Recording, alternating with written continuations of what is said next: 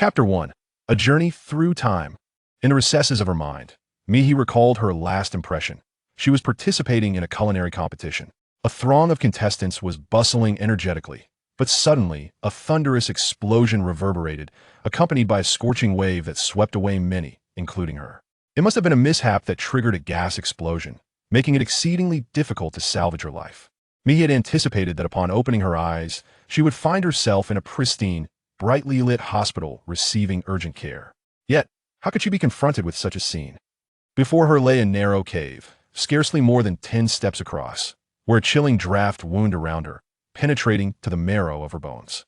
She was sprawled upon a stone bed, resting on a thin layer of blackish-gray straw, with a tattered animal hide draped over her. The entrance to the cave was obscured by an unknown tangle of vines and leaves, through which sporadic shafts of light filtered, rendering the cave dim and sorrowful. Even extending her hand, she could merely discern its rough outline, unable to ascertain the precise position of her fingers. What on earth is happening? With her mind swirling in a haze of confusion, Mihi found it challenging to comprehend her surroundings. As she stared blankly around, seeking some semblance of a clue, she was abruptly startled by the sight of 3 pairs of emerald green, slitted pupils lurking in the shadows of the cave, fixated intently upon her. As their gazes locked, her eyes gradually adjusted to the darkness, and in that fleeting moment of clarity, a wave of blood seemed to rush back through her veins, sending chills down her spine. Those serpentine eyes did not belong to a snake, but rather to a human face. No, not human beastmen. 3 small beastmen, clad in hides, lurked in the shadows, poised for action. The eldest appeared to be no more than 12 years old, his expression dispassionate, his gaze as frigid as that of a corpse. The other 2 were twins, perhaps around 7 or 8 years of age. One wore a timid expression, tears still glistening on his cheeks, while the other glared at her with a fiery intensity, his eyes brimming with palpable hatred. Pain surged through her, rekindling memories that instinctively informed her that these 3 little ones were the children of the original body she had inhabited, named Chong-yun, Zuikaching, and Yutsong. Such distinctive names were rarely duplicated. As fate would have it, prior to her transmigration into this body, Mihi had spent an entire night engrossed in a novel set in a beastly world, where the 3 antagonists bore the very names of her children. Her heart raced, and steeling herself, she instinctively called out, Chong-yun, Zuiqing.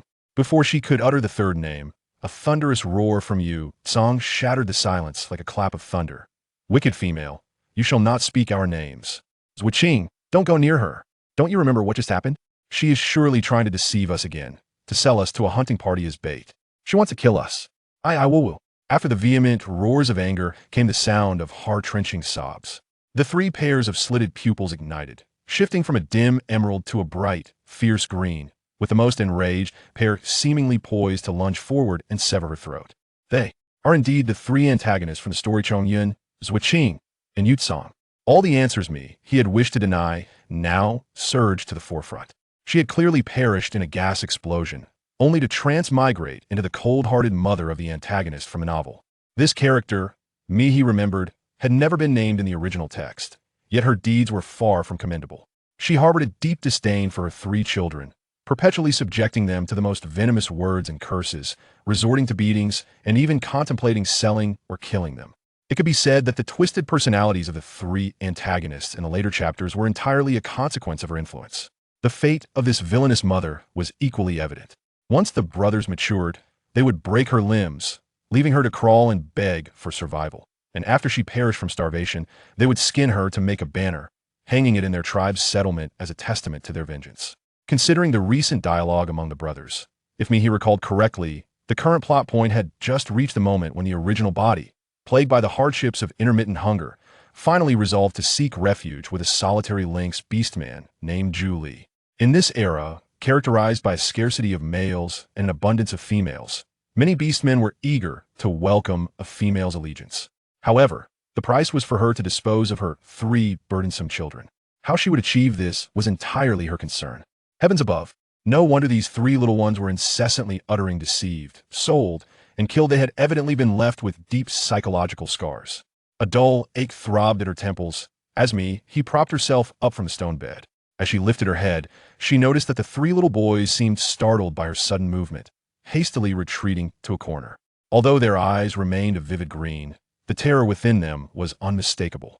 Having grown up in a nurturing family with no significant disputes, Mihi felt a pang of sorrow at witnessing such fragmented expressions.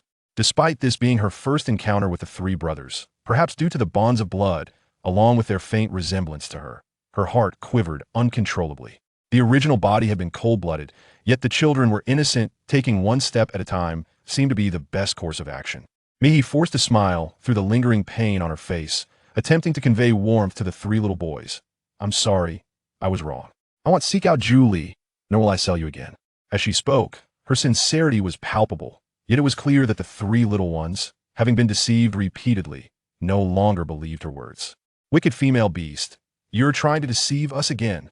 Yu Tsang's restrained roar interrupted Mihi's apology. While Zuoqing had not ceased shedding tears since the beginning. "You've told us these lies so many times. Last time, you said you would take us hunting, but instead, you left me and Yu Tsang at the edge of cliff. If Chongyan hadn't found us in time, we would have starved to death down there. And the time before that, you promised to take me to the river to hunt, yet you pushed me into the water. And then there was." Each grievance they recounted chilled Mihi's heart further, as she envisioned the grim fate of being flayed and turned into a banner beckoning her from the shadows. "We will not believe a single word from you, wicked female." Chong Yun, standing protectively in front of his younger siblings, maintained a calm demeanor, yet his eyes were rife with distrust. "You do not truly regret your actions, rather. You see that we have grown and that you can no longer harm us, and you are afraid. Previously, you sold us to hyena beastmen. When we resisted and escaped, the hyena beastmen remembered you, believing we had all conspired against them. They will come in droves to confront you. You have offended them, making it even harder for you to hunt. And now, unable to kill us and lacking the means to seek Ju Li's protection, you will find your days increasingly arduous unless you apologize to us. Your apology is merely a ploy to persuade us to gather food for you. And once we are well fed, you will seek another way to sell or kill us." Chong Yun's voice was soft yet resonated with an undeniable gravity within the cave. "Isn't that so?" Chapter 2, A Simple Roast Meat. Words of defense lodged in her throat, neither rising nor falling, as the three little ones seized the opportunity of Mihi's stupor to stream out along the cave's rocky wall, bursting forth through the tangle of vines and leaves.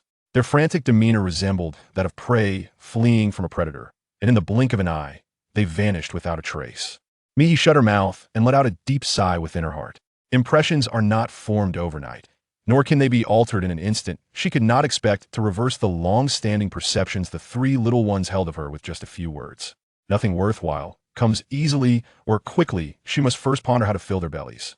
Within the damp cave, Mihi scoured the area, hoping to find some remnants of food, but it was evidently a futile endeavor. The original body seemed to have been exceedingly lazy, as there were not only no provisions, but the cave was also in utter disarray, with only a few tattered animal hides to be found. Moreover, the moisture in the cave dripped from the walls, pooling into stagnant puddles on the ground, emitting a foul stench. In the corner, several small animal hide skirts bore stains of mud, not due to a lack of cleaning, but rather because their owners seemed to have accepted that no female beast would clean for them, leading to such unsightly results after they attempted to wash them themselves. To say nothing of her past life, Mihi had never endured such an environment in any of her previous existences. Under the unbearable weight of her hunger, Mihi, with her empty stomach, grasped the few small animal skin skirts and prepared to wash them, hoping to find a way to fetch some water to clean the cave. Just as her fingers brushed against the skirts, a tender mechanical voice resonated within her mind. Beep, beep, beep. Detection of the host's intention to engage in active labor. The word for food system is now binding. Ding dong. System binding complete. Initiating the first detection task. First task released. As the diligent host bound to the industrious system, how can one possibly live in such a chaotic environment? Complete the cleaning of your immediate surroundings within the countdown to receive a reward. Reward item. A piece of premium snowflake beef measuring 8 centimeters x 20 centimeters. Countdown. 29 minutes and 59 seconds. W what? A system? Mihi was genuinely astonished, exclaiming, "A system?" There was no response. Only the countdown continued to tick away in her mind as she closed her eyes. She tentatively called out several times, inquiring if dialogue was possible or asking the extent of her designated area for cleaning, but received no reply. The only text that flickered in her vision was a reminder to complete a series of tasks to gain more privileges. It seemed that the system only spoke when assigning tasks.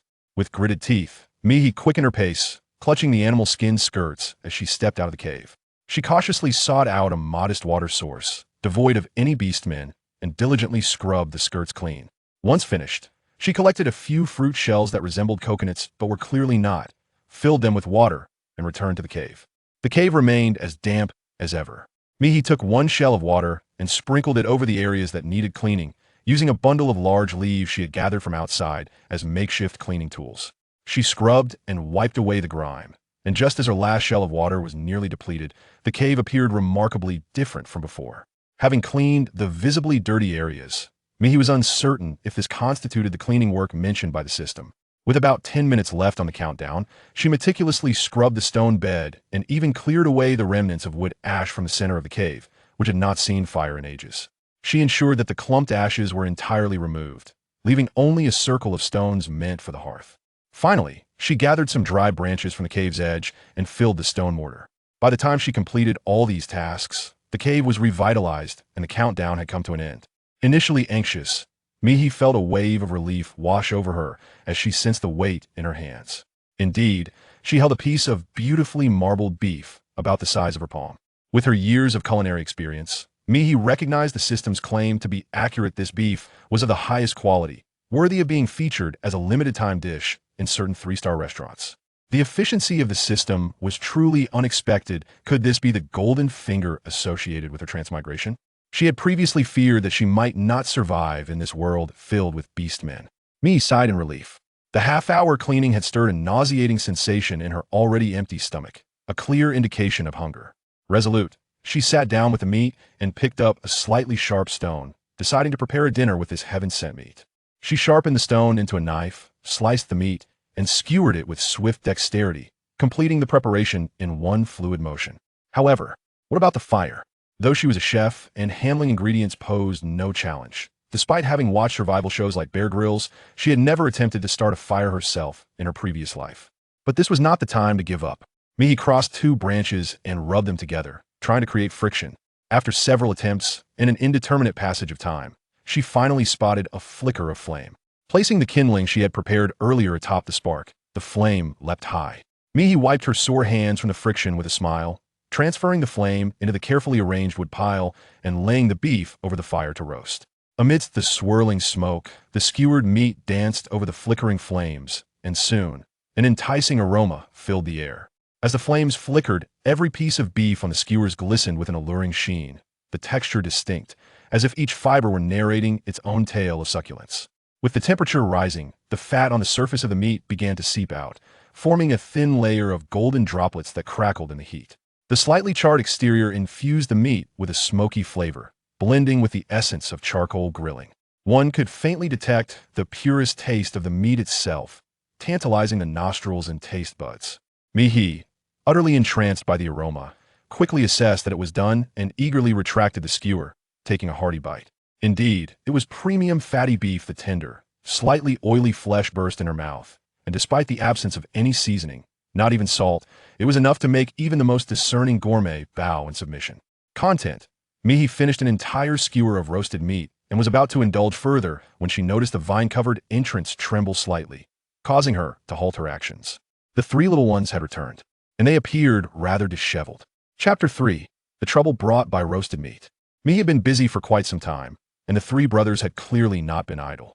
They returned with their bodies smeared in an unbearable stench, as if they had rolled in the mud outside. With heads hung low, their hands empty, and more injuries on their exposed skin than before they left, they bore expressions akin to those resigned to fate. Mihi glanced at them, contemplating that the hand-washed animal skin skirts would surely not suffice. She wondered if she needed to craft some other tools, and casually asked, "You're back. How did you end up rolling in the mud?" "Who rolled in the mud?" The one who spoke was the most hot-tempered of the trio, Yu Tsong, his eyes red, betraying whether he was on the verge of tears or anger. "We went hunting." "Hunting?" Oh, that clearly indicated they had not succeeded in their endeavor. Initially, having seen the 3 dart away, she presumed they would not return, but now it seemed they were still too young to hunt, lacking a safe cave and the ability to procure food, and would likely linger by her side for a while longer. In other words, she still has the opportunity to enhance her favorability and avert the tragic fate that awaits her. Mihi felt reassured and was about to speak, but noticed the 3 brothers' expressions gradually turning vacant as they scanned the cave's pristine surroundings. Their gaze ultimately fixated on the skewered meat over the campfire, morphing into a blend of incredulous terror. Tears streamed down Zhuqing's face as her voice trembled. Where did this meat come from? Did you sell us again? Are the beastmen coming to capture us soon? Upon hearing this, Mihi was about to retrieve the meat skewers when she nearly burned herself. In disbelief, she exclaimed, "How is that possible?" No one responded to her words. Mihi was somewhat aware of her previous demeanor as a female beast and chose to refrain from further discussion. She promptly took 3 large skewers from the fire and beckoned the 3 little ones to come and eat. "I am not selling your flesh. Nor do I require anything from you. Come here and enjoy the meat without worry." The enticing aroma of the meat wafted through the air. And Mihi could see the 3 little ones swallowing hard. Yet, even so, none approached the fire to take the skewers. Zhuqing and Yusong clung to each other, covering one another's eyes to avoid gazing at the skewers. Clearly aware that they could not resist the temptation and thus chose the most straightforward method of resistance. As the eldest, Chongyun maintained his composure. He pressed his lips together, forcibly diverting his gaze from the meat, and articulated his assessment. "Have you poisoned it?" When Mine initially communicated with the 3 little ones, it was apparent that Chongyun possessed a remarkable acuity and discernment for his tender age. Had the original owner still been present, he would have been able to predict their actions with near certainty. This likely elucidates why the original owner consistently targeted the twins while seldom directing his ire towards the eldest son. However, the current vessel has undergone a change of ownership. How could one possibly contemplate poisoning them? The 3 little cubs were undoubtedly terrified by the beast mother, who in the past would always strike after displaying a facade of kindness. Attempts at gentle persuasion would likely prove futile. With resolve, Mai brazenly consumed a succulent skewer of fatty beef before the 3 little ones, and then callously discarded the remaining skewers into the ashes of the grass and wood.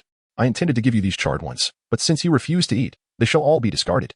Upon hearing this, the tension in the spines of the 3 little cubs visibly relaxed, and their eyes shimmered with the unmistakable sentiment of "so it is indeed true." With a sigh, Mi rose to her feet and stepped out of the cave under the watchful gaze of the 3 vigilant eyes. The little cubs were covered in grime, clearly having returned to the cave in a state of utter exhaustion, undoubtedly starved. Several succulent skewers of tender beef, manipulated with deliberate intent, were cast into the freshly turned ash of the burnt grass and wood. The cave had just been cleaned, although the ash might be somewhat unappealing. Consuming a small amount would not cause any harm. By leaving at this moment, she could create an environment conducive to feeding the little ones. Otherwise, regardless of her amiable demeanor, the cubs would remain equally wary and resistant, failing to bridge even the slightest gap in their relationship. In Mihi's mind, such thoughts swirled, yet as twilight approached, she dared not stray too far from the cave. She lingered nearby, seeking a shaded spot beneath a tree to rest briefly before returning to her sanctuary. Just as her fingers grazed the ground, the voice that identified itself as the system echoed once more. "Beep, beep, beep. Work is essential for sustenance." The system detected soil remarkably suitable for cultivation, successfully triggering a special task. Ding dong. Special task issued. As a diligent and capable system, as the industrious host of the diligent system, and as a descendant of the flower-planting nation, how could one possess no desire to cultivate the fertile earth? Please, within the countdown, cultivate a piece of land measuring 2 meters by 2 meters, igniting the spark of transformation, and lay a solid foundation for future endeavors. Special reward items: a small pouch of seeds, quantity 60, variety random, a portable fire starter, usage time 200 hours, a designated medicine. Countdown 29 minutes and 59 seconds. Note: the rewards for this task are exceptionally generous and do not fall under the category of ordinary tasks. Please exert your utmost effort. Seeds, fire source, medicine. Truly, this is a special task. Upon hearing the details of the reward items, Mihi's eyes widened in astonishment. Although the seeds were random, with careful management, they could be utilized repeatedly over time. She had just experienced the difficulty of obtaining fire sources, and the utility of fire sticks was undeniably crucial, sometimes even yielding miraculous effects. As for the medicinal supplies, their significance could not be overstated. In this beastly world, there were no antibiotics, and few of the beastmen had the habit of drinking boiled water. One could never be certain of the presence of parasites within their bodies, and should an injury occur, the assistance provided by this reward would undoubtedly exceed expectations. Mihi, brimming with vigor and devoid of hesitation, directly etched out a square plot of approximately 2 meters on the ground beneath her palms using her foot. The lack of precise measurements mattered not. She would simply cultivate a bit more. Absence of a hoe was inconsequential, for she utilized a sturdy branch she had gathered from the surroundings. Since childhood, she had been instilled with the belief by her elders never to relinquish hope, even in the direst of circumstances. Thus, despite the absence of tools, she diligently turned the soil within the designated area, overcoming the inherent challenges with remarkable swiftness. Furthermore, noticing that a few minutes remained, Mihi meticulously extracted the larger stones from the soil after her initial tilling, stacking them at the edge of the plot to serve as ridges. As the 30 minutes swiftly elapsed, beads of sweat adorned her brow, and upon the system's evaluation, she was generously rewarded. Among the 3 items bestowed, only one remained unspecified. The fire starter, a bamboo stick the diameter of a finger, was easily concealable, while the seed pouch brought an unexpected delight. being a substantial bundle sealed within a thick waterproof bag. The system's randomness proved genuine, and the benevolent system had provided seeds that were not merely dormant but also included some that had already germinated, ready for immediate planting, thus adding considerable weight to the bag. Moreover, Mihi observed that the thick, transparent bag was exceptionally useful, whether for collecting water or covering murky water under the sun to extract distilled water. In truth, while 3 items were mentioned, it was indeed 4. Mihi felt a surge of joy as she was about to take out several larger seeds from her bag to plant directly in the field. However, before she could even open it, a sound of something slicing through the air reached her ears. Evil female, I knew it. I knew you would come to kill us. The furious roar of Yutsong was accompanied by a vague shadow charging directly towards her, its menacing white teeth gleaming ominously as they lunged towards Mihi's face. In a state of shock, Mihi inadvertently stumbled and fell into the field, narrowly evading the recent attack. 2 of the 3 little ones had arrived, Chongyun and Yutsong. After failing to land a blow, Yutsong attempted to bite again. Mihi, regaining her composure, exclaimed, "What on earth is happening? Why would I want to kill you? Please clarify." There was absolutely no truth to such an allegation. She had merely been tending to her crops for a mere half hour, perspiring profusely. And how could she possibly have the ability to conjure a doppelganger to slay beasts? This was no jest. Although Chongyun refrained from taking direct action, his expression was grim as he accused, "You deliberately discarded the meat in the cave. You knew we would eat it, thus you poisoned it. Zhuoqing consumed your meat and is on the brink of death." Chapter 4. Diagnosing the cause of illness. Poisonous roasted meat. Mihi was momentarily taken aback, instinctively retorting, "How is that possible? You are the most venomous serpentine species in existence, the fine-scaled ASP. I am destitute and devoid of resources to procure a toxin potent enough to harm you. I have consumed that meat, and so have you both. The 3 of us clearly remain unscathed. It is utterly preposterous that only Zhuoqing has encountered misfortune after all 4 beastmen ingested the same sustenance. You, wicked female, must have orchestrated this." The emerald flames ignited within Yutsong's double pupils, resembling the frigid, ghostly fire in the dark of night. Her gaze towards me, he was rife with unabashed hatred and icy resolve. "You know that for Zhuoqing and me, dying together would be a release. Hence, you are determined to separate us. You are all too familiar with such treachery, wicked female. Last time, you led Zhuoqing and me to the riverbank, pressing Zhuoqing's head beneath the water, telling me that if I took my own life, she would be allowed to surface. Beneath the hatred and coldness lay a cruel and heartless tale. Even more tragic was the revelation that this was not a singular narrative, but an unfathomable multitude of intertwined stories, each indicating the countless times the original host had already unleashed her venomous hand.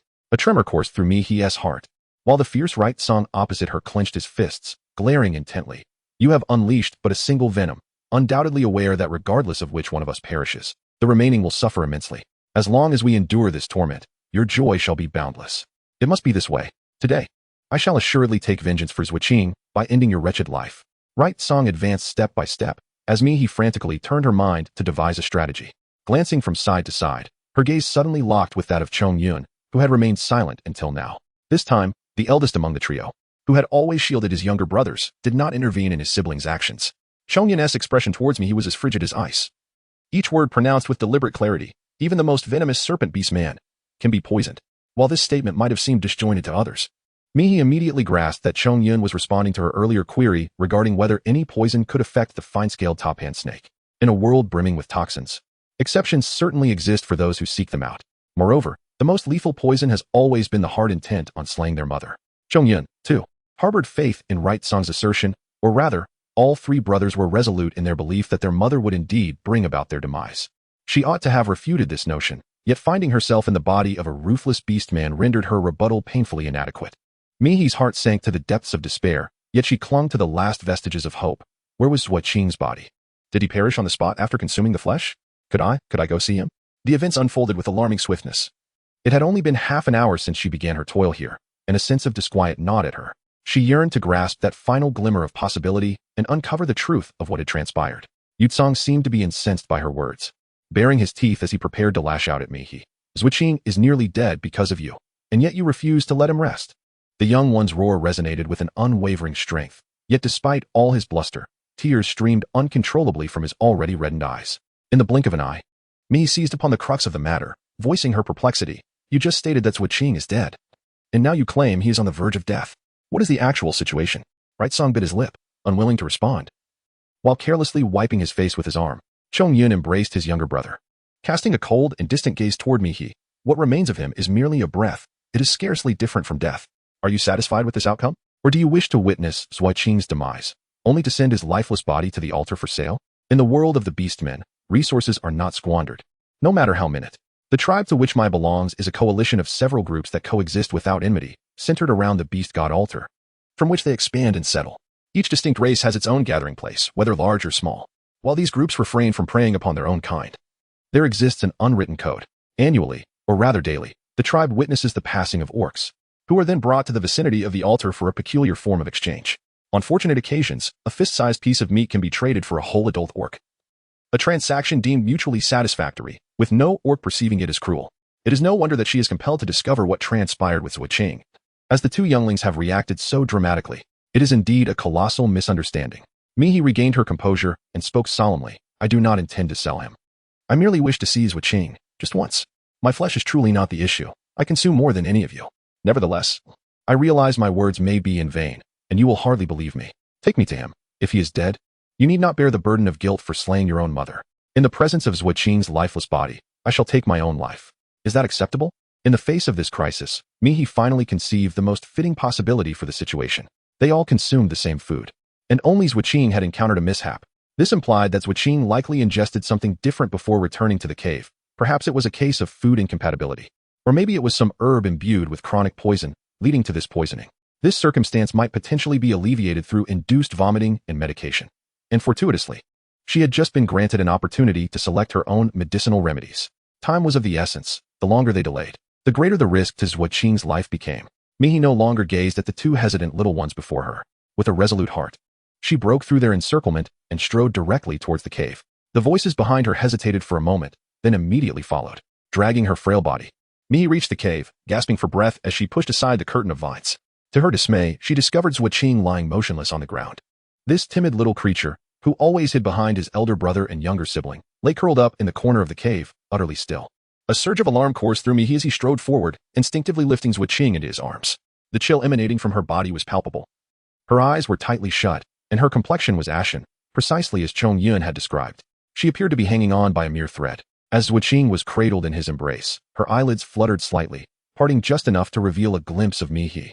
To his astonishment, a flicker of joy broke through the anguish etched on her face as she softly uttered, "Mother." Mihi trembled as she heard the large droplets of tears welling up in Zhuqing's eyes.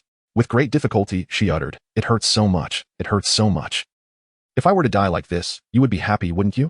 How is that possible?" Mihi remained silent, and in a race against time, attempted to delve into the mouth of Zhuqing, eager to discover what Zhuqing had consumed prior to indulging in the roasted meat. However, a sudden glance revealed Zhuqing bending over, clutching their abdomen with both hands. Clutching the abdomen, experiencing pain, having just feasted on the rich and greasy roast. Mihi pried open Zhuqing's hand, inquiring as she pressed a spot in a certain direction, "Does this hurt?" Zhuqing offered no reply, yet a cry of agony echoed throughout the cavern.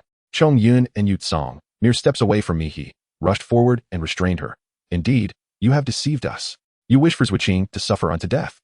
Mihi was pinned to the ground by two small creatures with bloodshot eyes, and at last, she comprehended the situation. "Release me, I implore you. Have you not gone without food for the past few days? And was it not left to Qing to consume the most just now? This is not poisoning, rather. It is acute gastroenteritis caused by the excessive intake of food after a prolonged period of deprivation." Chapter 5, In My Next Life. I shall forsake the culinary arts to pursue a career in acting. Mihi is certainly not a physician. However, she is a skilled chef employed at a well-known restaurant.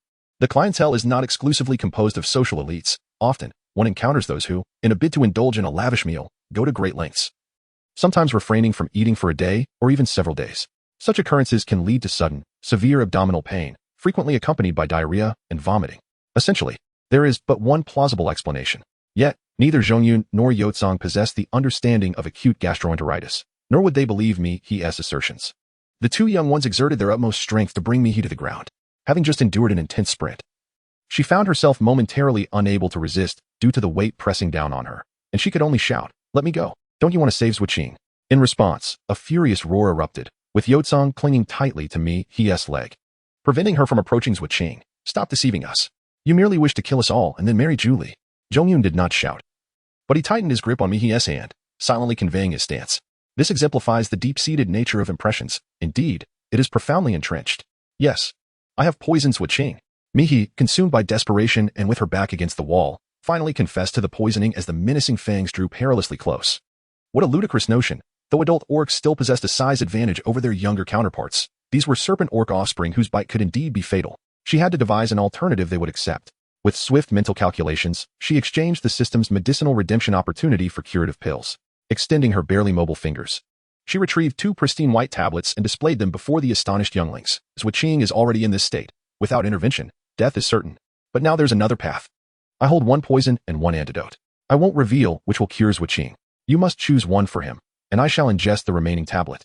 Thus, both he and Zhuqing would face equal odds. You wicked female. Yutsong ground his teeth in fury. At last you speak truth. We knew it was you. You've always delighted in tormenting us with such schemes. To select wrongly and witness Zhuqing perish before their eyes would inflict lifelong anguish. Moreover, though Zhuqing was the second-born, he remained the most fragile among the 3 brothers, perpetually sheltered by his siblings. Even the younger Yutsong displayed more maturity, often assuming an elder brother's role. This very dynamic had prompted them to each share half their meat skewers with the weaker Zhuqing earlier. Perhaps all 3 skewers had been poisoned, with each portion containing just enough toxin to kill when combined. The vile female had orchestrated this deliberately. Staring at the indistinguishable pills, Yutsong felt genuine terror for the first time, instinctively turning to his elder brother. Chongyun slowly rose, releasing his restraint on Mihi. His emerald eyes remained fixed unblinkingly on her face as he reached for the medicine. Mihi let out a sigh of relief. She had managed to grasp the convoluted logic of the young ones. She understood that when a known villain, notorious for their malevolence, suddenly professes a desire to perform good deeds, their credibility is inherently lacking, prompting others to fervently oppose them. However, if a villain boldly declares, indeed, I am here to cause trouble, but you have a choice, it seems almost natural for others to accept whatever outrageous actions follow. As long as Chongyun casually selects a pill for Zhuqing to consume, then Zhuqing could. Wait, why is she hesitating? Chongyun was in close proximity, and he could distinctly observe the barely perceptible tremor in the hand extended towards her. Occasionally, it lingered over the first pill, while at other moments, it seemed tempted to grasp a second one. Mihi lifted her head, meeting the gaze of the pallid Chongyun. In the eyes of the 2 Orcish beings, one held a look of confusion while the other exhibited a probing curiosity. Mihi finally grasped the situation. She was aware that both potions were antidotes, yet Chongyun remained oblivious to this fact. This eldest offspring possessed a delicate mind, sensitive and suspicious, in stark contrast to the 2 other twin siblings whose personalities were more superficial and easily discernible. It was evident that he still had doubts and hoped to ascertain the accuracy of his choice of antidote through Mihi's reactions during the selection process. Mihi let out a sigh as Zhongyun's hand reached once more for the small pill on the left. In a seemingly careless motion, it slipped and rolled onto the ground. Mihi was taken aback, immediately reaching for the medicine on the ground. Yet, a stern reprimand from Zhongyun echoed in his ears. Yutsong. With swift reflexes, Yutsong leaped forward, picking up the slightly dust-covered antidote. Brother, this is the antidote, right? Zhongyun pressed his lips together, momentarily silent. However, Mihi wasted no time, scrambling to his feet and recklessly charging towards Yutsong. Give it back to me. Yutsong seemed equally astonished, having just been terrified by the venomous fangs, even confessing to poisoning. Yet here was he displaying such audacity. Caught off guard, he nearly dropped the pill. Mihi grasped the chin of Yutsong with one hand, preventing the clawing little creature from biting him, while with the other, he reached for the hand that clutched the pill, raising his voice once more. Return it to me. The toothless serpent beastman, devoid of its usual advantage, was thrown into a state of disarray. Yutsong flailed his arms in a desperate attempt to counter, yet his efforts were evidently misguided. Amidst the chaos, Chongyun seemed to arrive at a decisive conclusion, calling out, Yutsong. In an instant, Yutsong ceased his futile resistance, instead hurling the tightly clenched pill towards Chongyun with all his might. Chongyun, swift as an arrow, darted forward to retrieve the pill, brushing off the dust with ease before placing it directly into Zhuqing's mouth. Yutsong then shoved Mihi aside and sprinted towards Zhuqing. Mihi struggled, witnessing the pill enter Zhuqing's mouth, and suddenly felt all her strength dissipate, collapsing awkwardly to the ground under the watchful eyes of the other 2 cubs. The effects of the drug were not instant, and Mihi feared that revealing the truth might alert Chongyun, prompting him to find a way to make Zhuqing regurgitate the medicine. Thus, she seized the opportunity to rest. After approximately half an hour, Zhuqing's complexion visibly improved after taking the medicine. Slowly, amidst several eager gazes, he opened his eyes. Elder brother, Yutsong, am I not dead? Yutsong examined his brother from side to side, a clear smile of joy finally gracing his face. Just as he was about to recount how the malicious female had poisoned them and how they retrieved the antidote, he heard Mihi, propped against the wall, rise to her feet. In that instant, the 3 cubs displayed evident wariness, but Mihi paid them no mind. Directly picking up the other pill that she had purposefully dropped on the clean animal hide during the intense dilemma, Mihi delicately scraped a pinch of powdered medicine with her nail, and before the 3 astonished faces, she placed it into her mouth. Now you understand that the antidote is effective, correct? Allow me to share another revelation. This pill is also an antidote. Approximately 4 hours from now, just as the sun begins to set, you should consume this tablet that I have already ingested. Do you comprehend? The three little ones exchanged glances, their faces betraying palpable shock, and even the astute showman seemed momentarily taken aback. As Mii left the cave, her weary body supported only by sheer will. Her mind was flooded with thoughts of an alternate life. If not a chef in the next incarnation, perhaps she would possess a remarkable talent as an actress. Chapter 6. The Fields of Abundant Harvest. Who could have anticipated that performing good deeds would be so fraught with complications? She could only hope that today's act of saving someone would resonate with the three little ones, altering their perception of her. The mere thought of the potential for her own skin to be flayed and turned into a banner weighed heavily on her already fatigued limbs, making each step feel increasingly burdensome. Mihi treaded lightly, gradually making her way along the stone wall outside the cave. Returning to the small plot of land that had recently been cultivated, she picked up a large bag of seeds that had fallen during the earlier scuffle, carefully unsealing the various smaller packets within. With great caution, she cradled the seeds and placed them into the small holes she had just dug. Indeed, the moment the seeds touched the earth, Mihi once again heard a youthful, mechanical synthesized voice echoing in her mind. Beep, beep, beep. Work hard to eat well. The system has detected the host's proactive engagement in farming activities, successfully triggering a series of agricultural tasks. Ding. Agricultural series task 1. Planting, the foundation of farming.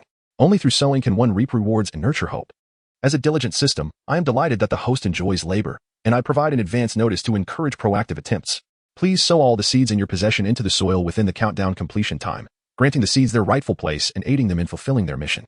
Current task reward. A low-level seed ripening tool. Usage instructions. 1. One ripening tool can accelerate the growth of up to 100 seeds. 2. Plants using the ripening tool will enter maturity if their growth cycle is within 3 months, such as leafy vegetables. For plants with a growth cycle exceeding 3 months, the cycle will be shortened by 3 months. For instance, rice will transition from the seedling stage to the booting and flowering stage based on variety. 3. Please use the tool adequately to avoid wastage. 4.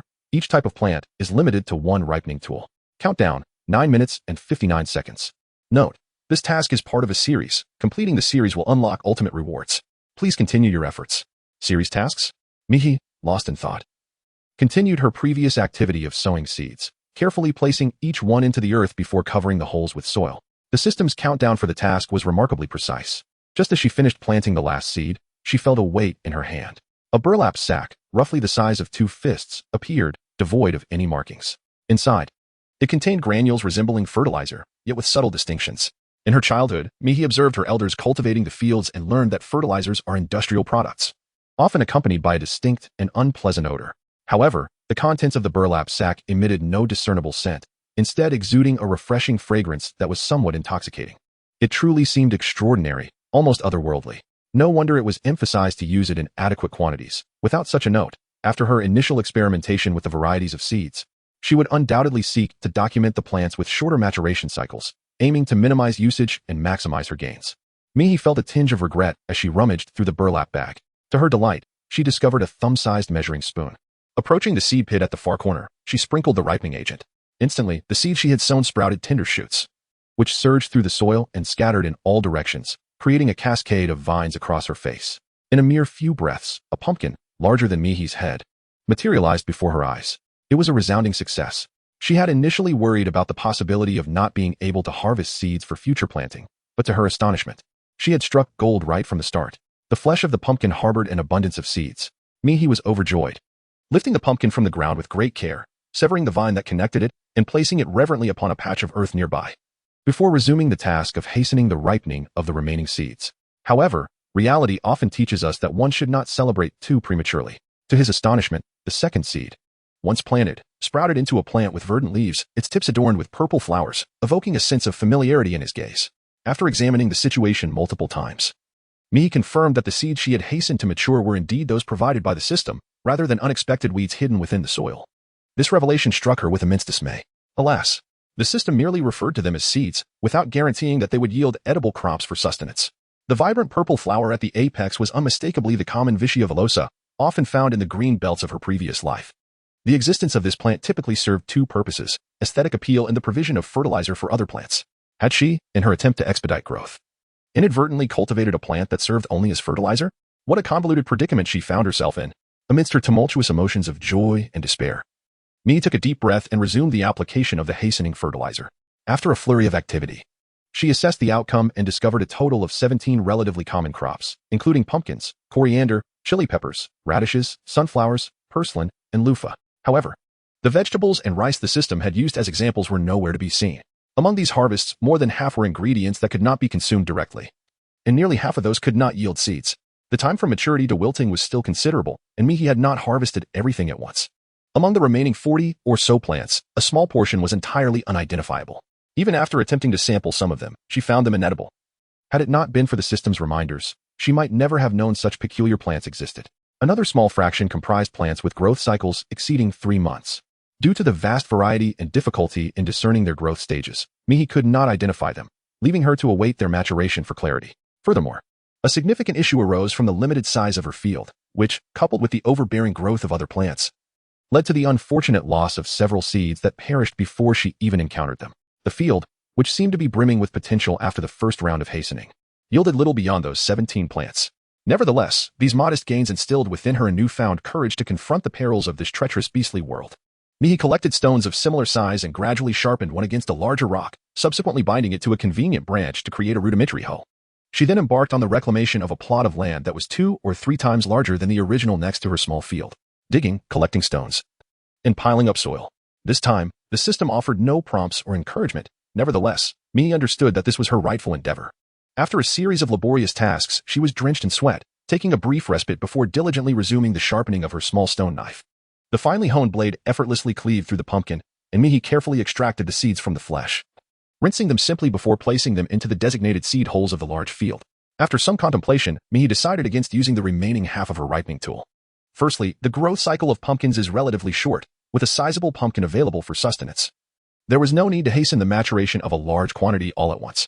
Secondly, although the system categorized the ripening tool as low level, Mihi was acutely aware of its uniqueness and significance.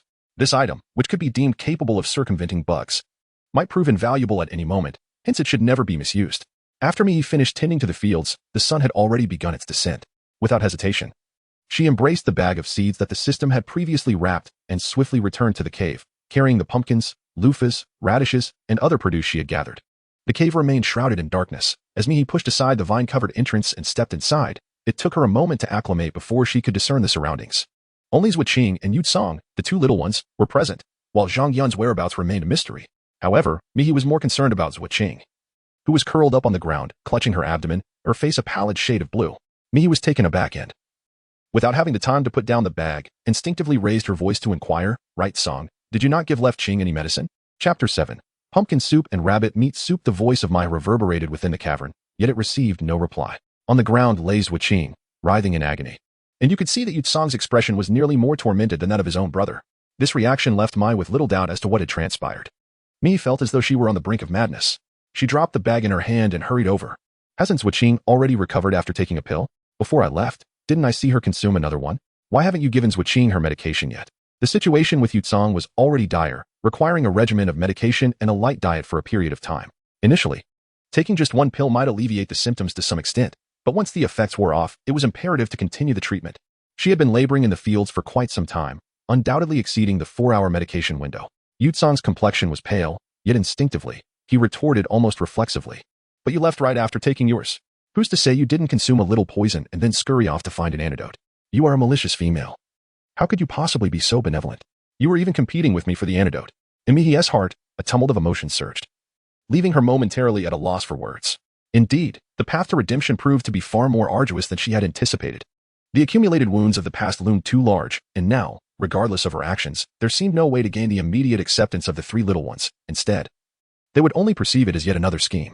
Mihi took a deep breath and extended his hand towards Yu Song, stating, "The antidote must not be wasted in the slightest. I am here, so present it to me, and I shall consume it in this cave. The remainder will be reserved for rescuing Zhuo Qing."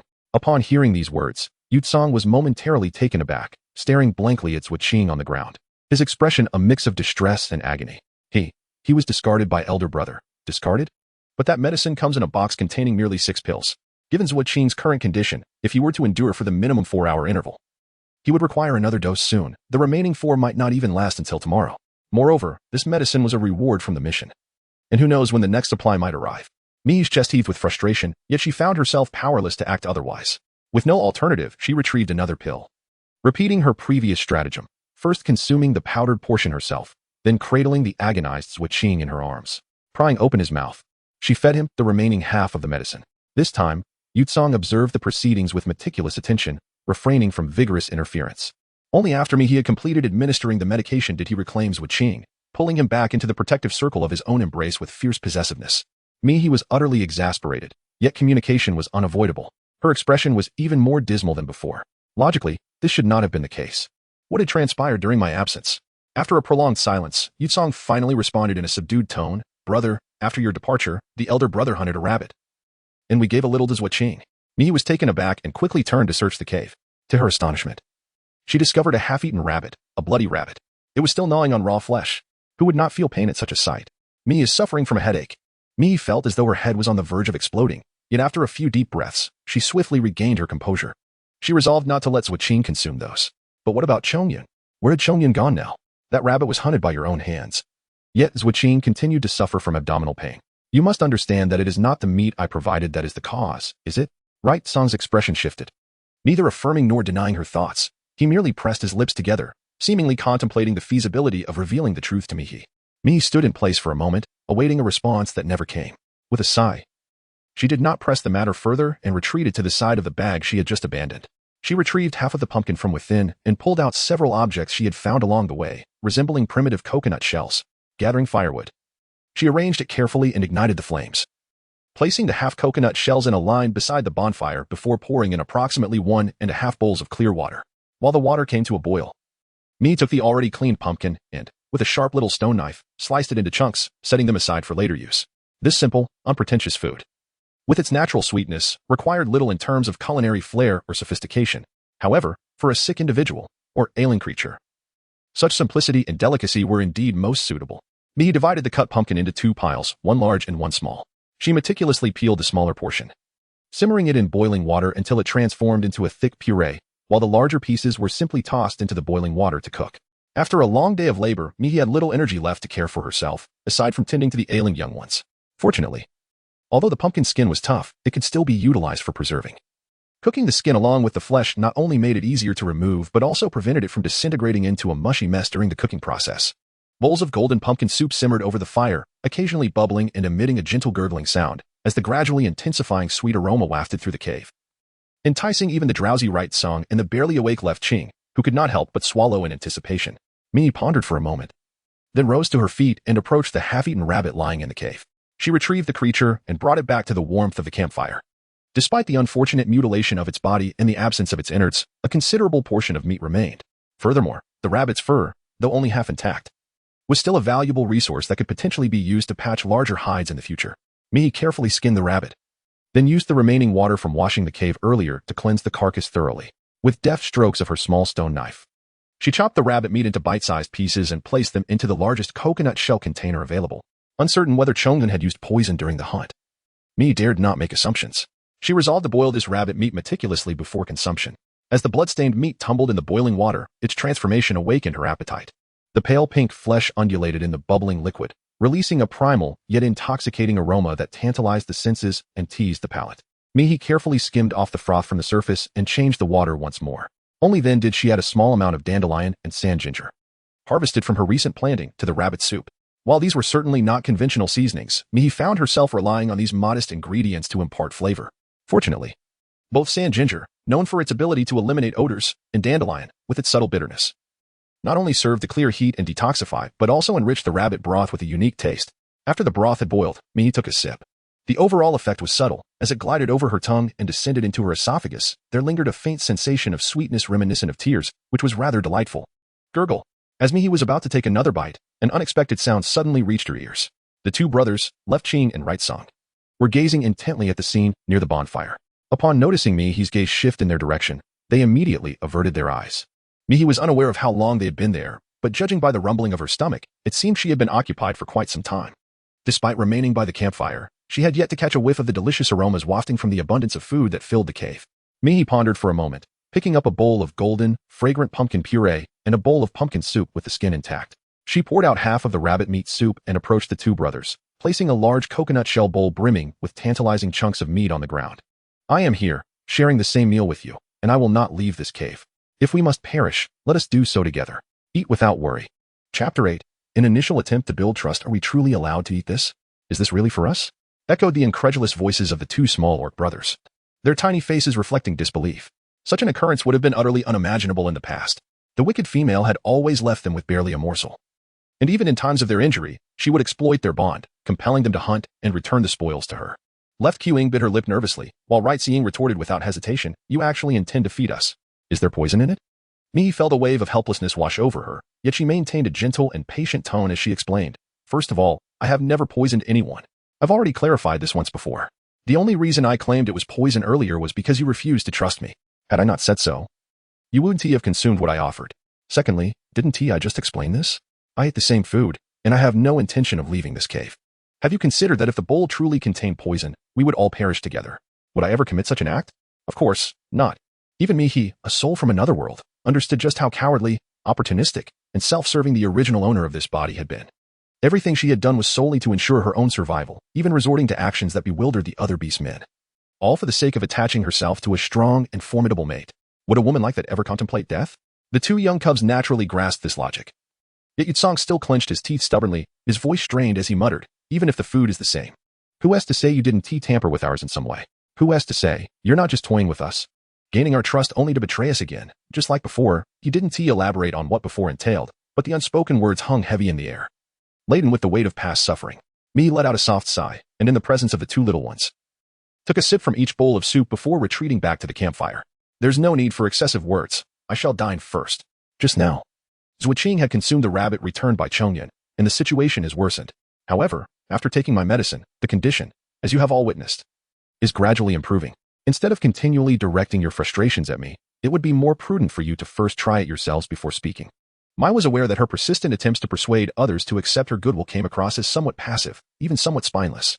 Choosing a cold or forceful approach, perhaps leaving the helpless little ones to fend for themselves for a few days before reappearing like a divine savior, might have been more effective.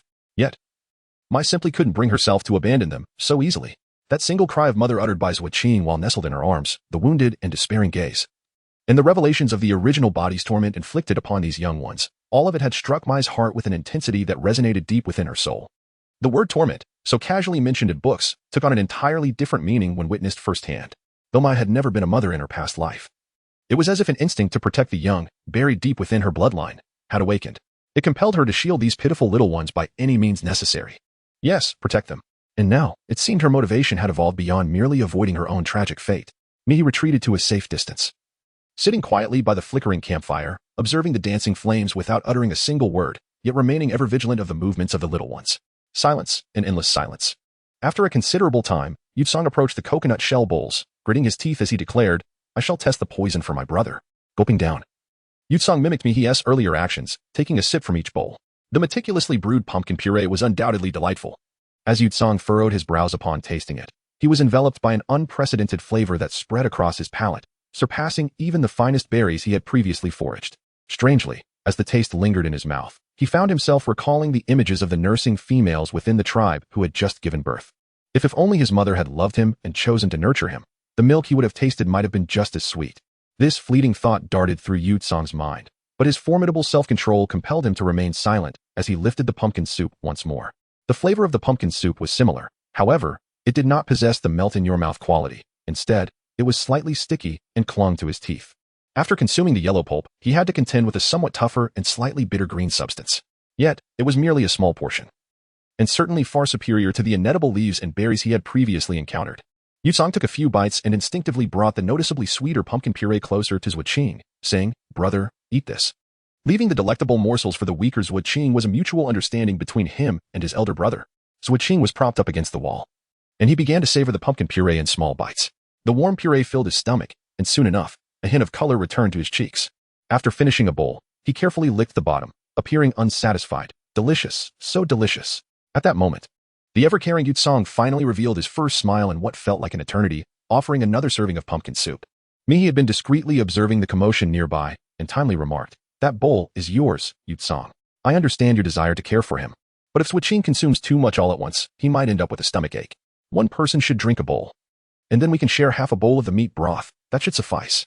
Zuoqing had no intention of taking his brother's portion, however. Upon hearing Mi's words, his gaze shifted to another bowl on the ground. Yutsong comprehended his brother's thoughts, yet hesitated when his eyes fell upon the meat broth. But you just ate some rabbit, and then you collapsed. The rules of the beastmen were forged through blood and life experiences, which naturally included the understanding that if one beastman suffered from consuming a certain food, others should refrain from it as well. Given Zhuqing's earlier discomfort, could they truly continue to eat the rabbit? A tumult of uncertainty swirled within Yutsong's heart. Observing me, he began to consume the rabbit meat without any adverse reactions. He finally gritted his teeth and lifted the meat broth, gulping it down vigorously. The flavor of the meat was primal and tantalizing. The aroma wafted through the air, the rich broth enveloping tender chunks of meat that floated within. With each bite, the succulent rabbit meat burst forth in a delightful explosion of taste. Strangely, there was none of the usual nausea one might feel after indulging in meat. Rather, he found himself compelled to take another bite, and then another, as the two young ones swiftly devoured their bowl of rabbit broth. A smile finally graced Mi's face. Zhuqing finished the last sip of soup from his bowl, patting his belly in satisfaction. In the next moment, however, he tilted sideways and collapsed onto the ground. Chapter 9. The appearance of black pepper. The suddenness of this movement startled Yutsong, who had been closely watching his brother. Brother, what is wrong? Not only Yutsong, but even Mihi, who was not far away, felt a jolt in his heart, momentarily questioning whether the rabbit broth had been cooked for too short a time, potentially causing Zhuqing some unforeseen trouble. Fortunately, the incident was fleeting. In the next moment, Zhuqing rolled over, squinting as he sought a comfortable position. Yutsong. I feel so full and sleepy. Sated, he succumbed to drowsiness. How had Mihi not realized before that this little rascal possessed a humorous side? This sudden collapse made Mihi acutely aware that Yutsong's gaze towards him had shifted entirely, as if they had narrowly escaped the clutches of death. This mischievous little brat. Mihi, feeling quite helpless, was stirred within and eventually sat back down. Indeed, among these little ones, the second in rank, Zhuqing, was the most vibrant of the beast men, although his demeanor was timid, making it difficult for one to perceive him amidst the cold presence of Chongyun and the fiery aura of Yutsong at first glance. Every movement he made exuded the vitality and ease characteristic of a young cub, exceedingly endearing. It even sparked a desire in the ever-worried Mihi, since his arrival in this world, to burst into laughter. Upon hearing his brother's words, Yutsong appeared bewildered. After a prolonged silence, he murmured, "Then brother, you should rest a while." The two little cubs huddled together, whispering to one another, and Zhuqing soon drifted into slumber. Mihi finally exhaled in relief. Though that relief was short-lived, as the vines at the entrance of the cave stirred, and a staggering figure stumbled in. It was Chongyun. Chongyun entered the cave clutching a bundle of grass leaves, and the once icy detachment on his face had vanished, leaving behind a ghastly pallor devoid of color. What on earth had happened? Mi instinctively stepped forward, while Chongyun seemed startled to encounter her again. In his surprise, he staggered backward, his shoulder colliding with the stone wall, his pallid face growing even whiter.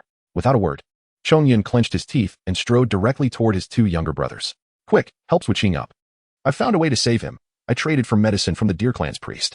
Yutsong, who had never truly fallen asleep, scrambled to his feet the moment he heard Chongyun's return. "Elder brother, Zhuqing is fine now. He ate a little earlier and has already fallen asleep." Chongyun froze, clearly unprepared for such an answer. Yutsong recounted the details of their second brother's condition before suddenly realizing something was amiss. "Wait, elder brother. You went to Lu Ming for herbs." At the mention of Lu Ming, an inexplicable silence descended.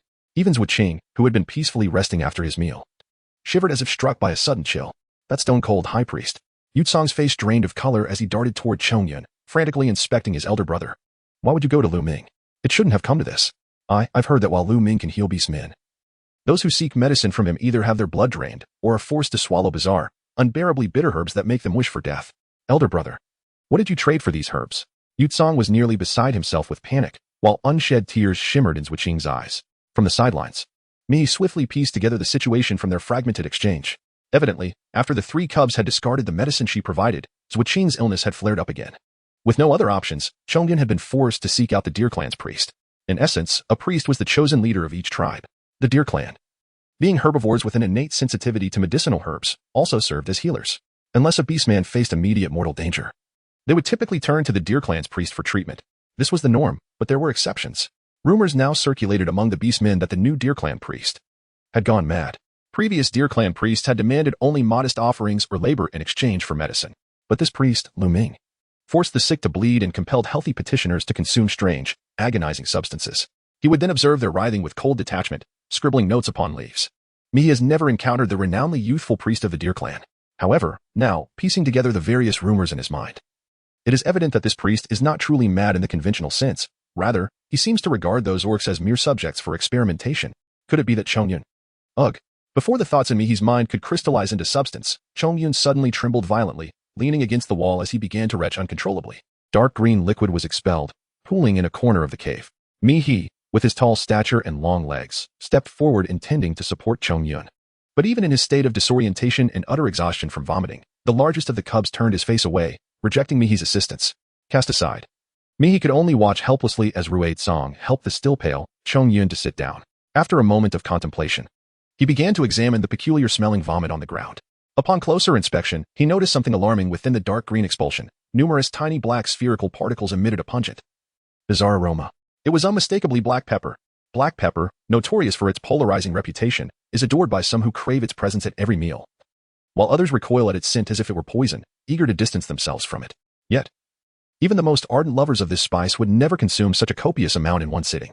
The beastmen, oblivious to the fact that black pepper, despite its fearsome reputation, is not as dreadful as it seems, would not comprehend the gravity of the situation. This indicates that Chong-yun, in a moment of desperation, had consumed an excessive quantity of black pepper, driven by a belief in his imminent demise. All in an effort to return with the herbs provided by the deer tribe's shaman to cure Zhuo-qing. A tremor coursed through Mi-hee's heart, as her perception of the three little rascals underwent yet another transformation. The original text had succinctly encapsulated the adult versions of the three antagonists with a mere 4 words: cold-blooded and unfeeling. However, in the unseen corners where others could not gaze, it revealed a tale of unacknowledged blood and tears. Mi-hee opened her mouth, yet no sound escaped her lips.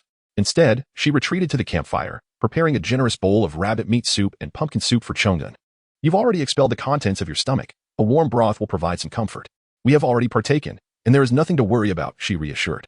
The 2 bowls still emitted an enticing aroma, stirring the senses of several little ones nearby.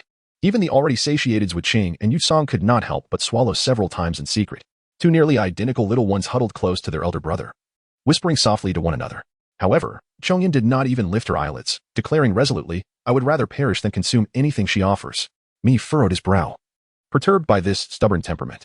Before he could utter a word, he heard Chong-yun glance up and continue. I encountered Zhu Li at Lu Ming's place. He is aware that I went to seek medicine for Zhuo-qing and has asked me to convey to you that you have performed admirably. Chapter 10. The ingenious healer of the deer clan.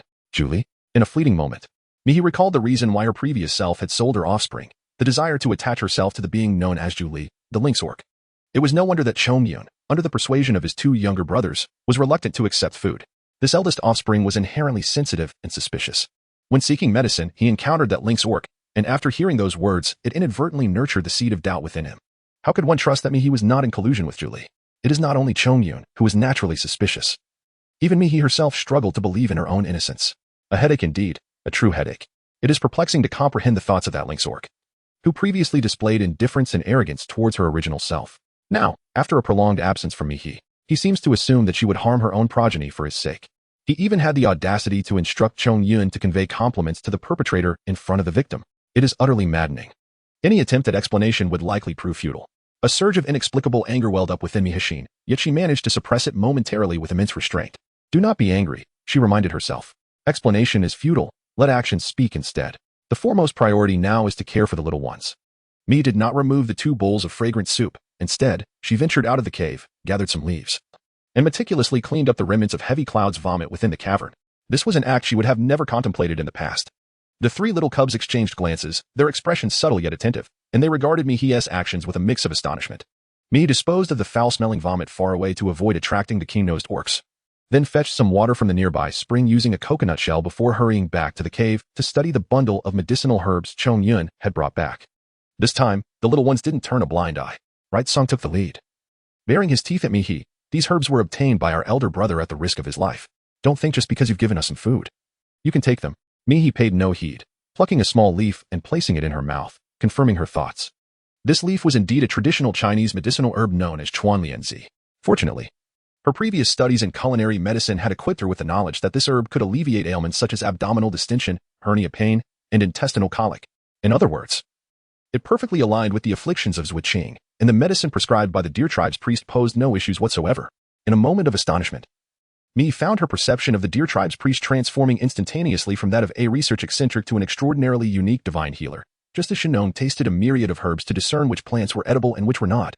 Lu Ming employed a similar method, though his approach involved having other beastmen sample them.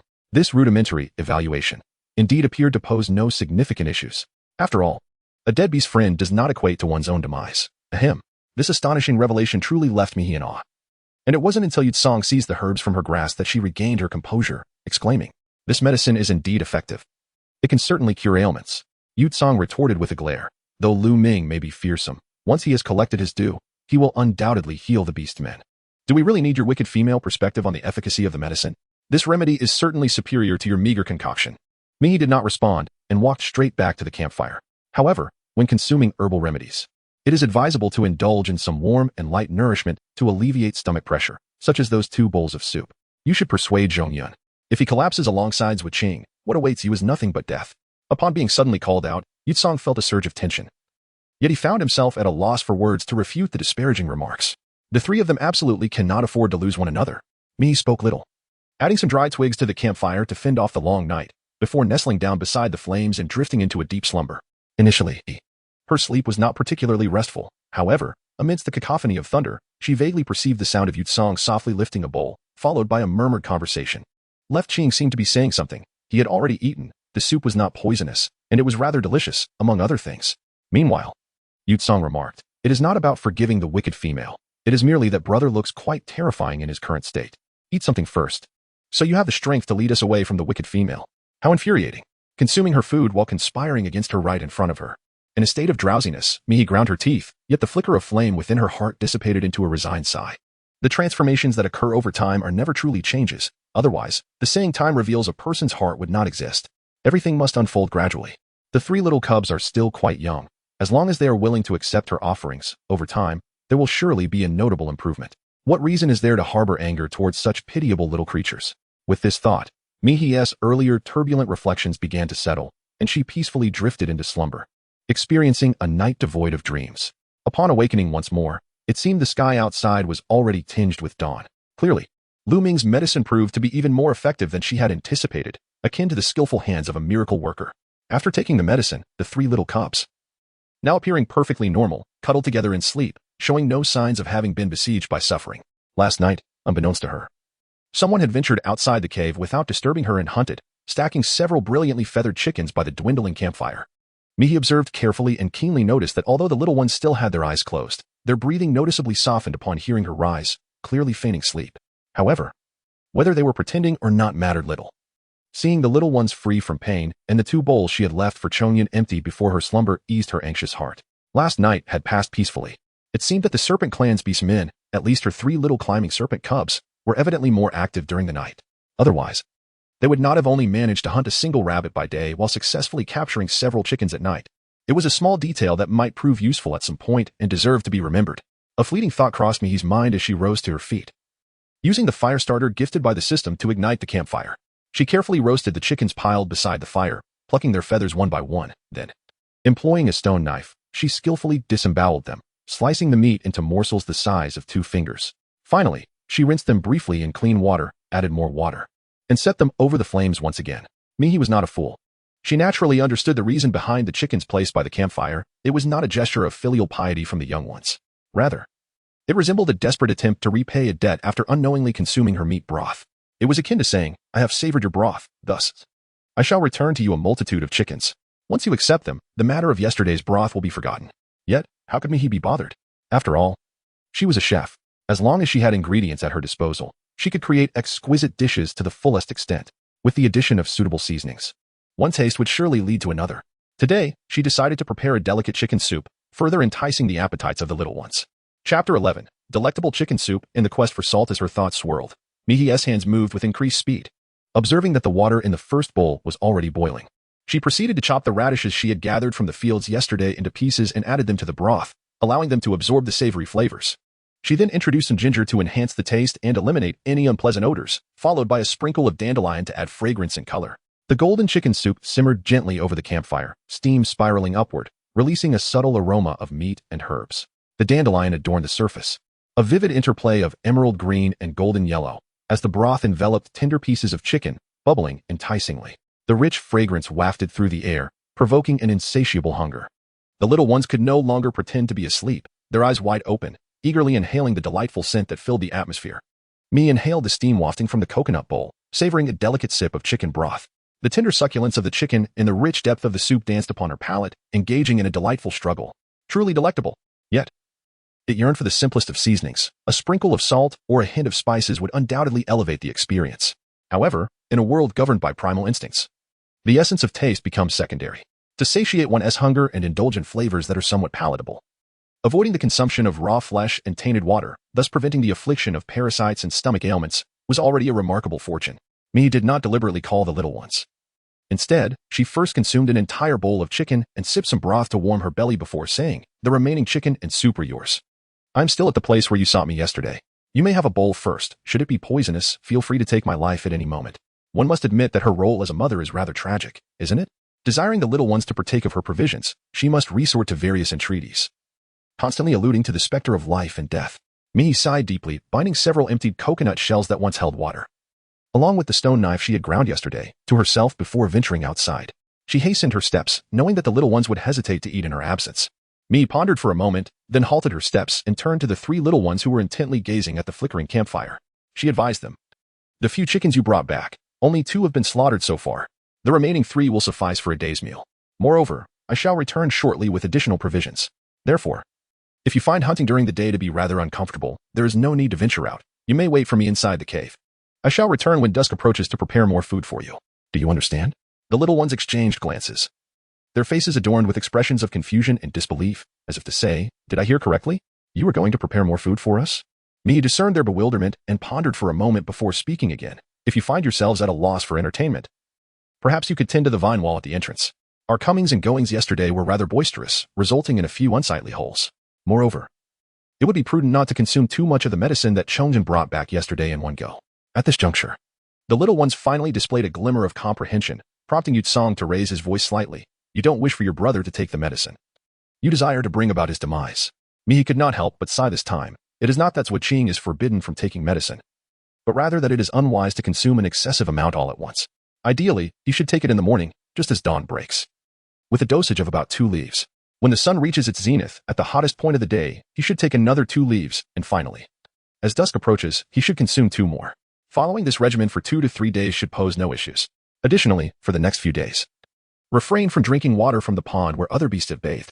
Instead, drink the water I have set aside by the campfire, allowing it to cool before consumption.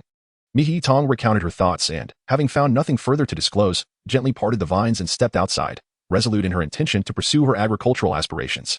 Behind her, the cave fell into a profound silence the moment she departed. Yutsong was the first to rise, mirroring his earlier actions by sampling the chicken soup as a precaution, finding no cause for concern before serving 2 bowls to his elder brothers. The young ones huddled together, silently savoring their soup. After a considerable pause, Yutsong finally spoke. "Eldest brother, siblings, what do you suppose the wicked female intends to achieve? She mentioned she would return with something. Does she mean to hunt for herself?" The wicked female has never hunted before nor cared whether the vines at the cave's entrance concealed our movements. Could it be? Could she be somewhat different? The last 3 words lingered unuttered on Yutsong's lips. How could a mother who had always regarded them with cold indifference, akin to a foe, who approached only to gain their trust, suddenly transform into someone different? The other 2 young ones remained silent until, after a prolonged moment, Chongyun gradually spoke. Not in response, but merely to state, "Yesterday, I entrusted the minuscule medicine she left us to Lu Ming. If he were here, she would undoubtedly condemn this so-called wasteful behavior and deceptive act of claiming to discard the medicine while secretly passing it to others." However, the 3 little ones felt no guilt whatsoever about hiding things from that wretched female, Mihi. Chongyun inhaled deeply, savoring the intoxicating aroma of food in the air, then cradled the coconut bowl as if it were a treasure, taking a reverent sip.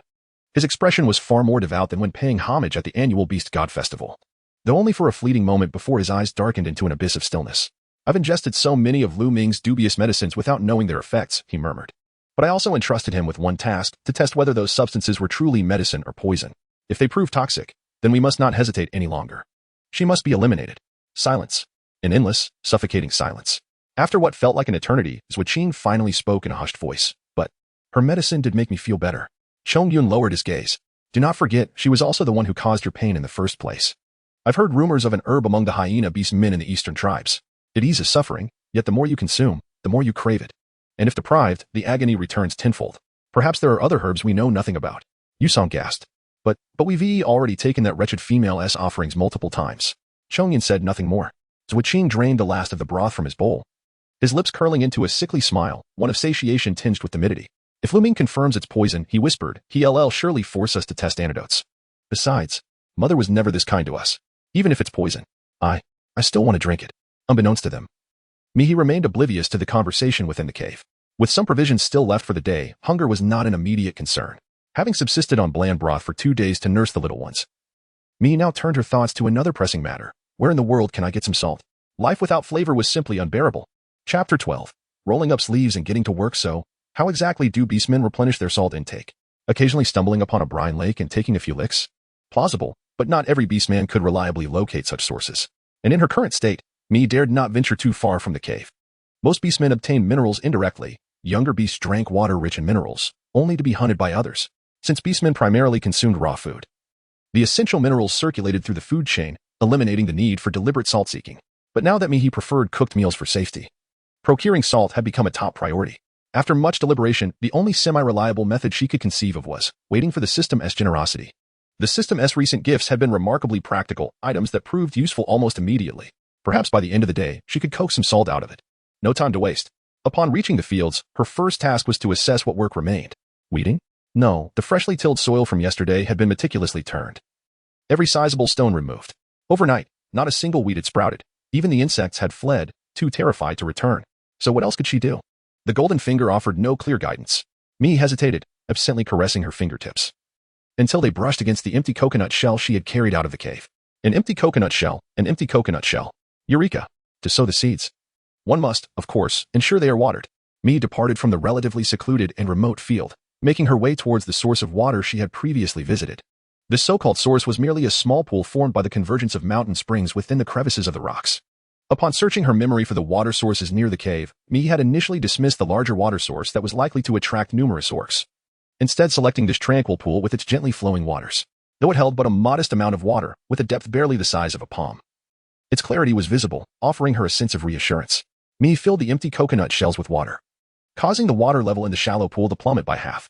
Initially, she intended to reserve this water for drinking, unwilling to squander potable water on irrigation.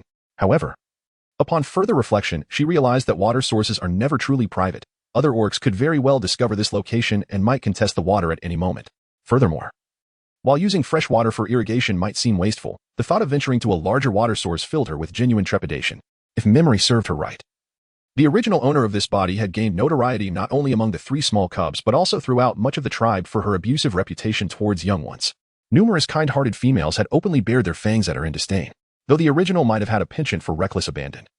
Mihi was decidedly fearful of death and had no intention of challenging other orcs. Merely contemplating the bizarre appearances of those orcs from her memories made her feel profoundly uneasy. Mihi swiftly threaded the vines through the coconut shell's perforations, tying knots above each hole to ensure that the water within the shells remained intact. He then gathered them into a single string and retraced his steps back to the field. As fresh water was poured onto the somewhat parched soil, the familiar system notification chimed once more, announcing, ding ding ding. Work is essential for sustenance. The system has detected that the host is actively irrigating the farmland, successfully triggering a series of agricultural tasks. Ding. Agricultural Task Series 2 Water Source, the essence of plant survival. You have mastered the art of sowing. However, mere sowing is insufficient. Only through diligent care for the plants can one hope for a bountiful harvest and the promise of hope. As a diligent system, it is delightful to witness the host's enthusiasm for labor, thus proactively triggering tasks with an advanced system prompt. Please continue to fulfill the irrigation task to obtain the task reward items. This task will reward you with one of the following items. Choose one: a low-level seed ripening tool. Please refer to the usage instructions in Series Task I for the low-level seed ripening tool. A packet of seeds, 60 seeds per packet, variety random, or a small bottle of 160 milliliters wolf repellent spray, pure plant extract, ultra-fast effect, extra spicy version, capable of incapacitating a normal adult male in a heartbeat. Note, this task is part of a series. Completing the series will unlock the ultimate item. Please continue your diligent efforts. Another ripening tool? Another packet of random seeds? So it is not a one-time refresh? The previous ripening tool still had half its effectiveness left. If I choose the random seeds, does that not mean I can draw from the blind box once more? With newfound experience, the consumption should not be excessively high, and the probability of drawing the same plant twice among hundreds of thousands of varieties should be significantly reduced. Mihi's eyes sparkled with excitement as her heart raced with fervor. After careful contemplation, she resolutely chose the third option. Her current combat prowess was woefully inadequate. There is an age-old adage that states, what is the most distressing aspect of life? Lack of wealth. And what is the most excruciating predicament? Death without having spent one's money. What if she toiled tirelessly in the fields, only to have her crops go uneaten and perish? That would indeed be a profound tragedy. While the ripening tools and random seeds appeared immensely valuable at this juncture, it is worth noting that such rewards had been frequently encountered in past tasks. indicating a relatively high drop rate. The likelihood of encountering them again far surpassed that of acquiring wolf repellent spray. Thus, opting for the third choice seemed undeniably prudent at this stage. With the wolf repellent spray secured at her waist, Mihi gazed at the fields, which had fallen into a stalemate. How should she proceed? Watering was one aspect of farming, and weeding must surely be another. However, the fields were devoid of weeds, and she was reluctant to squander her ripening tools on hastening the growth of pumpkin seeds. After a moment of hesitation, Mihi resolutely made her decision. She gathered a handful of soil mixed with weeds from the edge of the field and placed it beside the small pit where pumpkin seeds were sown. Adding another spoonful of fertilizer, the pumpkin seedling sprouted and grew at a visibly rapid pace, while the nearby weeds withered and then sprouted anew. Soon, a large pumpkin began to form from one of the young shoots. This time, Mihi did not rush to harvest the pumpkin. Instead, she carefully pulled the weeds surrounding it. Indeed, the system's voice chimed in her mind once more. Ding, ding, ding. Hard work leads to sustenance. The system detected that the host had actively begun weeding for the crops, successfully triggering a series of farming tasks. Congratulations! Farming Series Task 3. Merely planting seeds does not constitute farming. Only by tending to the plants with diligence at every stage will there be a harvest and hope. As a diligent system, it was pleased to see that the host enjoyed working and had proactively triggered the task with its prior notification. Please continue to complete the task. Weeds have been detected in the vicinity. Kindly select your desired task reward item. This task's reward items, choose one from 3. A low-level seed ripening tool. Usage instructions. Please refer to the low-level seed ripening tool in Series Task 1. A packet of seeds, 60 seeds per packet, variety random, a 20m x 20m waterproof tarpaulin, color selection available, quality guaranteed. Note, this task is part of a series. Complete the series to unlock the ultimate reward. Keep up the good work. Indeed, the first two options are almost guaranteed to refresh. The waterproof tarpaulin. In the depths of her thoughts, Mihi felt a sense of bewilderment for the first time. What purpose could the waterproof cloth serve? Or perhaps, the system has its own plans? Chapter 13. The Abundant Final Reward. Waterproof cloth. Waterproof cloth. Mihi gritted her teeth and ultimately chose the third option. The utility of waterproof cloth is manifold. To mention just one, laying it on the ground of a cave effectively insulates against moisture and dampness, which over time can be beneficial to the body. A hefty bundle of waterproof cloth thudded heavily onto the ground before Mihi. She attempted to lift it, discovering that the folded cloth was quite substantial, making it difficult for a single person to manage such a large load. On her way back, she resolved to find some vines to drag it along. In her heart, Mihi had made a resolute decision. With determination, she exerted force, pulling the waterproof cloth a bit farther away. However, during this process, a voice unexpectedly echoed in her ears. Ding, ding, ding. Work to earn your keep. The system detected the host's proactive approach to pest control, successfully triggering a series of farming tasks. Ding dong. Farming task series, for pests, the bane of crops. The crops you have tenderly nurtured are being greedily devoured by pests. Fortunately, you have come to their rescue. Congratulations on completing the task. Please select your desired reward from the available items. This task offers the following rewards. Choose one. A low-level seed ripening tool. Usage instructions. Please refer to the low-level seed ripening tool in Task Series I. A package of seeds, 60 seeds per package, variety random, a common plant illustration book containing detailed illustrations of over 1,000 species, priced at $19.9 on Ding Ding. Yet for those in need, it is priceless. Note, this task is part of a series. Complete the series to unlock the ultimate reward. Keep up the good work. The dawn of victory is just around the corner.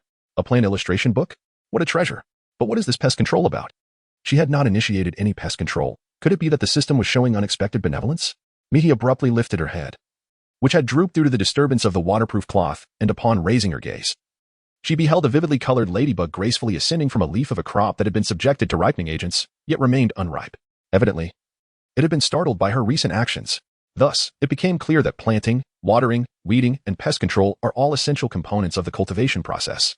According to the system's reminder notes, it seemed that the final step of the procedure would soon be upon her. This time, Mihi hesitated not at all and immediately opted for the illustrated guide. Mihi sought a relatively shaded spot to sit down and began to peruse the illustrations, engrossed for quite some time, yielding a considerable amount of knowledge. The book comprehensively detailed numerous crops, among which were those that had previously been subjected to ripening agents yet had been deemed unripe by Mihi. It clearly stated that their maturation period ranged from approximately 100 to 150 days, contingent upon soil quality and temperature conditions. The climate here is pleasant, and the ripening agents exhibit remarkable efficacy. In other words, it is entirely plausible that these agents could hasten maturation within 3 months. Mihi had initially refrained from harvesting, likely due to a misjudgment regarding their ripeness. For instance, what Mihi had mistaken for unripe yam was actually burdock. To speak candidly, chefs are not botanical experts, and these two plants bear a striking resemblance, often leading to confusion. Although Mihi had previously procured them, she did not delve into the fields to distinguish the foliage of the ingredients, resulting in such an oversight. Burdock is not directly consumable but serves as a supplementary herbal remedy, commonly utilized for dispelling wind, reducing heat, detoxifying, alleviating swelling, and soothing the throat. Another plant known as banksia is also a traditional herbal medicine, frequently used to alleviate excessive phlegm and cough associated with spleen and stomach dampness. Ultimately, these two overlooked treasures are not particularly common, and he nearly missed out on two valuable medicinal herbs yesterday, fortunately.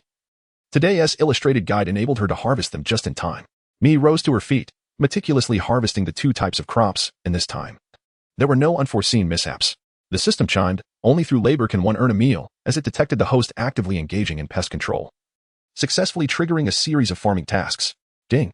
Farming Series Task 5 Completed Harvest. Harvest. What an enchanting moment this is. We exist for this purpose. Congratulations on completing the series of tasks. Please collect your rewards. A low-level seed ripening tool. Usage instructions. Please refer to the low-level seed ripening tool from Series Task 1. A packet of seeds, 60 seeds per packet, variety random, a bottle of bleach with a net weight of 5 kilograms, an oversized cast iron pot with a diameter of 110 centimeters, featuring dual handles, and a bundle of rope measuring a total length of 30 m, superior paracord, reliable. Note, congratulations on completing the series of tasks. Please remember your mission and recite, we exist for this purpose. We exist for this purpose? Upon first glimpsing the rewards list, Mi was filled with joy. Yet upon hearing the system's final remarks, a moment of bewilderment ensued. There was an unsettling sense that the system's words carried deeper implications. Mi pondered over the system's performance since the activation of her extraordinary abilities, yet she remained unable to discern any significant insights. Thus, she redirected her focus to the rewards she had acquired. As anticipated, the priority of the ripening tools and seeds within the system was decidedly low, rendering the first two items rather unremarkable. The parachute-grade rope, however, boasted remarkable flexibility and versatility, requiring no further elaboration. The pot was another essential item for Mihi. Although somewhat oversized, the growing cubs would undoubtedly increase their appetite, making it potentially more useful in the future. Most unexpectedly, the true surprise lay in the bottle of bleach. Was bleach merely a whitening agent? Far from it. It was once known by another name, water purifier. A reliable water source is fundamental for survival. Initially, Mihi had been hesitant and apprehensive, reluctant to approach or consume from the unclean water sources frequented by other orcs. However, with this newfound item, should she lose access to her small water source or find it insufficient, she could readily draw from the larger water source by employing charcoal to first absorb sediment. Followed by the use of the water purifier, she could ensure a stable and relatively safe water supply. Indeed, this was a remarkable treasure, truly a prize of the highest caliber. Mihi revealed a gentle smile, observing the encroaching twilight. Rather than continuing to cultivate or gather rewards, she decided to drag the waterproof cloth to an enormous pot. She meticulously tucked away her books, water purification agents, and other items that were cumbersome to carry or conceal in the fields into the compartments of the waterproof cloth. Finally, she arranged her bountiful harvest of pumpkins, burdock, and pinellia atop, creating a copious collection within the grand pot. Well, today's yield is quite satisfactory. It is time to return home. Mi struggled to drag the heavy pot, trudging forward for several paces when suddenly a pair of broad, bare feet caught her eye. Adorning those feet was a thick beast hide skirt, and further up, there was another garment fashioned from an unknown yet subtly fragrant bulrush. In these times, apart from the females, most male beast men, much like the three young offspring at home, typically donned only a beast hide skirt around their lower half. Thus, Mi instinctively assumed that the figure before her was a robust female.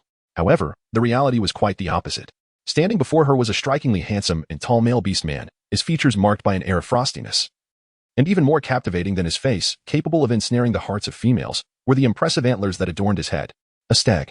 Mi cast a glance, and then another, to behold three small cubs standing at a distance near the majestic stag orc.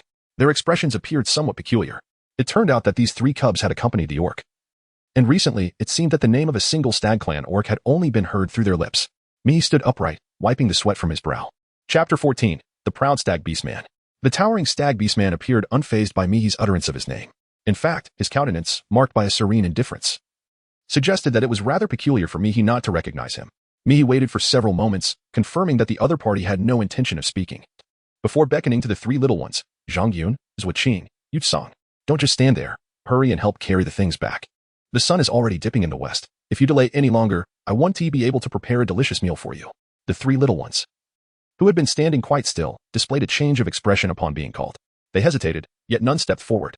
With the male deer orc remaining silent and the three little ones refusing to assist, Mihi resignedly sighed, tightening the umbrella rope around her arm, and continued to drag a large pot filled with items at a painstakingly slow pace.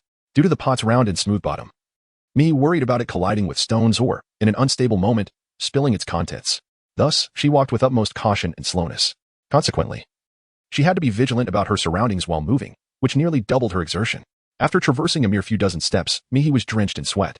As she lifted her head to wipe her brow, she realized, oh dear, she had barely walked 50 meters. Remaining well within the line of sight of Lu Ming and the three little ones. Such good food. Mihi wiped the beads of sweat from his brow, intending to press on with determination. However, after taking a few more steps, the imposing workstag, Lu Ming, finally spoke. Why are you digging for these two types of herbs? The two herbs in question were the burdock and the pinelia, which Mihi had resolutely refused to part with, even retaining their leaves. There were no formalities, no titles, just a commanding inquiry delivered with an air of authority. Mihi curled her lips in disdain, and her words were succinct and to the point. It is useful. Both substances could soothe the throat and alleviate discomfort. Yesterday, Zhang Yin had consumed an excessive amount of pepper and subsequently rendered her voice hoarse from vomiting. If she returned and indulged in a small bowl of chicken soup infused with burdock and pinelia, there was a chance she would regain her vitality and hurl a few choice insults at her, calling her a wicked female. However, it was actually Yutsong who relished such rebukes. Never mind, it was all rather similar. The sooner she recovered, the sooner she would be in high spirits, which would also put Mihi at ease. It is of no use, came a cold voice from Lu Ming. This particular substance is bitter, quite unpalatable, and fails to satiate hunger. After consuming too much, the beastmen experience abdominal pain. The other one is somewhat prickly on the tongue and irritating to the throat. Excessive intake leads to chest discomfort. Mihi turned to glance at the two items pointed out by the other person. The former, burdock, is typically utilized as a medicinal ingredient to aid digestion and promote bowel movements, leading to abdominal discomfort if consumed excessively. As for the latter, have you ever tasted this? Mihi pointed at Ban Xia and inquired, while Lu Ming maintained his usual aloof demeanor. However, he slightly nodded his head and remarked, I have personally ingested a small quantity of the medicine after having it tested by other beasts. I shall not perish, hence I can safely administer it to them. Mihi Liao ran. Among the numerous orcs who consume this herb in abundance, there are those who remain in good health. I have yet to encounter any orc like my eldest cub, who suffers from a hoarse throat, coughs incessantly, and feels as though a droplet of saliva is lodged within, refusing to be expelled. In a single utterance, she successfully left Lu Ming in a state of astonishment. Even the originally subdued Chongyun, who had been quietly suppressing his cough, gradually lowered the hand he had pressed against his lips. Mihi yearned to gently chide the young high priest of the deer clan, perhaps uttering words along the lines of, Young one, I recognize your prowess as a physician. Yet it is prudent to remain humble. However, the sheer intensity of his presence, even in his moment of surprise, deterred her from approaching with such sentiments. After all, it was wise to refrain from sowing discord. Should a rift form, she might find herself in dire straits, particularly as the system had yet to dispense any random medicinal remedies. In her quest for healing, she would inevitably have to seek his expertise.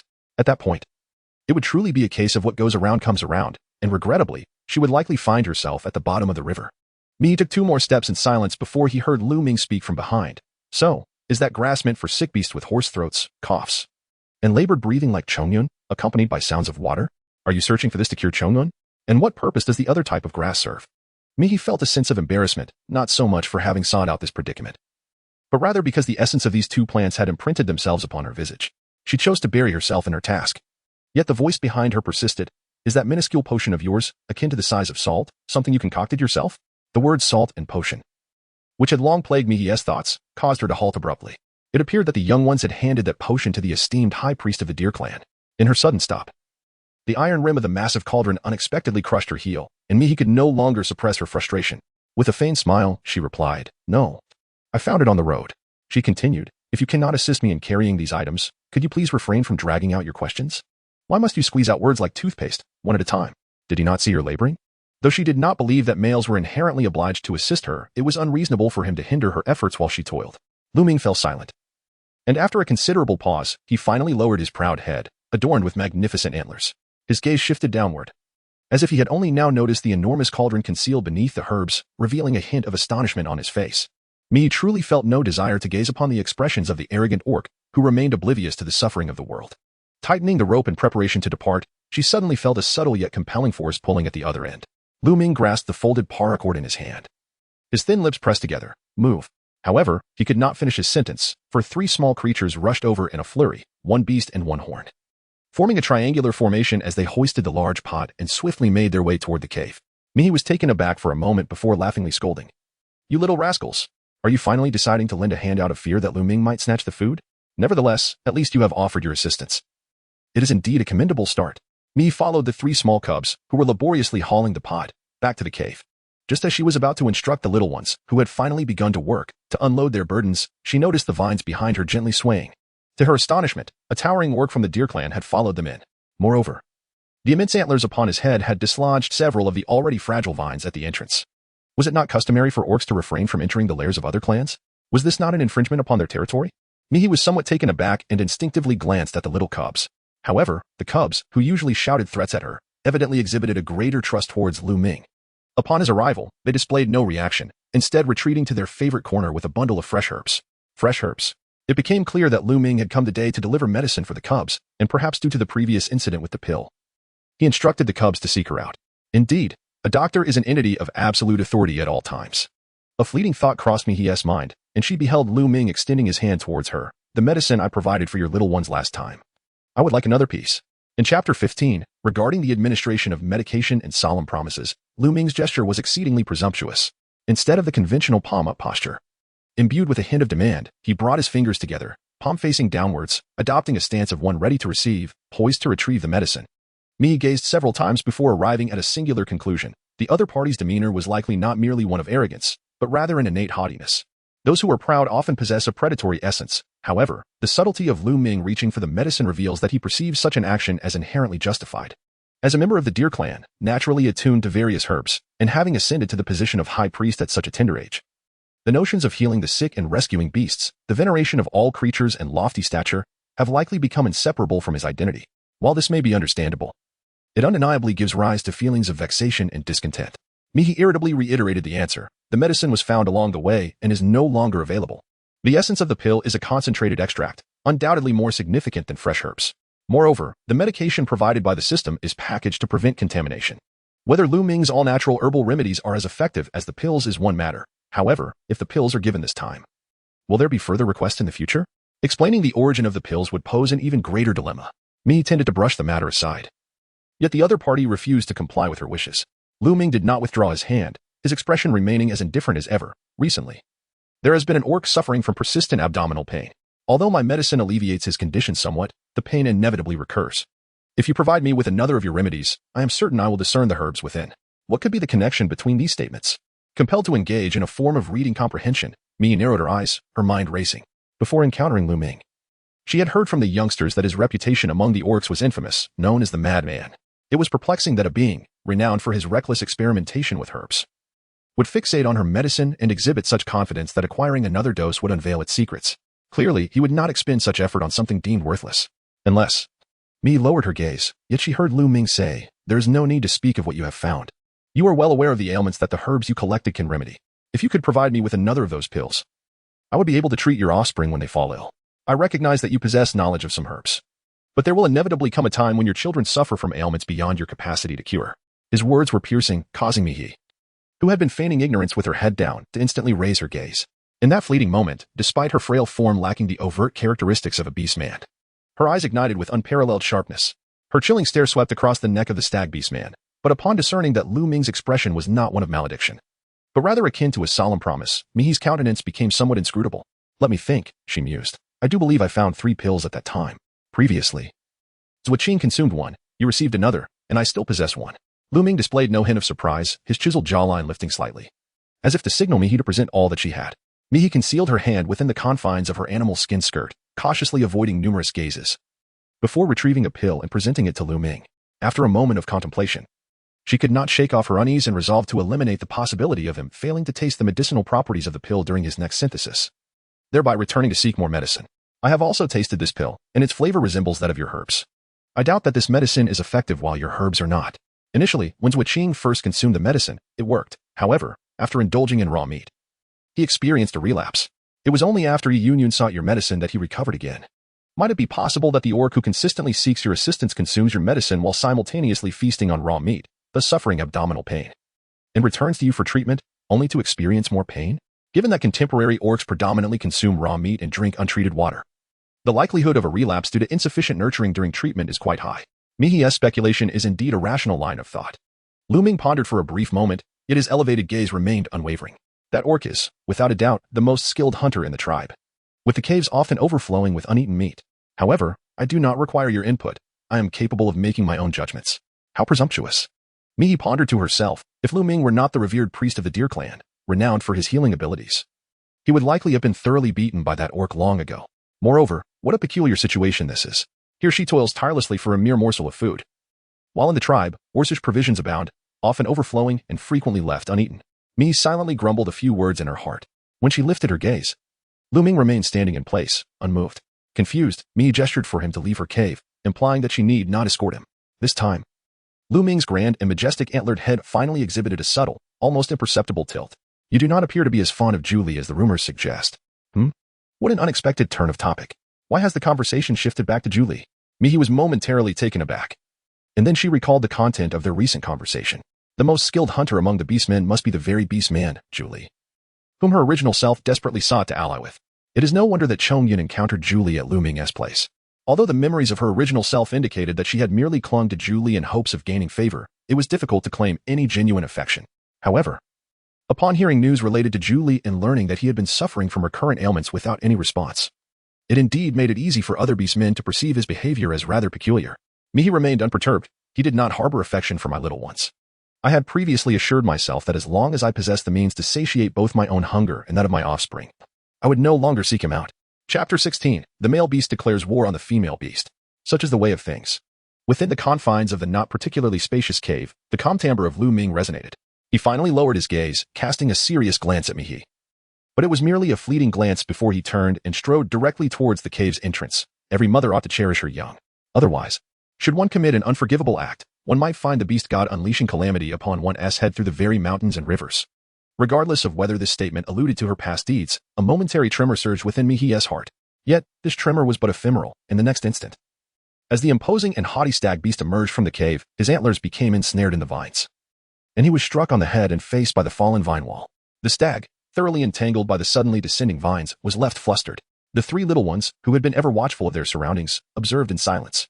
Mihi, sigh. I feel a twinge of pity for my own vine, yet I could not restrain myself, truly could not.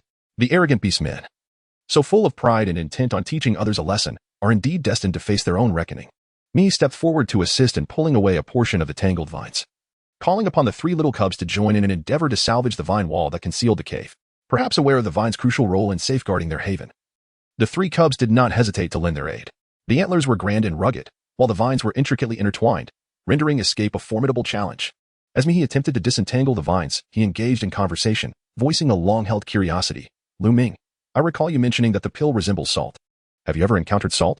Standing beneath the overwhelming mass of vines, Lu Ming maintained his usual upright posture. Yet it seemed as though the embarrassment of having inadvertently learned a lesson himself while teaching others was taking a toll. As his eternally unchanged visage bore a faint tinge of pallor, his words came out somewhat stiffly, near the beast god altar.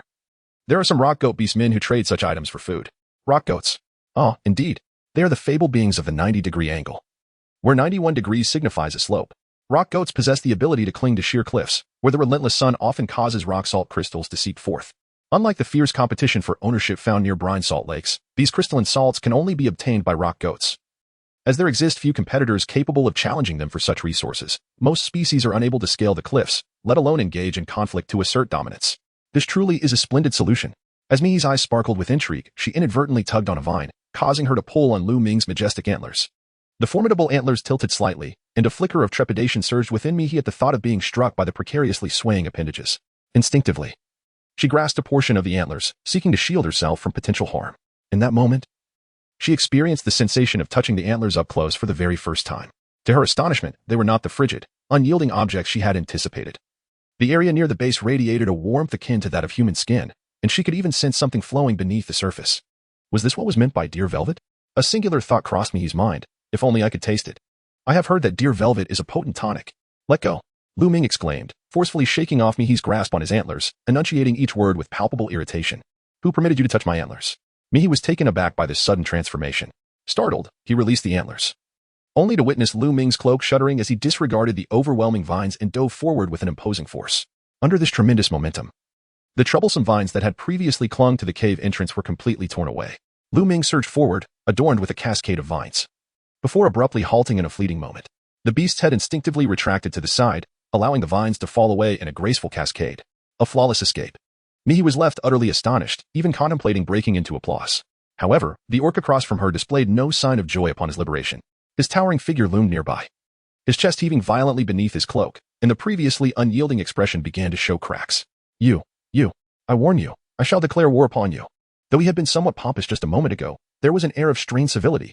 How could he suddenly leap to a declaration of war? The disparity in strength between male and female beast was stark. Was this a sentence for her demise? In a fleeting moment, Me almost believed that something was amiss with her hearing. Just moments ago, the stag orc had appeared perfectly normal. How could a mere strike from a vine render him so unhinged? Was it due to pride? No, it must not be the vine, rather. It must be because she inadvertently touched the stag's antlers. If memory serves her correctly, the majesty of a stag is derived from those unparalleled antlers. Had her reckless touch declared war upon him? What should she do now? The sudden turn of events left me feeling apprehensive. And she turned to glance at the three little cubs standing a short distance away, their expressions vacant, clinging to a sliver of hope. She silently wished that the cubs might possess some means to placate the ire of the deer clan's priest. However, upon locking eyes, it was clear that all four faces reflected utter confusion. Chongyun pondered for a few moments. Logically speaking, male beasts inherently bear the responsibility. Me swiftly turned around, intending to first plead for mercy and then offer the remedy. Yet before she could take a single step, Lu Ming abruptly turned away and strode off with hurried footsteps. Strangely enough, there seemed to be a hint of fleeing and panic. Could it be that in the heat of anger he had declared war, only to feel ashamed upon realizing he had challenged a female beast? Me thoughtfully rested her chin in her hand, analyzing the situation. However, after Lu Ming departed, the three little cubs fell into a profound silence, offering no response to Mihi. With meticulous care, they pulled back the vines that Lu Ming had damaged. Upon realizing that the vines were too shattered to be of any use, their silence deepened. Duoqing clutched a few strands of vines, no longer than an arm's length, and gazed at the now fully revealed cave. Her slender shoulders trembled as she let out a soft whimper. The cave, our cave, is exposed.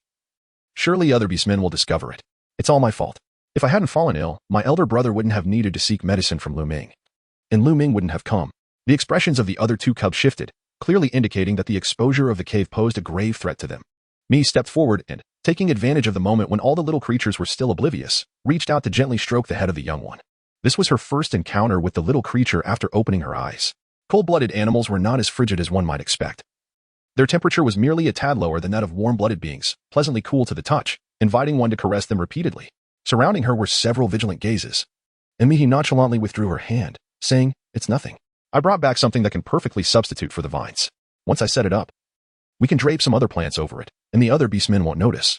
Both Rongyun and Yutsong appeared somewhat skeptical, but Mihi chose not to elaborate further. She returned to the cave and dragged out a large piece of waterproof cloth. Chapter 17. The dispute. After united efforts, the waterproof cloth was sufficiently wide and thick. When the system provided her with an option to select a color, Mihi deliberately chose a shade that blended seamlessly into the forest, a deep green. Thus, if this cloth were to be cut and tailored, it would serve as an impeccable concealment for the cave entrance, perhaps even more adeptly than the vines themselves. While Mai was initially clearing the cave, she discovered that the small leaves of the vines could not entirely shield against the raindrops. Whenever it rained outside, a gentle drizzle would inevitably fall within the cave, transforming into stagnant water that accumulated inside, creating an unpleasant and excessively damp environment that hindered the residents from resting properly. At times, it was truly perplexing to comprehend what her original self was thinking. Despite her aversion to the young ones, the cave was ultimately her own, and she too had to reside within it. Furthermore, in the beastly realm, male beasts are born with certain characteristics of the beast men, naturally endowed with superior physical strength and adaptability to their surroundings, while female beasts often exhibit no such traits or enhancements. Even a slight drop in temperature necessitates shivering for warmth. How uncomfortable it must be to dwell in such a cave. Mi shook her head, casting aside the thoughts swirling in her mind, and devoted herself entirely to the task of cutting the waterproof cloth. Ignoring the reluctance etched on the faces of the little ones, she pressed a corner of the cloth into each of their hands. After offering a few words of guidance, she herself grasped the corner and stepped back a few paces. As the waterproof cloth unfurled, she ensured it covered an area approximately the same size as the openings, before employing a small stone knife to slice one corner. With a rip, she commenced her work. Lacking scissors, the blunt stone knife proved less than ideal for the task, making tearing the fabric the most efficient approach. The inherent texture of the material would keep the tear aligned, thus saving both time and effort. Mi tore the waterproof cloth into two pieces, one large and one small. With deft movements, she spread the smaller piece across the ground of the cave before stepping back, pondering how to hang the waterproof cloth above the entrance. Using a stone knife, she could create small holes in the corners of the cloth, through which the paracord could be threaded, forming a secure tether. There were also some loose rocks and wall vegetation in the cave that could serve as anchors. However, another dilemma arose: how to climb up. The cave stood approximately 2 meters high, a height far beyond her reach, let alone that of the three little cubs, the two smallest together barely equaling her height. To stack the three would be akin to building a tower rather than accomplishing any task. After much contemplation, Mihi swiftly arrived at a solution. She turned to Zhong Yun. You see this material, it is undoubtedly superior to vines. Even the most sight-impaired beastmen would likely mistake it for a moss-covered boulder. Thus, we must focus on hanging the cloth now. Zhong Yun, she continued, you will hold the cloth, step on my back, and climb up to secure the ropes to the cave's ceiling. It is imperative that the entrance is thoroughly covered. Zhong Yun remained silent, his expression one of disbelief. As if he had not comprehended her words. He dug at his ears. You want the elder brother to step on your back? This is madness. How could such a thing ever happen? In the past, even approaching her would result in a beating, let alone such a humiliating act as stepping on someone else's back. An affront even a juvenile beastman would understand. She must be insane. Otherwise, how could Lu Ming have said earlier that she had no ill intentions? That she truly wished to save you? Not to kill, but to save? How could that be possible? At that moment, the three little cubs simultaneously recalled Lu Ming's words, while Zhang Yun's expression shifted through various shades, ultimately leading him to grasp a corner of the waterproof cloth. Without hesitation, Mihi immediately turned her back and crouched down. No need for the cloth now. First, step firmly on me. Then I'll try to see if I can stand up. Once I'm steady, let's Qing and Yu Song pass you the cloth. It might take a few attempts to succeed, so no need to rush.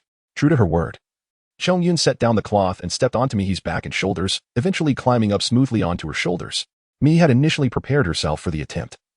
Yet unexpectedly, she observed that Zhong Yun, despite being the tallest among the three little ones, reaching up to her chest, was remarkably light in weight. So slender. As the two characters flashed through Mihi's mind, she steadily rose to her feet. Qing and Yu Song, quick of eye and hand, promptly handed the cloth to their elder brother.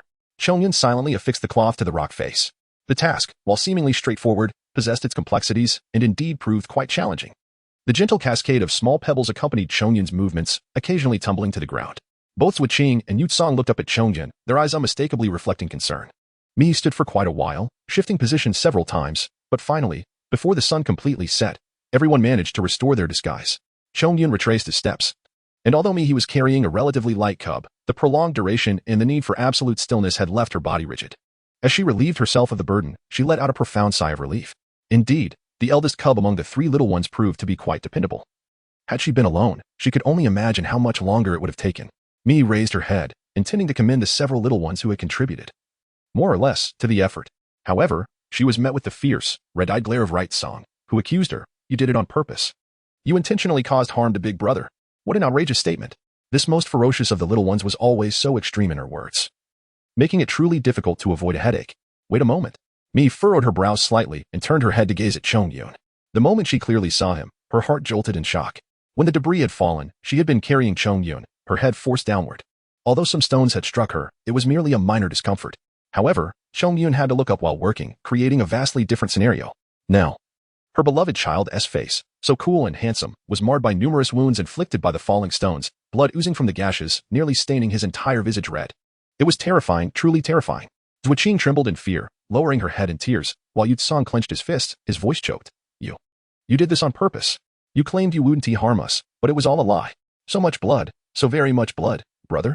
In her heart, Mihi felt a twinge of anxiety as she handed a coconut shell filled with clear water to Zhong Yun, signaling him to cleanse the blood from his face so that she could examine the wound before tending to it. Meanwhile, on the side, Yu Song forcefully swatted away the coconut shell Mihi had offered. Bad female, bad. Go away, get out of our cave. The coconut shell tumbled across the ground, spilling most of its water, while Mihi's hand turned red from the blow. The echoes of accusations reverberated into the night, seemingly met with distant responses. A search. The pent-up fury that had accumulated over the past few days finally erupted. Lowering her voice, she retorted fiercely. I have long stated that this makeshift curtain must be secured before nightfall. Otherwise, if we are discovered by the hostile night-dwelling beastmen, we shall all perish. Who could have foreseen that debris would rain down upon us once we ascended? Just you, and that brother who has been weeping. Can the two of you manage this? I would willingly ascend, but who could lend me a foot to stand upon? There is no one, absolutely no one.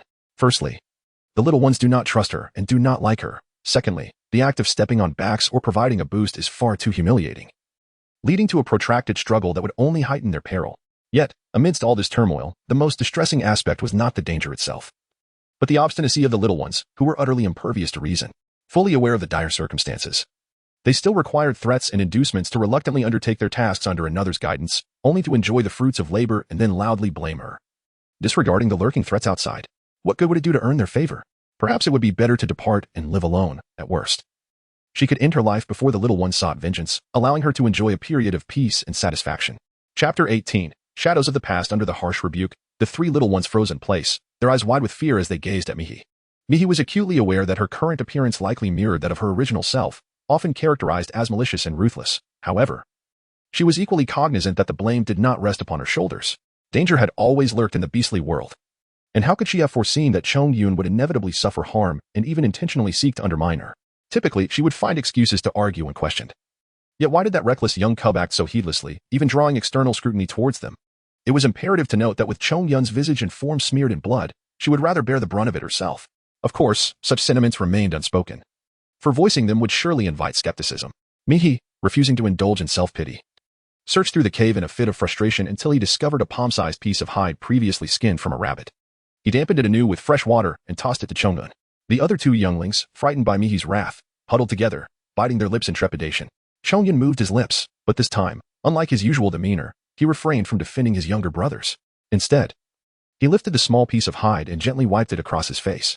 After a prolonged moment, he finally uttered a soft "eh?" This exclamation was not one of pain or doubt, but rather of astonishment. Chongyun instinctively questioned, why is there so much blood? Clearly, he had not anticipated such a volume. The other two, still trembling from fear, leaned closer to their elder brother, their voices quivering with tears and moisture as they simultaneously asked, does it hurt, big brother? Chongyun paused, recalling a slight ache when the falling stone struck him. He was sensitive to the scent of blood and understood that he must have bled, which explained his brother's frantic reactions. Yet, oddly enough, he felt no significant pain. Shaking his head, he replied, it doesn't hurt. From a distance, Mi Station observed the unfolding events, and upon finally noticing the expression on Chongyun's face, he let out a substantial sigh of relief. With a damp beast hide, he wiped Chongyun's face, revealing that there were hardly any significant wounds. Although a few longer cuts still bled slightly, the lacerations were shallow, and after a few more wipes, the bleeding had largely ceased. Indeed, the numerous blood vessels on the face made the sight of superficial cuts appear alarming. Nonetheless, they were merely minor abrasions and posed no serious threat. Mi felt as though a great weight had been lifted from her heart, yet this relief was only partial. A fleeting glance revealed several faces etched with anxiety and hesitation, particularly that of Yutsong. Aware that the injuries on his elder brother's face were merely superficial, Yutsong appeared as if he had been struck with a heavy blow, his thoughts muddled and chaotic. The wicked female had not intended to harm his brother. It was merely a misunderstanding. How could this be? Over the past few days, the malevolent female had not only refrained from attacking them, but had also prepared delicious meals to share, sought out medicine for them, and was now diligently repairing the vines that Lu Ming had damaged in this place she had never referred to as home. Why the sudden change? Why had she chosen not to kill them? Could it be that the wicked female had truly transformed for the better? This thought gradually penetrated Yutsong's mind, causing him to startle and fervently shake his head, as if to dispel this notion from his consciousness. Mi noticed the sudden silence of the little cubs across from him and understood that they had finally come to their senses. There were no explanations, no apologies. Mi was indifferent to these matters and had no inclination to argue with the stubborn little brats. The weariness of the day left her so drained that she could barely lift her hands, let alone endure the discomfort of being misunderstood. Instead of following her old habit of gathering firewood to prepare a meal, she simply wrapped her animal skin skirt around herself and lay down by the campfire, ready to drift into slumber. Perhaps it was due to her genuine exhaustion that falling asleep on an empty stomach did not seem so arduous. Mai had an exceptionally peculiar dream. In the dream, a tall silhouette was receding into the distance against the light, while her perspective was strangely positioned, lying sideways on the ground, helplessly watching the figure depart. The silhouette carried numerous items in hand. Though Mai couldn't discern what they were, her instinct screamed that it was food. An abundance of food, the very sustenance she and her child needed to survive the winter. Had they been robbed? Mi struggled desperately to rise. Yet her efforts were in vain, for her vision was gradually blurring, and she lacked even the strength to lift herself. An immeasurable span of time seemed to pass before she could faintly perceive a small, trembling figure embracing her, chillingly cold to the touch. Without uttering a single word, she could feel an overwhelming tide of hatred and fury surging through her very soul. Mi heard her own voice. She said, I am sorry. I thought he came to take us away. I apologize. Yet now, not only are the children deprived of the protection of their biological beast fathers, but that beast man has also taken away their provisions for the winter. He desires for her and her children to perish in this harsh season. The small figure seemed to tremble upon hearing her words, but soon the trembling subsided. The delicate voice, barely articulate, continually sought to comfort her. He said, it is all right. It is all right. The two of us have been living quite well before. But how could it possibly be all right? Mai once again heard her own voice and wept even more violently, her tears cascading down like a torrential flood. She cried out, Chongyun. When I brought him back to you, I was pregnant again. Chongyun. Chongyun. These bizarre and surreal images were not some dream. They were memories. Mihi was shaken to her core, and in an instant, she emerged from the shattered remnants of her memory, gasping for breath by the flickering campfire. So that was it. Why did her original self harbor such a profound disdain for the three little ones? Everything aligned perfectly, although the dreamscape offered little. Piecing together the fragments revealed a crucial truth. Her original self had fallen in love with an orc, who, regrettably, was absent during her time of childbirth. Instead, it was only long after she had given birth to Chongun that she encountered the orc again. Overjoyed, she wished to surprise him by introducing him to their child. Yet, that very orc absconded with all their winter provisions. Astonishingly, on the journey back with the orc, she found herself pregnant again, ultimately giving birth to Zhuqing and Yutsong. What a horrifying saga. Nevertheless, this timeline elegantly elucidates why her original self harbored such animosity toward the three little ones. It was not hatred for the children themselves, but rather for the orc who inflicted suffering upon her and shattered her life. The beast who was meant to protect her abandoned her, leaving her to navigate a perilous world with three helpless offspring. In such a state of despair and terror, seeking another beast might seem a preferable choice. Yet, there remained an unsettling dissonance. Wasn't she supposed to have perished in that winter? Moreover, according to the dream, her original self should have been a remarkably gentle mother. Why then did she harbor such a frenzied desire to eliminate her own progeny? Mi sat by the campfire, her head cradled in her hands, tormented by anguish. Suddenly, a vivid image flashed through her mind, the small figure of Chongzhen, dragging his injured leg into the cave. A small prey clenched in his mouth. That winter, it was the little cub who had hunted for her. Such a tiny creature, learning to hunt for the sake of his mother and the unknown siblings yet to come, even covered in wounds. A tremor, born from the depths of her soul, swept over Mihi, accompanied by a voice that screamed and roared in her ear. It was unbearable, excruciating. Why had she not perished yet? Why did her cubs have such a wretched mother? Why must her offspring endure such suffering? Why were they destined to be born from her? Mihi was drenched in sweat from the roar of that voice, and when he finally regained his composure, he came to realize the most crucial point. Mihi murmured, "It turns out, she does not love you. She has simply, completely lost her mind." Chapter 19. Old Tales of Winter within the silent cave. The commotion caused by Mihi was far from trivial. Yet, the final line, intentionally obscured, went unheard by the three little cubs. Mihi wiped the sweat from his forehead, intending to rise and ascertain a particular matter. To his surprise, the newly replaced waterproof cloth provided such effective that the campfire had extinguished after a night's passage. He failed to notice the object at his feet and nearly stumbled. Mihi could only rekindle the campfire. Upon closer inspection, she discovered several sizable field mice at her feet. The mice had been piled there for some time, their wounds now congealed, emanating an air of restless death. Had the little ones ventured out to hunt again last night? Mihi lowered her head, intending to capture the field mouse and relocate it, only to discover a plethora of peculiar items nestled against its abdomen. Among these were several grasses strikingly reminiscent of certain plants thriving in her fields. For a fleeting moment, Mihi was convinced that the three little offspring had stealthily invaded her painstakingly cultivated land. However, upon closer inspection, she realized they were merely similar. For instance, one of the plants in her field bore red fruits with smooth leaves, whereas the one before her bore a fruit of a half-purple hue. Its leaves adorned with thorns and a few serrated edges, resembling a species that had yet to fully evolve. Mihi reached a conclusion and turned her gaze towards the base of the plants. There were approximately a dozen specimens, each with roots still enshrouded in earth. It was evident that the orcs who had excavated them had observed these plants in Mihi's field and understood her intention to cultivate them, thus bringing them back along with the soil. Who could it be? There was no doubt, the three little cubs. They exchanged no words. Yet they had already etched everything they could see into their memories. Mihi felt a tremor within her heart as she set down the plant in her hands and slowly approached the three little cubs. Unlike the last encounter, the cubs did not glare at her with hostility. Instead, they averted their gazes one by one. Mihi did not inquire further about the matters concerning the prey and plants, for it was abundantly clear that such things were merely an apology. She extended her hand, amidst the sudden and fearful gazes of several onlookers, and lifted the heavy fur skirt that had been tightly draped by the ominous clouds above. The skirt was drawn up to just above her knees, revealing the stark injuries on her feet, glaringly exposed to the scrutiny of the crowd. Wounds, numerous and grievous. Mihi beheld the dream's most profound vision, the one that bore the deepest black marks and grotesque scars. As she gently touched it, Zhongyun finally regained his senses, rising to tighten his animal skin skirt once more. The other two young ones, oblivious to Mihi's intentions, instinctively mirrored their elder brother's anxiety. The most vociferous among them, Yutsong, was the first to inquire, "What are you doing?" It was a rare moment for Yutsong, who did not resort to calling Mihi a wicked female, and for the first time, he halted mid-sentence. This was prompted by the sight of Mihi's tears. Large droplets cascaded from her eyes, falling onto the waterproof cloth beneath her with a soft pattering sound. Yet, Mihi smiled, saying, "Zhongyun, I am sorry. It was I who was mad." She refrained from mentioning the names of the other children, for having recently traversed that vivid memory, she understood that her deepest remorse was directed towards this eldest offspring. Zhongyun instinctively recalled the image of his mother when she first uttered an apology. And for a moment, he bit his lip tightly, rendered speechless. Mihi paid no heed to the suddenly alert little ones, but reiterated, "You should be the ones who understand me best. I have never harbored any animosity towards you. I simply loathe that winter." If the original self had tormented the cubs largely due to resentment towards the offspring left behind by that beast man, The current Mihi had come to a profound realization regarding the elusive discomfort and source of anguish that had always sought her but remained elusive within the narrative. In the face of a deranged and malevolent mother, the extent to which the little ones managed to endure was already commendable. Their ferocity and disdain were but a protective facade. They would even bring her food and the plants she desired after minor altercations. What reason could she possibly have to dislike or fail to love these little cubs? Chongyun's gaze roamed over Mihi's face, and finally, after detecting no trace of weakness, he spoke. You have never allowed me to mention that winter, though he had indeed refrained from bringing it up.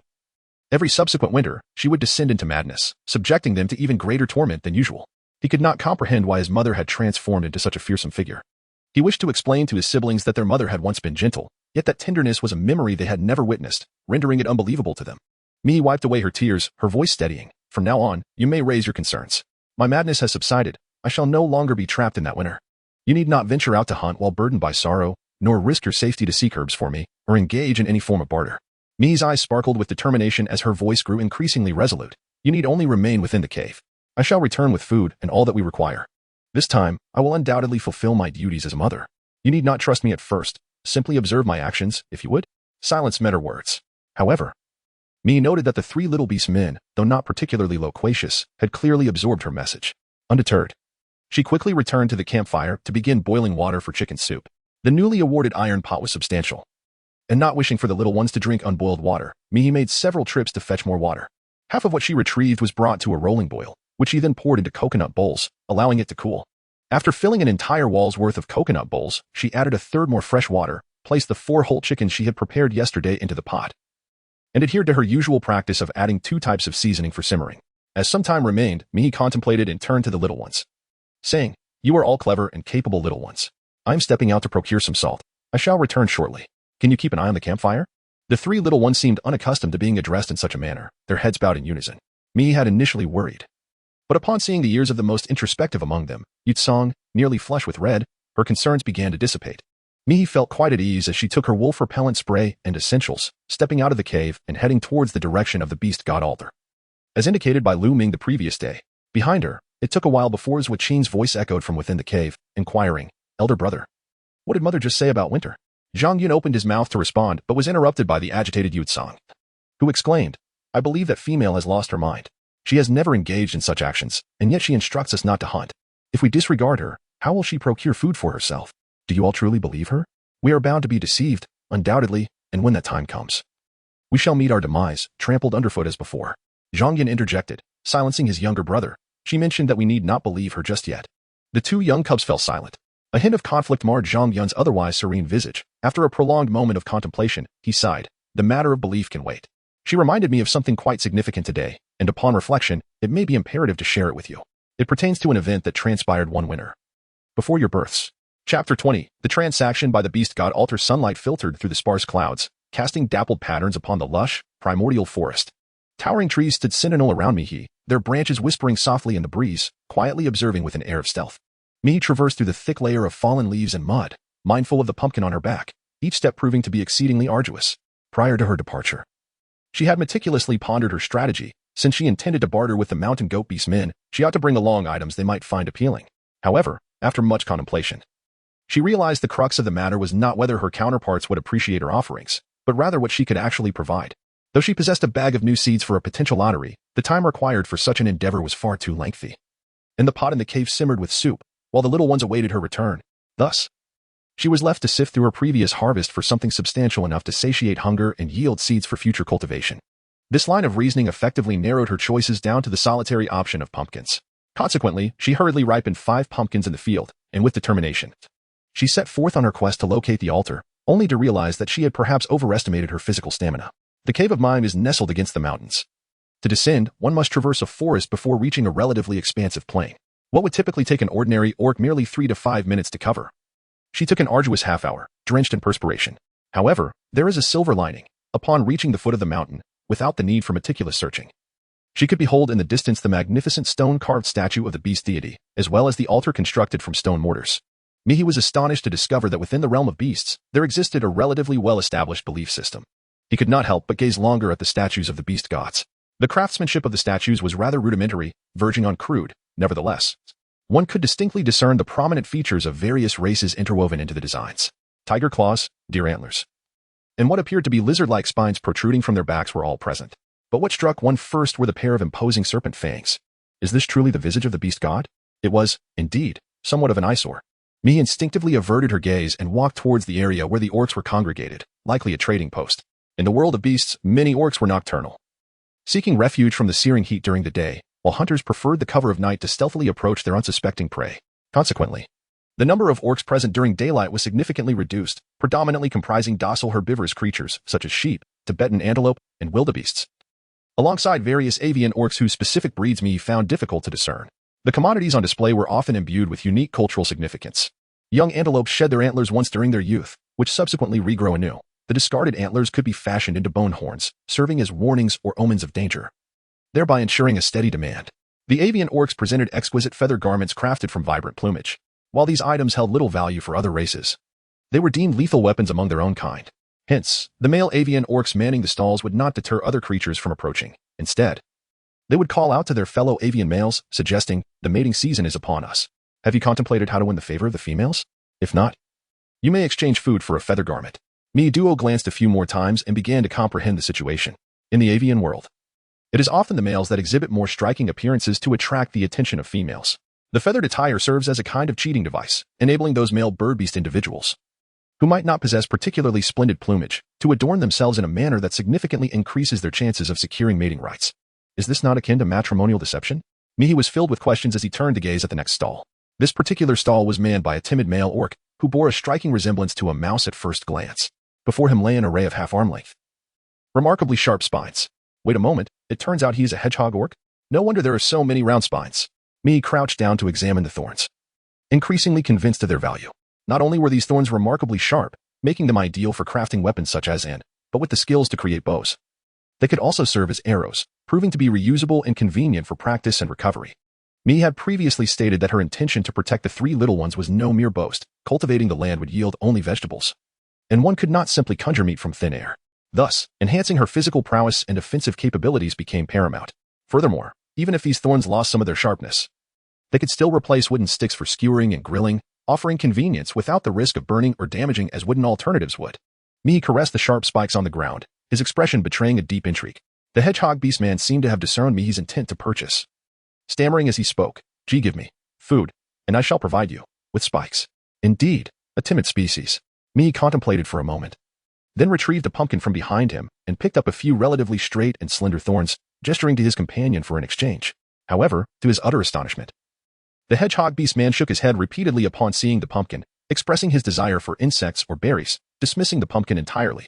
Mei was momentarily taken aback, and then recalled that hedgehogs are indeed omnivorous creatures with a pronounced inclination towards meat. Insects and worms certainly feature prominently on a hedgehog's menu, but do they not consume plants as well? How could sour berries possibly compete with pumpkins? The hedgehog beastman noticed that Mei showed no intent to retract his hand or depart, and he appeared both curious and somewhat fearful, stammering as he spoke. It's beautiful. I have never seen it before. It might be toxic. I do not want it." "Toxic? Understood." Mei gazed at the vividly colored pumpkin in his hand and suddenly experienced a moment of enlightenment. Unlike birds, which attract their kind with their splendid plumage and striking appearance, the edible plants of today are often quite unremarkable, and some may even be deemed ugly or unpalatable. Conversely, those that exhibit a pleasing appearance often signify extreme toxicity. The pumpkin seeds obtained by Mei are a product of technological cultivation, and it is certainly impossible to find anything exactly like them today. Even if there exist similar varieties, none can compare to the vibrant colors of the pumpkins in Mei's possession. Consequently, the hedgehog orc instinctively suspects that the food provided by Mei is poisonous. Why is it that everywhere she goes, people believe that what she offers is tainted?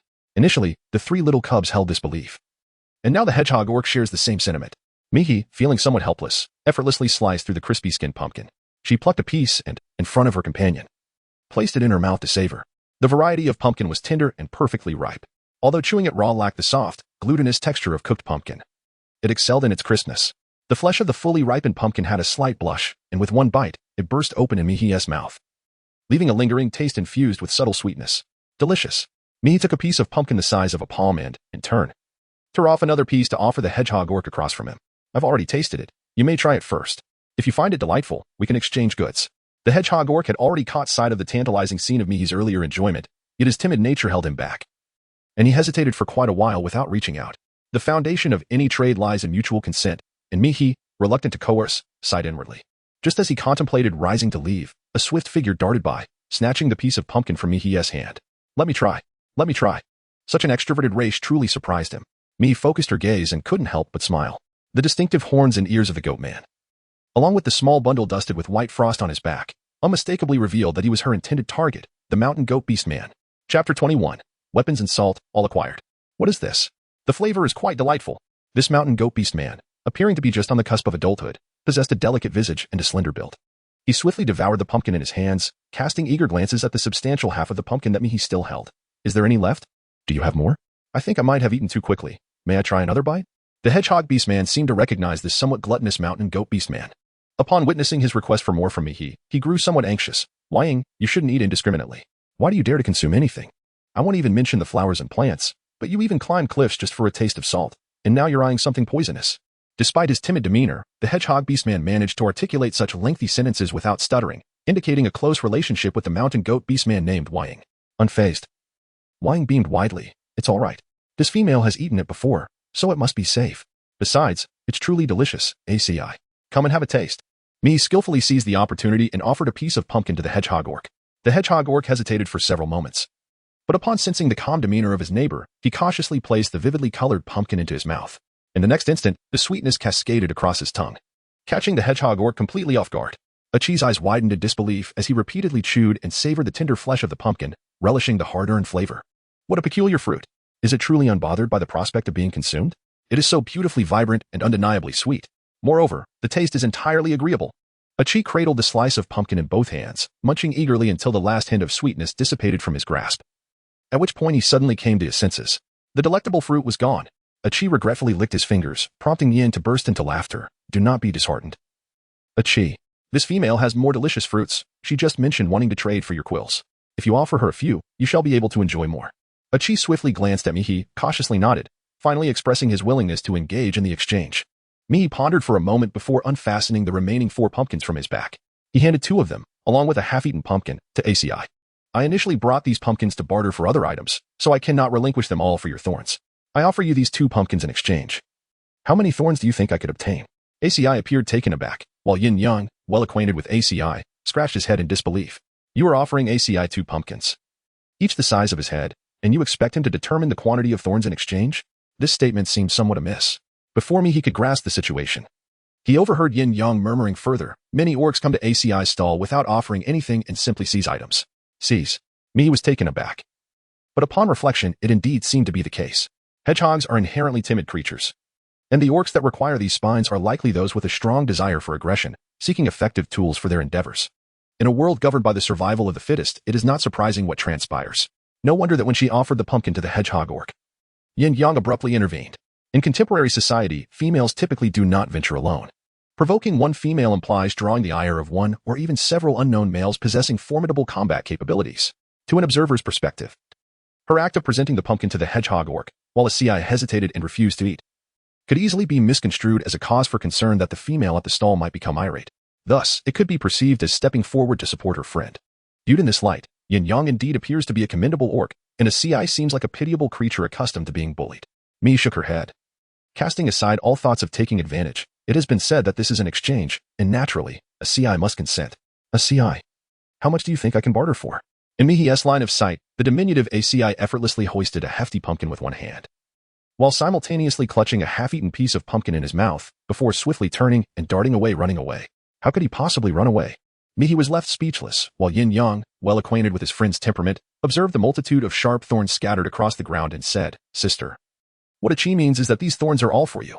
How remarkable it is that such a simple act of kindness could yield so many treasures. One might say that a moment of goodwill is indeed rewarded with fortune. She dared to assert that even under duress or temptation, it would not have been so effortlessly attainable. Mihi gazed at the shadow fading into the distance, regaining her composure as she unfastened the remaining 2 pumpkins from her back and handed them to Yin Yang, who was preparing to depart. You've already tasted the pumpkin. Could you exchange some salt with me? Yin Yang promptly halted his steps.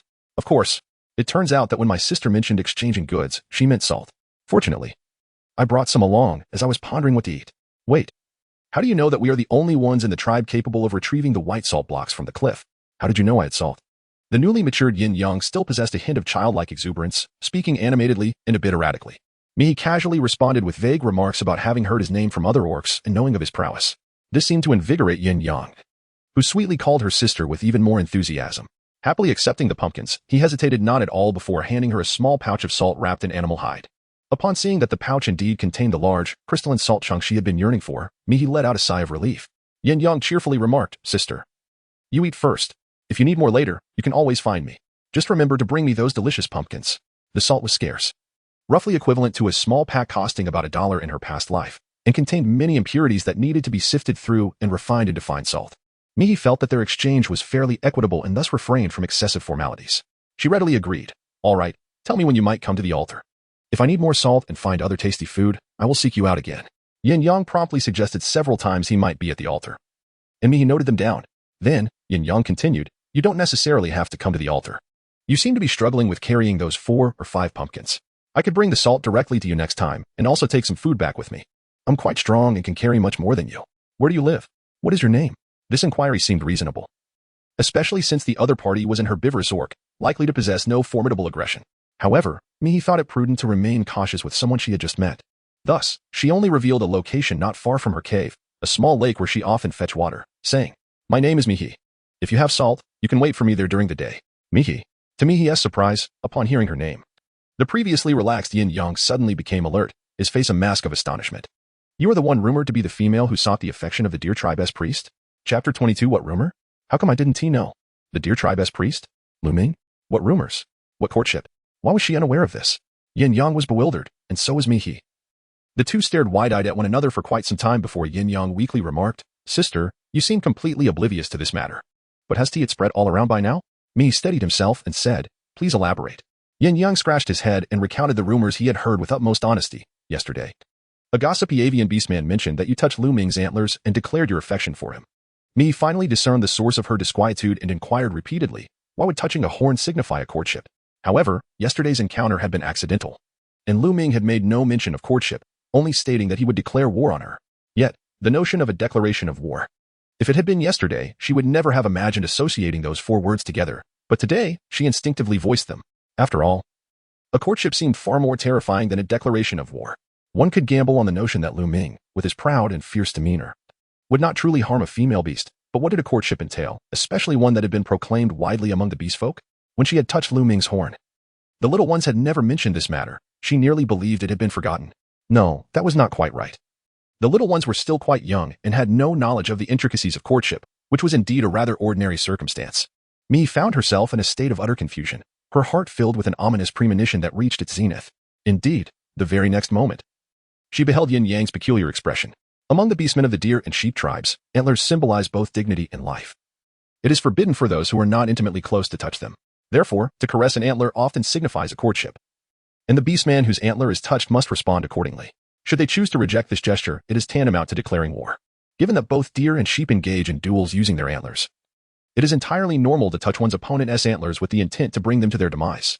Thus, it is either a declaration of love or a declaration of war. No wonder when she touched Lu Ming's antler, he reacted so intensely. Yin Yang gazed earnestly at Mihi. "So, sister, it is indeed true that you inadvertently touched Lu Ming's antler due to a misunderstanding?" Mihi's lips twitched slightly as he nodded numbly, while Yin Yang's expression was difficult to articulate. That would indeed be unfortunate. Lu Ming holds considerable renown among the beastmen of the Lu clan, primarily due to his eccentric temperament. It just so happens that the passing Bird clan beastmen mentioned that you are a female with 3 young, yet unmarked. Thus, Lu Ming would undoubtedly reject your advances.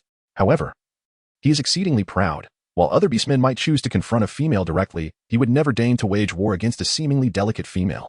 He is left with 2 choices, either to accept the courtship or to reject it and declare war.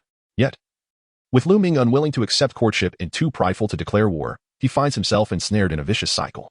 Mihi is currently plagued by 2 thoughts. One is a fervent desire to sever the hand that touched the deer antlers, and the other is an overwhelming urge to deliver a sound thrashing to the avian orc she encountered yesterday, preventing these incessantly chattering burfolk from spreading the news. What kind of situation is this? Mihi's expression was rather unappealing. Yet she keenly grasped the nuances and posed a question. You just mentioned that other orcs may choose not to accept and could potentially declare war on the females. Is it not also possible that they might refrain from declaring war? What if, by some chance, it could all be smoothed over? Yin Yang fell into a deeper silence, responding, "Sister, do you have any idea how many females and males there are in our tribe, which is formed by the union of multiple races?" Mihi felt a sense of foreboding. Before she could speak, Yin Yang directly provided the answer. Over 200 females, yet there were more than 1,000. Nearing 2,000 males. Do you know how many horned male orcs have rejected courtship? Mihi also fell into silence. No? Yin Yang nodded before shaking his head. There are instances, but they were not voluntary refusals. Instead, before accepting a courtship, they were first declared war upon by their kind, ultimately meeting their demise on the spot, leaving no opportunity to decline. In a world where males are outnumbered by females, being pursued by a female is, in most cases, a matter of great pride. And no male would contemplate a refusal. The rare exceptions, of which Mihi is the sole example, arise when the female's reputation is utterly tarnished. And the male's temperament has become notoriously eccentric, leading to widespread intrigue and anticipation for a spectacle. Mihi remains somewhat unconvinced. Lu Ming. He is a priest. Surely, there must have been females who sought his affection, right? How was that resolved? It can't be that she is the only one unfortunate enough to have encountered Lu Ming's antlers. Yin Yang, with a distressed expression, shook his head at Mihi's hopeful gaze, gesturing to the circle of antlers on his own head that were still in their growth phase. Truly, there has been nothing. Does my sister really believe that antlers are so easily encountered by the beastmen of the deer and sheep clans? Especially for a slender female. The likelihood of touching the antlers of a towering male beastman who is unwilling to accept a courtship is nearly negligible. It is not only Lu Ming, who is already tall, but even Yin Yang, being a sheep beastman, when standing before Mihi, she instinctively senses that, given his agility, it would be quite challenging for her to reach his antlers, were it not for the incident with the vines that day. It is likely that Lu Ming would not have lowered his head, even slightly. The heart of Mihi, once suspended in uncertainty, has finally succumbed to despair. Yet, even as the sky seems to collapse, her resolve remains unwavering.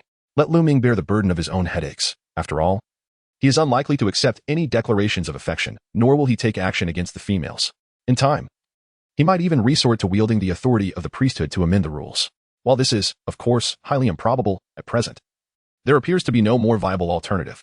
With a pale face, Mihi swiftly gathered the thorns scattered on the ground, shouldered her belongings, and hurried towards her home, completely disregarding the shouts of Yin Yang behind her.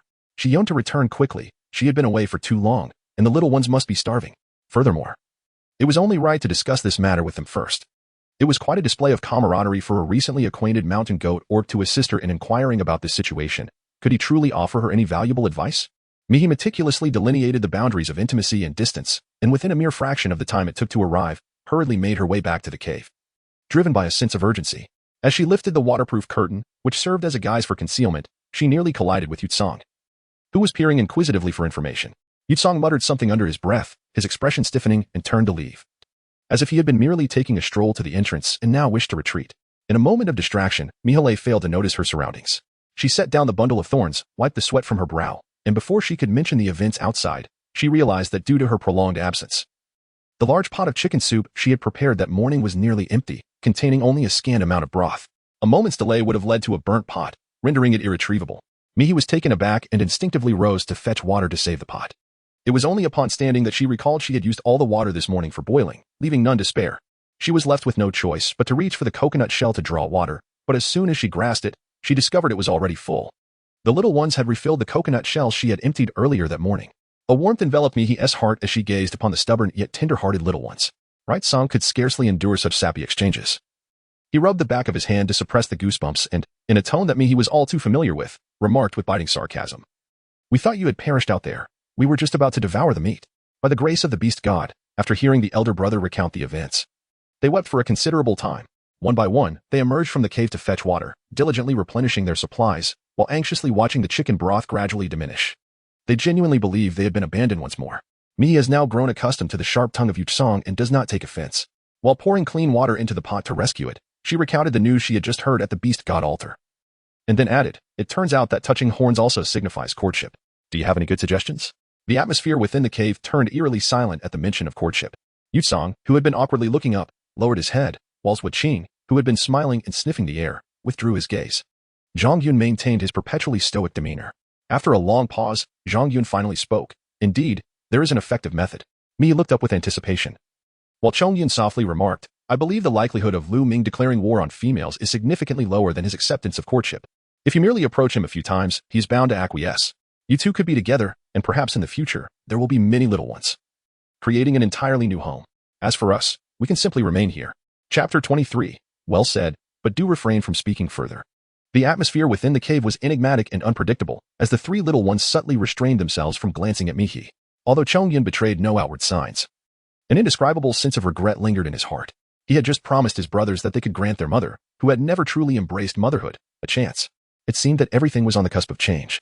They yearned so desperately for a mother's love, yet time and again, they were met only with disappointment. Indeed, they had been deceived once more. This time, they truly should not afford her another opportunity. She was clearly articulating her intentions to them, attempting to soothe their wrath with fleeting kindness, hoping to elicit their consent for her freedom in exchange for a safe departure. Yet, they had fallen for her ruse again. They should not have softened their hearts for mere scraps of food. This was precisely what a mother ought to provide. Other beastly mothers were invariably so nurturing. In the depths of their 3 pairs of sorrowful emerald eyes, a chilling resolve returned. Right Song awaited, biding his time for that treacherous female to depart, after which he would decisively sever her neck. The spark of fury ignited the long-accumulated kindling of old grievances, crackling and burning within their still tender hearts. In but a brief moment, as soon as she left, that flame would engulf everything. Crack. Mi poked the still smoldering embers of the campfire with dry twigs, extinguishing the flames to facilitate the retrieval of the meat, her chatter unabated. You articulated your thoughts well. Perhaps next time, refrain from speaking. If I truly wished to be with Lu Ming, would it not be more direct for me to seek him out? Moreover, when the misunderstanding occurred, you were present. Did I not inquire about Lu Ming's unusual behavior at the first opportunity? At that moment, you too were perplexed.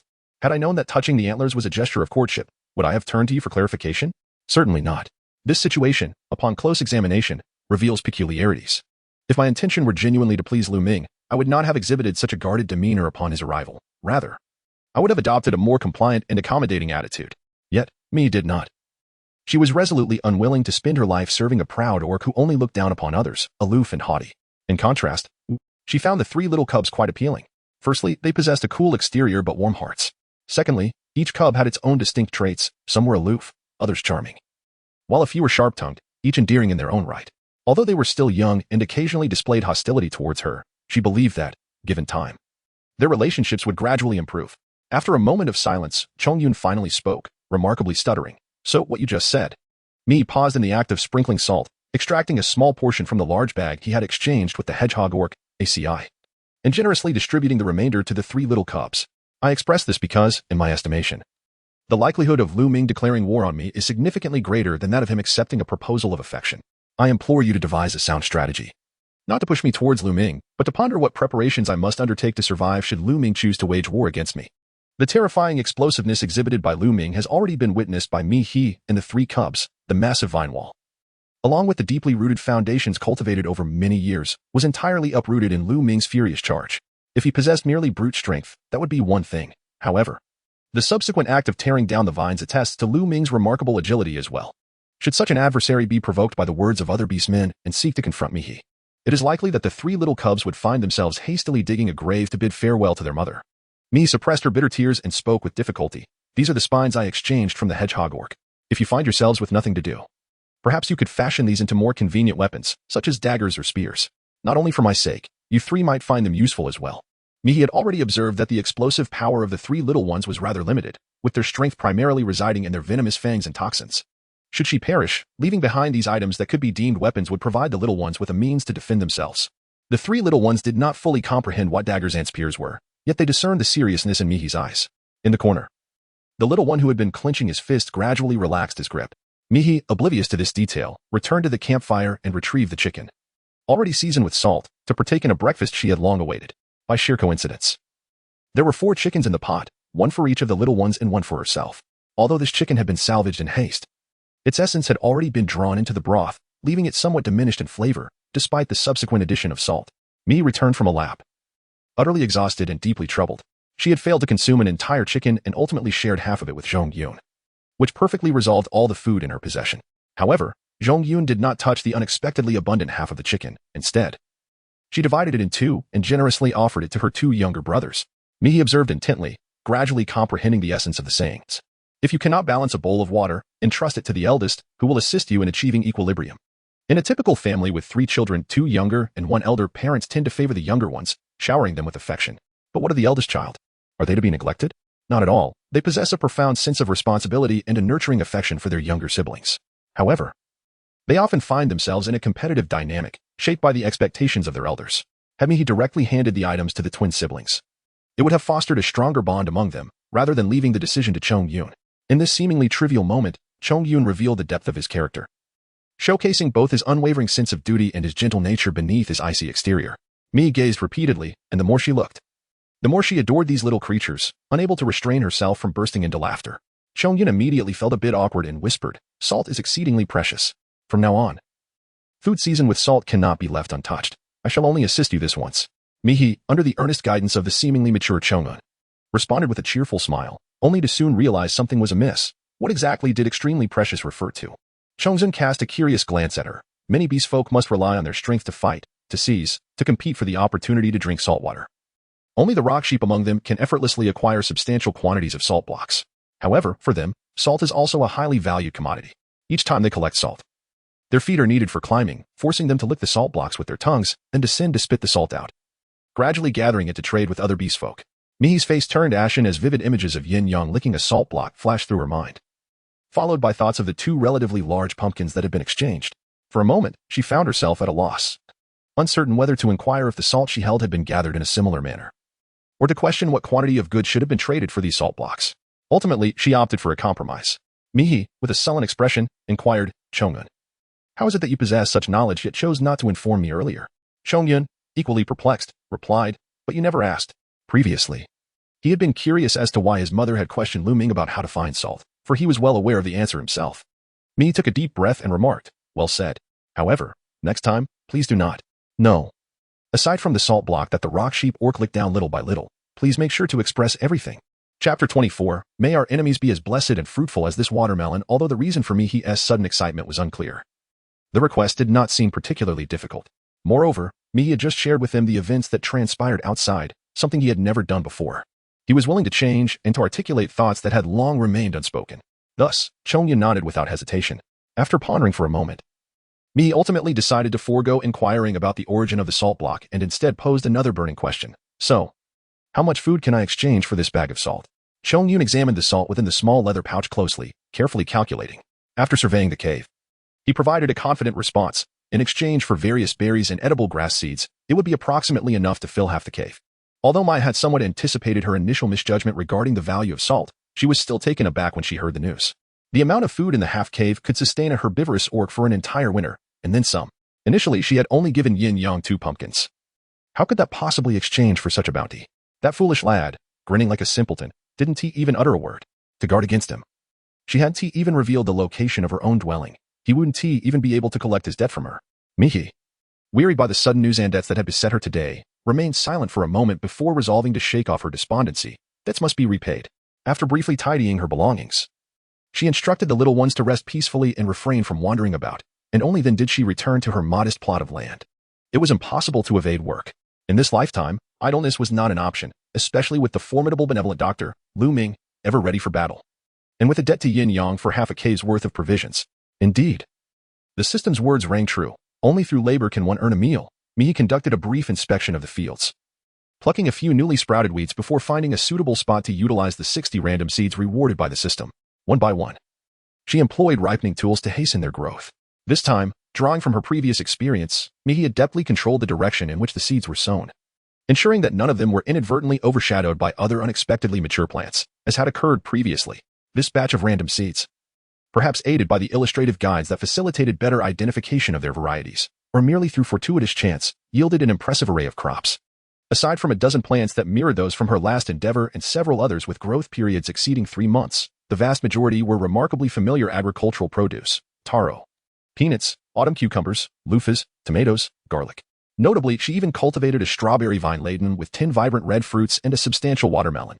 The diversity of fruits within the 2 bags of random seeds was scarce. From the 120 seeds, only these 2 varieties emerged. Furthermore, as these plants belong to the rare early maturing fruit category, capable of ripening within 3 months, their value is rendered particularly precious. Mihi contemplated for a moment, choosing not to harvest all the ripe fruits and vegetables that could linger a while longer. Instead, she delicately plucked a watermelon, reverently carrying it home. Inside the cave, the 3 little ones had just awakened from their slumber, each cherubic face clouded with the disorientation of waking. Mihi set the large watermelon down and gently caressed each small face until Chongyun was fully alert. Only then, in response to the incongruous gaze of disapproval that belied his tender age, did she discreetly withdraw her hand and casually remark, "Wash your hands well. It's time for a delightful feast." Zhua Qing, still enveloped in drowsiness, managed to open one eye at the mention of food, groggily inquiring, "Is there something delicious again?" Once, merely not feeling hungry was a great blessing. Now, the prospect of daily sustenance without the relentless pursuit of hunting, an awakening to deliciousness. Made him question whether he was still dreaming. Right Song, sensing his sibling's thoughts, firmly closed his barely open eyes and declared, "It must be a dream. Go back to sleep, for dreams hold everything. Just look at what they are saying." Mihi gently tapped the foreheads of the two still drowsy cubs before retrieving a stone knife. As the knife was placed lightly on the surface of the melon, without any force applied, a deep fissure appeared on the vibrant green-striped skin. "What a fine melon. It must be exceedingly sweet. After indulging, I shall reserve some seeds. For this fruit occupies space, yet is substantial in weight, brimming with sweetness and moisture. It will undoubtedly be more favored by the beast men than pumpkins. As each vine typically bears between 1 to 3 melons, there is no need for catalytic tools within 3 months with the cultivation of additional land. It is quite possible to settle the debts owed to Yin Yang before winter arrives." Mihi's eyes sparkled as she effortlessly split the melon, revealing its ruby-red flesh. To her astonishment, she discovered something remarkable. This melon was a seedless watermelon. It seemed that the random seeds provided by the system need not be so arbitrary after all. How could it even differentiate such subtle variations of a single type? No wonder her luck had not yielded anything worthwhile. This was not merely a rupture in the melon's rind or a testament to technological advancement. It was unmistakably the sound of her heart shattering. Mihi divided the watermelon into 4 pieces, tears glistening as she savored the succulent flesh, crisp and seedless, seemingly from a specially bred variety, with unparalleled sweetness and juiciness. The 3 little ones eagerly devoured the pulp, and when Mihi raised her head again, they had managed to stuff even the rinds into their mouths.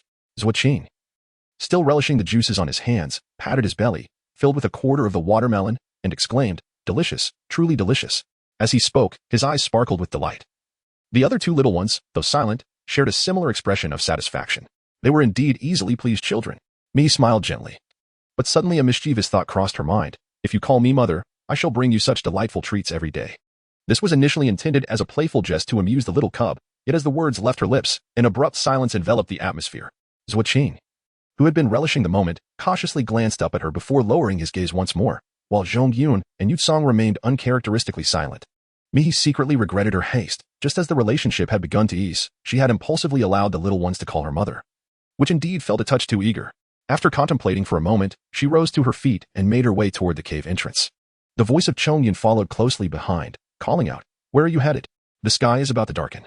Mihi honestly pointed to a series of vines that had previously been torn down by Lu Ming, located not far from the cave entrance. "I remembered that moving things can be quite troublesome. I thought of weaving a few baskets from these vines, which would make it easier to carry things back in the future. I can't walk too far.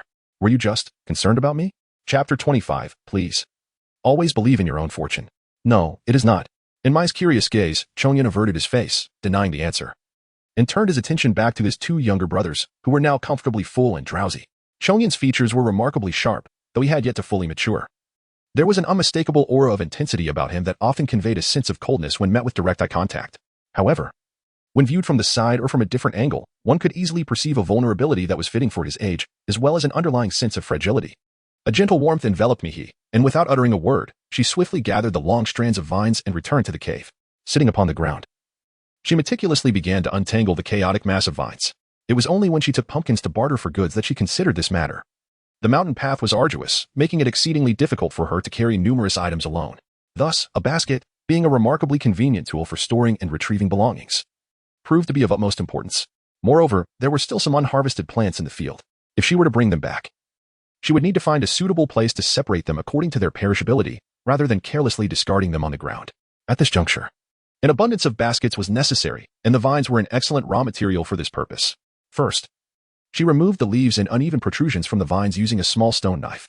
Then, she pulled out 8 strands of vines, each of similar thickness and length, arranging them in a configuration of 4 vertical and 4 horizontal lines to serve as the basket's main framework.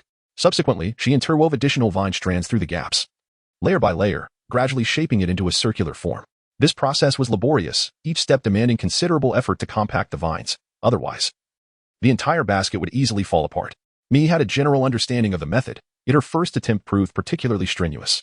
After devoting a full afternoon to the task, she finally completed a basket of a reasonable size, suitable for carrying, just as the sky darkened. Though it lacked aesthetic appeal, was somewhat small and could not accommodate more than 2 large fruits like watermelons or pumpkins. It was undoubtedly adequate for gathering items such as loofahs and taro from the field. Mihi gazed at the task before her, feeling a profound sense of satisfaction. When the familiar voice of the system echoed in her ear once more, ding ding ding, only through hard work can one earn their sustenance. The system detected that the host had independently completed one of the tasks in the tool creation series and thus issued a reminder. Tools are indispensable instruments during labor. They typically empower the user to achieve their objectives with greater ease and efficiency, adding subtle yet significant advantages. Tools originate from humanity, as long as they exist. Opportunities for innovative creations will inevitably arise. Please endeavor to unleash your creativity and replicate or invent tools, whether familiar or foreign, gradually enhancing your life. This series of tasks is everlasting, devoid of a final reward. Successful completion of the Create New Tool objective will yield a reward. Ding dong! Congratulations on completing one of the tasks in the tool creation series, the creation of a basket. The reward for this task is a 10-carat diamond, brilliant round cut with 58 facets, a perfect guardian of your happiness. Notes: 1. The reward for each new tool is triggered only once and cannot be claimed repeatedly. 2. The rewards for this series of tasks are entirely random. Please do not trust in your own fortune. The system's voice had been silent for over a day, and upon hearing it again, Mihi initially felt joy, but upon closer inspection, she gasped in astonishment. Tasks that are persistent and require the self-manufacture of tools are rare, yet there seems to be a rationale behind it, which need not be elaborated upon. However, what use could a diamond, regardless of its cutting style, possibly serve? While she understood its immense value in her previous life, this was the beast era. A 10-carat diamond, weighing merely 2 grams, would hardly be audible if tossed to lure an enemy, would it? Ultimately, did the system inadvertently let slip its true intention? It seemed to suggest one ought not to trust in their own luck. Did it not? Does it truly lack any sense of autonomy? Mihi's heart was filled with bewilderment as she called out twice more, yet the system remained silent, only placing a dazzling, peanut-sized diamond into her palm before falling quiet once again, as if it had died anew. Left with no other choice, Mihi tucked the diamond away. Noticing the late hour, she began preparing a meal for the little ones.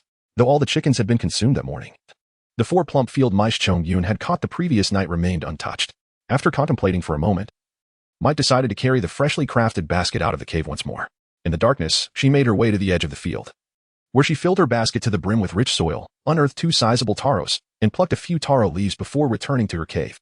She prepared the field mice by skinning them and washing them clean, then briefly immersing them in boiling water for disinfection. Fragrant ingredients such as chopped green onions, cilantro, chili peppers, and garlic were stuffed into the bellies of the mice, while a sprinkle of salt and a gentle rub of sand ginger were applied to the skin. At last, she arrived at the most crucial step, wetting the excavated soil to form a pliable mud, which she meticulously layered around the mice wrapped in taro leaves, creating a mud package suitable for roasting over an open fire. This technique echoed the traditional preparation of beggar's chicken, and as a seasoned chef, Mai executed it with remarkable skill. The only minor shortcoming was that she had finished the chicken soup she had prepared earlier that morning, leaving her with no choice but to use the field mice instead. Nevertheless, she was content, and she repeated the process 3 more times, placing all 4 mice into the flames to roast, while waiting for them to cook. She did not remain idle. She fetched water to moisten the soil and began to mold clay with her bare hands, aspiring to create something she had never attempted before, a clay vessel. Although she had a few coconut shells that could barely serve as makeshift dishes, their fixed size was inadequate for storing or fetching water, which proved to be a significant inconvenience. After depleting their water supply the previous day, the little ones had helped her draw more, but the scant amount held in the corner coconut shell barely filled half a pot, leaving her nearly short this morning. Initially, the priority had been sustenance, with little thought given to the utensils used.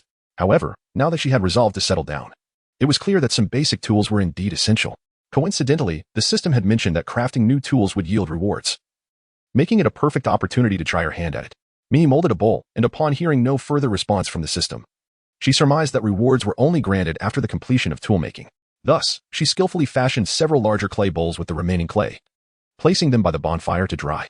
She then commenced the creation of a large clay water jar. However, fortune did not favor her this time. Perhaps the coarse soil from the field and the insufficient amount of clay were to blame, as the walls of the water jar consistently collapsed during the stacking process. After several unsuccessful attempts, Mihi remained unperturbed. While contemplating where to procure finer clay for the water jar, she deftly extracted several still-warm clay bundles with a wooden stick. Without further ado, she demonstrated by forcefully breaking open the clay, revealing the clean and thick, savory flesh of a rodent, which released an enticing aroma that enveloped the entire cave. The little ones had already observed Mihi's actions. They did not question why she instructed them to eat clay, nor did they inquire about her unconventional cooking method. Instead, they obediently grasped the clay bundles, patiently waiting for their elder brother to carefully tap away the outer clay with a stone before gently feeding it into their mouths. Truly reliable. In a clandestine manner, Mihi discreetly pinched her scalded hand in a place unseen by the little ones, pondering to herself, making her yearn to address Chongyun as brother. Chapter 26. The Oath of the Wicked Female. The little ones devoured their food with remarkable speed. Mihi, too, tore off a small piece of the field mouse meat and placed it into her mouth. In that fleeting moment, as the succulent morsel, infused with its rich juices, rolled onto her tongue, she could only think of 8 words: tender, luscious, and uniquely flavorful. The field mouse, having scurried about each day, possessed little fat, rendering it entirely non-greasy. Wrapped in taro leaves and steamed in the earth, it emanated an enticing aroma of plants. Today, with the addition of salt and ample seasoning, the meat was not only delectable but even the bones were crisp and devoid of residue, yielding a satisfying crunch, accompanied by an extraordinary fragrance, truly leaving a lingering taste that was hard to forget. Mi leisurely savored her meal. While the little ones had already devoured the 3 field mice in a whirlwind of appetite, Zhongyun wiped the mouths of her 2 younger brothers, urging the drowsy Zhuqing to rest. Suddenly, she glanced at Mihi and inquired, "You mentioned that we need not hunt. What shall we eat in the future?" This question was indeed difficult to answer. Mihi had been contemplating deeply, although she now possessed fields and a system that could yield basic food supplies. These were sufficient for her, but the young ones, being carnivorous beast men, required meat. The rabbits from the day before yesterday, the chickens from yesterday, and the voles from the day prior provided a stable source of meat, all of which were acquired through their hunting efforts. Initially, she had boasted in front of the cubs that they need not venture into perilous territories to hunt. They could simply remain in their burrow and await her return. But where was the meat to come from? It wouldn't simply materialize out of thin air, would it? Even she, an adept traveler with a system, dared not assert that the next reward would certainly include meat. No, let alone rewards, she was uncertain when this elusive system would refresh and present new tasks, much less provide rewards. Should she continue to allow the cubs to venture out to hunt? After all, they had returned safely from their previous endeavors in the silence. The perceptive Chongun seemed to discern something and swiftly reached a decision. We can still go hunting and bring the food to you every morning. However, we may not always succeed, so you must promise not to become angry or chastise us if we return empty-handed. If we sustain injuries, you must not cast us out of the burrow. If you could extend a little more assistance, we would repay you with bountiful hunts once we recover. And if I were to be away for several days on a hunt, you must not withhold food from Zhuqing and Yutsong Chongjun with his keen mind contemplated several possible scenarios. Once he felt he had expressed all he wished to convey, he slowly ceased speaking. That should suffice. If you are willing, please swear before the beast god. He fixed his gaze intently on Mihi, awaiting the expected response. Not only him, but the other 2 cubs, who had previously been drowsy after a hearty meal, now widened their eyes and stared fixedly at Mihi upon hearing their elder brother's words. They sensed that the unfriendly female seemed somewhat different, yet their instinctual wariness, compounded by years of mistreatment, made it difficult for them to accept this sudden kindness, even if the female was their mother. Thus, a transaction appeared to be the most prudent choice. The beast god was known across this vast land. As long as Mihi was willing to swear before him, a pact could be established. They would hunt for Mihi, and she would provide them with a temporary refuge, allowing them to grow up safely. This arrangement was already a blessing. Not to mention the fulfillment of Mihi's prior promise to nurture them, such a notion seemed utterly unattainable, and they had never dared to entertain such a fantasy. The cubs lowered their eyes, concealing their expressions from view.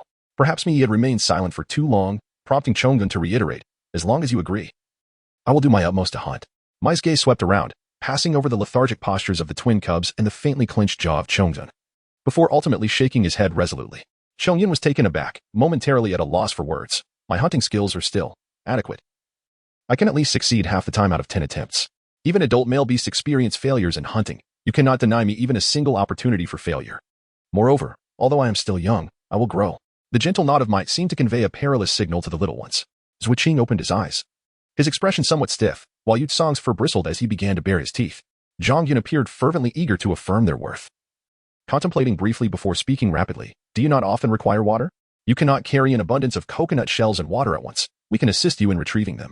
We can also accompany you to your usual haunts, helping you gather your belongings. If you wish to play in the mud, we can assist with that as well." The latter remark referred to Mai's somewhat peculiar gesture of molding clay, as perceived by them. Zhongyun seemed poised to utter more, yet Mai gently interjected, "Zhongyun, I have already stated that you need not hunt."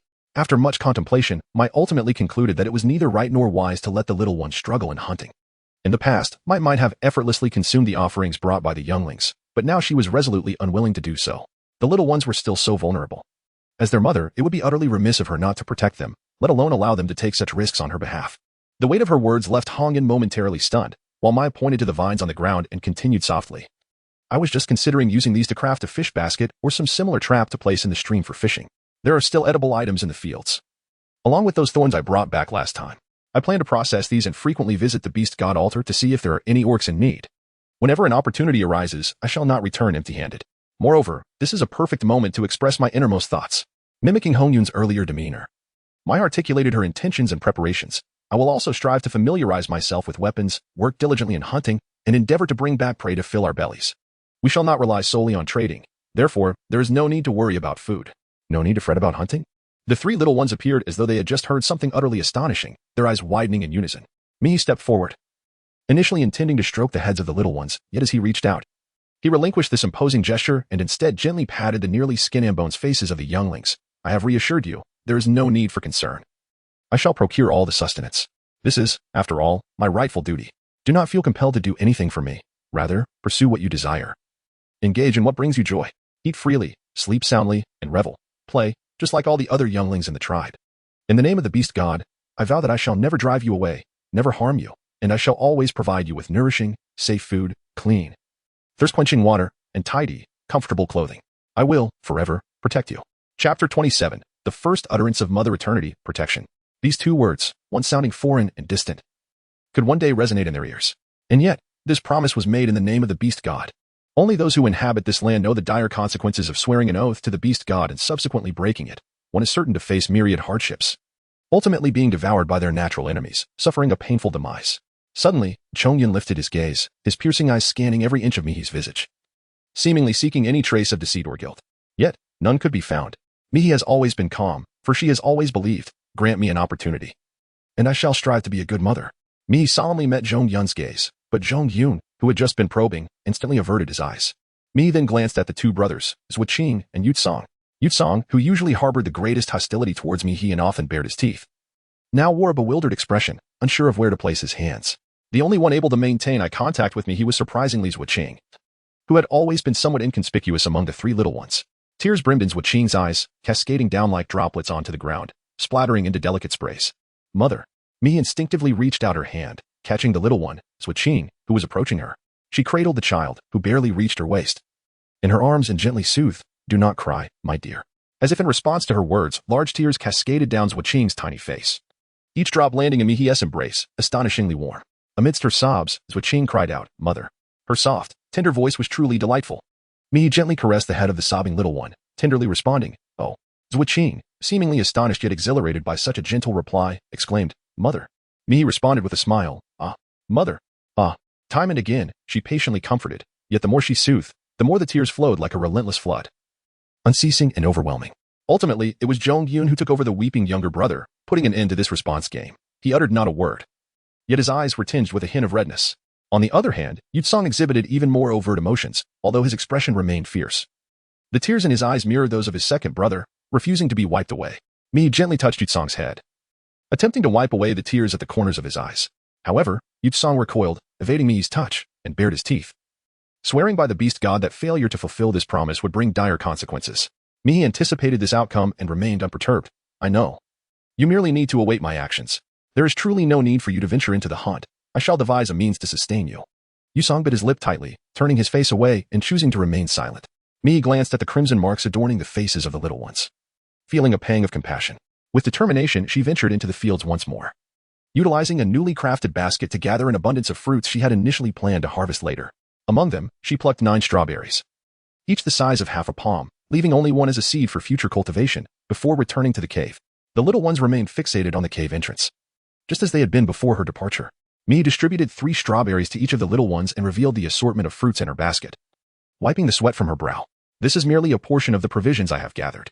We can indulge in some now, and tomorrow I shall cook the remainder to trade for other goods."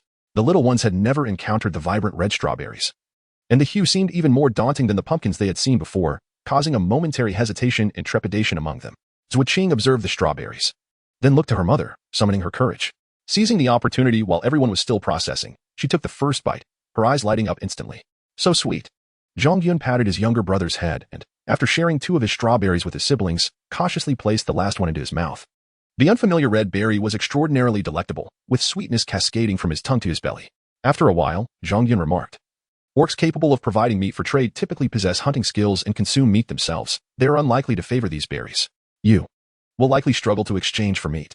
Mihi understood that the young one was reminding her. She tidied up the fruits and vegetables strewn across the ground while simultaneously crafting a vine fish trap. As she articulated her thoughts, she reflected, "It is not as it seems. This morning, when I ventured to trade for spikes, I discovered that the altar was predominantly a barter system.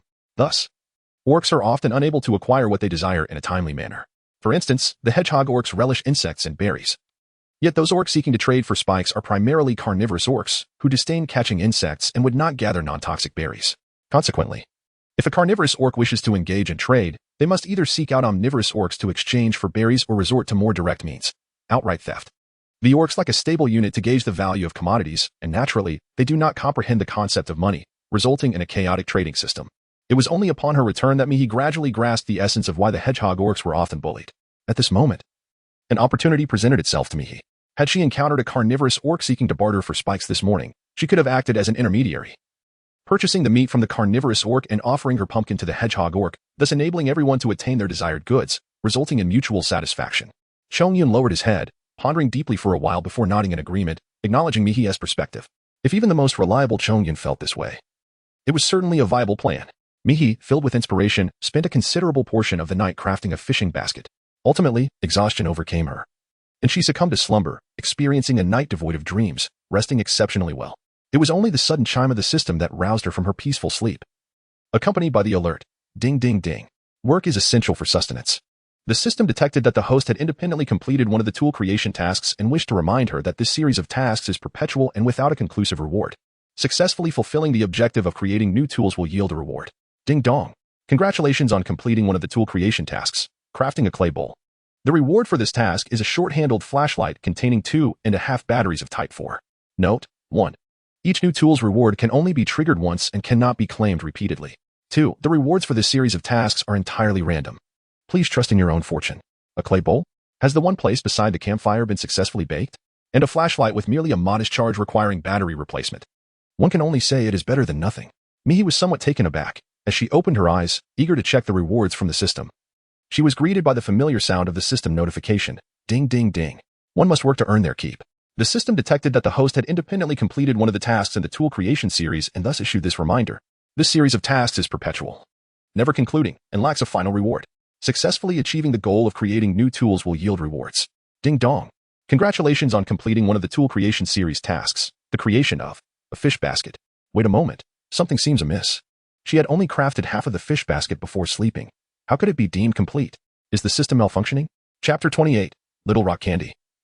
Sweet Mouth Mihi suddenly turned over, inadvertently knocking into the fish basket placed beside her. Upon closer inspection, she realized that the basket, which she had only partially woven the night before, had indeed been completed. The individual who finished it appeared to lack proficiency, tightening the rim of the basket excessively. However, by a stroke of serendipity, this clumsiness resulted in the basket taking on a shape that facilitated easy entry but made exit quite challenging. Who could have possibly assisted her in this endeavor? Mihi stood in astonishment, gazing at the few little cubs curled up and fast asleep not far away.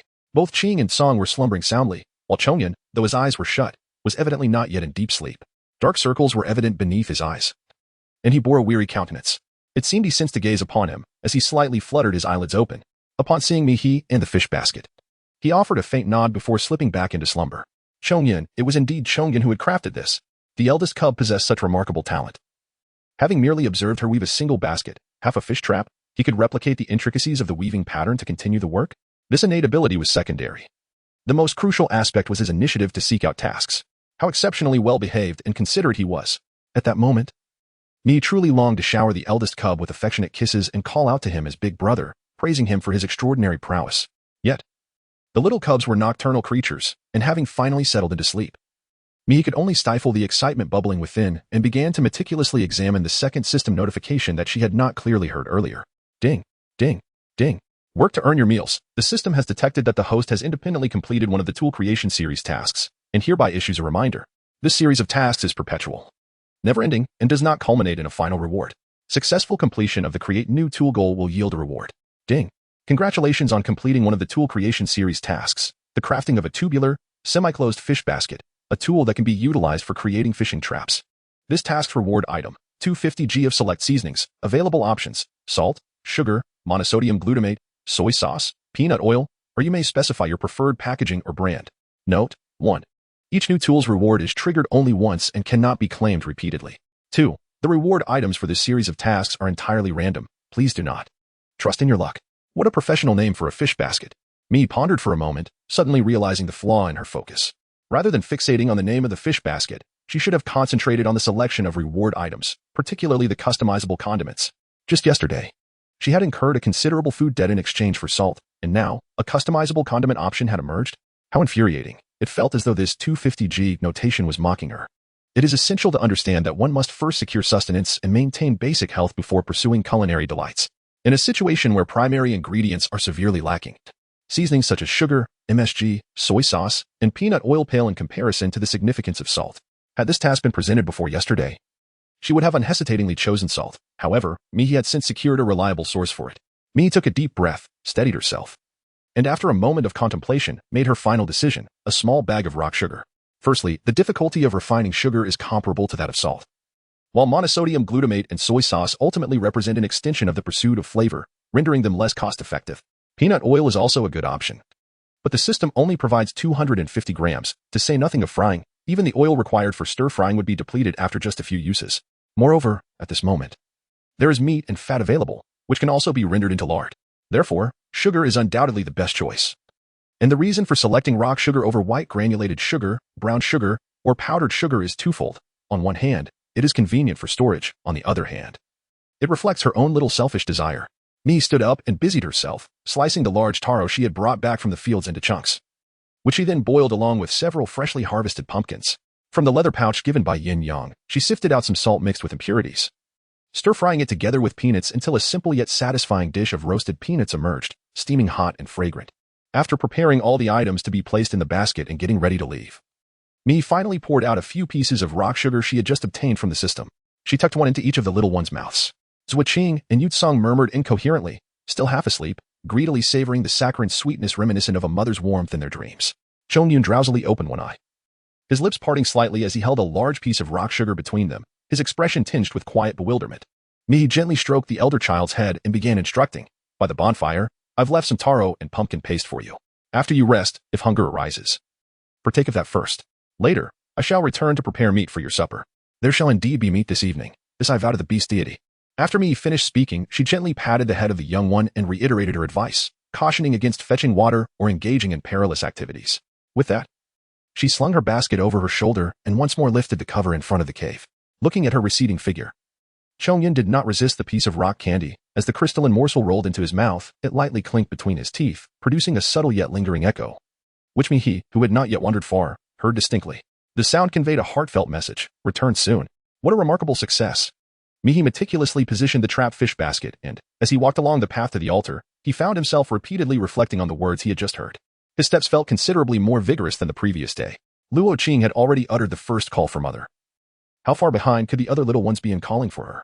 Yu Tsong, who was already somewhat proud, and Chong Yun, with his delicate sensibilities, would undoubtedly take time to trust Mihi for the sake of their two younger brothers. It was only natural for them to harbor some concerns. In fact, it was likely that he would lend a hand and even offer reminders about returning home. It would not be long. Mihi felt a surge of joy as she arrived near the beast god altar in less than half the time it took yesterday. To her surprise, she neither encountered Yin Yang nor a CI, and the orcs waiting to trade today were entirely different from those of the previous day. Several orcs bore fierce expressions, making them seem rather unapproachable. However, upon reflection, this was not particularly difficult to comprehend. After all, the orcs who chose to bring items for trade were those who possessed surplus goods deemed useless to themselves. They typically engaged in trading only once, departing with items that pleased them, rather than setting up stalls for the sake of it. Mihi composed herself and approached the most formidable-looking orc she could find, settling beside him in hopes of seizing an opportunity for trade. The imposing orc bore the countenance of a hippopotamus, with a robust and fleshy visage that exuded an overwhelming aura. The moment Mihi sat down, he emitted a discontented grunt from his nostrils. Mihi recognized that despite their fearsome appearance, this carnivorous species was generally mild-mannered, and thus, she felt no trepidation. However, upon confirming that the creature before her was a dead crocodile exceeding a meter in length, she initiated conversation. "You wish to exchange the crocodile meat for some edible plants, correct?" The hippopotamus orc seemed to harbor a distinct disdain for Mihi. Upon hearing her words, he did not even spare her a glance, responding instead in a deep, resonant voice, "And what of it? What can a female like you, who neglects her own offspring, possibly offer to feed mine?" Chapter 29. Several dozens of pounds of meat. Mihi was taken aback by his words for two reasons. First, she was certain that she had never encountered this hippopotamus orc before, leading her to the unsettling conclusion that her notorious reputation for being unkind to her young was widely known among many orcs. Despite her lack of knowledge about him, he seemed to possess considerable insight into her character, a disadvantage for any potential trade, as it would likely require significant effort to regain his trust. Second, although difficult to discern, it was evident from her voice that this hippopotamus orc was also female. In contemporary times, most females were petite and lacked the distinctive features of orcs, rendering their original lineage unrecognizable. Yet, the sight of such a robust hippopotamus female was indeed a rarity. Although Mihi had no intention of making a disparaging remark about her appearance, it was beyond her expectations, leaving her momentarily speechless. Noticing Mihi's silence, the female hippopotamus displayed visible irritation. Keep your distance. I do not like you. Hippopotamuses, as mammals, typically bear a single offspring and nurture them with great care, with a lactation period extending to a year, far surpassing the gestation period of many other orc species. Consequently, their affection for their young far exceeds that of many irresponsible orcs, naturally resulting in her aversion towards Mihi, who bore such a notorious reputation. Mihi, without hesitation or indulging in futile justifications, swiftly grasped the crux of the matter. You just mentioned that you wish to provide sustenance for your young one, correct? What does your offspring desire to eat? Upon the mention of her young, the female hippopotamus finally cast a glance at Mihi, yet her words dripped with disdain. What could a female like you, who must constantly trail behind a male just to sate her hunger, possibly offer? Meat? My young one does not consume meat. Furthermore, if you possess food, it would be prudent to feed your own offspring, rather than allowing them to rely on the riverbank for sustenance. As Mihi listened to these words, a heaviness settled in her heart, not due to the preceding mockery, but because a hippopotamus, which typically dwells in the water, must have seen its 3 little ones drinking and becoming satiated in the river, prompting the final remark. The little ones, in the past. A certain part of her heart ached faintly, yet Mihi quickly composed herself, methodically extracting the items from her basket: boiled taro, pumpkin, peanuts, cucumbers. One by one, she presented them before the female hippopotamus. Mihi refrained from justifying her past actions. Instead, she sincerely stated, I acknowledge that I have not treated the little ones well before, but I now seek an opportunity to make amends. I can find plenty of edible fruits and vegetables. Yet my little ones require meat. They cannot subsist solely on these items, which is why I ventured out to exchange for some meat. If you have any to spare, even a small amount, I would be immensely grateful. Having heard of her previous reputation, the other party might perceive her words as mere justification. Thus Mihi chose to refrain from defending herself, opting instead to thoroughly explain her current situation. The other party, a beastman fond of younglings, might be swayed by her honesty. Indeed, sincerity is an unwavering weapon. Upon hearing Mihi's words, the female hippopotamus, who had initially worn a face of disdain, relaxed her layers of blubber, asking, Are you certain you will feed the little ones? Mihi nodded repeatedly, recalling the scene from the previous day when the little ones had compelled her to swear an oath before the beast god. Resolutely, she pointed at the statue of the divine beast and vowed, If I do not provide for my little ones, let the beast god allow me to be bitten by an enemy, bleeding to death this very moment. This was an oath of considerable gravity, even among the orcs, who harbored no ill intent. Few dared to make such a declaration directly towards the statue of the beast god. The female hippopotamus believed half of the oath, yet hesitated upon noticing the items lying on the ground. Well, very well. What do you have here that the recently born little ones can consume? It must be something soft and easy to swallow. My little ones have injured their mouths while teething and are now covered in wounds. Mihi pondered for a moment before retrieving a coconut shell brimming with sweet pumpkin puree. The pumpkin, naturally rich in sweetness and stickiness, had been enhanced with a few pieces of sugar during her cooking, rendering it irresistibly delectable, although it was meant to be her breakfast. Upon noticing the young one in the other's hands, she unhesitatingly offered it. Initially, she anticipated that the female hippopotamus would take a taste before deciding. But to her surprise, the creature merely cast a glance, then averted her gaze, fixing Mihi with an expression tinged with indignation. What do you expect me to do with this? Do you truly consume such filthy fare? I can't believe I trusted you for a moment. You truly are as dreadful as the rumors suggest, the worst of the worst. Mihi took a sip in front of the other, causing the initial fury of the female hippopotamus to vanish entirely, replaced by a look of astonishment. How do you consume that kind of thing? As soon as Mihi heard the term dirty thing, she anticipated what the other party might imply, and she couldn't help but smile wryly. It was not truly a dirty thing, merely resembling something due to its yellow hue. With composure, she extended the coconut shell towards the female beast opposite her, saying, You shall discover for yourself. The female hippopotamus, skeptical yet intrigued, replied, If you dare to deceive me, I shall surely bite you to death. Mihi did not shy away, as the female hippopotamus took a sip of the thick, sticky pumpkin puree. Instantly, her eyes sparkled with delight. What is this? It is exquisite, soft, and fragrant, reminiscent of a mother's milk. With great effort, the female hippopotamus refrained from indulging in a second sip, for she had already resolved that such a delectable treat must be shared with her little ones. Mihi smiled gently, delicately pinching a piece of cut sweet taro and bringing it to the lips of the hippopotamus. This time, the female hippo showed no hesitation, opening her large mouth to savor the morsel. Then, as if illuminated by a sudden realization, before she could utter a word, Mihi presented a tender, flower-adorned cucumber for her to taste. The hippo's eyes sparkled with delight. Unable to contain her enthusiasm, she sampled nearly everything from the basket, and without a moment's pause, she proposed her offer. You give me all these delicacies, and I shall provide you with half a crocodile. Half a crocodile. Observing the creature sprawled on the ground, measuring at least a meter in length and weighing a substantial amount, this exchange was astonishingly advantageous. Perhaps the hippo was also driven by a sense of sympathy for herself and her young ones. A fleeting thought crossed Mihi's mind. and she promptly placed everything she had brought out today into the spread hide of the female hippopotamus. Without hesitation, the hippopotamus opened its massive jaws and sank its teeth fiercely into the belly of the crocodile lying on the ground. The crocodile was torn asunder, and the hippopotamus offered half of it to Mihi. The meat was so heavy that Mihi could not catch it, allowing the crocodile flesh to fall at her feet. The hippopotamus, with one hand holding the food Mihi had prepared and the other grasping the remaining half of the crocodile, seemed intent on exchanging it for something else. Yet, even in her hurried demeanor, after taking a few steps, she turned back to admonish Mihi. Ensure your little ones are well fed. If I ever see them again at the riverbank, drinking to their fill, you shall never again think to let them drink from the waters where our kin dwell. Mihi nodded repeatedly. The stout female hippopotamus pondered for a moment, resembling a concerned guardian, and continued to advise, this crocodile skin is quite tough. Do not allow your little ones to gnaw on it, as it may damage their teeth. Without a moment's hesitation, Mihi replied, rest assured. Who would seek out a crocodile merely to sharpen their teeth and end up damaging them? Wait, why does this scenario sound so familiar? Mihi's words abruptly ceased, and after a considerable pause, she finally managed to utter, surely your little cub did not ruin its teeth in such a manner, did it? That is a crocodile we are speaking of. What sort of mind and what formidable biting strength would dare to engage in such an endeavor? The female hippopotamus nonchalantly nodded, as if accustomed to such occurrences, and departed without a backward glance. Mihi gazed at the sturdy and broad silhouette before him, then cast his eyes upon the severed half of the crocodile lying on the ground. He could not help but internally exclaim, hippopotamus, indeed formidable, in every conceivable aspect. They possessed remarkable strength, even their mentality surpassed that of ordinary beast men. Chapter 30, A Difficult Choice. Mihi watched as the female hippopotamus departed, glancing at the crocodile on the ground, pondering how to transport such a substantial piece of meat back to the cave. Suddenly, a nimble shadow appeared before him. Following the direction of the shadow, he raised his gaze to behold the sunlit smile of Yin Yang. Mihi was momentarily taken aback, then smiled. What a coincidence. Yin Yang scratched his head, looking somewhat embarrassed. It's not really a coincidence. I've been waiting here for my sister. When you arrived, I wanted to call out to you. But I'm not as tall as the other beastmen, and it seems my sister didn't notice me. Yesterday and today, he donned the same attire, except that the small pouch of salt was absent from his back, and his hands bore no signs of any harvest. Indeed, as Chongyan had mentioned, the salt pouch was of paramount importance to every rock goat beastman, even though only the rock goat beastmen could harvest salt from the cliffs. The task was far from easy. It was not merely a matter of desire.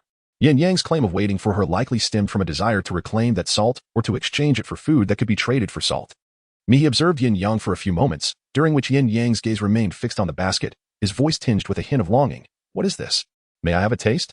Allow me to savor it as well.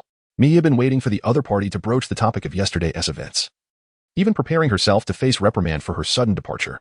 After an extended wait, she was utterly taken aback by the unexpected remark. She glanced at the basket, empty, as that female had just taken everything away. This was akin to stirring a hornet's nest. Yin Yang's previously eager expression swiftly morphed into one of despair. How could this be? I waited all this time just to savor another bite of yesterday's pumpkin. The pumpkin is gone, simply gone. And really, for the sake of her little cubs, she refuses to let anyone else eat their fill. Her cub can bite through a crocodile. It merely grazed its mouth while doing so. It's not as dire as she claims. Just earlier while I was climbing, I saw her cub voraciously devouring leaves. Yin Yang mimicked a few actions of gnawing on leaves, which made me unable to stifle her laughter. After rummaging through the basket for a while, she found a half piece of taro wedged in the crevices and offered it to him. This is quite delicious as well. To give it a try and see if you like it. Yin Yang's eyes suddenly brightened, and he promptly stuffed the fragrant piece of taro into his mouth. As the slippery, delectable morsel entered his mouth, he hadn't even taken the time to savor it before he could register. His instinctive craving for sweetness led him to swallow it whole. The soft, fragrant aroma of the food vanished almost instantaneously, leaving Yin Yang on the verge of tears. What should I do, sister? It's gone in an instant, and I'm even hungrier now. Indeed, he was a young beastman. That slightly petulant tone inexplicably reminded me of her own younger child. After some contemplation, she proposed, how about this? You help me bring that crocodile back to my cave, and I'll prepare something else for you to eat, all right? Yin Yang nodded eagerly. Sister, you're so kind. Willing to make food for me. From now on, I will share my salt with you as well. Mihi felt somewhat puzzled. Yesterday could not have been your first time exchanging salt for goods, could it? My little cub mentioned that your salt is far more valuable than my 2 pumpkins. I initially thought you were here waiting for me to return your belongings. Or perhaps seeking the remainder of the food. How is it that you still perceive me so favorably? Moreover, why would you be willing to part with all your salt? This little beastman cannot be simple-minded, can she? Yet, upon further reflection, there seems to be something amiss. A bag of salt and 2 pumpkins represent a standard of value she may have been unaware of. And the confusion stemming from Lu Ming's declaration of war may have clouded her judgment. Yin Yang, it appears, frequently engages in transactions around the altar. How could she be oblivious to this? Yin Yang maintained that soothingly pleasant smile, even gently stroking her own ram's horns, of course. Observing your sister's demeanor towards a CI, I have discerned that you are not as malevolent as the rumors suggest.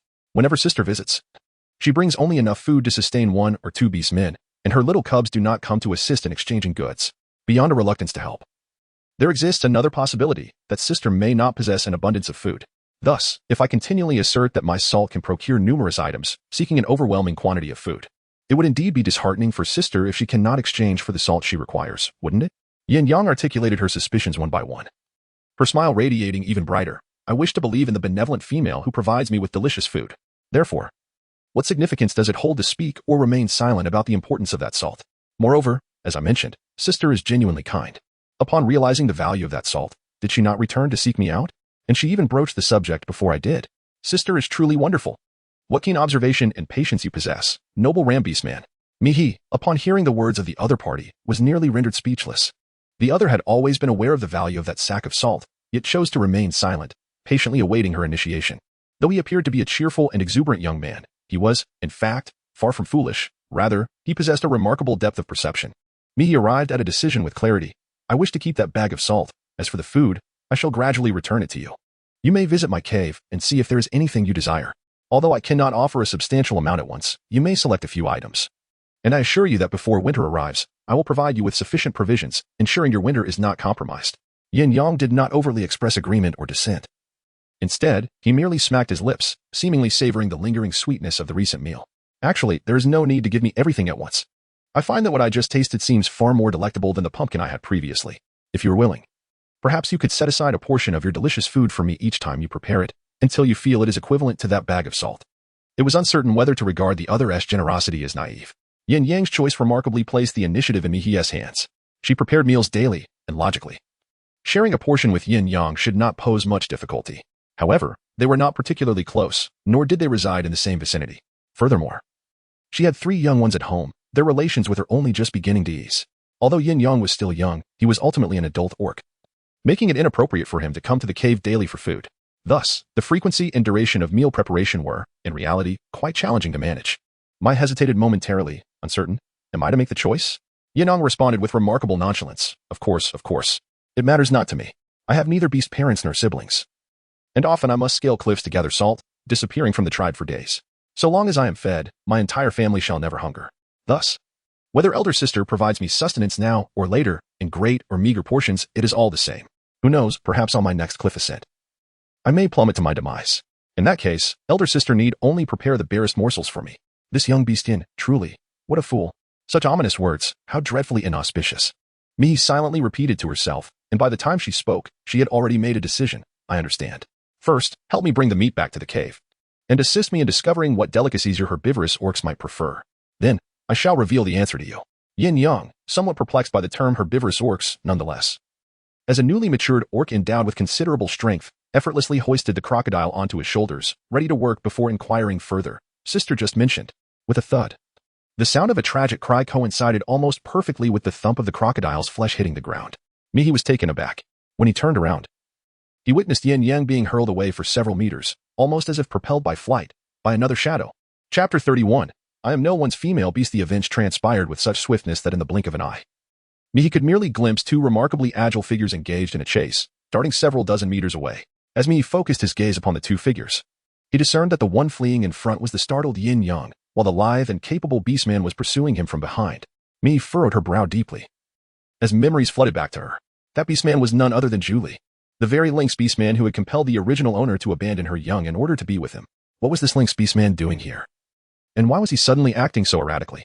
Mihi quickened his pace to catch up, only to witness Yin Yang nimbly evading the relentless assaults of the formidable predator. Cornered against the beast god altar with no retreat possible, he decisively demonstrated astonishing agility by ascending vertically, literally scaling the near-vertical stone statue walls with effortless grace. To hear of Mountain Goat's legendary climbing prowess is one matter. To behold it firsthand transcends mere description. Mihi was nearly dumbfounded as he watched Yin Yang ascend the towering statue with remarkable speed. The creature clung to the statue in a manner that suggested it was suspended in midair, leaving him momentarily at a loss for words. How impressive! Yin Yang stood firmly atop the statue, finally relieved to see that the figure pursuing him had not caught up.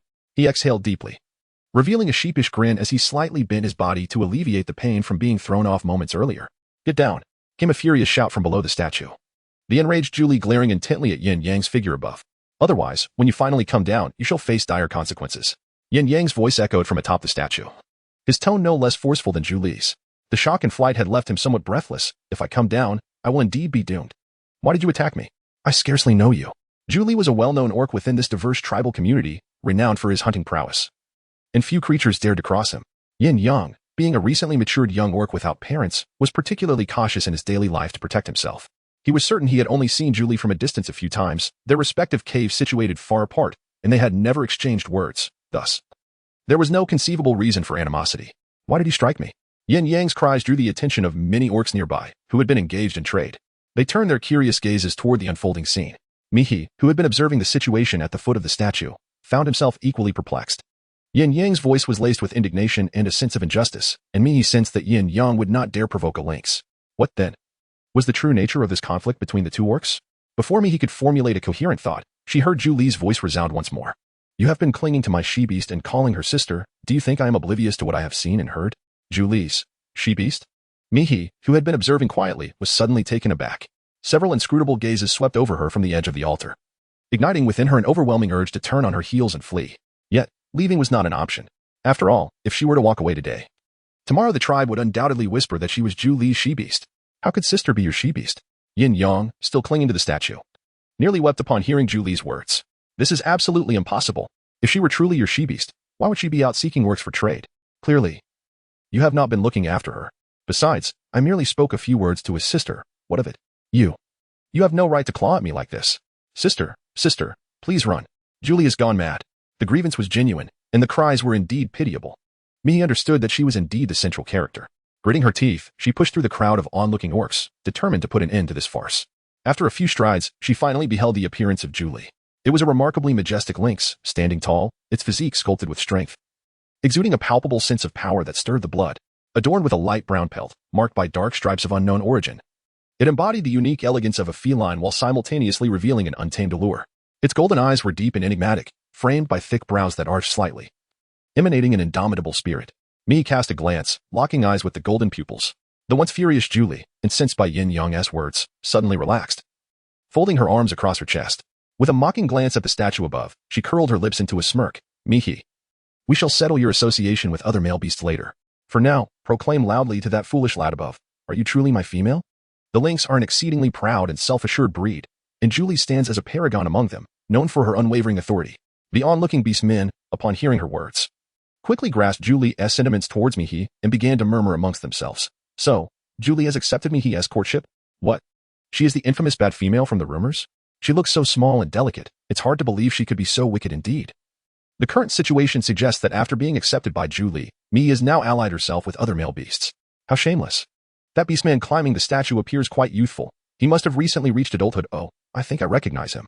He often traded salt blocks around the altar before he came of age. He is probably only a few years younger than this female's young cubs, right? Now that you mention it, he does seem familiar. By the way, doesn't this female have 3 little cubs? Julie, so proud, had vowed not to rear cubs for other males. If the previous bad female intended to harm her own cubs, has she succeeded now? Indeed. We haven't seen those 3 poor little cubs out hunting these days. Ew, beast god above, please punish this wicked female. The beast men, in a cacophony of voices, spat out words like nails, piercing into Mihi's very being. Mihi paid no heed to the surrounding voices, standing firm as she raised her voice slightly amidst Julie's rather smug expression, declaring, I am not your female beast. Julie lifted his head high, directing his gaze towards the yet-to-descend Yin Yang, and inquired, did you hear that clearly? Come down, would you? The astonished murmurs of the onlooking beast men jolted Julie back to reality, and with an incredulous tone, he looked down at Mihi, asking dangerously, what did you say? Mihi inhaled softly, I am not your mate. I am engaged in a transaction with Yin Yang, and it is you who has disrupted us. Regardless of any misunderstandings that may have arisen, I kindly ask you to leave and refrain from causing us further inconvenience. As her words echoed in the air, her golden pupils suddenly locked onto Mihi, while the astonished murmurs of the onlooking orcs surged in intensity. No. Wasn't it said that this wicked female was pursuing Julie? This seems rather inconsistent. Chapter 32, The Deceitful Female. What are you saying? The lynx orc appeared not to have understood fully, articulating each word deliberately, his golden eyes directed at Mihi, radiating an icy disdain. Rather than merely gazing at Mihi, Julie scrutinized her, evaluating her as one would assess a prey yet to be fully subdued. Still clinging to life and attempting to flee. He was one of the finest hunters, never misjudging the trajectory of his quarry. Thus, when Julie genuinely failed to discern any hint of jest upon the delicate visage before him, his entire being tensed with a primal instinct, adopting an aggressive stance. To be scrutinized by such a powerful adult male orc, claiming not to feel fear would undoubtedly be a falsehood. Before Mihi spoke. She was well aware that her words would undoubtedly provoke Zhu Li, and thus she had mentally prepared herself. However, when faced with Zhu Li's wrath, the sensation was entirely different. Her heart raced violently within her chest, and instinctively, Mihi reached into the small pocket she had sewn into her animal skin skirt. Seeking the hedgehog quill she had acquired the previous day for courage. Yet, as her hand delved inside, she instead encountered a packet of rock candy. In that fleeting moment, the urge to retract her statement and plead for mercy, which had been compelling under the oppressive presence of the formidable beast, dissipated almost entirely. The little ones had enjoyed the rock candy that morning and had urged her to return home promptly. If she were to truly backtrack, what would that signify for the little ones? Mihi slowly withdrew her hand from her bosom, locking her gaze onto Zhu Li's imposing eyes. I am not your beast. Nor am I the mate of any beast man. I am merely a mother, a nurturing creature. I have come here solely to barter. As my little ones await my return at home. Mihi spoke with utmost seriousness, yet Zhu Li seemed to find amusement in her words. Scoffing lightly, surely you do not mean those 3 little cubs who can hardly catch prey, only subsisting on berries and water, do you? Might I remind you that it was you who initially insisted on entangling yourself with me, adamantly wishing to be my mate. All the while professing your disdain for those 3 little ones and claiming you would find a way to dispose of them. Before the final syllable could escape her lips, Mihi had already surmised what her former self, with this body, would have uttered. Yet those sentiments were by no means reflective of Mihi's current intentions. Before the other party could utter more venomous words, Mihi preemptively interjected, No, I do not wish to be your mate. The sudden denial left all the onlooking beastmen momentarily stunned. What is the meaning of this?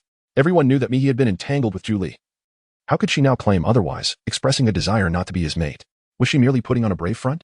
The gazes of the beastmen seemed to pierce through Mihi, while Zhu Li's eyes reflected suspicion and confusion as palpable as the air around them. Yet, Mihi remained remarkably composed. Those words were never true from the outset. My initial pursuit of you was solely to provide for myself and my 3 young ones. If you refuse to accept my 3 little ones, I shall never abandon them. This is precisely why I have not sought you out again. We have reached a point where nothing can transpire between us. It was evident that she was not seeking a mate, but rather a hunter capable of providing for her offspring.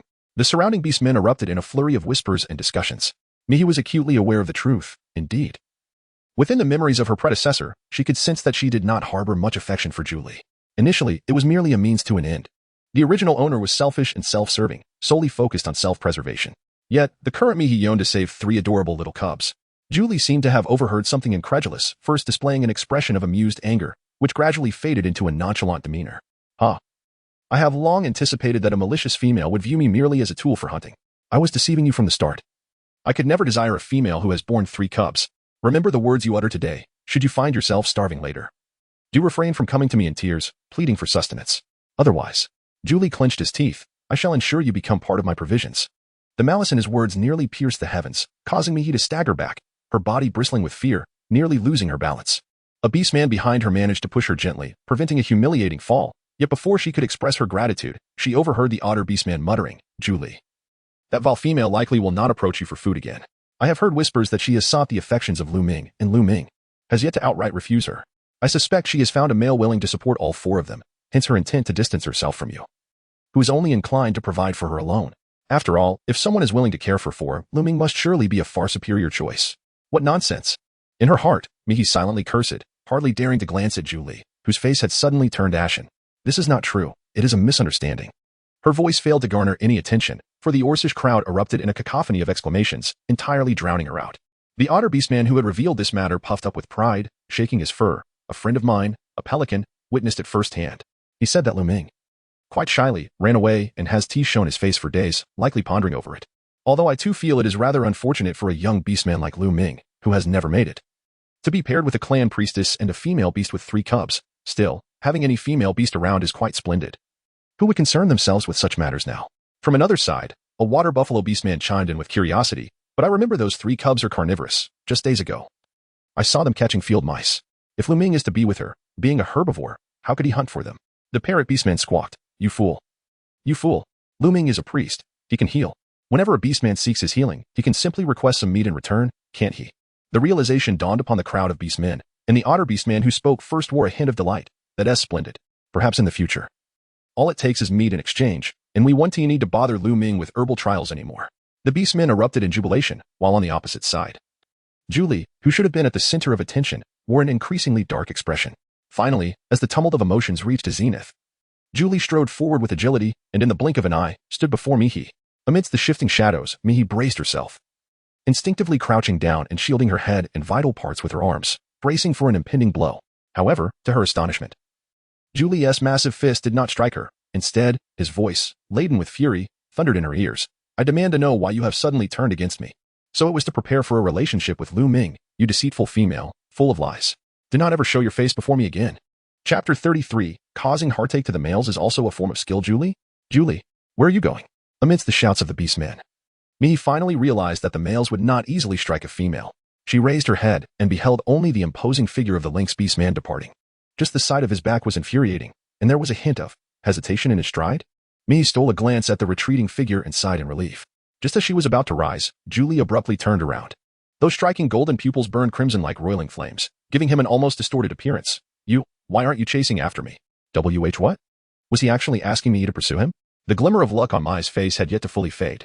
Upon being questioned, she was immediately engulfed in confusion. But you just said I shouldn't appear before you. Wasn't that what Julie had just declared? How could there be both a demand for absence and an inquiry about pursuit? The bewilderment etched on her face was genuine, not feigned.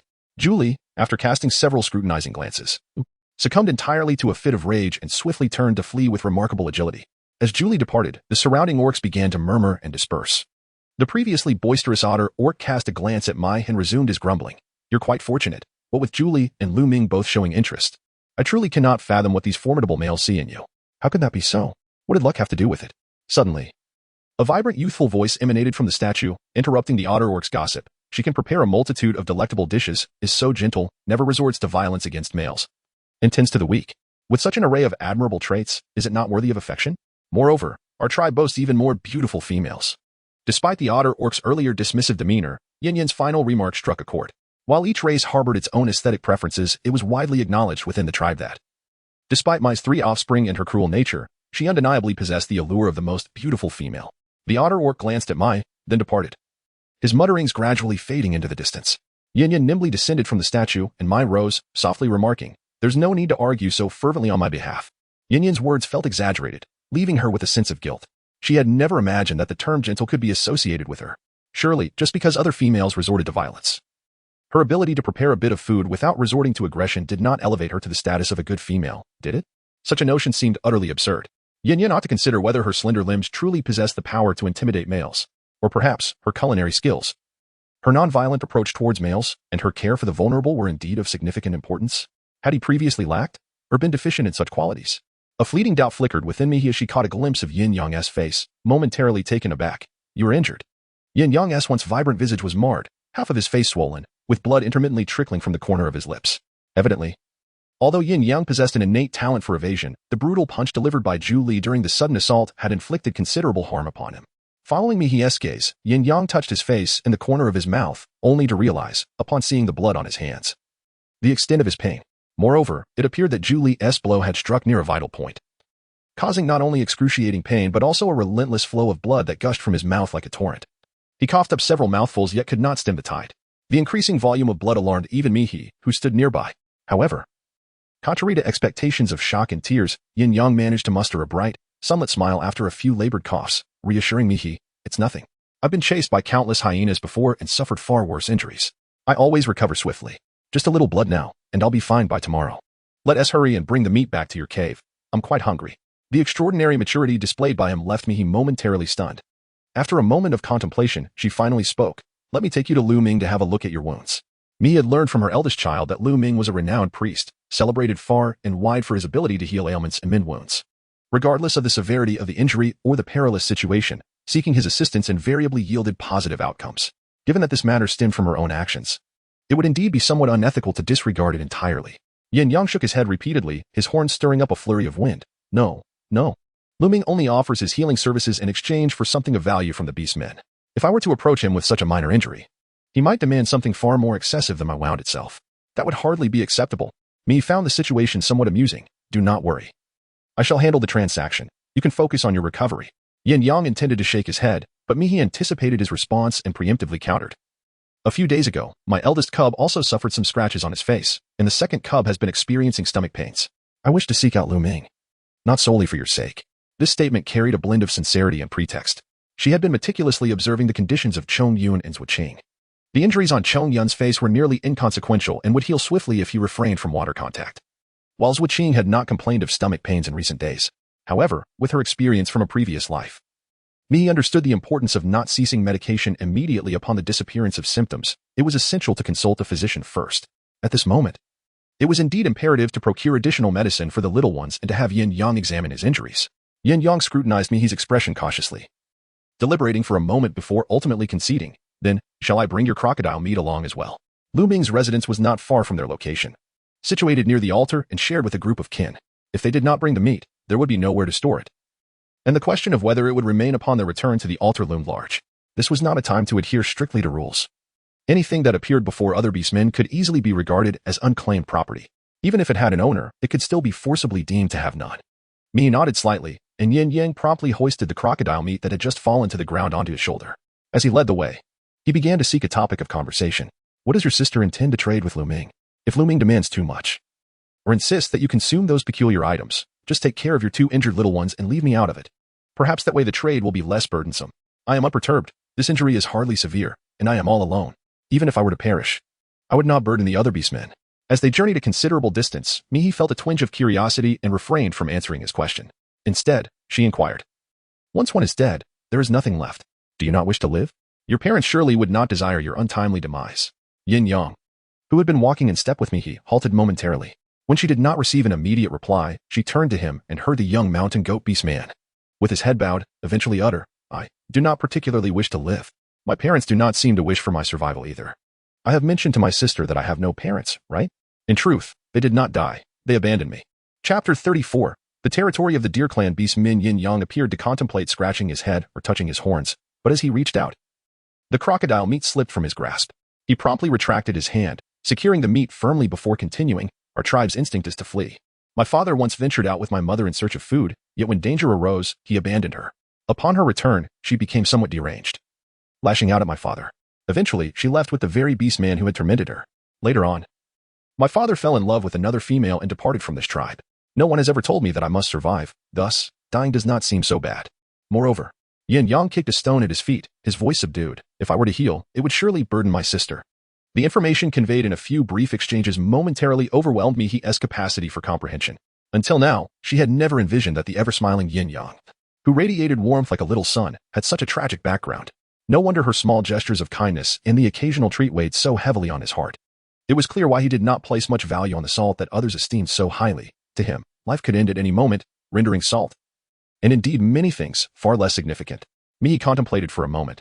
It is not too burdensome. Your existence is of utmost significance. This reassurance stems not solely from the fact that Yin Yang is currently the only or capable of providing salt, but also from Mi's inability to witness a young life succumbing to despair, potentially culminating in a tragic end on some fateful night or atop a perilous cliff. Life is incredibly precious.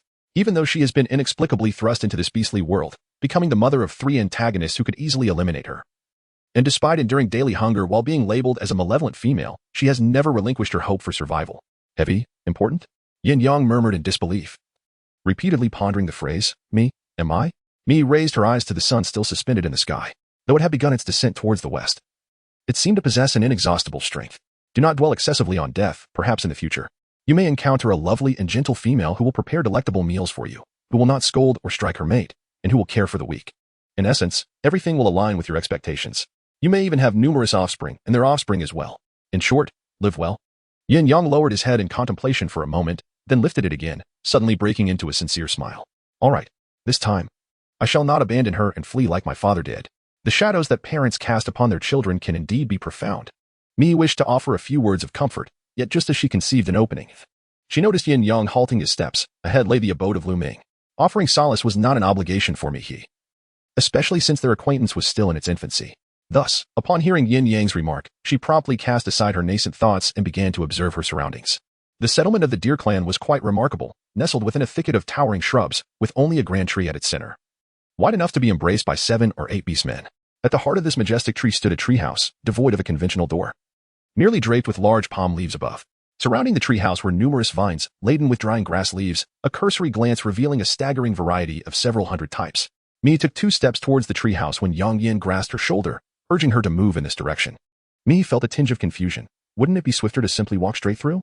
Yin Yang, somewhat exasperated, gestured for me to observe the thicket before them closely. The deer tribe's beastmen are nestled within this very foliage. Apart from the priest who resides in the treehouse symbolizing the settlement, the others prefer to rest in open areas devoid of any cover to evade their natural predators. Thus, if you were to proceed directly, it would be all too easy. A myriad of expressions flitted across Mihi's face. It was all too easy to inadvertently intrude upon the abodes of other beastmen, and even simpler to inadvertently tread upon them. If memory served correctly, it seemed to still be the season of nuptials for the deer clan. Should one stumble into the newlywed sanctuary, the ensuing awkwardness could quite easily render Mihi utterly speechless. Yin Yang, observing this, chuckled lightly. Stepping on them is unlikely. The deer clan possesses exceptional hearing and would probably flee before you could even approach. However, in such a case, the best outcome would merely be the escape of a single deer, triggering a mass exodus among the herd. Most of the deer beastmen are rather timid, and it's quite normal for them to bolt at the first sign of danger. The image of such a grand stampede elicited a laugh from Mihi. Then lead the way. Yin Yang nodded, relying on the comparable hearing of both his clan and the deer clan, as he guided Mihi through the underbrush, taking numerous twists and turns, gradually bringing them closer to the treehouse. Upon closer inspection, Mihi realized that the treehouse was not situated directly on the ground, but rather elevated above it. Surrounding the treehouse were several steps, which appeared somewhat haphazard in Mihi's eyes, yet at that moment, they were undoubtedly a rare sight. Above the steps lay a small platform, adorned with an array of herbs hanging in clusters, the very same ones Mihi had observed from a distance, ultimately leading to the dwelling of Lu Ming. Mihi ascended the steps, standing firmly without making any move, when an aged voice resonated from within the treehouse. Lu Ming, I have heard that you have recently attracted the affection of a female named Mihi. She has only just arrived. Why is she the subject of discussion inside? Mihi was taken aback, and Yin Yang beside him wore a similar expression. The two of them held their breath outside the room, and indeed, in the next moment, a steady male voice resonated from within. Yes. The response was succinct and concise, echoing like a bell, exuding an air of priestly authority. Without needing to see the speaker, one could easily deduce that it was undoubtedly Lu Ming. The aged voice continued. Let me take a guess. You have feelings for her, which is why she touched your antlers. Mihi silently cursed. Is this really Deer Ming's father? Logically, shouldn't a parent know their child well? How could there be such an outrageous conclusion? Deer Ming's voice was distinct and even quite loud. I don't like her. That's more like it. Once clarified, there would be no problem. Mihi felt a slight sense of relief, but then she heard the voice of old man Lu continuing from within the room. Father understands. You are unwilling, thus contemplating how to rid yourself of this female? Well, father has his own methods. Let me tell you. A distinct sound of a heavy object falling abruptly interrupted old man Lu's inquiry, followed closely by Lu Ming's resolute response. I do not wish to hear any of this. Mihi? Yin Yang? Old dear. This time, regardless of who it is, everyone is utterly bewildered. Old dear hesitated repeatedly. Do you have feelings for her? Then old dear Ming replied with certainty. I do not like her. Old dear responded somewhat affirmatively. Then let me assist you. When a heavy object fell, old dear Ming replied. I do not wish to hear this. Do you like her? Old dear Ming answered. I do not like her. Then let me assist you. When a heavy object fell, old dear Ming replied. I do not wish to hear this. After this occurred 3 times, old dear's voice was nearly exasperated. Enough, enough. Stop playing with those divination stones. If you do not wish to extricate yourself from the other's affections, just say so. What is the purpose of fidgeting with those stones? At this point, the heavy object did not fall. As old dear Ming seemed to ponder deeply, I would like to wait a little longer. Chapter 35. The half-deaf, half-blind old deer. Wait? Old deer appeared somewhat perplexed. Wait for what? An ominous premonition loomed over, and Mihi's palms were drenched in sweat, desperately whispering to himself. Please, please. Do not utter any irretrievable words. I beg you, brother. Mihi was in a state of urgency, and Yin Yang appeared equally anxious. The two of them, like frantic monarchs, huddled close to the leafy entrance of the treehouse, eager to glean any useful information. As they inched closer, the door was unexpectedly flung open by an orc inside. Towering and magnificent, adorned with grand antlers, it was none other than Lu Ming. Mihi, engrossed in his eavesdropping, was caught off guard and abruptly halted, only to be collided with by Yin Yang, who was still pressing forward, nearly toppling onto Lu Ming. The good news, they managed to maintain their composure, avoiding any melodramatic mishaps. The bad news, Mihi found himself kneeling, and unfortunately, he was kneeling before the most arrogant Lu Ming. The worst news, judging by the expression on the latter's face, their clandestine listening had undoubtedly been discovered. Damn it. Mihi finally remembered that Yin Yang had mentioned earlier that the hearing of the Deer Clan orcs was exceptionally acute. This young man likely overheard their conversation long before they realized it, engaging in a casual dialogue while eavesdroppers lingered outside, observing Lu Ming's condescending posture. It was evident that he took pride in having caught them in the act of eavesdropping. How careless. Caught in the act. Mihi could no longer afford to critique Lu Ming's haughty demeanor. He swiftly rose to his feet, feigning ignorance of the conversation he had just overheard. Good morning. Priest Lu, are you busy at the moment? If it's convenient, could you assist me with a medical issue? Good heavens, what a faux pas. It was already afternoon. Moreover, this was hardly the customary way for orcs to greet one another. It is said that awkwardness can render one utterly mortified. Only after uttering those words did Mihi realize their inappropriateness.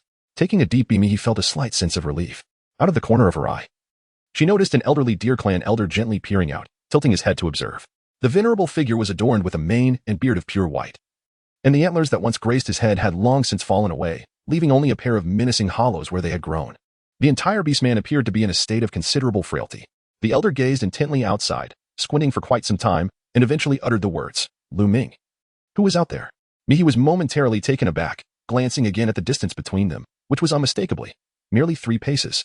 Lu Ming slightly turned his body, signaling for the 2 orcs outside to enter the treehouse, and then softly replied, "Orcs here for medical treatment." Old Man Lu exclaimed, raising his voice considerably. "What did you say?" The volume was so great that it reverberated through the entire treehouse, causing the leaves used for concealment to tremble subtly. Lu Ming took a deep breath and raised his voice as well. "Here for medical treatment. Orcs." The 2 exclamations reached the same volume that Mihi had heard while eavesdropping outside, one on the left and one on the right, nearly piercing his eardrums. Mihi instinctively glanced at the elder deer, the source of the initial roar. However, the elder's expression appeared perfectly normal, indicating he was entirely oblivious to the issue with the sound, exuding a demeanor of utter familiarity. This, in truth, is rather concerning. A typical beastman, when emitting an extraordinary volume, would invariably gather their strength, betraying some variation in their expression. The elder, devoid of any display of emotion and seemingly unaware of any problem, even left Mihi, standing merely 3 paces away, unable to discern his features clearly. This suggests a singular possibility. His vision and hearing have deteriorated significantly, rendering him reliant on others or loud noises to perceive his surroundings and communicate effectively. No wonder he was able to comprehend the dialogue outside so clearly just moments ago. Mihi contemplated the situation for a moment before exclaiming, "Then why don't you seek treatment? Why speak so loudly to your old man? Wasn't it just a moment ago that he couldn't hear you?" It was the first time a look of hesitant resignation appeared on Lu Ming's face. Meanwhile, the expression on Old Man Lu's face was even more innocent, prompting Mihi to momentarily think of a meme depicting someone exclaiming, "Why are you shouting so loudly?" Unable to restrain herself, she let out a soft chuckle behind them. Truly, he was an exceedingly amusing old man, perhaps due to her laughter. Lu Ming's expression quickly turned serious again. "Here, treatment requires a transaction. I must first collect your payment before providing care." This was not unexpected for Mihi. She reached into her pocket to retrieve the item she had prepared in advance, the small white pill that Lu Ming had previously sought after. "I found this medicine again. I intend to use it as payment. Is that acceptable?" Lu Ming's demeanor indicated to me that he was not particularly tempted. After thoughtful consideration, I opened her eyes and began to fabricate a story. "If it isn't sufficient, perhaps I could find another one? There are only 6 pills in total. The little one has consumed 1, and Lu Ming has taken 2. If I give away 2 more, that leaves 1 for emergencies, which is quite reasonable." Should Lu Ming adopt a more assertive stance, she would be willing to relinquish the remaining 3 to him. In the past, Mai had been selfish, intent on hoarding everything for herself.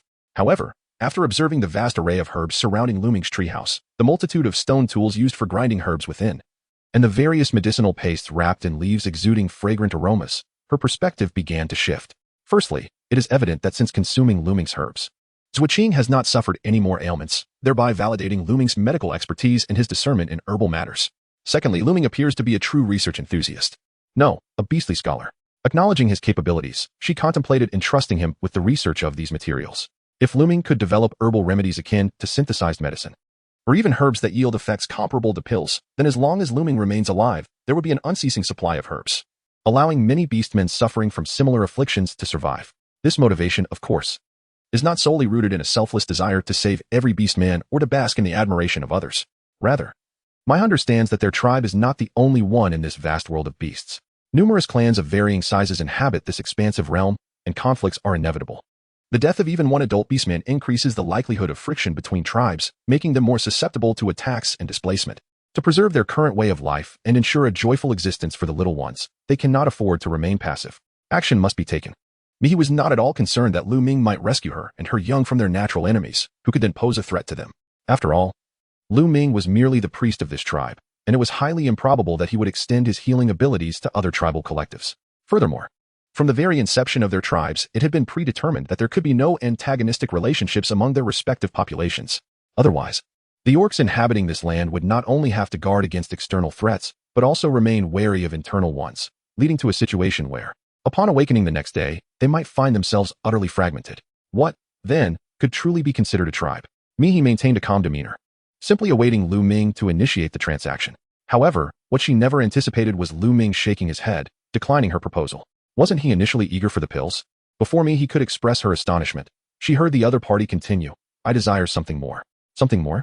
She had no other pills to offer. Before he had the chance to inquire, the elderly man, known as Old Dear, who had been squinting at her for some time, suddenly sprang forth with an unexpected remark. Why don't you two just be together now? Chapter 36. The Dark History of Lu Ming. What is Old Dear referring to? He, momentarily stunned by this astonishing revelation, instinctively rubbed her ears in disbelief. Meanwhile, Yin Yang, who had remained silent until now, wore an expression of sheer astonishment. Old Dear, however, maintained his cheerful demeanor and reiterated, hearing your voice reveals that you are a remarkably gentle and beautiful female. My child is rather shy and not very articulate. Yet, I can discern from his expressions that he undoubtedly harbors feelings for you. Otherwise, he would not possess the patience to engage in conversation for such an extended period. Why not be together now? My time is limited, and my sole wish is to see Lu Ming well. I have concealed many treasures, all of which I can offer you. Why are you not speaking? Lu Ming's face had stiffened, and faint veins pulsated on his forehead, clearly teetering on the brink of an outburst. Mi hesitated, torn between voicing her thoughts and remaining silent, ultimately opting for silence. Unaware of her inner turmoil, Old Dear continued to inquire, Oh dear, why have you ceased our conversation? Is there something amiss with your mouth? Fear not. Lu Ming is quite adept at healing. He can restore you. In time, you will come to realize that he is a remarkably gentle soul who harbors no disdain for any flawed beast man. His fascination with observing other beastmen stems purely from the weight of his own horns, which makes it difficult for him to lower his head. The last time I saw him bow his head was during his childhood, when the weight of his horns caused him to stumble and fall headlong into a swamp. Oh, his horns became ensnared, but his body remained unscathed. How amusing, is it not? I must say, you possess a remarkably good temper. Willingly listening to an old beastman such as myself. Compared to the fierce, ill-natured female beastman rumored to pursue Lu Ming, I find myself far more fond of your demeanor. If you and he choose to be together, even if it means my demise, I would be genuinely delighted. Here, I have a small token for you. Please accept it. As Old Dear rambled on, he reached into his tattered fur coat, producing a somewhat shriveled black wooden object, seemingly intending to present it to the beastman before him. Yet, as he extended his hand, it faltered, and the wooden block fell to the ground with a soft thud. The previously warm expression on Old Dear's face shifted to one of muted pain and confusion. Groping for the fallen item, his voice softened, murmuring, Do you not want it? It matters not. After all, I am merely a former priest, my antlers having been severed. This childhood horn surely lacks the power to commune with the beast gods. Old man, Lu Ming could no longer contain his frustration. You may prattle on as you wish, but could you at least take a moment to observe what lies before you? Can the leaves on the wall extend hands to accept your offerings? At last, the words were spoken. He and Yin Yang, who had been silently observing from the corner, instinctively nodded in unison. Old Dear's actions were evidently prompted by the sound of Mihi's voice. Not due to any lack of respect on her part, he had not cast a glance in her direction throughout their interaction. Old Dear rushed to the corner, pouring out his heart to a leaf hanging on the wall. Mihi wished to clarify the misunderstanding, but upon witnessing Lu Ming's dark expression, she hesitated. When the tale of heavy horns leading to a tumble into the swamp was recounted, she realized that speaking up was out of the question. What a joke. The palpable tension emanating from Lu Ming's face could drown a person. Should other beastmen learn of such an embarrassing history, she would count herself fortunate if Lu Ming did not resort to silencing them. Moreover, it was evident that Old Dear was aware of Mihi's prior notoriety and sought to use her as a shield against his romantic pursuits. But she was Mihi. How could she possibly shield herself? Should she conjure a doppelganger or engage in a duel with her own hands? Thus, interjecting was an impossibility. It was a lifelong impossibility. She could only remain in the shadows, trembling with suppressed laughter, pretending to be invisible. Lu Ming's voice resonated loudly, echoing throughout the treehouse. Old Dear's despondency vanished in an instant, realization dawning upon him as he exclaimed, now I understand. Why has she remained silent? My vision grows ever dimmer. Come, Lu Ming, please take this and deliver this horn to her. With another thud, a deer horn fell to the ground. Lu Ming's chest heaved. That is a stone pestle. Not me. This exchange could only be described as chaotic. Ultimately, with a furrowed brow, Lu Ming managed to settle Old Dear's affairs and led Mihi and Yin Yang out of the treehouse. The deer horn, of course, was not meant for Mihi, especially given the significant misunderstanding that had ensued. Mihi felt a sudden and inexplicable sense of guilt, racking her brain to find a topic to alleviate the awkwardness before returning to their previous discussion about the transaction. To her surprise, Lu Ming adapted to the situation far better than she had anticipated. Without waiting for Mihi to speak, he raised his finger and pointed to a specific location, stating, This time, I would like you to identify a few items. It would be best if you could provide detailed information on their uses, just as you did with the 2 herbs you dug up when I visited you last time. This indicated that the earlier matters had been set aside, and they were ready to engage in more serious discussions. Mihi followed the direction of the other's hand, and before her lay a vast expanse of verdant grass blades suspended beside the treehouse. Only moments ago, from a distance, she could only surmise that these blades were predominantly medicinal herbs. However, upon closer inspection, it appeared that this assumption was entirely misguided. The majority of the grass blades clearly lacked any curative properties, and she even spotted a substantial bundle of grasses reminiscent of those she had played with in her childhood. It is well known that the people of Huahua do not squander any edible ingredients, nor do they waste anything. In contrast, those plants deemed inedible and lacking in utility are afforded the opportunity to flourish abundantly, often serving as mere playthings. That large bundle of grass, aside from being slightly painful when brushed against, was devoid of any practical use, and such grasses were not in short supply. Among the hundreds of grass species, Mihi could only name a mere handful, with nearly half of them being nothing more than simple vegetables. As for medicinal herbs, she could recognize a few, but they were mostly types she had vaguely seen in a plant illustrated guide, struggling to recall their names, let alone articulate their specific benefits. Mihi's gaze traversed the blades of grass, his previously awkward expression gradually transforming into one of earnestness. Lu Ming lowered his eyes. Briefly scanning Mihi before the atmosphere fell into a contemplative silence. Eventually, Lu Ming spoke. The medicine you provided me has proven effective. I am quite certain that my remedies are not without merit, albeit their healing process may require more time. While I am unable to compress my herbal concoctions into such diminutive pills, it is worth noting that the beast folk who seek my aid do not invariably place their faith in smaller medications. Therefore, a remedy for abdominal pain, in this form, suffices. He seemed to be elucidating to Mihi why the white pills were no longer necessary, yet when their gazes met, his demeanor unmistakably retained its usual superiority. After a moment's pause, Lu Ming inhaled deeply, the warmth of his breath coalescing into a mist that lingered around him. His voice, laced with pride, bore an undertone that Mihi could not comprehend. I cannot dedicate my entire life solely to alleviating abdominal pain. However, I lack the time to meticulously identify each herb. I do not wish to burden you. Simply do your best to discern. Chapter 37. The little lamb with green on its head. The voice of the stag beast folk was steady and forceful, much like his presence. Although Mihi was reluctant to concede, the inherent arrogance of those in power often carried an unsettling sense of assurance. I can resolve everything. Previously, Mihi had not delved deeply into Lu Ming's character, but observing him now, it became evident that his pride stemmed not merely from his role as a priest, but more profoundly from his identity as a physician.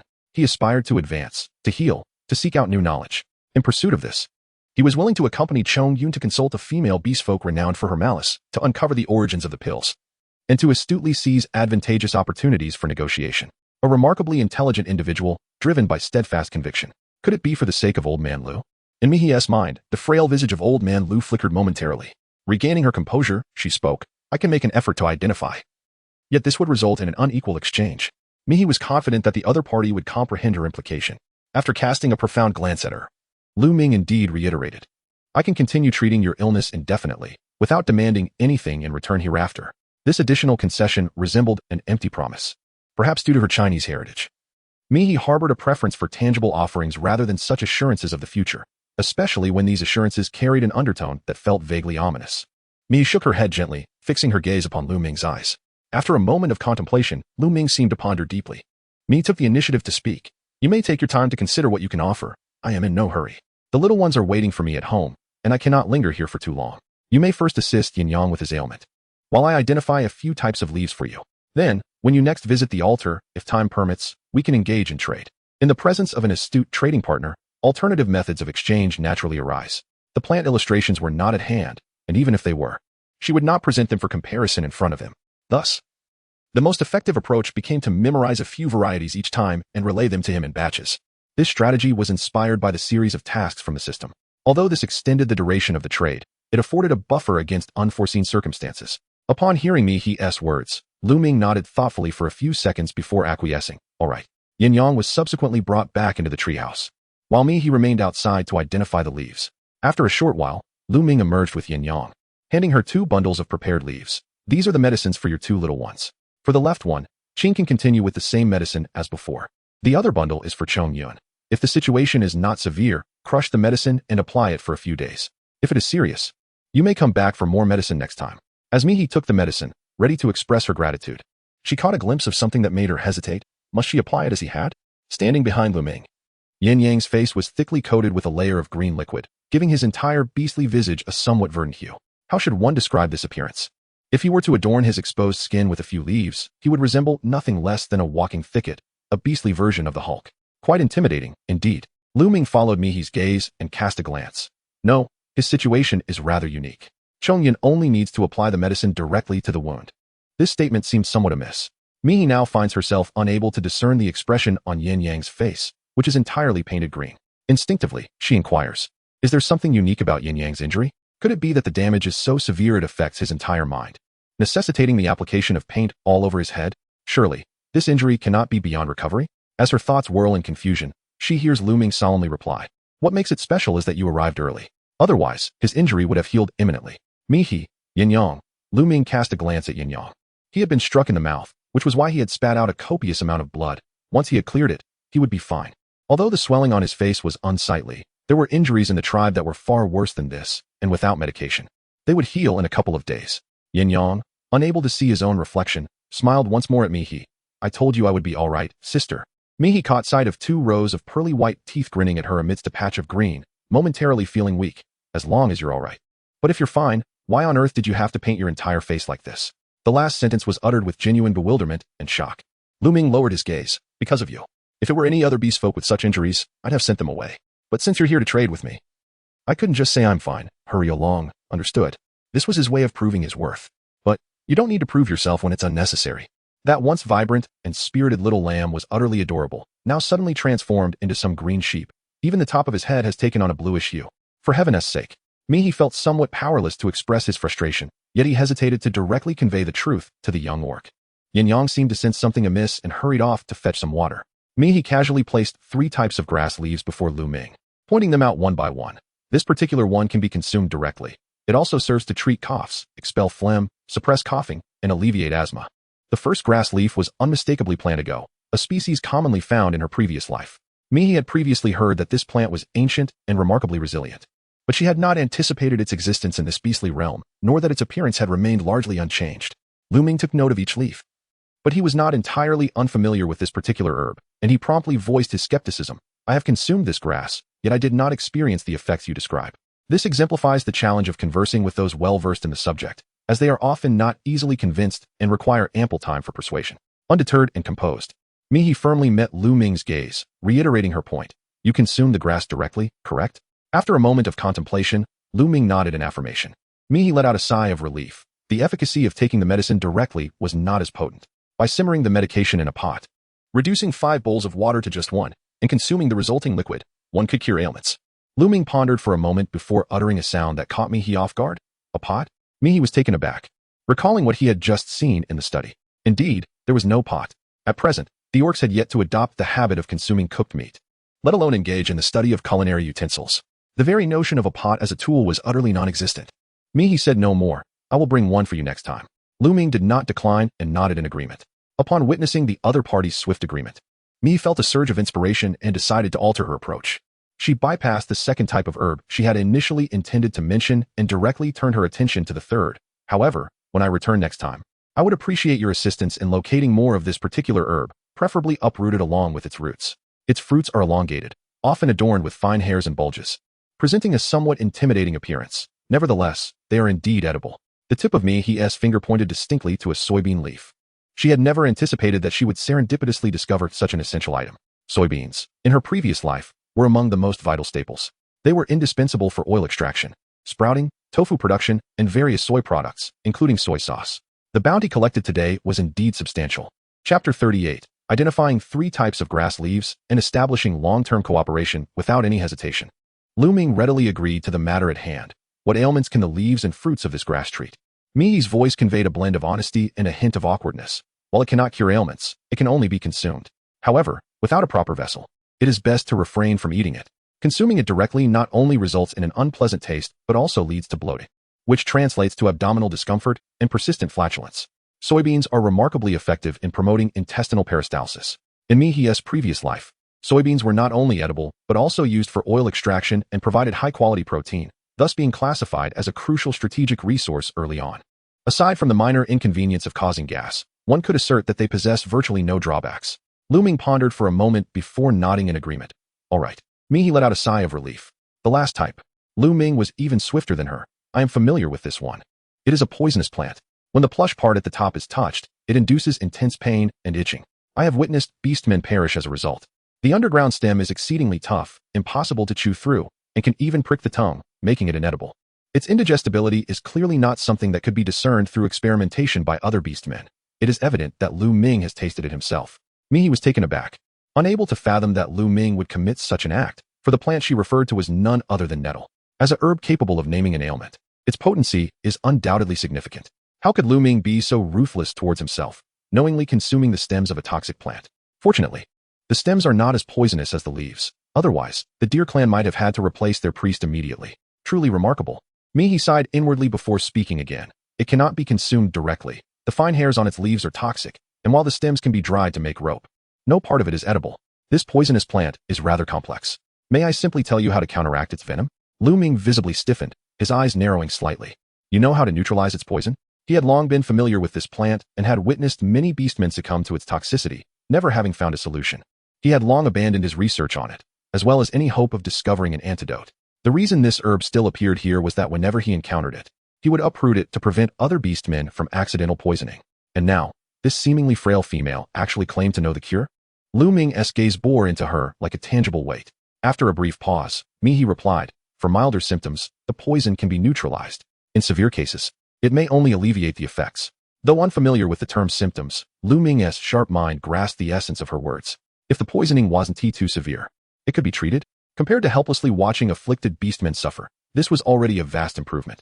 Seeing no objection from Lu Ming, Mihi slowly revealed the remedy: urine. Applying a small amount to the affected area can relieve itching, pain, and neutralize the toxin.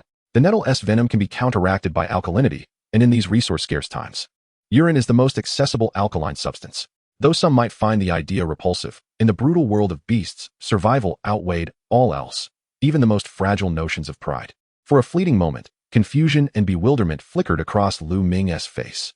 Just as Mihi braced herself for questions about how she knew this, he instead, with a physician's meticulous precision, posed a question that caught her off guard. If ingested by accident, could it also be used? Could it? Perhaps? The question was so incisive that Mihi, still pondering, left the deer tribe's territory and walked back toward her cave without arriving at a clear answer. Yin Yang, carrying half a crocodile on his back, remarked with a touch of wonder, "Sister, the top of my head is turning green." Mihi was taken aback, exclaiming, "This is not something to be mentioned, green sheep." "Oh no, I meant Yin Yang." Yin Yang, completely oblivious to what Mihi was referring to, nonetheless appeared quite pleased. Despite the green hue, he seemed genuinely joyful. Mihi's comforting words lodged in his throat, neither ascending nor descending, and after a considerable pause, a question mark slowly materialized on his face. "Lu Ming is merely jesting with you. You need not apply so much of the salve. This child may indeed be genuinely affected by Zhu Li's actions, rendering him somewhat less astute, I suppose." Yin Yang felt a touch of shyness. "It is not solely due to Lu Ming's treatment, but rather because my sister is willing to accompany me for the healing. Which brings me joy. The assertions made by those orcs are entirely erroneous. My sister is truly wonderful, and regarding the herbal remedies, you are undeniably more skilled than he. It appears I have become rather sentimental." The unblemished sincerity of youth surges like the tide, rising swiftly and receding just as rapidly. Mihi remained silent, intending to wait until Yin Yang's excitement subsided before speaking. However, Yin Yang continued to chatter incessantly. "If you follow my advice, sister, you can learn about herbs and treat illnesses. In that case, people will undoubtedly prefer you over Lu Ming, who merely looks down on others. Gradually, as more individuals seek your healing, 3 Lu Mings would be utterly unworthy of you. By then, no one will remember your romantic entanglement with Lu Ming. Even if he declares war on you, he must consider whether it would offend those orcs you frequently attend to. Everything is absolutely splendid." Amidst Yin Yang's enthusiastic discourse, Mihi found her thoughts drifting not towards the prospect of studying medicine, but rather to a pressing concern. She had forgotten to inquire how Lu Ming planned to address the courtship rumors. The absence of any mention from him made her wonder if he intended to let the matter cool down quietly. Mihi, lost in thought, replied casually, "I possess only a rudimentary knowledge of herbs. I am not particularly adept at healing." Although she had acquainted herself with various medicinal ingredients and had some experience in preparing herbal dishes, the gulf between that and the art of healing was indeed vast. A stark example lay in Lu Ming, who, as a member of the deer tribe, had an innate sensitivity to herbs and a fervent desire for mastery and exploration. In contrast, her interest in medicine was rather tepid, lacking the profound dedication that Lu Ming exhibited. Even with an illustrated guide to plants at her disposal, it would require numerous attempts for Mihi to memorize the hundreds of types of herbs, only to relay them to Lu Ming. Minor ailments might be manageable for her. Yet when faced with significant issues or specialized matters, it was imperative to seek the expertise of professional beastmen. Observing her resolute stance, Yin Yang felt a twinge of sadness. bowing his head in silence. Comforting the young male was not me he's responsibility, and their mutual silence persisted as they made their way directly to the entrance of me he's cave. As he raised his hand to lift the waterproof cover, he heard the anxious voice of Yutsong from within. Elder brother, this is bad, this is bad. I just saw that detestable female from a distance. She has brought back a male. Chapter 39, an awkward concern. It's over. Mi's heart raced with alarm. Right Song had been on guard, and upon noticing the arrival of an unfamiliar male, had likely misconstrued the situation. In the realm of beasts, the intrusion of a strange adult male into another's territory is tantamount to declaring war. Moreover, her little ones were inherently vigilant. Having only just begun to foster a semblance of goodwill, they would surely suspect that she intended to seek out another male, thereby betraying their bond. Had she known, she would have issued a warning from afar. He felt remorse in her heart, but before she could speak, she heard Yutsong's voice continue from inside. That male still has meat on his back. That wretched female must have gone to find another capable male hunter, just so we could eat. The sound of stomping echoed from the cave. Did she get hurt too, to get that meat? Yutsong's voice stuttered. Only the last sentence carrying a choked sob and firm regret. We should have hunted ourselves. Standing at the entrance, Mi heard these words and instantly understood everything. These little ones, they're clearly worried about me. In this era, females possessed almost no hunting ability and had to rely on males. Females were responsible for bearing and raising offspring, while males provided food through hunting. But prey was not always guaranteed. Very few beastmen died of old age, most perished to natural predators or injuries sustained during the hunt. And so, the fate of females became uncertain. Most would choose to erase their markings and seek another capable male to spend the rest of their lives with, or at least until death. A small number of females, those with strong maternal instincts who wished to stay and raise their young, would lead a far more precarious existence. When all else failed, females had no choice but to trade themselves for food. Neither path was uncommon. The former he had been selfish, unable to hunt, despising males, and unwilling to commit to finding a protector. Most days, she survived on plants, and when even that failed, she sometimes forced the little ones to hunt. To put it bluntly, Mi's infamous reputation wasn't solely due to her relentless pursuit of Julie, it was also because of how harshly she treated the young ones. Nearly all female beasts instinctively loved their offspring. Once, a female from a nearby cave, after losing her mate, chose the latter path, pleasing multiple males to ensure survival for herself and her young. 2 or 3 males hunted for her in exchange for unspoken privileges. But eventually, they fought over the paternity of the unborn cubs. 2 males died, and the pregnant female perished in the chaos. Living nearby, Mihi and the little ones had witnessed it all. The old me had paid no mind. But now it was clear that day had left deep scars on the young ones. Yutsong truly feared that Mihi had done something irreversible. He regretted not hunting sooner. How could this not be concern? And it was just Yutsong. Through the thin waterproof cloth, Mihi also heard Zhong Yun and Zhuqing's hushed gasps, followed by frantic footsteps rushing toward the entrance, desperate with worry. Mihi gently pulled aside the cloth concealing the entrance of the cave and smiled at the few little cubs rushing toward him. I have returned. Zhong Yun, sprinting at the forefront, caught sight of his mother, and Yin Yang beside her almost instantly. He pressed his lips together, seemingly wanting to speak, yet remained silent. Mi gently patted his head, intending to explain. He is the orc who provided me with salt the last time we met. Today, I fortuitously encountered him at the altar and felt it necessary to offer some food in compensation, so I brought him back to collect provisions. He is an herbivorous orc and even assisted me in moving items. He is quite a good orc, and there is no need for you to be afraid. Though the words were meant to allay their fears, the hostility from the 3 little cubs was even more pronounced than that of Yin Yang.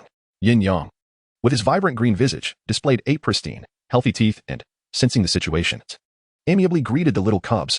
I will set down these items and fetch some pumpkins before I take my leave. You need not be frightened. Perhaps Yin Yang was aware of the little cub's lineage, for he exhibited no unseemly behavior, not even daring to step further into the cave.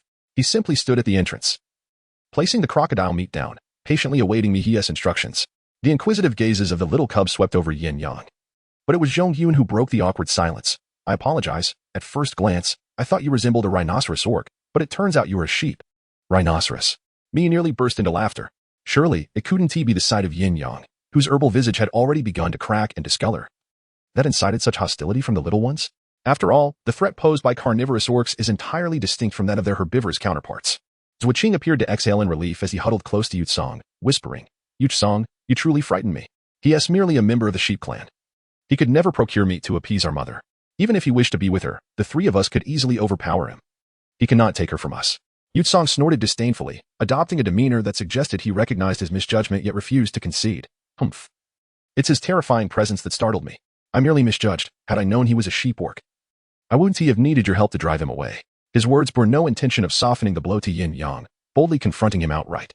Yet, Yutsong's assertion held a measure of truth. Even among tribes devoid of any natural adversarial relationships, a clear hierarchy of disdain existed. Younglings were often belittled by adult orcs, and herbivorous orcs looked down upon by their carnivorous kin. Typically, within such dynamics, a more ferocious carnivorous youngling could easily intimidate, if not dominate, an adult herbivore. Thus, Yin Yang stood silently before the cave, his head bowed, and in Mihi's gaze, he appeared as though he might shatter. Mai pondered for a moment, gently stroking each of the little ones' heads. Is there any of the pumpkin porridge I left for you this morning? Switching nuzzled her head against her mother's warm palm, her voice soft and melodious. Yes, there is. Would you like some, mother? Is your belly yearning for pumpkin porridge? I too long for you dearly. Mi adored such soft and endearing little creatures. She immediately pinched Xiao Zhuqing's cheek and planted a kiss on it, saying, It is not that I wish to eat it. It is meant for this orc brother. Mi recalled the last time she spoke with Chongyun about salt. It seemed that Zhuqing was asleep and may not have been fully aware of the conversation, just as she was about to explain. She heard Zhuqing pose a profound question. Why should he be fed? Does he wish to be a child of the mother as well? Mihi, Yin Yang. This is unnecessary. Chapter 40. 3 affectionate yet proud little cubs. Innocent words of youth, innocent words of youth. Mihi murmured a few words and playfully pinched Zhuqing's cheek, exclaiming, How can such a thing occur? Yin Yang, my little rascal is quite whimsical. Do not take it to heart. Just as she was about to elaborate, a sidelong glance revealed Yin Yang's face, nearly entirely green, yet betraying a look of deep contemplation. Wait a moment, why is this mischievous lad lost in thought again? Raising 3 little ones is already quite exhausting, surely. There cannot be a beastman who genuinely wishes to become one of her offspring?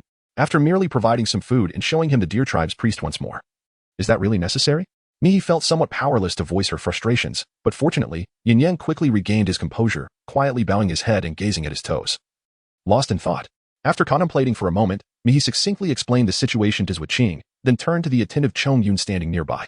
Please bring all the pumpkin puree we have left. That small bag of salt from last time is vital for us, and it is equally important for him. We cannot take advantage of him. Chongyun, a clever lad, pondered briefly and grasped the situation at hand. He entered the cave and swiftly poured the half pot of thick pumpkin puree that had remained uneaten from breakfast into the coconut shells, filling 7 or 8 shells to the brim. Once finished, he carefully arranged them in a new basket and brought them out. Mihi's gaze swept across the basket, instinctively drawn to the areas within the cave that she had not closely examined. To her surprise, upon closer inspection, she noticed that several more baskets were being woven beside the campfire during her brief absence.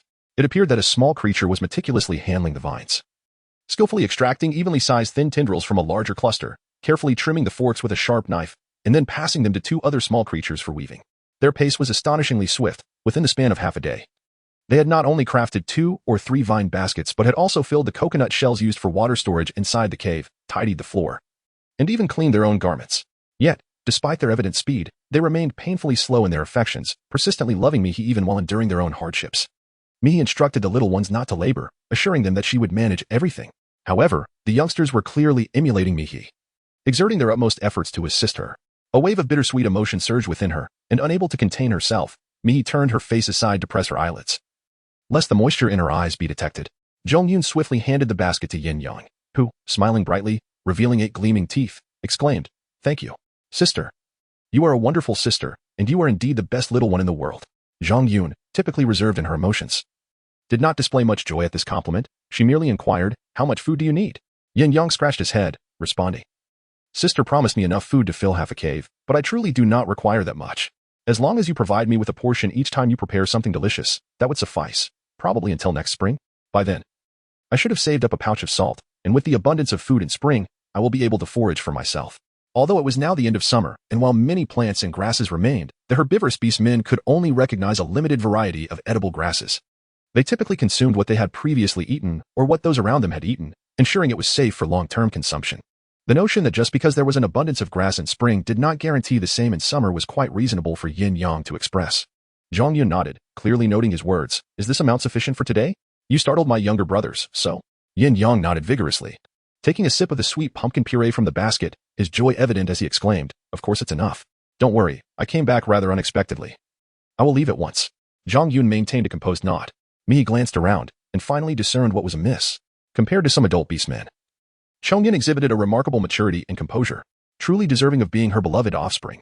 Mihi pondered for a moment, then retrieved several types of fruits from the cave and handed them to Yin Yang, instructing, I initially stated that you should accompany me to gather food, but I realize now that I should not have brought an adult orc along. Please take these for now, and whenever I visit the altar, I will ensure to bring you a portion of food. Should you find yourself without sustenance and in need, you may venture into the vicinity of my little ones. Upon seeing you, they are likely to seek me out. Yin Yang nodded vigorously, cradling a nearly overflowing basket of food. Once he had finished his instructions, he added earnestly, however, unless there is something of utmost importance, I implore you not to approach my little ones too closely, nor to demand food from them. This is a debt I owe you, but it is not a debt my young ones owe. Mi genuinely feared the taciturn disposition of Chongyun. Whenever the latter sought sustenance, he would inevitably take risks to procure some food for Yin Yang. After all, he himself was but a young cub, unworthy of bearing such burdens. Yin Yang meticulously noted each admonition, responding with unwavering sincerity. These words were nothing less than a mother's love, and he found no chill in their essence. Strangely, he felt a stirring of emotions within. Reflecting for an extended period before realizing that he was subtly envious of his former self, wishing he had been blessed with such a nurturing mother. Longing for the echoes of similar counsel. Alas, there were no ifs. As Yin Yang wandered away with the basket, Mi exhaled a sigh of relief and solemnly apologized to the younger ones. I am truly sorry. I initially believed I owed him food, which was at home, and I needed to bring it back to him. Moreover, I couldn't possibly move that large piece of meat. Hence, it's all right. It's all right. Two voices chimed in unison, belonging to the usually timid Zhuo Qing and Chongyun. Only Yutsong remained silent, though upon catching Mihi's glance, he fidgeted awkwardly before reluctantly stating, he's merely a member of the sheep tribe. What we spoke of was not a fabrication. Together with my brother. Even if he were to cause trouble, we could surely drive him away. Still so prideful and obstinate, Mihi revealed a gentle smile and said, all right, all right. You are the most impressive. Mi handed one portion of the herbs to Zhuo Qing and another to Chongyun. You may continue to consume your portion, Zhuo Qing. The other is for you, Chongyun. After crushing it with a stone, apply it to your face. It will aid in the healing of your wounds. Chongyun appeared genuinely surprised this time, momentarily at a loss for words. I have some too? Mi gently patted his head, saying, you are also my little cub. Why shouldn't you have that? A scar on your face is still a wound, and every wound deserves proper care. Once healed, you will once again be the finest Chongyun. Long ago, Chongyun had already begun to regard himself as a mature beastman. He vowed to grow up, to become strong, and to take good care of his younger brothers, never imagining he would hear the words, you are also a little cub. It dawned on him that he too could be small, could remain ungrown, and could be cared for. Chongyun parted his lips, a long-lost mother swirling within his chest, yearning to break free. Yet, before he could utter a sound, the female beast turned and stepped outside.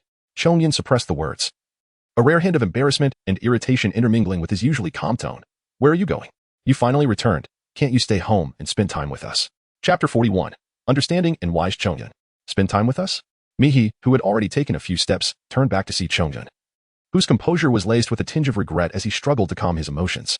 She couldn't help but find it amusing, but still spoke softly. I am going to the riverbank to fetch the trap basket and dig up some mud from the river to make water jars and pots. Just wait for me at home. Home.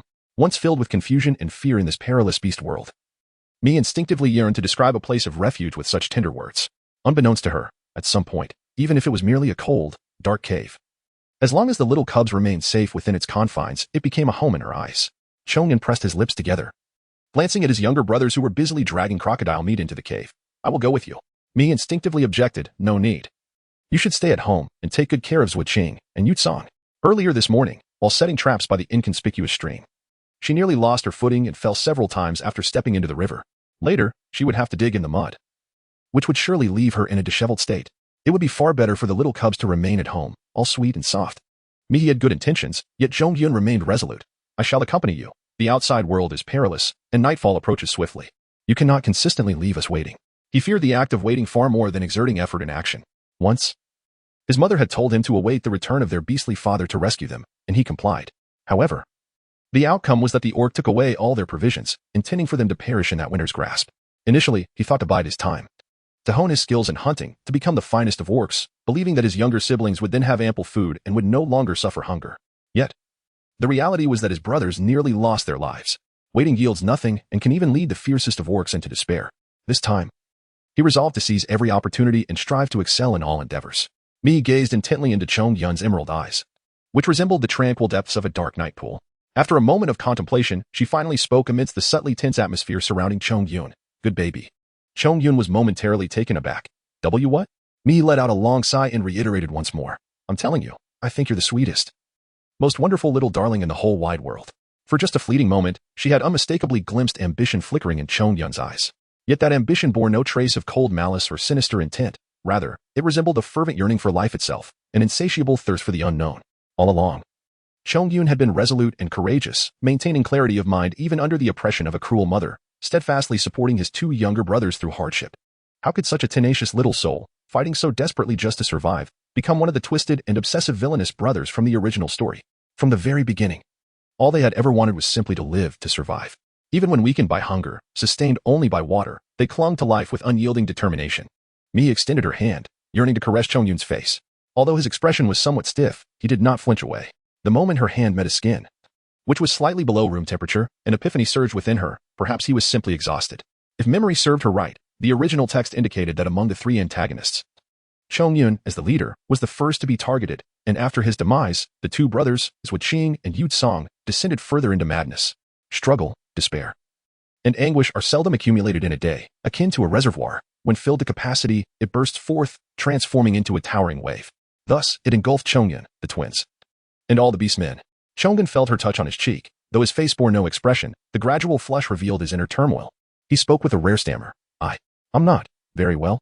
Please, don't touch me.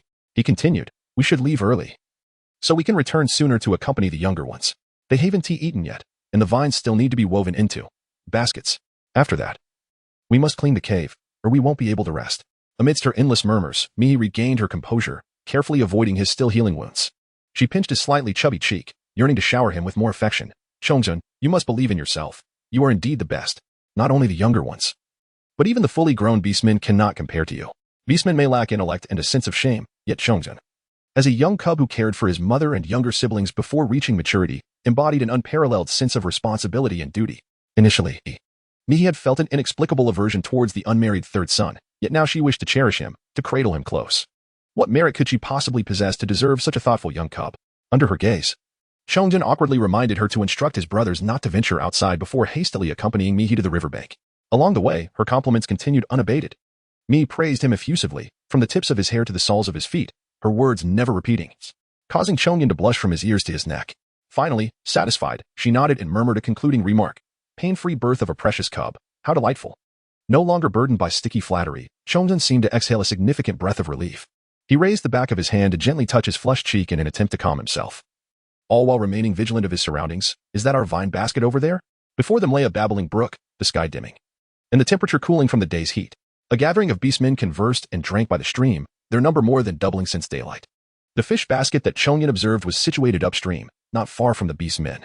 There, a natural chasm created a drop in elevation, with flowing water, where numerous small fish could be seen when set out.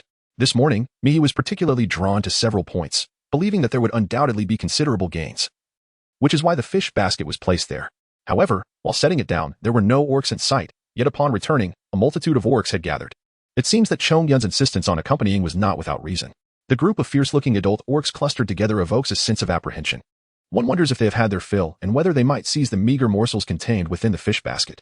Mi attentively observed the direction of the fish basket, casting a glance that confirmed her suspicions. Indeed, it was as she thought. I shall descend to retrieve the items and hand them to you, after which you will return the empty basket you brought from home to me. I will then gather some mud from the riverbed and promptly return home. The ordinary mud from yesterday proved inadequate for crafting a slightly larger water jar, necessitating the search for alternative clay. In the depths of Mihi's previous life memories, she recalled that the mud at the riverbed, having been washed and refined, was far more delicate and rich in minerals than ordinary clay. Thus, the riverbed mud should suffice. The challenge now lay in obtaining it without the risk of having their food snatched away.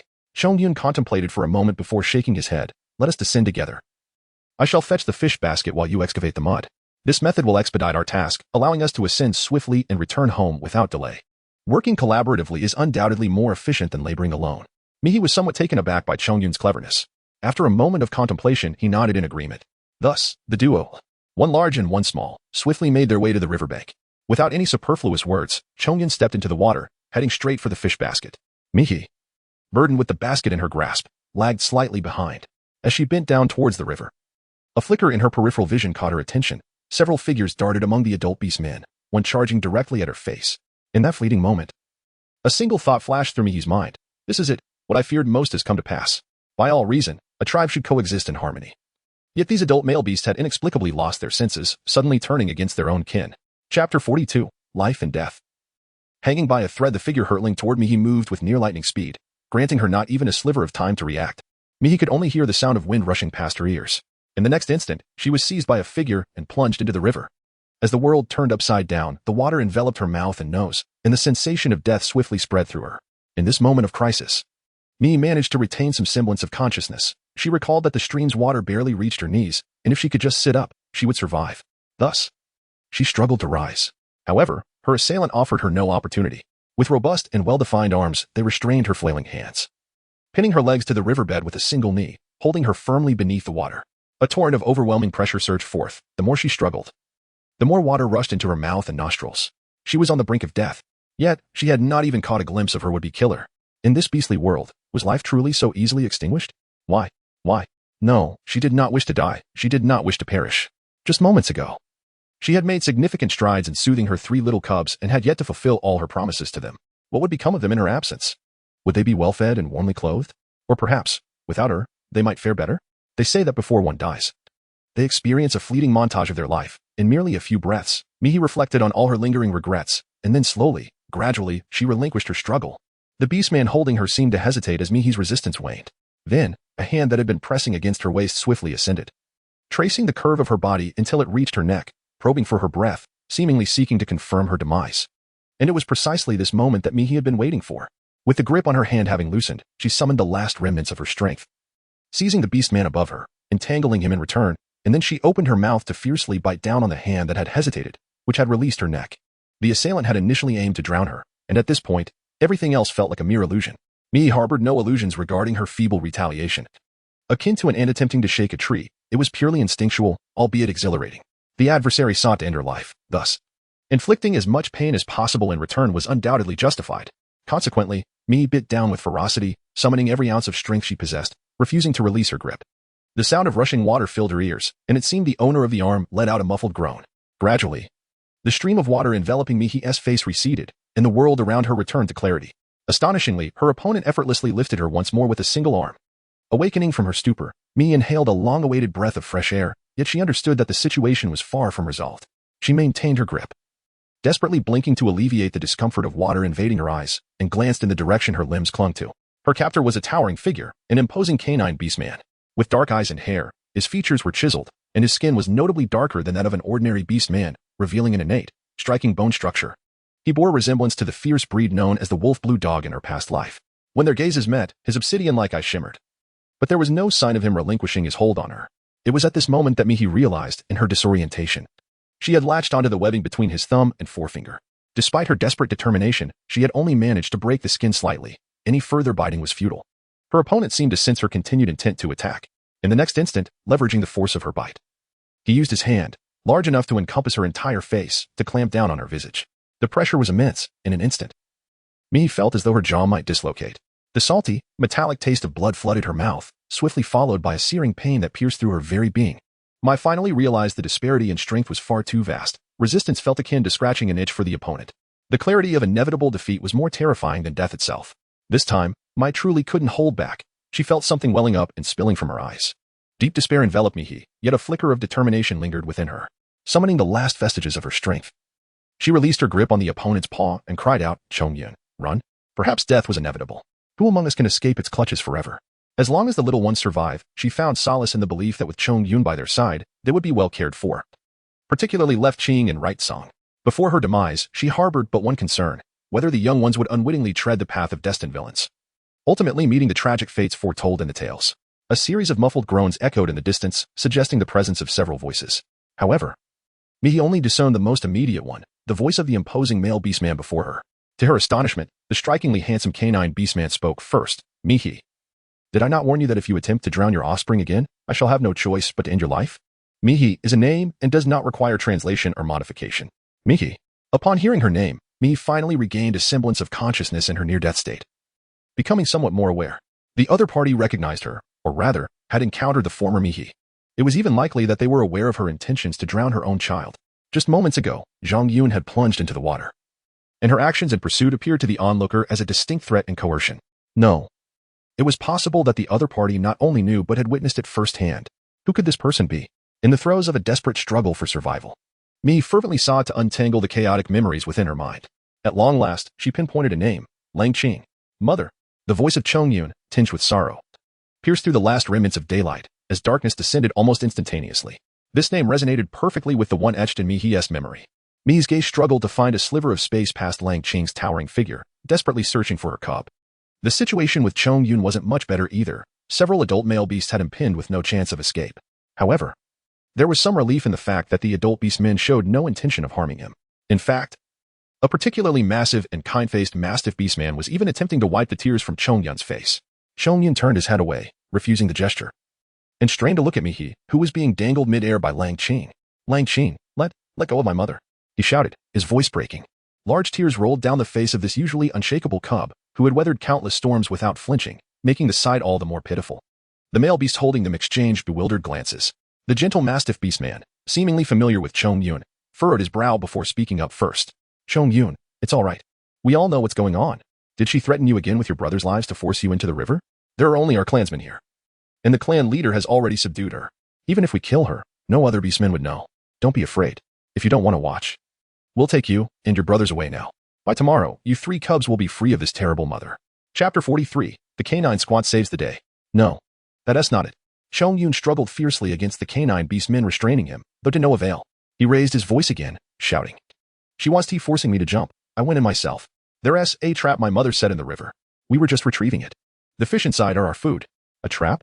The surrounding canine beastmen froze in confusion. Even Lang Qing, still gripping me tightly, blinked in bewilderment before instinctively glancing toward the center of the nearby stream. A modestly sized vine trap lay overturned in the water not far behind him. Inside, some bone bait remained, while the small river fish that had been happily feeding were now scrambling to escape. Clearly, the trap had caught quite a few fish before Lang Qing's sudden dive to seize Mihi, and the canine beastman's rescue of Chongyun had accidentally kicked it over. Could it be that this so-called cruel female had actually been trying to hunt for her cubs?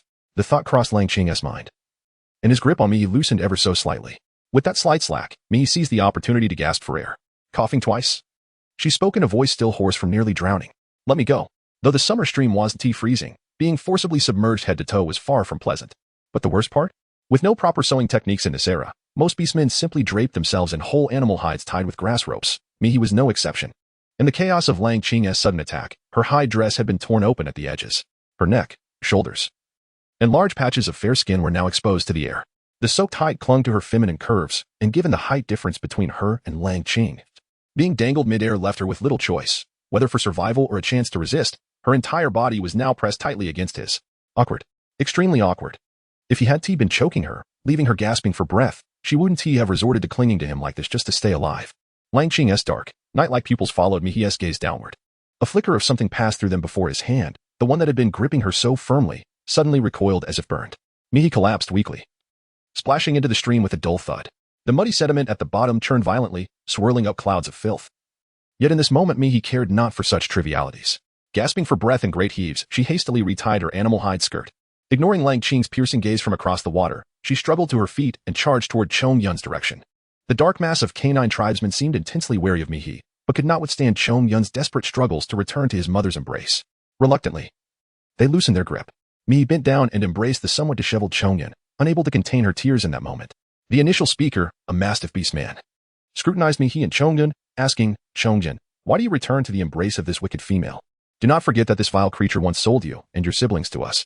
The chieftain had no intention of engaging in a transaction for cubs.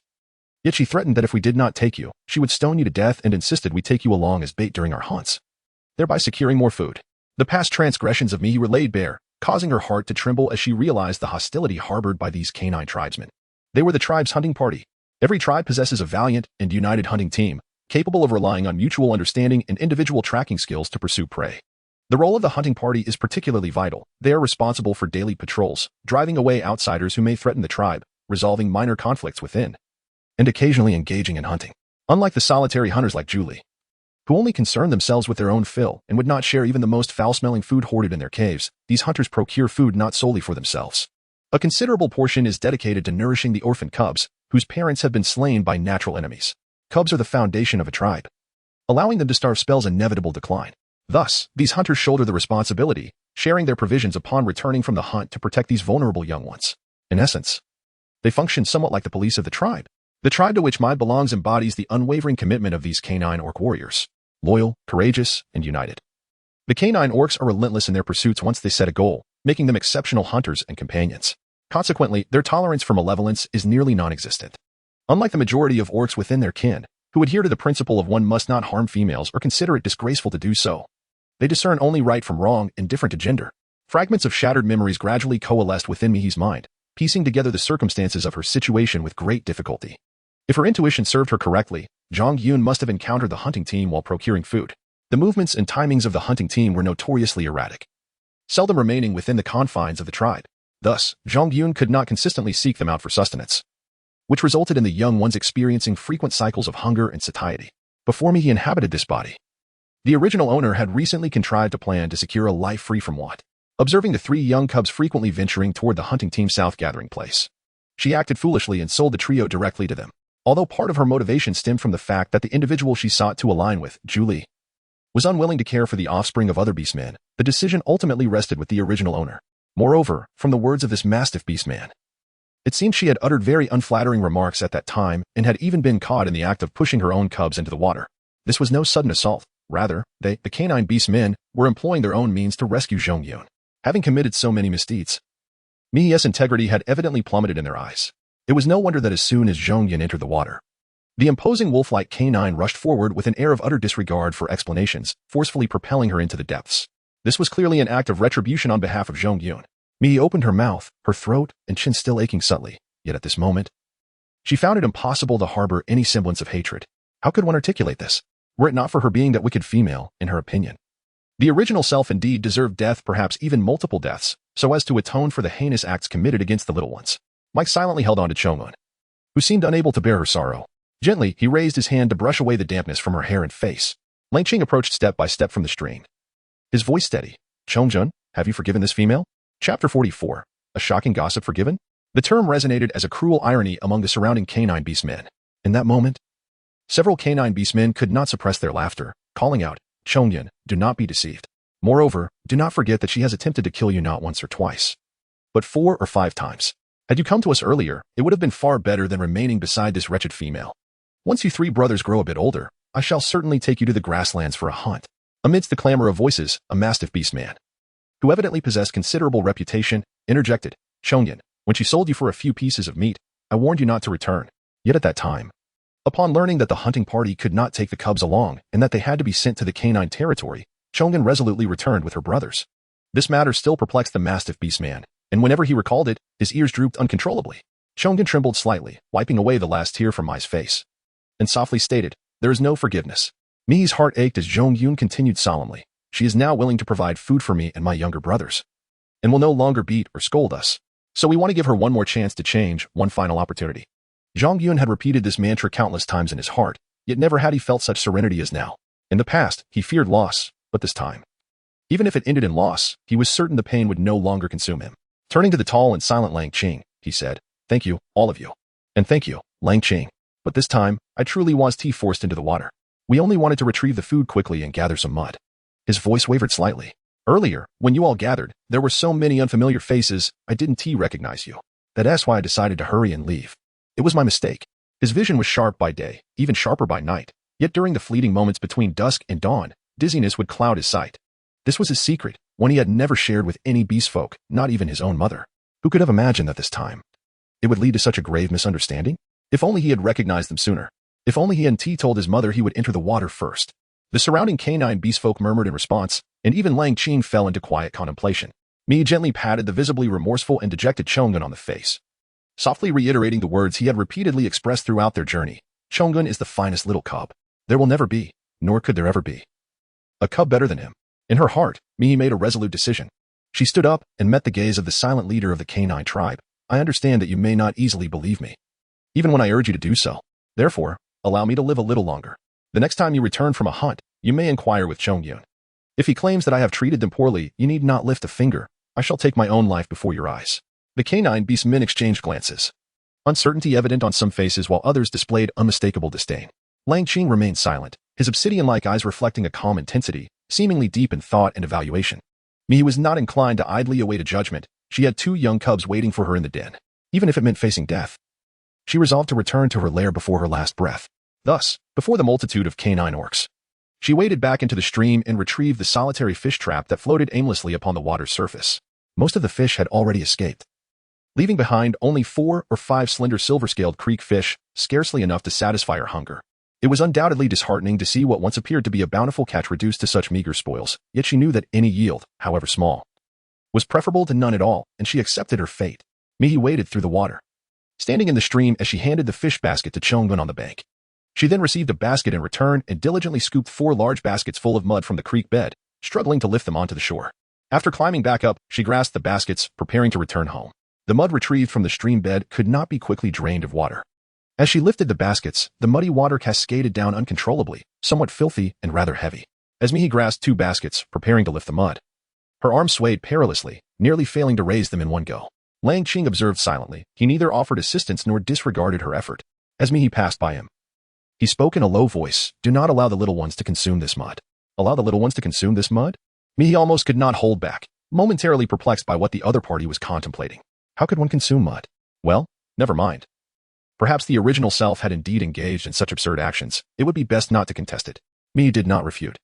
While Chongyun spoke earnestly, "It's not for eating. It's for preparing something in the cave." Chongyun, being astute and perceptive, could easily recall anything Mihi had done before. With sufficient time invested, he could undoubtedly replicate it, or even create an identical item. Although he was uncertain as to why his mother had shaped the clay into forms resembling coconut bowls, it was evident that these creations held significance. Thus his statement was not entirely erroneous.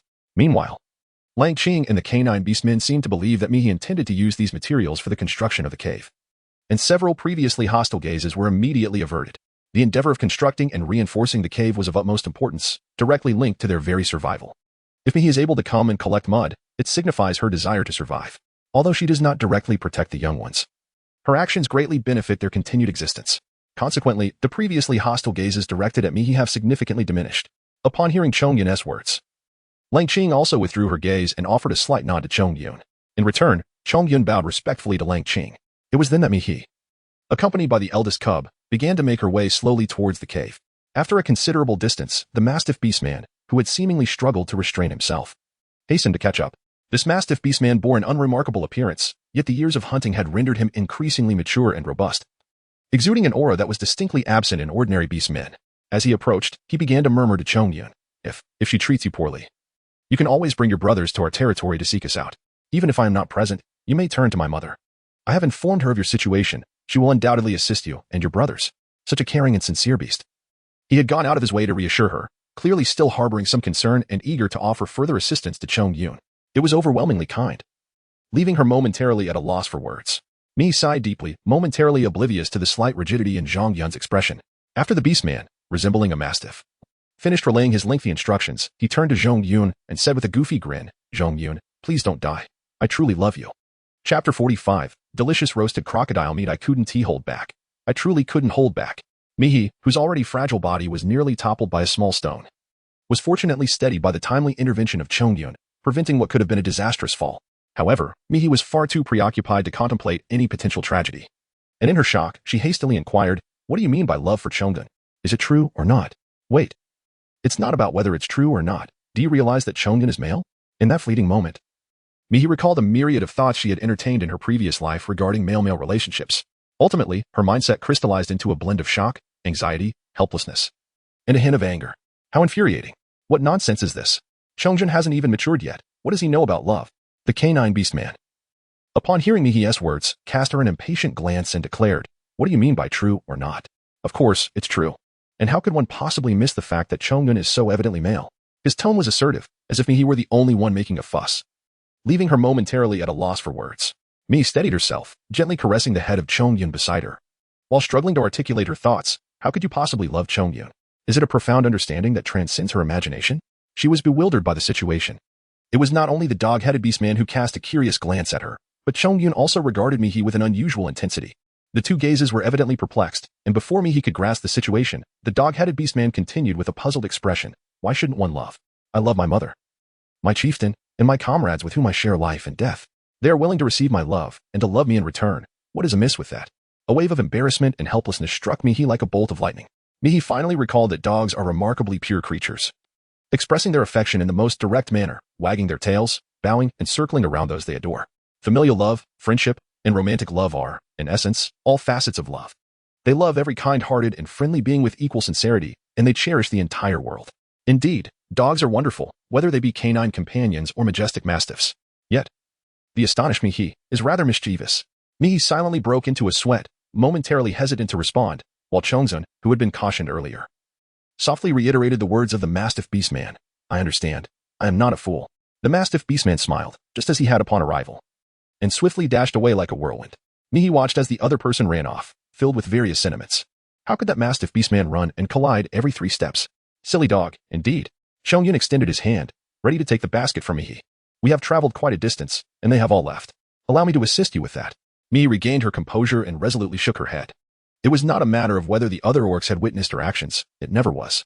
What merit was there in showing kindness to the younglings in front of other orcs? True skill lay in being consistently benevolent to the little ones, regardless of the audience.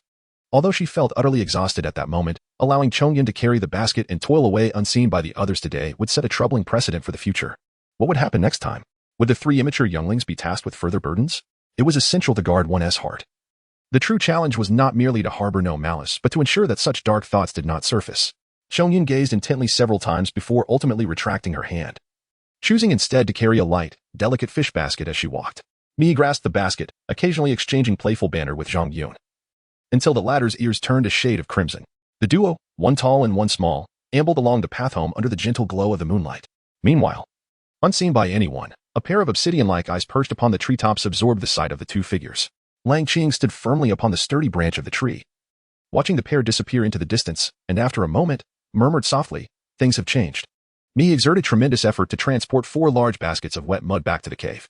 Zhuqing and Yutsong had been eagerly awaiting their return at the entrance. Upon seeing their mother and elder brother arrive, Zhuqing hurriedly fetched water to clean the mud splattered on Mihi's body. Yutsong pouted, displaying his discontent. Yet his actions remained unhesitant as he accepted the basket. Why are you so late? We thought something had happened to you. Perhaps sensing that his worry was too overt, Yutsong turned his face away, awkwardly muttering, it's fine if you died, as long as Big Brother is safe. These words earned Yutsong a swift reprimand from Chongyun, leaving him teary-eyed. The disbelief in Yutsong's gaze towards his brother was palpable, with tears welling up and his nose reddening, clearly on the verge of tears. This time, Chongyun did not indulge his younger brother, instead calmly stating, we encountered a hunting party, they thought. They misunderstood and nearly harmed our mother. The reputation of the hunting party was evidently significant, with little room for deceit. Instantly, Yutsong wiped away his tears, scrutinizing Mihi from head to toe. Mihi, with a playful intent, clutched her waist and abdomen, exclaiming in a melodramatic fashion. When Yutsong, pale-faced, approached to investigate, she suddenly embraced him tightly, playfully pinching his cheeks. I'm perfectly fine, not a single thing amiss. Ruayun has already clarified that it was all a misunderstanding. Now that the misunderstanding is resolved, there is no issue at all. Besides, if I were truly injured, how could I possibly carry such heavy items back? Yutsong, with his face being playfully squished, struggled to articulate his words, stammering, let go, you wicked, foul female.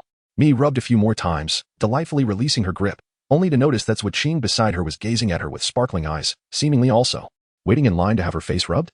Such a delightful occurrence exists. Mihi gently cradled Zhuqing's face, showering her with tender concern. After inquiring in detail about Zhuqing's medication intake for the day, he finally released her and began to prepare a meal. The words of the proud and willful right song were not without reason. The time spent lingering by the stream had been excessive, and now the night had fully enveloped them. With a heart attuned to worry, it was only natural to feel some apprehension. All plans to craft a water tank for the cave or to make a pot for Lu Ming had to be postponed. Filling their bellies took precedence. Mihi ignited the fire, simultaneously utilizing the warmth of the bonfire to dry the damp animal skin dress that had soaked for quite some time. While she commenced the preparation of the ingredients, a mere 4 or 5 small streamfish would undoubtedly prove insufficient to satiate her hunger for a truly satisfying dinner. It was imperative to rely on the half-head of crocodile she had brought back. Though Mihi had limited experience with crocodile meat in her previous life, she had handled it on several occasions. Provided it was prepared correctly, the meat would be rich in flavor, delectable, tender, and utterly delightful, posing no challenge at all. Mihi pondered briefly and resolved to prepare the most authentic and conventional method of braising alligator meat. Mihi first removed the scales from the crocodile's skin, then meticulously cleansed the meat and cut it into chunks. While the pot was heating, she added fresh water, bringing it to a boil before blanching the crocodile meat in the bubbling water for later use. The next step was initially to directly pour oil for caramelizing the sugar. But although Mihi had a greater variety of seasonings at her disposal, she was still without oil, necessitating an additional step in her culinary process. Mihi cautiously set aside the fat from the crocodile's belly, extracting a modest amount of oil. She then added several pieces of rock candy that she had exchanged from the system that morning. As she continuously stirred, the sugar caramelized beautifully. Next, she introduced sand ginger and garlic, sought ing them until their fragrant essence filled the air. Finally, she added the crocodile meat, a pinch of salt, a dash of chili, and several bowls of clear water, allowing the meat to braise until tender. She concluded by incorporating purslane, intended as a side dish. The unique aroma soon wafted throughout the entire cave. Zhuqing and Yutsong gulped in anticipation and approached Mihi. With a smile, she offered each of them a piece of meat, just as she was about to serve a piece to Chongyun. She glanced around and realized that Chongyun was inexplicably absent from the cave. At such a late hour, where could he have gone? Mihi slightly furrowed her brow as Zhuqing devoured the crocodile meat with great enthusiasm, mumbling, "Mother, elder brother must have gone to fetch water. He will return shortly." It turned out he was indeed off to fetch water. The little cub truly concerned himself with every matter. During the day, he assisted in weaving baskets, and in the evening accompanied her to retrieve the fish basket. Now, upon his return, he could not find a moment's respite. Insisting on filling the water before partaking in a meal or resting, Mihi felt a surge of emotion, but suddenly sensed something amiss. Wait, why should it be like that? Before Mihi could form a coherent thought, she heard Zhuqing inquire, when Mother encountered the hunting team. Did she happen to see Ao-san? If she did come across Ao-san, then surely, brother did not merely go to fetch water. He must have gone to sulk as well. Chapter 46, for distinctive bulls. Ao-san? Mihi pondered for a moment, her thoughts swiftly fixating on the somewhat foolish mastiff beastman. Yet, a sense of bewilderment lingered. Indeed, there had been an encounter, but what was the matter? Why did Chongyun become sulky upon meeting that mastiff? Were there secrets unbeknownst to her? Zhuqing hesitated, glancing instinctively at her companion Yutsong beside her. Yutsong, unburdened by such thoughts, let out a dismissive huff. That mastiff is simply foolish. It's his fault, not that of our elder brother. What is there to be unsaid? The fault of the mastiff? Mihi grew increasingly curious and listened intently as the two young ones recounted the unfolding events. It turned out that Ao-san had indeed professed his affection for Chongyun, though Ao-san possessed a keen sense of smell. His eyesight seemed to be as high as the top of his head, causing him to stumble thrice over a mere 10 steps. Yutsong expressed some indignation. At that time, our elder brother was quenching our thirst by the riverbank when Ao-san approached him and said, "Beautiful female. Are you single with 2 little ones? Why not join me? I shall take good care of you all." Humph, that wretched male. His drool nearly splattered on our elder brother's face. How brazenly direct. Though it seems that mastiffs are indeed a breed with poor vision. Could it be that they are truly this blind? How could he mistake such a large cub as a female? Zhuqing seemed to perceive Mihi's confusion and gently elucidated. The eyes of the canine tribe, during daylight, are not much better than ours, the brighter the sun. The harder it is to discern things, hence they largely rely on their sense of smell. At that time, we were crouching, and our heights were indiscernible. Moreover, before encountering Ao-san, our elder brother had assisted Mama in rescuing a little cub that was in the perilous habit of stuffing everything into its mouth, nearly choking to death, which may have transferred some feminine scent. Zhuqing scratched his head, seemingly feeling it was somewhat inappropriate, and continued.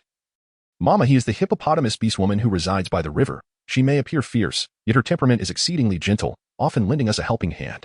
After Ao-san discovered that our elder brother was male, he apologized, yet he frequently returned to seek our elder brother, reminiscing about past events and offering us food as a means of atonement. However, our elder brother was rather reluctant to revisit those prior incidents. So that was the case. Ao-san, relying on his sense of smell, had clumsily pursued affection, and upon uncovering the truth, both parties recognized one another. Yet the awkwardness of the situation likely led to their avoidance and silent brooding. Moreover, that Mama sounded rather familiar. Could she be the hippopotamus female who fed the crocodile meat this very morning? Mihi's lips twitched slightly as he was about to inquire, when he noticed a shadow shifting at the entrance. In an instant, Zhongyun stepped inside, thus allowing for a direct inquiry with the person involved. Mihi recounted the events of the day to the little ones, then inquired, "Do you know the female hippopotamus we encountered this morning, Chongyun?" Chongyun nodded in affirmation. In this area, only Hima's offspring are known to bite indiscriminately. It must be the Hima we were previously acquainted with. Thus, it became clear. This world truly operates within a vast circle, which elucidates the strong animosity Hima exhibited toward her this morning. For both Hima and Ao-san were situated by the same river, witnessing the little ones quenching their thirst at the water's edge. As Mihi contemplated deeply, her hands remained busy. She deftly scooped 3 portions of crocodile meat along with its rich broth into a clean ceramic bowl, presenting them to the 3 little cubs. Zhuqing and Yutsong devoured their meals with great enthusiasm, while Zhongyun, upon receiving his bowl, paused to examine it closely, uttering a soft sound of curiosity. This sound piqued the interest of Zhuqing and Yutsong, who were still eating. Zhuqing began to scrutinize his own bowl, echoing the same astonished sound. Is this bowl made from the mud that Mother played with before? Why doesn't it leak? To most beasts, mud is often regarded as a rather useless substance, only occasionally deemed useful when the scorching sun makes hunting unbearable, prompting them to roll in mud for relief from sunburn. In such instances, mud proves far more beneficial than a mere bath in water, as water offers no protection upon re-emergence into the sun, while mud, being opaque, can provide a degree of sun shielding even when dry. This, however, is the sole utility of mud for the beasts. Yet now, astonishingly, the dried mud has been transformed into a vessel that holds liquid just like a coconut shell without leaking. How marvelous! Observing the cubs' curious expressions as they cradled their bowls, Mihi smiled, encouraging them to turn their bowls to see the patterns etched before firing, while she explained, "Indeed, as long as the shape is well crafted and then fired. Food containing broth will not leak. Furthermore, these ceramic bowls made from mud possess an advantage over coconut shells. One can create them in any size desired, eliminating concerns about the difficulty of opening coconuts and the subsequent inadequacy of space for contents. Moreover, they can serve as markers. Markers? The ever-eager and sharp-eyed Yutsong was the first to notice the uneven textures on his bowl, his eyes lighting up. Are these 3 claw prints? His bowl displayed 3 distinct finger impressions, evidently left by Mihi prior to firing. Zhuo Qing, swift in his glance, looked perplexed as he examined his own bowl. Why? Why do I only have 2? His bowl clearly bore only 2 finger impressions. Zhang Yun comforted his younger brother by patting his shoulder, revealing his own bowl, which astonishingly bore just a single mark. Zhuo Qing stammered, his gaze filled with longing as he looked at Mihi. Mother, how could you have forgotten several impressions? Together, my older brother and I have fewer than our younger brother. Do you not love me and my brother anymore? As Zhuo Qing spoke, tears welled up in his eyes, threatening to spill over. Feeling a sudden warmth in his hand, Yutsong bit his lip and promptly offered his half-finished bowl of meat and broth to his elder brother. Here, take this bowl with many marks. I don't need it. Though tears brimmed in Zhuo Qing's eyes, he refused to accept the bowl. No, that is the bowl mother gave you. It's all right if mine has less. She must have simply forgotten. I'm fine. I'm not sad at all. Yet, despite his words, the tears streamed down his cheeks like noodles, unceasing. In the minds of the beasts, having more is invariably equated with being better. No beast desires to receive less. The scene of the 2 cubs insisting on sharing was rather helpless, prompting Zhong Yun to respond after a moment of contemplation. Come now, don't cry. I believe it's not that she forgot, but rather that we are inherently different. Think about it. If our 3 bowls were identical, how would we recognize our own? If all 3 bowls were the same, adorned with 3 marks each, it would indeed be quite difficult to discern. At last, the eldest cub displayed a profound understanding of the situation. A warmth enveloped me as she retrieved her bowl, which was entirely empty and pristine. Behold, she said, this bowl of mine harbors nothing, yet it does not signify a lack of generosity towards you. The essence of crafting such distinct bowls is to convey that in the future, we can partake in our meals with our own vessels, 1 meal at a time, repeatedly. Among the beast men, the custom of dining dictates that as long as a location consistently yields edible offerings, they will frequent it to gather sustenance or directly consume it from accessible sources. Possessing one's own bowl signifies the establishment of a permanent dining point, eliminating the need for roughing it outdoors or scavenging for food in discarded coconut shells. The younglings are not foolish, otherwise they would not have survived for so many years under the harshness of Mihi's original form. Almost instantaneously after Mihi's words, the eyes of the younglings widened in disbelief as they gazed at the bowls in their hands. Each bowl belonged uniquely to them, heralding the promise of a home they would never have to leave again. Chapter 47, The Notorious Female. Look at this. Mihi gestured slightly, indicating that Chong Yun bore a mark, symbolizing that he was my first offspring. Zhuo Qing possessed 2 marks, as he had arrived into the world before Yutsong, who was the 3rd child, hence the 3 marks. Each of you is unique, yet all are my beloved little ones. Love, perhaps? Chong Yun lowered his head, lost in contemplation, while Zhuo Qing anxiously wiped the moisture from his face, though no matter how hard he tried, it remained unclean. Mihi could only dampen a piece of beast hide anew to assist him. Meanwhile, Yutsong buried his head in the bowl, consuming the crocodile meat with fervor, before murmuring in a subdued tone, always engaging in such futile endeavors. Mihi was taken aback and instinctively inquired, is it truly of no use? Yutsong pressed his lips together, remaining silent, yet he did not loosen his grip on the bowl. The answer was all too evident. Mihi chuckled helplessly and shifted the topic, asking, what do you think about the taste of crocodile meat? The responses from the 3 little ones were distinctively varied. It's delicious. Mother's cooking is the best. Not tasty. Mihi disregarded the stubbornness of the deceased duck and turned to Chong Yun to seek advice. If I were to bring this meat to the altar to trade for more meat, do you think that would be feasible? Meat? Trade? Meat? What value is there in such a transaction? The meat one hunts for oneself is sufficient. Why would one wish to exchange it for the meat of another beastman? Even the cunning Chong Yun, among the 3 young ones, instinctively hesitated at the thought. Surely, no beastman would engage in such folly. Most beastmen trading at the altar of the beast god prioritize exchanging unnecessary items for those of use. The mere fact that a beastman arrives with meat suggests they must have surplus food, likely seeking to trade for something else, perhaps herbs, weapons that enhance strength, or items that aid in courtship. While there are indeed rare instances of beastmen trading food for food, it is an uncommon practice, and they almost never barter meat for meat. Among the scant few who do exchange food for food, some may possess fruits that their kind cannot consume, seeking to trade them for other edible leaves. For example, eucalyptus leaves, mildly toxic and inedible to most herbivorous beastmen, are palatable to kangaroo beastmen.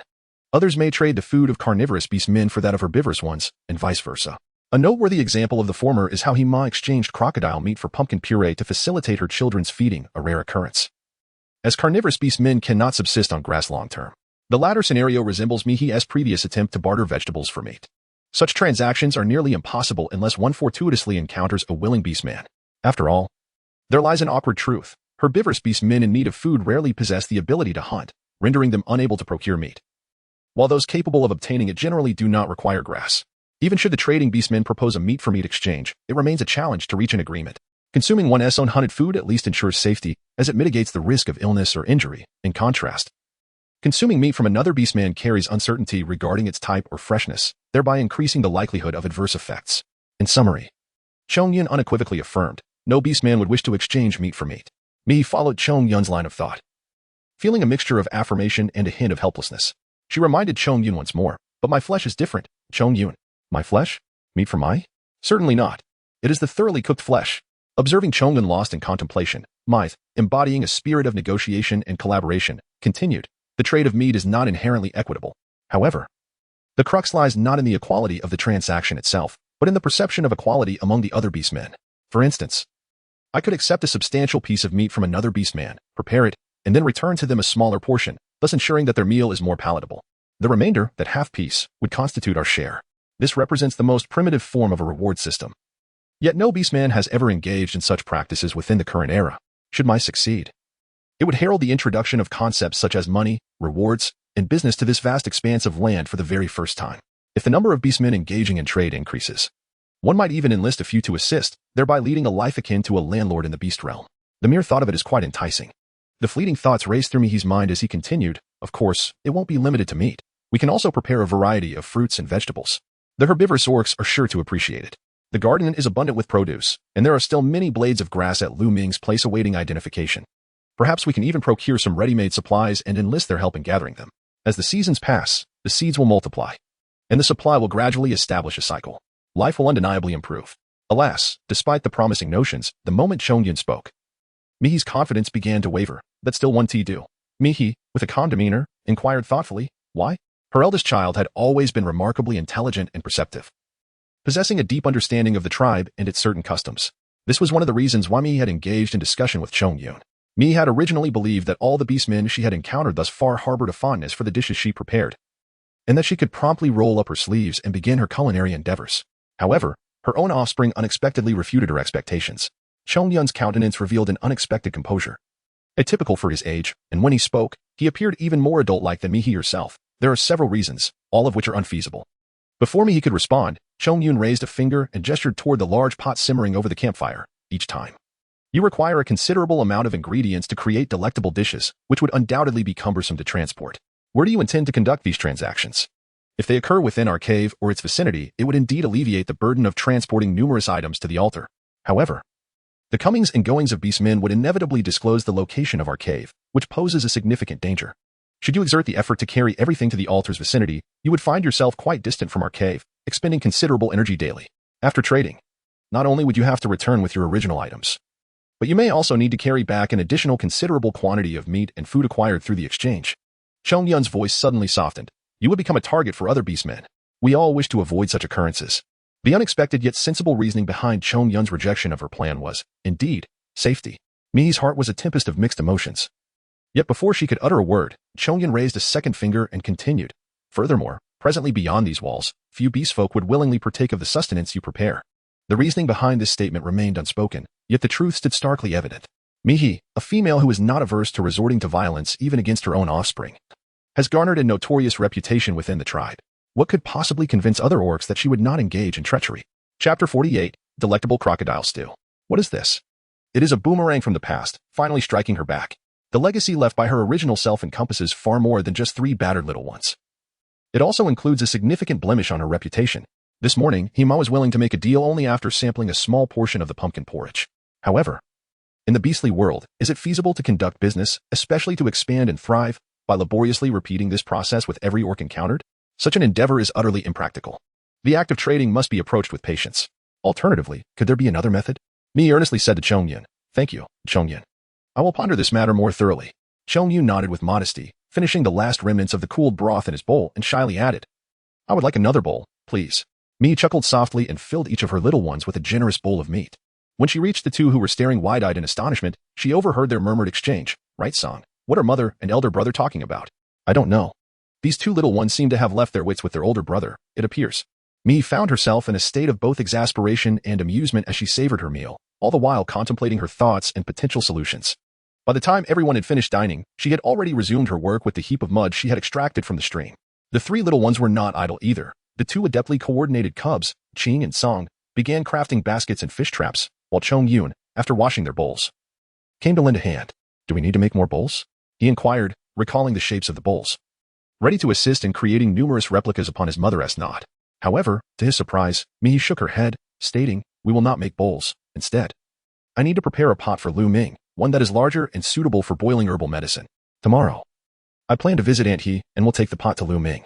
Chong Yun refrained from voicing his curiosity, yet the intrigue in his eyes was unmistakable. As Mi engaged in the art of pottery, she elucidated, "I have procured medicine from Lu Ming and must return a pot to him. As for Ima, this morning, she prepared pumpkin porridge for her young ones, and it is likely she will require more palatable sustenance tomorrow. I must be proactive.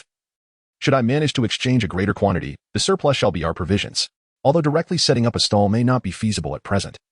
Relinquishing the idea entirely is not an option. I can begin with a select few orcs, gradually garnering attention for my culinary skills. This approach resembles a transformation from a planned market stall to offering specialized home-cooked dishes, thereby significantly reducing resistance. Ima was once among those orcs who doubted the quality of my food. Her willingness to give crocodile meat was largely influenced by her three little ones. However, her decision to consume the pumpkin porridge this morning evidently softened her stance. If Mihi can seize the opportunity to engage in transactions with more orcs, her reputation may flourish, gradually reshaping their perceptions of her. The crux remains, without sufficient prestige, every endeavor becomes arduous. This time, Zhang Yun did not oppose her. Instead, he quietly observed and began crafting a pot in imitation of Mihi. Though referred to as a pot, what Mihi fashioned resembled a tripod, with three supports to elevate the vessel, ensuring space beneath for firewood. The portion meant for holding water was designed as a broad, deep basin to accommodate various items. The clay beneath the stream leaned towards being sticky, and after careful molding, both the once unwieldy pot and the large water jar were swiftly completed. Mi placed them by the campfire to dry out, and then excavated a discreet pit outside the cave. The bottom was lined with a layer of wood and charcoal taken from the fire, with earthen pots and jars positioned in the center. Another layer of charcoal was added on top, and finally, the pit was sealed with ordinary clay to prevent the escape of heat and smoke, so as not to disturb the passing nocturnal orcs. Thus, a simple yet effective kiln for firing pottery was constructed. Now, all that remained was to await the extinguishing of the charcoal by tomorrow, after which the clay would transform into ceramic. Mi wiped away the sweat and resumed her relentless preparations for the ingredients. Having resolved to seek out Mother He, she was mindful of Mother He's little cub, who had been troubled by dental issues lately. Today, she had brought back an abundance of crocodile meat. After one meal, there remained a substantial portion. In such weather, fresh meat, if not preserved as cured products, would spoil rapidly.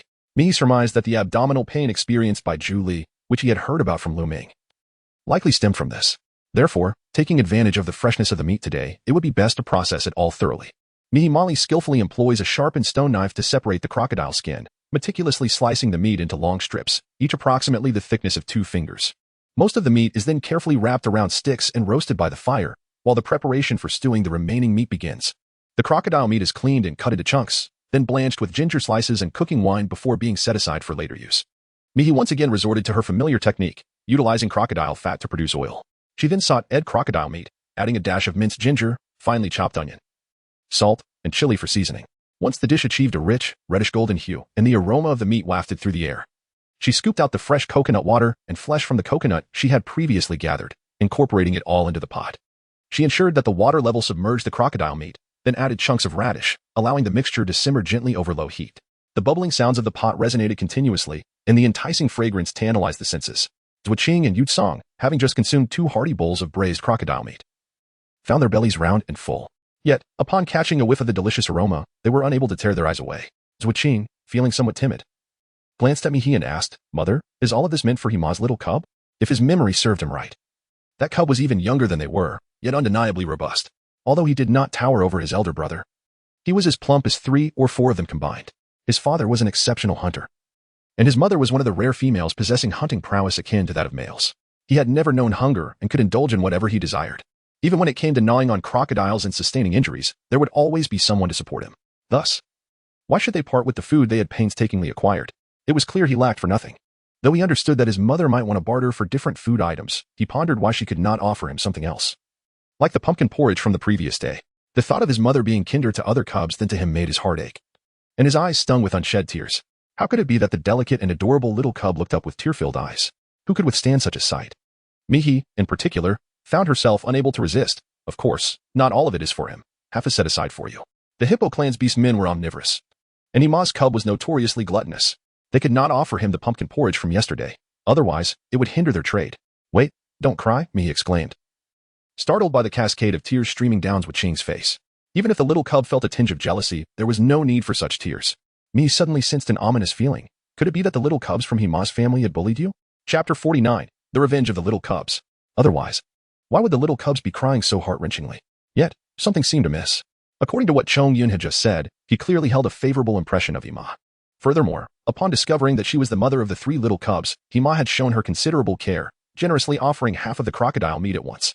Mihi stood perplexed, whilst Wei-Qing shook his head repeatedly, insisting, no, there was no bullying. Chongyun, who had been quietly listening, interjected at the opportune moment. It hardly qualifies as bullying. Rather, it was merely a minor misunderstanding, nothing of great consequence. Upon hearing his brother's words, Yusong responded with a tone that was somewhat indifferent. Indeed, it is a rather trivial misunderstanding. It stems from a time when we exchanged labor for food with Hima.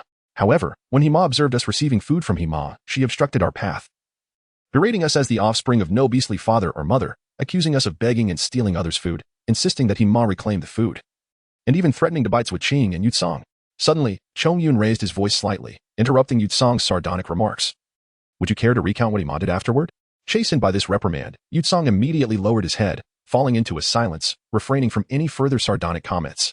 Mihi had been listening for half a day and finally began to grasp the situation. Hima clearly referred to the child of Hima's family. Yusong had always been an extremely radical lad. Whenever he sensed even the slightest discomfort from anyone or anything, he would immediately adopt a highly hostile stance. The fact that he was silenced by a mere reprimand indicated that perhaps the situation was not as grave as Mihi had initially anticipated. Chongyun took a deep breath and met Mihi's gaze. I will not speak falsehoods. It was indeed a misunderstanding. In truth, they are quite respectable beast men. When Hima heard what Hima had said, he simply exclaimed nonsense and promptly kicked Hima into the water. We chased after him and eventually found Hima, his belly full and rolling in a muddy pool downstream. Good heavens! Such actions could only be expected from a biological mother. Mihi was momentarily taken aback. And after a brief silence, Chongyun continued, Hima cried quite pitifully that day, expressing a multitude of emotions. It was during that moment we realized his fear of us usurping his mother. Hima is somewhat unique. Since his birth, he has harbored an extraordinary obsession with food. He perceives that when Hima provides us with sustenance, it signifies a lack of love for him, and by accepting the food, we are attempting to claim his mother for ourselves. This led to his insistence on our returning the food to him. Since that incident, we have seldom approached Hima. For indeed, she is merely Hima's mother, a part of a joyful and harmonious family. They truly lack food and affection, often going hungry and even facing maternal reprimands, forced to wander aimlessly. Although many beast men are aware of these circumstances, seeking out Hima again would seem as if they were leveraging these misfortunes to elicit sympathy and beg for charity, which is rather pitiable. This is not the outcome they desire. Otherwise, they would not have initially offered their assistance to Hima before accepting the food. Mihi listened quietly, and upon reaching this point, she finally comprehended the entire sequence of events. She understood why Wei-Qing felt a pang of reluctance in offering food to Hima's little ones. The world of these little ones was imbued with a starkly black and white innocence. Hima initially feared that the 3 little ones would usurp her mother's affection, leading to her protest against sharing food with them. Now, as Wei-Qing found herself reliving the very sentiments that Hima had experienced. It was akin to a silent standoff. If you don't allow your mother to show kindness to me, I shall not permit my mother to extend her warmth to you. You fear I might take your mother from you, while I am equally afraid you might claim mine. Thus, as Chongyun aptly noted, this indeed constituted a minor misunderstanding. After all, in this scenario, Hima was the youngest among the 4 little ones, the most naive and dependent on her mother. Deserving of some leeway as a little rascal, the little ones managed to assist Hima in exchanging food and even rescued Hima when she fell into the water, demonstrating their exemplary nature. As for Hima, her kind-heartedness shone through as she cared for the little ones, promptly addressing Hima's mischief with a firm reminder, thus averting the possibility of the little ones becoming unruly. There was little fault to be found in her actions. The only possible downside was that it seemed no one had considered that the 3 little ones possessed a considerable sense of pride. Upon learning the truth, they would rather endure hunger and hunt for themselves than seek assistance from Hima. Such matters might be viewed as mere childish stubbornness, yet it was indeed quite significant. Should they care just a little more, it was likely that they would scarcely exchange a few words throughout their lives. However, there are indeed ways to resolve such a predicament. Mihi pondered for a moment before speaking. Tomorrow, I shall prepare some dishes that Hima has never tasted, and then you can take a stroll in front of him. According to the 3 little cubs, and based on Mihi's current understanding of Hima, the gluttonous Hima would undoubtedly be enticed. The little cubs' petty squabbles were not particularly significant. Their petulance stemmed largely from their inability to refute Hima's remarks regarding them. They truly felt akin to orphans, unable to procure food, which compelled them to devise various means of survival. Now, not only did they have sustenance, but the aroma of the food was quite delightful, and they possessed some resources that would evoke envy among other beastmen. What contradictions remained? If the little cubs were to taunt the drooling Hima with phrases like, "No, I cannot share with you," Hima might find himself in a state of greater distress than one could imagine.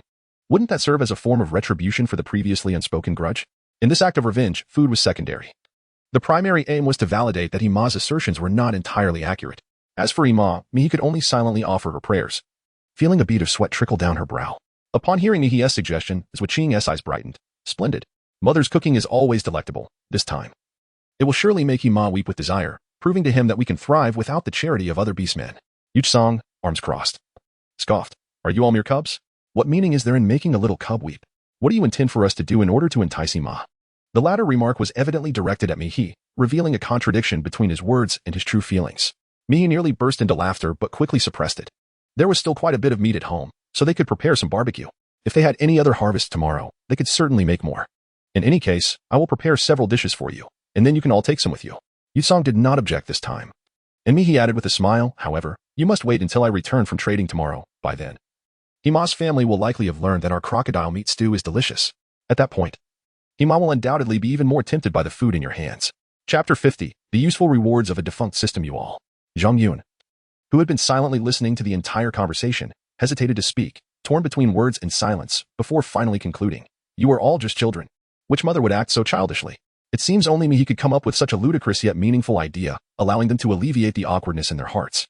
Mihi chuckled softly, ultimately crafting a makeshift lid for the slow cooker that was barely airtight. She added a few more logs to the fire, allowing the pot to simmer gently as she drifted into slumber. Upon awakening the following morning, she found that the meat juices had nearly reduced, emanating an aroma that was utterly mouth-watering. Mihi provided the little ones with a hearty stew, then ventured to the site where she had fired pottery the previous night to assess the temperature. Indeed, she was greeted once more by the familiar sound of the system. Be diligent, for only through labor shall you dine.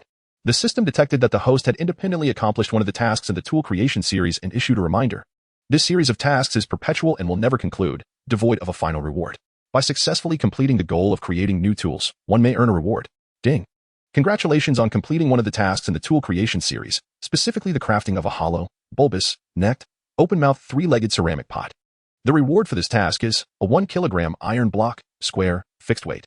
Note: 1. Each new tool reward can only be claimed once and is not repeatable. 2. Rewards for this series are entirely random. Please trust in your own fortune. Pottery? What of pottery? Upon catching sight of the task prompt, Mihi hardly had the time to examine the reward item in her hands, her expression one of utter bewilderment. The other descriptions mentioned the pot she had crafted for Lu Ming, did they not? This insufferable system previously, when she was nearly drowned by Lang Qing in the stream. It remained silent, seemingly spending all its time nitpicking trivial details. Well, never mind, given that this time it had randomly produced some worthwhile items. She would overlook the peculiarities of this system.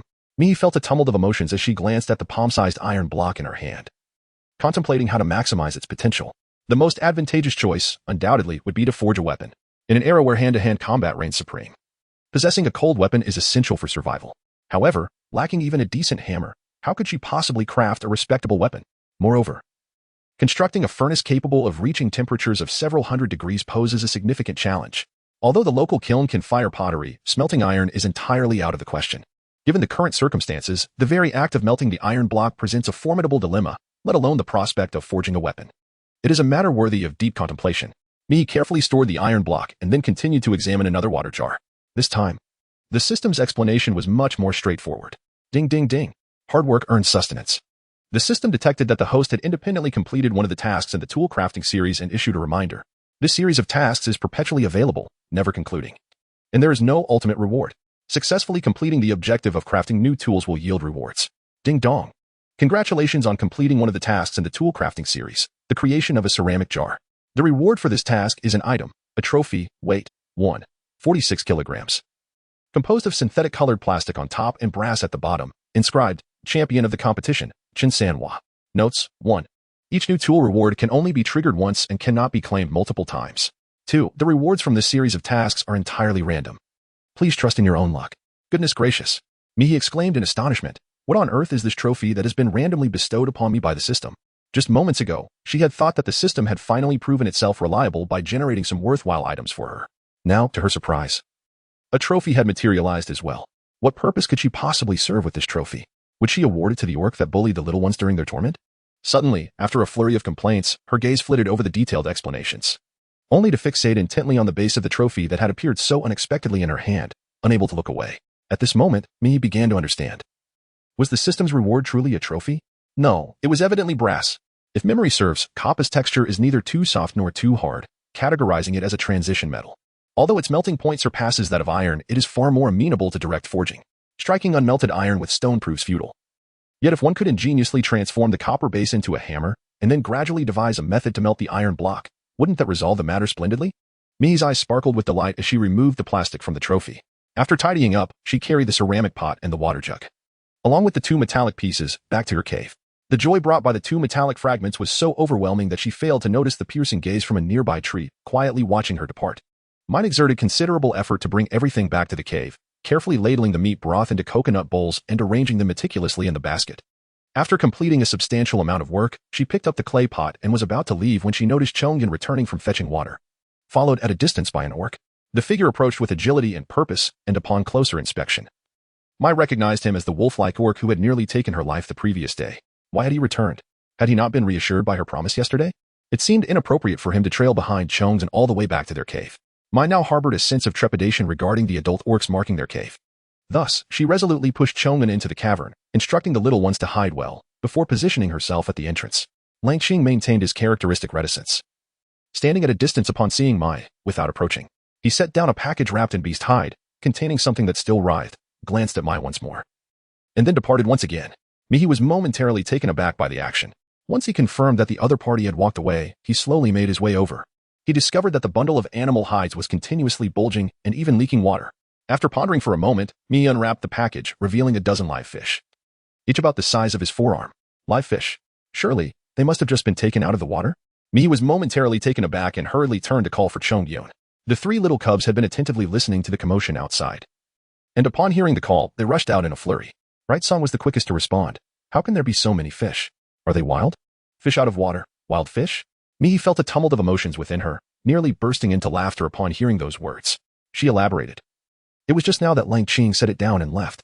The entire sequence of events was rather perplexing, and he didn't utter a single word. I cannot quite fathom what that orc intends to do. Chongyun appeared somewhat uncomfortable as he replied, I apologize, it was my oversight in failing to observe him closely, which led to him following me home. In the realm of mischief, Mihi pondered the curious behavior of the young rascal. Observing Langqing's elusive demeanor, it was evident that he was a master of stealth and hunting, making it improbable for a mere child to easily detect him. Thus, he promptly remarked, It's a trivial matter, no need for concern. Zhuqing interjected softly, Why did he bring a package of fish? Chapter 51. The quirky hippopotamus clan. The delivery of fish, a question worthy of contemplation. However, after exchanging glances with Chongyun, Mihi quickly surmised the reason behind this peculiar gesture. Mihi hesitated slightly. Chongyun, what kind of beastman do you think Langqing is? She couldn't help but feel that yesterday's failed fishing attempt by the stream due to Langqing, followed by him delivering a package of fish today, was no mere coincidence. Yet the sudden ambush from the previous day still sent shivers down her spine. Even knowing his actions were motivated by Chongyun, Mihi instinctively associated Langqing with the image of an overbearing and autocratic executive. Would such a beastman truly care about having scared away their fish yesterday and seek to make amends by bringing fish today? Mihi was momentarily taken aback. Yet Chongyun, with a peculiar expression, let out a sigh, an exceptionally remarkable orc. Even the beast god may err, but once Langqing draws a conclusion, it is invariably correct. This assessment surpassed Mihi's expectations. Chongyun appeared inclined to continue speaking, but the anxious Right Song, pacing restlessly nearby, interjected, Could you perhaps discuss this later? The fish is on the verge of dying. While words may be postponed, the demise of the fish is an irrevocable reality. Mihi was about to leave, and given the current weather, leaving the dead fish for even a day would result in them beginning to stink by evening.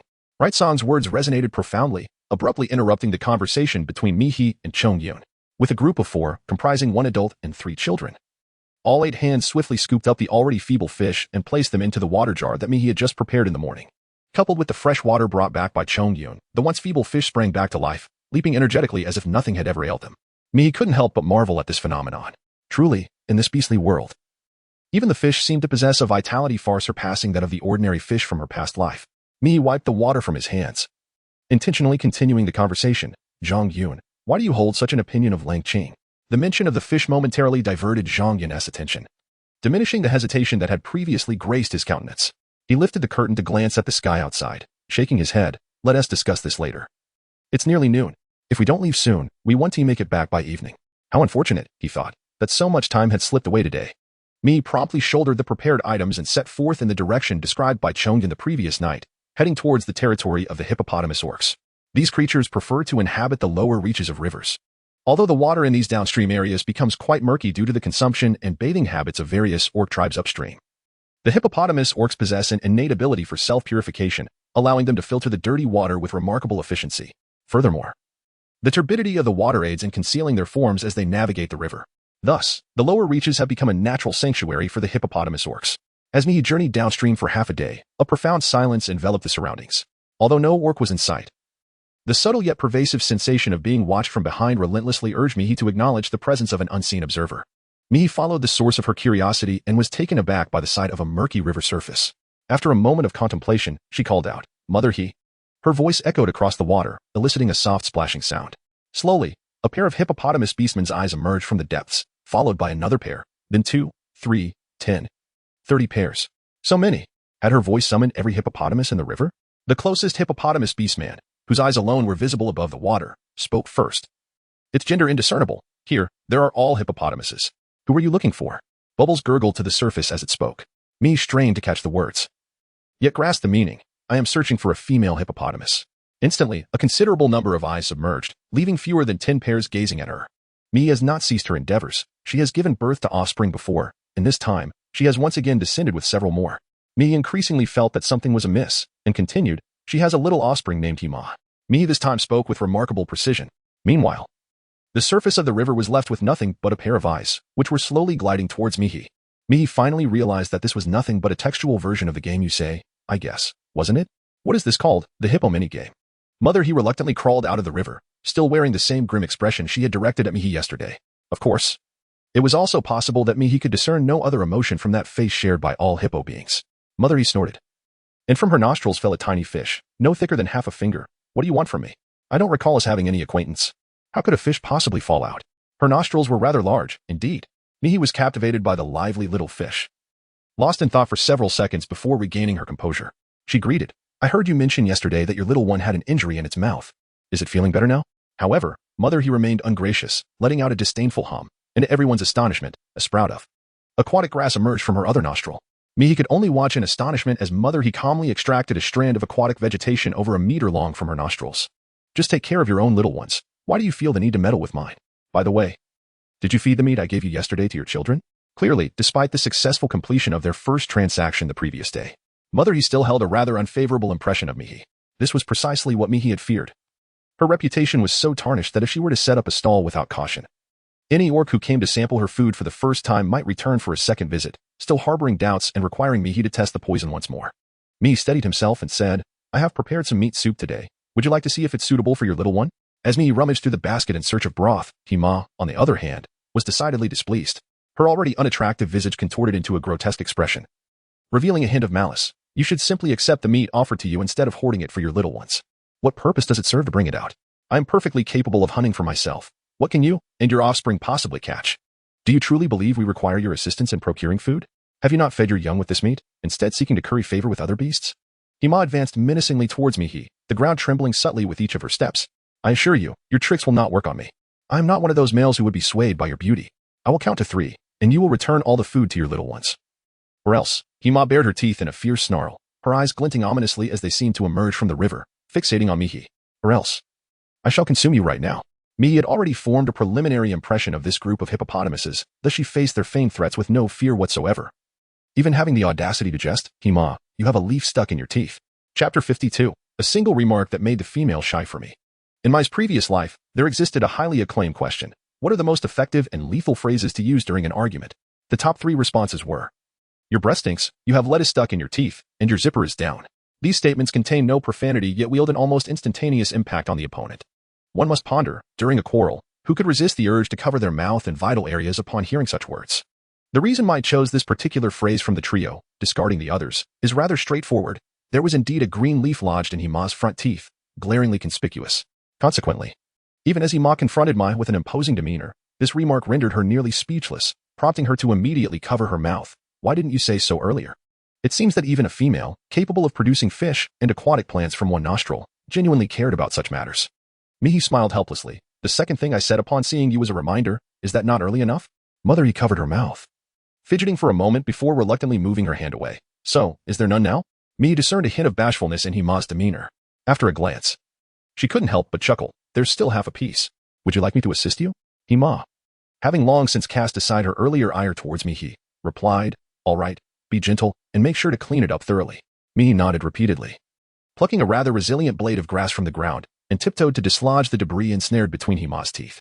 The grass severed upon contact with the gaps, and she returned with another fresh blade. Hima visibly relaxed, exhaling a significant sigh of relief, grateful that the issue was discovered early. Otherwise, she would have become the subject of ridicule among other beastmen. It is rather peculiar how, every time I emerge from the water, I find such detritus lodged in my nose and mouth. It is truly vexing. Is there no method to alleviate this embarrassment? Indeed. It seems that regardless of the species, every female is concerned about her appearance. Mihi nodded in understanding and casually remarked, indeed. It is fortunate that we discovered it early. However, maintaining one's dignity is not as challenging as it seems. Perhaps next time, before you come ashore, you could hum a tune to drive away any lingering intruders in your nose? Mother, he pondered for a moment and inquired. What about the vegetable leaves stuck in your teeth? Mihi earnestly suggested, after we emerge, let's first check our teeth on the water's surface. If there is anything stuck, we'll be able to notice it. While this may not ensure that there are no vegetable leaves in our mouths when we surface, it at least guarantees that we won't have any remnants when conversing with other orcs. Hima's eyes sparkled with newfound understanding, as if she found great wisdom in his words, and she smiled brightly. It seems quite reasonable. Yet, there lingered a sense that something was still amiss. Mihi smiled and said, there is nothing amiss. Oh, by the way, why not try this small bowl of meat soup to see if it pleases your palate? Mother, he, bewildered, accepted it and took a sip, allowing the exquisite aroma to dance upon her tongue. Only then did she realize that something was indeed amiss. Wait, you wicked female, how dare you take it upon yourself to feed me? Did I not specify that this food was meant for your little ones? Let me make it clear, your attempts to curry favor with me are futile. Do you even comprehend the plight of your poor offspring? Mihi resorted to her old tricks once more. Hima, there's meat stuck in your teeth again. Instantly, Hima's voice diminished, her entire Orcish demeanor shrinking. Huh? Why are my teeth at odds with me today? How can I argue like this? With a face full of frustration, Hima continued to fuss over her teeth, while Mihi, standing nearby, was nearly overcome with laughter. Of course, from the moment she arrived in search of Hima, there was an indescribable sense of something awry among the hippos. It turned out to be the inexplicable humor of the hippos. Such delightful clumsiness was undeniably endearing. No wonder even the most radical of the right song had never aimed harsh words at Hima and her little one. Who could resist a race so earnest and genuine, with their honest expressions laid bare for all to see? Mihi laughed for quite some time. And then Mother, he suddenly realized something was amiss. Are you doing this on purpose? Mihi was taken aback, her smile vanishing in an instant. Just as she was about to explain, she then heard Mother, he continue. Did you deliberately give me the meat soup so that something would stick to my teeth? Goodness. It turned out that rather than uncovering her malice, she was merely concerned about the meat soup. Was this truly what mattered to her? Mihi repeatedly apologized. No. It's true that there was, but now there isn't. Mother, he, still somewhat skeptical, glanced at the water's surface once more before relaxing. Indeed, it is gone. It seems you were not deceiving me. Mihi nearly succumbed to laughter, quickly averting her gaze. So, is this meat broth delicious? Would you like to let your little ones have a taste? As she noticed Mother, he was about to raise her voice again. Mihi seized the moment and explained rapidly, I have indeed given my little ones some meat, and it was quite satisfactory. Which is why I thought to share it with you and your offspring. I heard from Chongyun that your little ones enjoy a variety of foods. Upon hearing the name Chongyun, Mother He's demeanor softened considerably. That does sound like something Chongyun would say, she pondered thoughtfully. Your food is indeed tasty. But I still harbor some reservations about you, especially since you have chosen to allocate food that should be nourishing the young ones to other beasts. Such matters trouble me greatly. Please take the leftovers back to feed Chongyun and the others. Their nourishment is of utmost importance. Mother He's animosity towards me, he was unmistakable. Yet he remained undeterred, reiterating, but my intention was not solely to deliver this food to you. I wish to trade these delectable provisions for some meat in return. Mother, he was taken aback. What? Mihi gestured towards her basket and reiterated, I do not intend to give away all this food to you. Rather, I seek to exchange it for more meat. She continued, do you think the crocodile meat you hunted tastes delightful? Hima instinctively replied, what does it matter if it tastes good or not? It's merely about filling one's stomach. Yet, a voice within her cautioned against conversing with the wicked female opposite, lest she be led astray. Nevertheless, the moment Mihi spoke, her mind was utterly captivated. Mihi clapped her hands, exclaiming, isn't this just right? My food is delectable, whereas yours is not. What is the issue with exchanging your unappetizing fare for my delightful dishes? You have already tasted my food. Do you not wish to swap a bit more for your little one to savor? I am certain your offspring would relish it. The final remark struck a chord with Mother He. After a brief moment of hesitation, she inquired, so, how much meat do you desire? Mihi gestured with her hands to indicate the size of a piece of meat, her eyes sparkling with a smile as she quoted a price. Hima suddenly snapped back to reality. Have you lost your mind? How dare you ask me for double the amount of meat when there is barely any in that vine basket of yours? I see it now. You truly are a cunning and malicious woman. Chapter 53. The second transaction is completed. Hima's voice was so loud that it startled many birds along the riverbank. Mi had grown accustomed to Hima's exaggerated reactions and continued calmly. Both you and your male companion are skilled hunters, correct? Hima nodded instinctively. Yes. What of it? Mi raised 3 fingers. You possess the skill to hunt. Your magnificent beasts can hunt as well, and your little ones occasionally partake in the chase. It can be said that your family is never devoid of sustenance. But are you truly happy? Are you genuinely joyful? Mother he, perplexed. Listened as Mi continued his flowery rhetoric. You lack for nothing in terms of food, thus you can satisfy your hunger whenever you wish, yet the delicacies elude you. An overabundance of food leads to decay. Perhaps you often cast the remnants into the river, attracting myriad fish, shrimp, and aquatic plants. Which is why you find these things clinging to you, am I correct? Mother he, pondering the submerged offerings, instinctively nodded in agreement. Mihi revealed a gentle smile and said, since you have an abundance of food that cannot be consumed and will inevitably spoil, why not exchange it for some more delectable offerings? And he, with her darkened visage, pondered deeply for a considerable time before finally conjuring another conundrum. But the food you wish to trade with me is, in essence, the very food I provided to you. Is it not? Simply put, does this not amount to exchanging one's own provisions with oneself? Moreover, after passing through one another's hands, the quantity diminishes by half. It seems to be the case, yet there appears to be an incongruity. Mi pinpointed the crux of the matter. Can you make crocodile meat taste just as delectable? Mother he fell silent. Her gaze fixed on the coconut shell in her hands for a considerable time. Eventually, she raised her head and gulped down the remaining substantial portion of the meat broth. After leaving home today, Mi headed straight to Mother he for a specific purpose, to ensure the warmth of the food. Chilled dishes and steaming hot meals present entirely different sensory experiences. Thus, at the moment the fragrant broth poured into Mother he's mouth, the tender and smooth meat, coupled with the rich and flavorful soup, made her forget most of her worries. Once she finished the soup and savored the meat, she smacked her lips and remarked, I believe there is some truth in what you said. At that moment, the seemingly fierce hippopotamus orc had transformed in Mihi's mind into a paragon of sincerity and simplicity. Mother he then handed the coconut bowl to Mihi, saying, wait a moment, I will go to the riverbed and fetch you some food. Mihi beamed with delight. If there were some fresher food, that would be simply marvelous. Mother he, momentarily pausing her intention to head to the river, responded with an unusually peculiar tone, you mean the kind that has just perished? Mihi nodded. While Mother he looked on in puzzlement. As long as there is food, why complicate matters with unnecessary concerns? She mused. Hunting demands considerable exertion. Even the most adept hunters would not squander their strength on futile pursuits when sustenance is readily available. Depleting one's energy, only to be confronted by a formidable foe, is indeed a perilous and daunting scenario. Thus, in the presence of food, most orcs would instinctively opt to consume what is at hand rather than exhaust themselves in a fresh hunt. Mother he found it truly perplexing why Mihi had chosen to voice such a sentiment. Mihi spoke eloquently for quite some time, yet eventually took the matter seriously. My little ones cannot consume spoiled food, or they will suffer from stomach pains. Just a couple of days ago, I sought herbal remedies from Lu Ming on their behalf. You may inquire with anyone about this matter.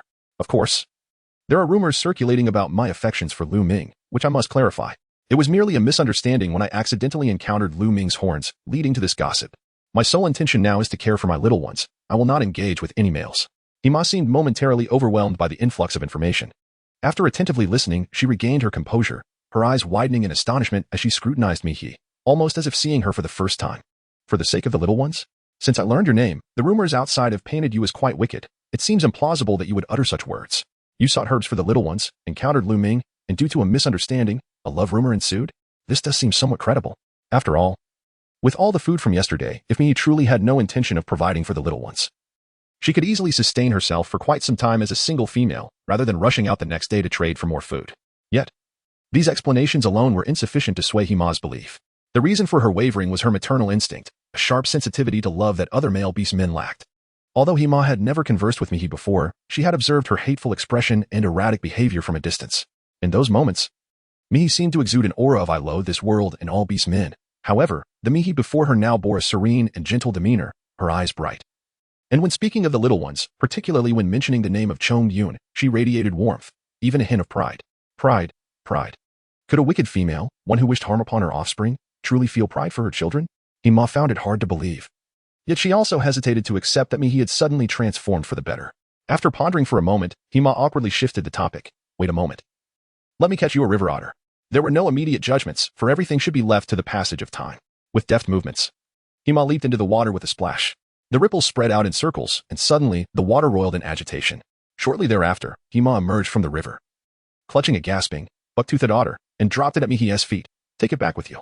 I hope I want to find out that this otter hasn't found its way into your little one's bellies, or else. The customary baring of teeth was something Mihi had grown accustomed to, even allowing her thoughts to wander to the one who loved to bare his teeth, Yutsong. Thus, was this snarl a lesson learned from Yutsong? The display of teeth signified one's prowess, yet it was not intended as an act of aggression, but rather a means of protection. A softening sensation enveloped Mihi's heart, causing her smile towards Mother He to become all the more genuine. As she presented all the crocodile meat she held to the other woman, she inquired, "My little ones mentioned that they might come to play with your little ones later today or perhaps tomorrow. Would that be acceptable?" Mother He, with her teeth bared in a grin, was momentarily taken aback by the response. "Are they finally inclined to visit us? You would permit them to come and see us? Aren't you concerned I might inquire about how you treat them and then hold you accountable?" If Mihi were truly guilty, she would not have engaged in such actions. Could it be that Mihi is genuinely transformed from a previously malevolent figure into a nurturing one? Would the three little ones of Chongyu no longer suffer? Chapter 54. A narrow path before the treehouse. Impressions are not easily altered in a fleeting moment. Mother Hi's astonishment was undoubtedly sincere. Meanwhile, Mihi's bewilderment was equally authentic. Of course, they have their own hands and feet. They can go wherever they wish. How could I possibly restrain them? Mother He scrutinized Mihi from head to toe, while Mihi stood confidently, not retreating an inch. Finally, as if arriving at a conclusion, Mother He let out a huff, ceased her gaze upon Mihi, and proceeded to gather the items Mihi had given her, preparing to head towards the riverbank. Mihi felt a slight sense of relief having successfully passed this hurdle. Suddenly, a thought crossed her mind, and she hurriedly called out to the retreating figure of Mother He, "Mother He, in the future, I shall periodically bring forth a variety of unique delicacies for sale. This means you can exchange fresh meat for more delectable food items. If your little ones find the flavors appealing today, perhaps you might consider establishing a long-term trade with me.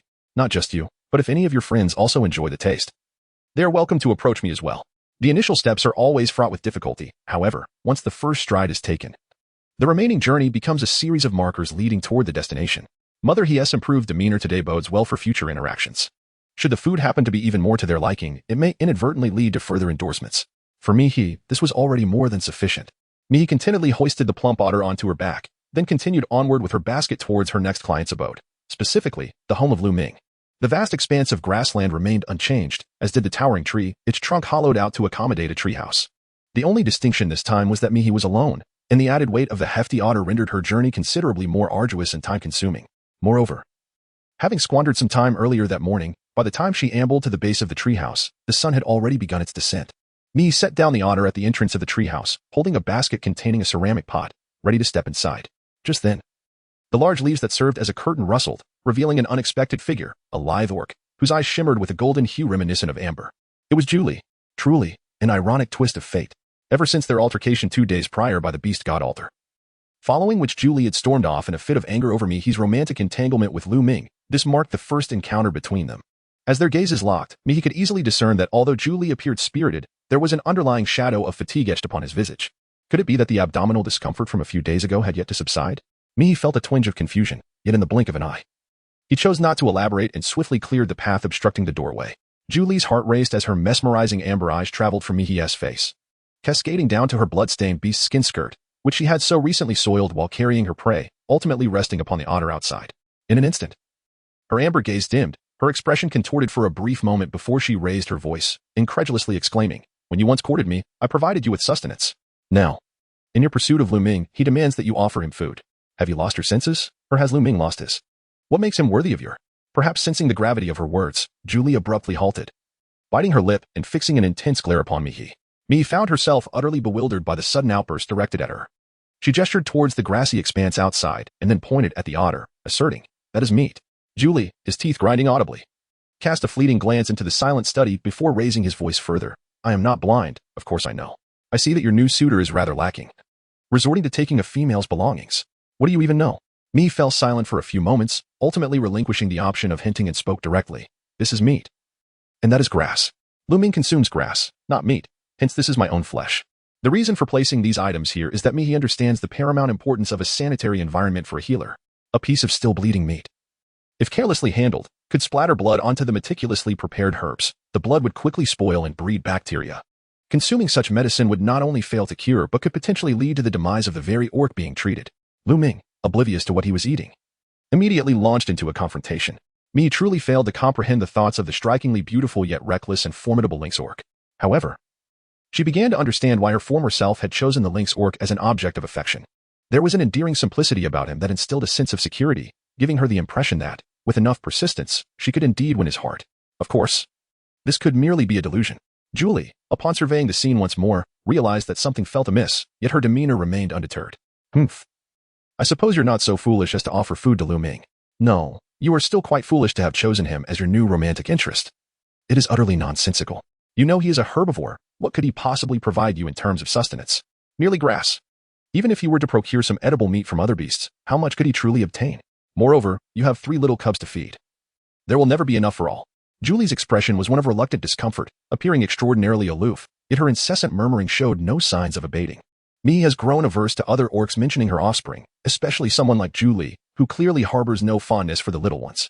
Upon hearing his remarks, she raised her eyelids and cast him a glance, stating, "There is no need for your concern. I shall neither choose him nor you." Julie, who had been incessantly pointing out Lu Ming's shortcomings, suddenly fell silent, gradually lifting his head, and with a forced smile, he retorted, "You truly overestimate yourself. I have always detested you and would be more than happy not to be chosen by you. Therefore, there is nothing more to discuss." Mi remained silent, attempting to bypass the other person and enter the treehouse. However, this seemingly trivial gesture seemed to infuriate Julie.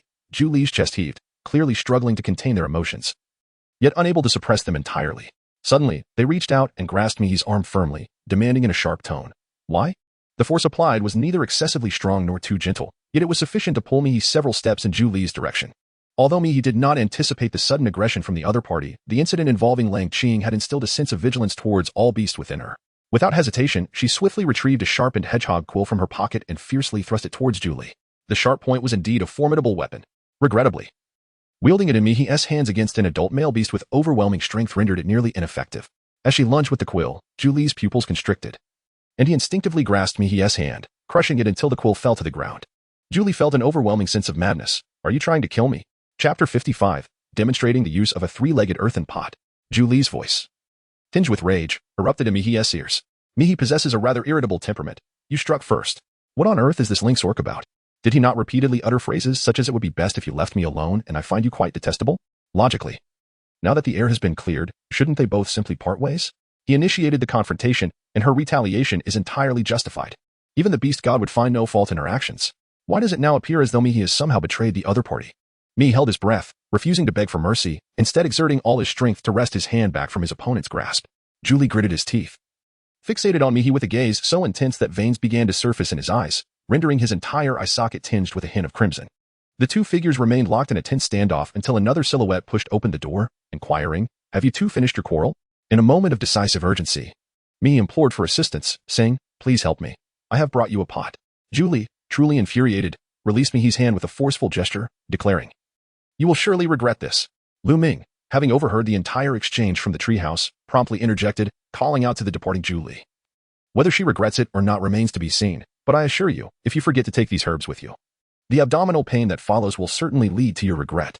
He raised a bundle of herbs, evidently left behind by Julie, causing her to halt in her tracks, her chest heaving with emotion, yet she did not turn back.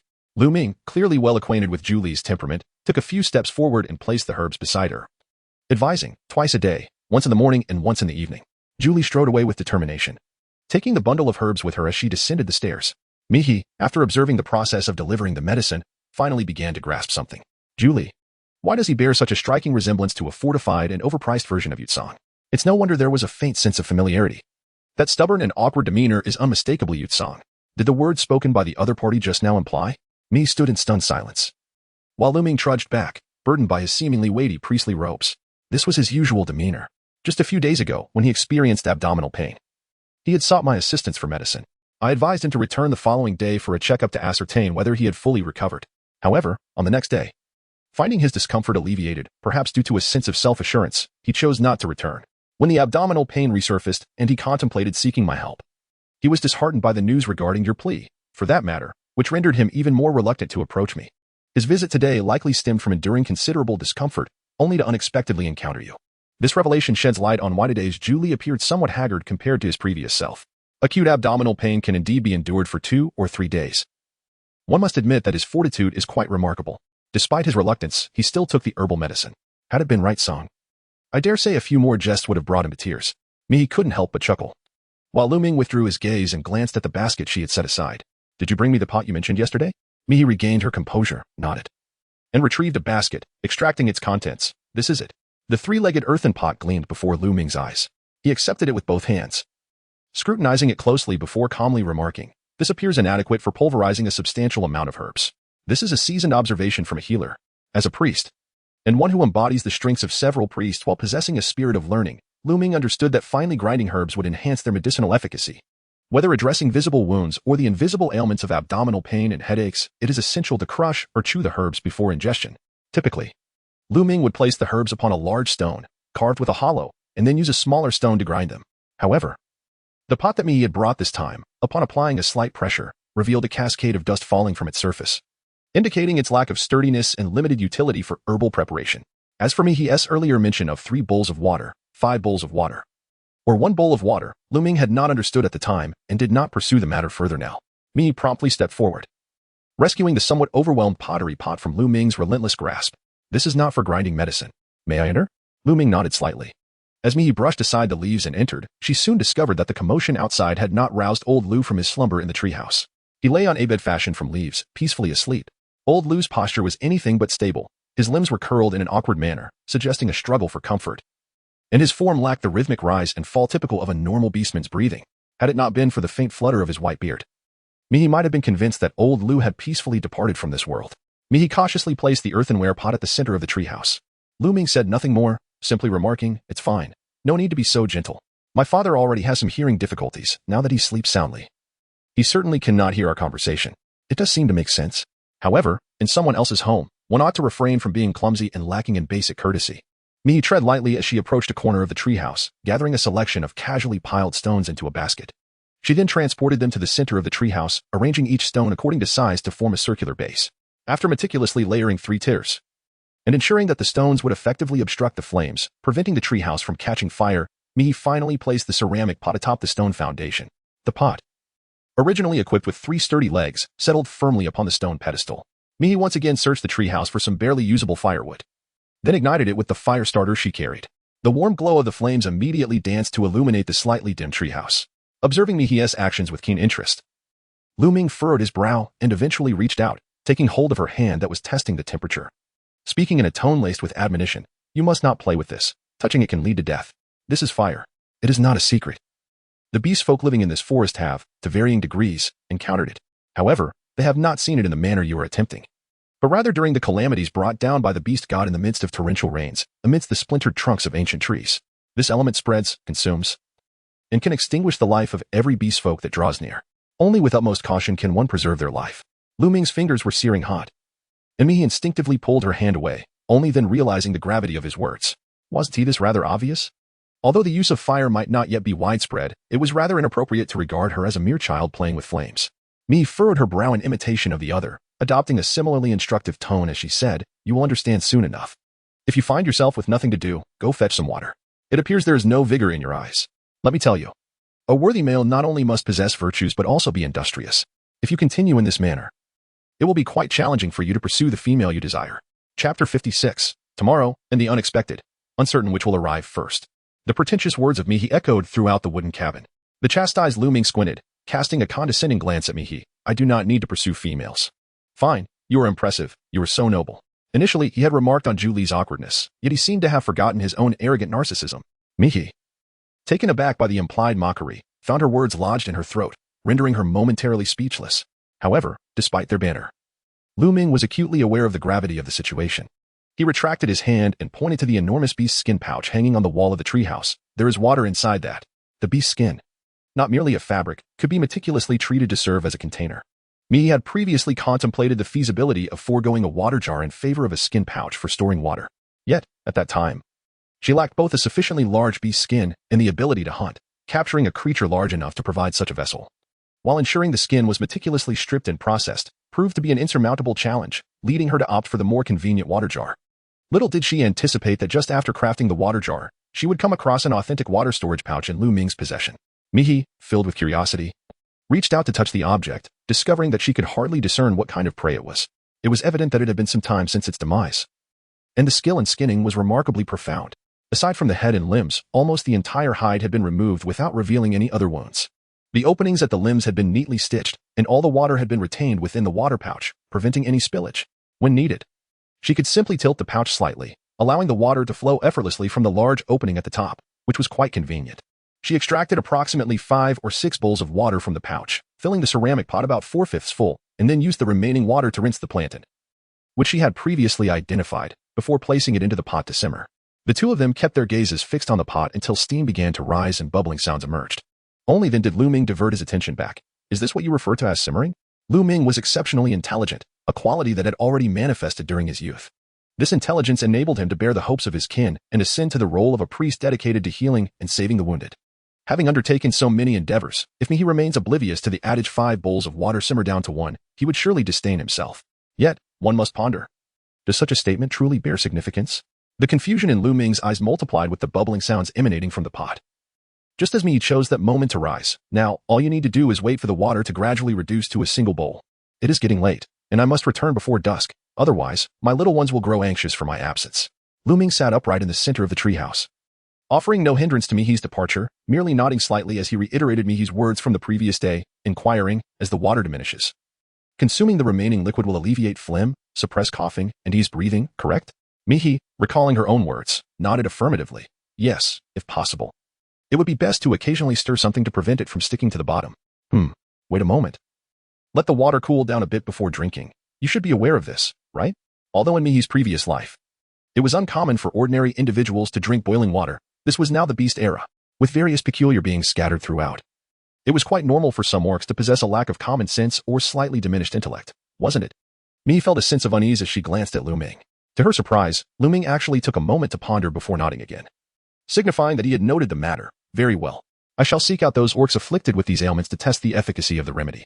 However, Lu Ming rarely hesitated in his speech, and he appeared uncertain about how to proceed. Mihi could only press on with her inquiry. What is it? Lu Ming pressed his lips together. However, the medicine brewed in this manner must justify the effort expended during its preparation. Otherwise, the duration of the process becomes excessive. The orcs from other tribes approach me with the expectation of immediate remedies to cure their afflictions, yet this concoction requires considerable time to prepare. Orcs are not inclined to wait. Those who come are often carrying injuries, and if they are made to wait for an extended period without effective relief, they risk losing precious hunting time. This could lead to a vicious cycle of suffering, unable to hunt due to their ailments. They find themselves trapped in a dire situation with neither food nor the strength to seek it, ultimately leading to their unfortunate demise. Mihi fell silent for a few moments before solemnly stating, if your sole intention is to ascertain the efficacy of the medicine, I can assure you that its effects will undoubtedly surpass those of merely consuming grass leaves. However, the orcs will need to wait for this matter. I currently find myself at an impasse. This is the truth. In Mihi's previous existence, there existed advanced technology, well-established production lines, and a highly skilled team endorsing the manufacture of every type of medicine. Now, however, there is almost nothing of the sort. Even Lu Ming, who epitomizes the pinnacle of medical expertise in the beast realm, was unaware before encountering her that the efficacy of herbs could be enhanced through proper decoction.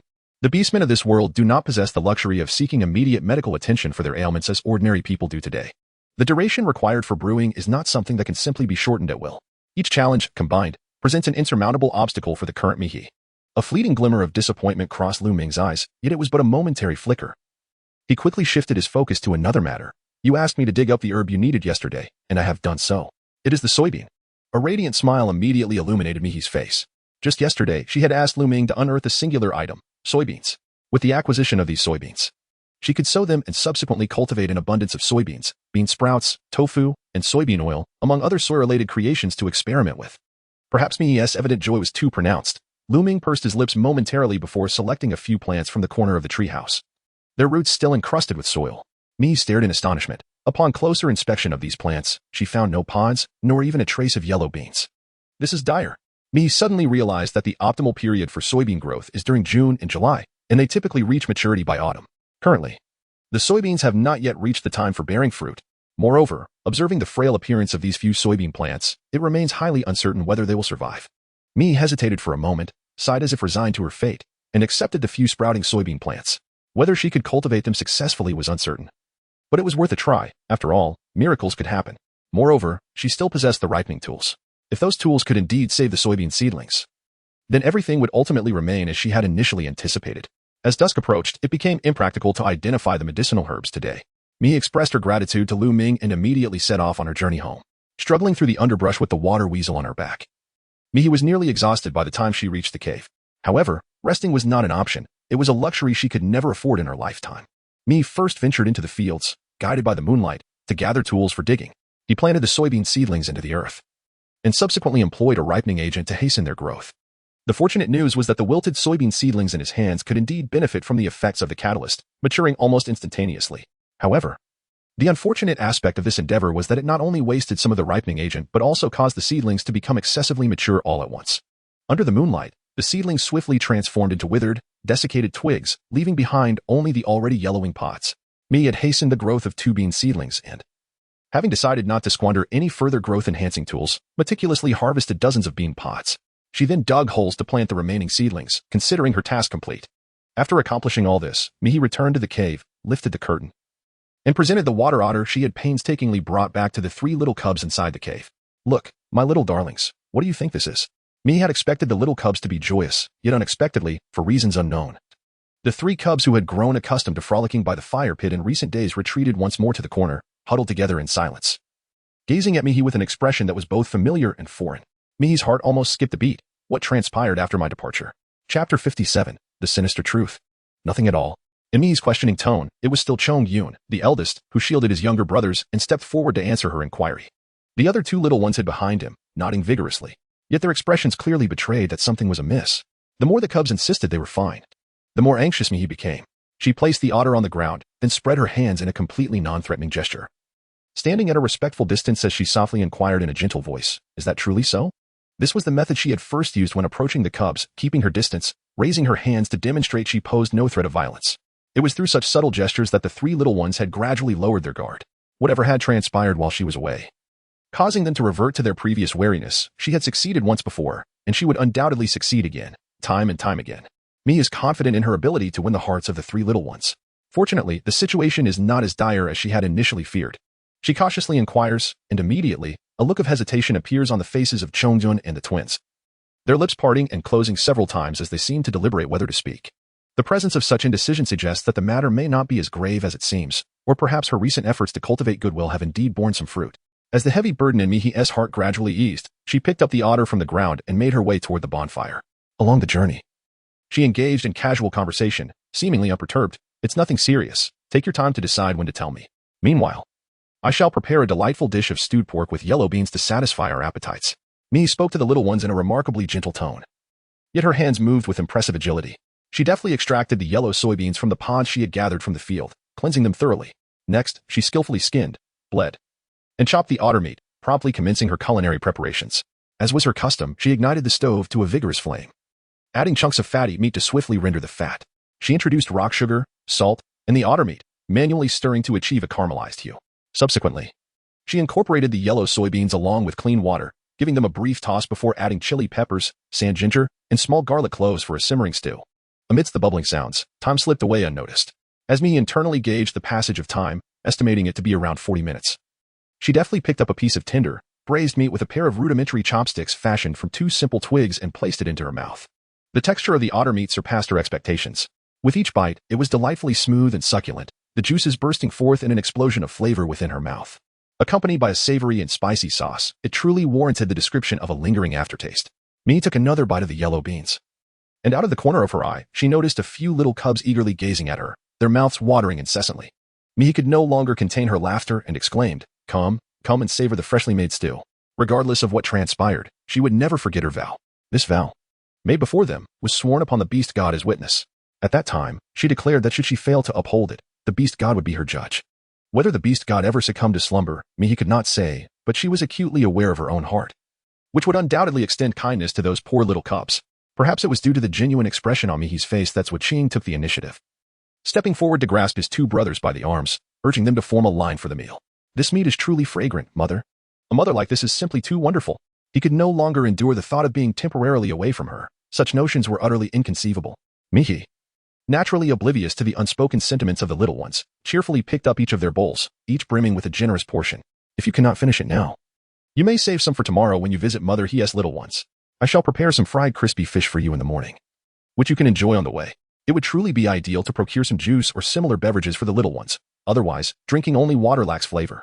Unfortunately, There were no coconuts at home, nor had she encountered any other juicy drinks, so she decided to postpone that thought and would pay more attention in the future. Left Qing devoured his meal with enthusiasm, while Right Song exhibited a similar demeanor, their usual pride dissipating during the meal. However, Chongyan hesitated for a moment before accepting the bowl that Mihi had offered. He did not immediately partake in the food, but instead pondered aloud, after you left. Lang Qing returned to the cave. Lang Qing? The name stirred memories, and an overwhelming sense of pressure washed over Mihi's mind. She was taken aback. Was this the reason why they had been indifferent towards her upon her return home today? Logically, the vows had been made, misunderstandings resolved, and she had shown nothing but utmost care and affection towards the little ones. Lang Qing, the captain of the canine brigade, should have no reason to trouble her further. Why had he sought her out multiple times over the past few days? He had brought fish in the morning, and surprisingly, he had returned again. Mai was somewhat perplexed, yet she inquired as much as possible. Did he enter our home? Then threatened you not to speak with me? Were any of you harmed? The words home, threatened, harmed. These three consecutive questions seemed to momentarily daze Chongman. His fingers unconsciously tightened around the bowl he was holding, only to brush against an uneven ridge upon closing his grip. That was the mark, his mark alone. A symbol signifying he was his mother's firstborn. In Mihi's gaze, for reasons unknown, it seemed as if Chongyun had suddenly awakened in an instant. With eloquence, Chongyun remarked that he was already acquainted with us and had provided considerable assistance in our hunting techniques. One could say that the three of us had almost learned our hunting skills from the patrol team. He expressed a desire to come to our home to rest for a while. We had no reason to refuse. This implied that he was indeed informing Mihi that the other party had entered the cave. Mihi felt an indescribable sensation, and then Chongyan held a bowl in one hand, while pointing towards the heart of the campfire with the other. Then he inquired about that matter.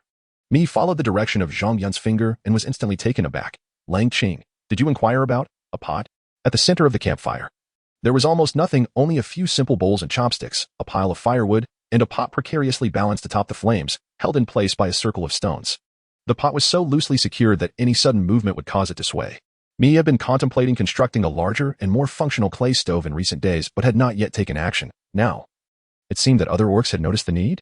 Zhong Yu nodded. You mentioned that this object is called a pot several times, so I conveyed that to him. Then Lang Qing asked me if we knew how that thing came to be.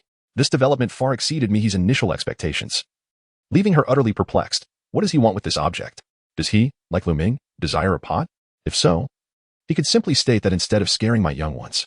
Moreover, what exactly had Lang Qing said that caused the cubs to return with such peculiar expressions? Zhang Yun absent-mindedly rubbed the bowl in his hands, suddenly raising his gaze to meet Mihi's, softly stating, he also asked us if we knew that our current mother is no longer the original mother. Chapter 58, The Destruction of Vitality. The current mother? The original mother? These words struck Mihi like a bolt of lightning, leaving her momentarily disoriented. What did Lang Qing's inquiries imply? After much contemplation, only one possibility emerged. They were aware, perhaps even certain, that Mihi was not the original Mihi. Or rather, they knew that the soul inhabiting her body was not that of the former ruthless female. Yet, the most crucial question remained. How did they know? Mihi felt a surge of anxiety, which inevitably manifested in her expression, making her wish to evade Zhong Yun's gaze. However, it seemed that Zhong Yun was oblivious to her discomfort and continued. Lang Qing claims to possess evidence, but he can only disclose it to us later. Of course, Lang Qing did not limit his inquiries to this alone. He also asked whether I knew the origin of this pot. Mihi's heart raced with anxiety. Did you tell him it was brought back from the previous field? Though Mihi was undoubtedly reluctant for Chong Yun to disclose such information to Lang Qing, it was quite normal for someone as young as Chong Yun, who had been taught hunting by the beast man, to respond candidly. However, such revelations would inevitably expose her field to Lang Qing, who harbored clear suspicions. While there were alternative lands for cultivation, the crops in her field would go to waste, which was far from ideal. No, Chong Yun replied softly, taking a gentle breath. We did not mention it. Mihi was genuinely taken aback. Chong Yun gently patted the heads of his two younger brothers, who were still engrossed in their meal. It was then that Lang Qing expressed his concerns, stating that something was amiss and urged us to remain vigilant. We must exercise caution until we fully comprehend the situation. Yet, the truth remained elusive, shrouded in uncertainty for all. Lang Qing had uttered many words at that moment, but among them, Chong Yun could only recall those particular phrases in the tantalizing aroma of the meat stew he had prepared. Who else could possess such maternal kindness? If not their mother, it could only be her, and her alone. We refrained from revealing to Lang Qing the source of the pot, yet his temperament was predictable. He would undoubtedly scour the vicinity of our cave in search of your presence. Chong Yun calmly concluded his thoughts, holding the bowl of broth, before turning away. Mihi suddenly stepped forward, embracing the back of Chongzun, allowing that still youthful figure to nestle within her embrace. What astonishing news this was! If it were her mother, who had recently been advised about a drastic change in temperament and was no longer the person she once knew, she might indeed ponder the possibility. Yet, Chongyun had directly intervened on her behalf. Retreating once more to a corner of the cave, was this an act of betrayal? It was not. such matters, when raised by a trusted elder, would instill fear in anyone. Chongyun, frozen in the warmth of the embrace, remained silent for a long while before uttering, "Let us eat." Mother. For the second time, after addressing her as Elder Qing, Chongyun finally called her mother in a voice full of sincerity. In Mihi's eyes glimmered a hint of sorrow as she released her grip and gently stroked the little one's head. "No, I just recalled something important. I must step out for a moment." Before Chongyun could respond, the ever-watchful Right Song, who had been furtively observing Mihi and Chongyun while cradling a bowl, interjected with his characteristic sharp tongue. "The night has already fallen outside. If you venture out now, we shall only be able to search for your bones come morning and lay you to rest." Mai has now fully grasped the logic of Ruizan's speech, so she is not offended by what seems to be a curse-laden concern. Given what Chongyun just said, I believe Langqing may return. Thus I must go to the fields to retrieve some items. Previously, to avoid the hassle of running between the cave and the fields, she buried those ripening tools in the makeshift hoe she had crafted beside the fields. This was also why she utilized the ripening tools while harvesting soybeans, sparing herself the trip to the cave. Having once favored convenience, she now feels compelled to reclaim those items with Langqing lurking nearby. If those wondrous artifacts were to spread, it would surely lead to significant upheaval. Chongyun, beside her, offered a few bites of the now somewhat cold meat. "We cannot see anything outside. I will accompany my mother." Mihi contemplated for a moment and declared, "No need. You stay here and enjoy your meal. I shall return shortly." Though she felt a twinge of fear, she suddenly recalled that she possessed a flashlight that had yet to be utilized. The illumination from the flashlight could pierce through the nocturnal darkness, yet it would offer no explanation to the looming clouds above. Thus, she resolved to make a swift trip, gathering the ripening tools and the remaining fruits scattered on the ground. This time, Mihi displayed unwavering determination, compelling the three little ones to remain within the confines of the cave, while Mihi contemplated the implications of wielding a flashlight. Aware that it would inevitably expose her presence and could not be used for an extended period, she clutched the flashlight in one hand, poised to activate it at a moment's notice, while her other hand groped along the mountainside in the darkness, navigating towards the direction etched in her memory. She believed she still recognized the path and had not lost her way, thus deeming it unnecessary to illuminate her surroundings just yet. However, the stealthy, eerie sounds of the night struck Mihi like a slap to the face. The noises were perplexing. The wind carried an unsettling, whimpering sound, accompanied by the snapping of branches, the shuffling of footsteps, and a series of muffled thuds that reached her ears. It seemed as though wild beasts were on the hunt. Mihi surmised, and resolved to keep her distance. In the enveloping darkness, she maintained a heightened sense of vigilance, striving to remain oriented while distancing herself from the source of the ominous sounds. Yet, paradoxically, those sinister noises pursued her relentlessly, the further she ventured into the fields. The louder they became. What was this predicament? The more one fixates on something, the more troubling it seems to become. In Mihi's heart, there was a sense of turmoil, her hand trembling slightly as it gripped the switch. Suddenly, an enraged roar pierced through the darkness, its proximity so close that Mihi could almost feel the sound waves brushing against her skin. In the face of this crisis, without a moment's hesitation, Mihi flicked the switch of the flashlight. A sudden beam of light erupted from the device, illuminating the area within 3 meters ahead of her. The good news was that this place felt remarkably familiar. It was the very field where Mihi had diligently cultivated her crops. The bad news, however, was that the once flourishing fruits and vegetables now lay in disarray. Even worse, 2 figures were locked in a fierce struggle, exchanging blows and trampling over the fruits of Mihi's labor during this period. And those 2 figures were none other than Langqing and Julie, whom she had encountered earlier that day. Mihi gazed at the desolate fields, her blood chilling with each passing moment. She directed the beam of her flashlight towards the 2 adult orcs, who froze abruptly upon catching sight of the light. In a cold voice, she inquired, "What are you doing here?" Chapter 59. The afterglow of the divine messenger illuminates the long night. In the vast expanse of darkness, the flashlight's beam was not particularly bright. It merely illuminated the faces of those present and offered a faint glimpse of the surroundings. Yet, this meager illumination was sufficient to instill horror in the orcs who had once known the warmth of light. Langqing and Julie, caught in the radiance, stood motionless, their fists still raised, as astonishment washed over their strikingly handsome faces, each displaying a unique blend of shock. The 3 figures appeared locked in a stalemate, until Langqing was the first to regain his composure, stepping forward into the beam towards Mihi, asking, "Why do you?" Mihi was not foolish enough to allow an adult male to approach her. "Do not come near, just stand there." Langqing halted his steps, and Mihi's gaze swept over the disordered fruits and vegetables strewn across the ground, her voice icy as ever. "Why have you destroyed my fields?" This question was evidently difficult to answer. After a brief moment of contemplation, Langqing finally spoke. "I was on patrol when Julie unexpectedly launched an attack on me. The combination of night and ambush was tantamount to a declaration of war. It was precisely because he sensed genuine danger that he engaged in combat with Julie. Yet, observing the current situation, it was clear that such altercations had only incensed me further." Langqing averted his gaze, staring into the blinding light in silence.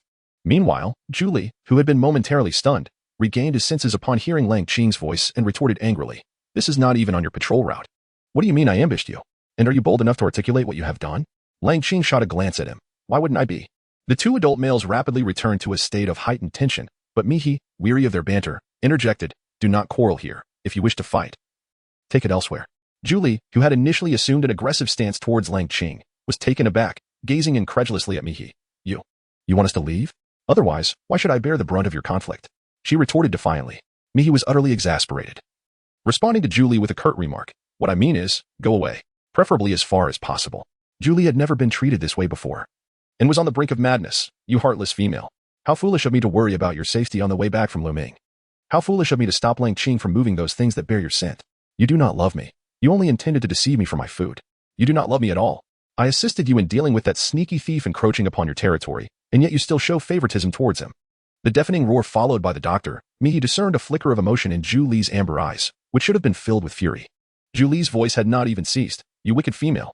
You protect that little sheepish beast man, fancy Lu Ming, and show bias towards Lang Qing. How many males do you truly have? You.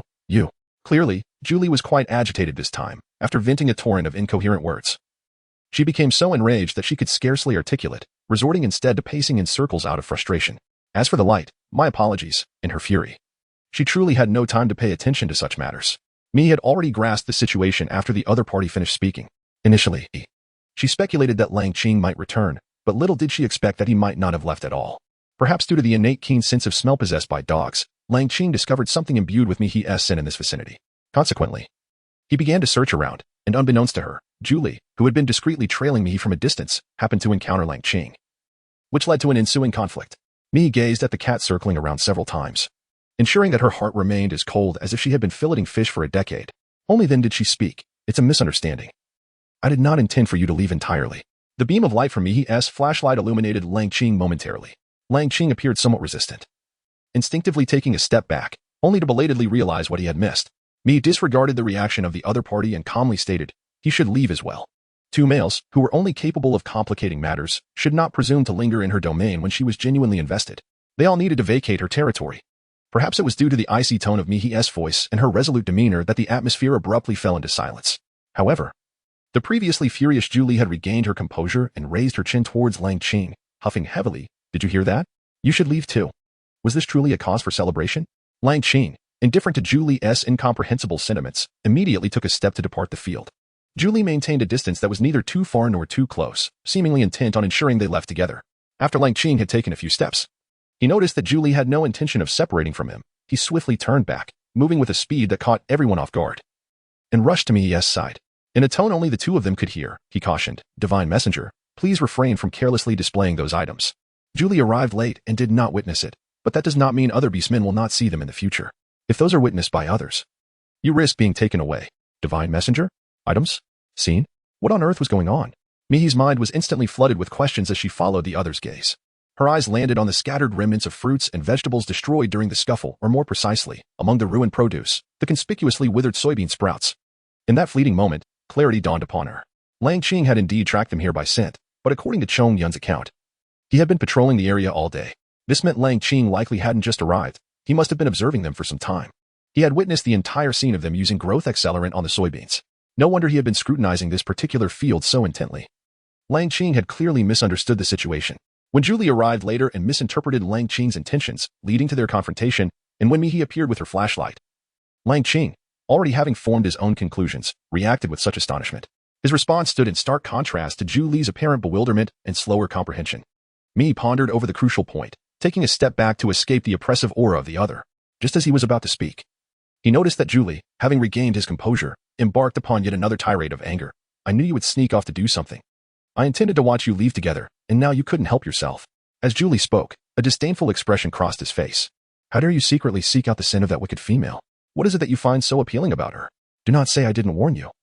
Do not be blinded by her beauty, for she will surely break your heart in the future. Chapter 60. The sudden downpour. Julie's voice, unrestrained and resonating, filled the surroundings. His demeanor was simultaneously arrogant and contemptuous, his sharp tiger teeth flickering in and out of view as he spoke. Lang Qing, unable to endure any longer, turned around and hissed in a low voice, Fool, be silent. The night was the prime time for the larger beast men to venture out for hunting, and their sensitivity to sound surpassed even their acute sense of sight. Julie's furious roars could very well attract the attention of nearby beastmen. As a hunter himself, Julie could not possibly be ignorant of this fact.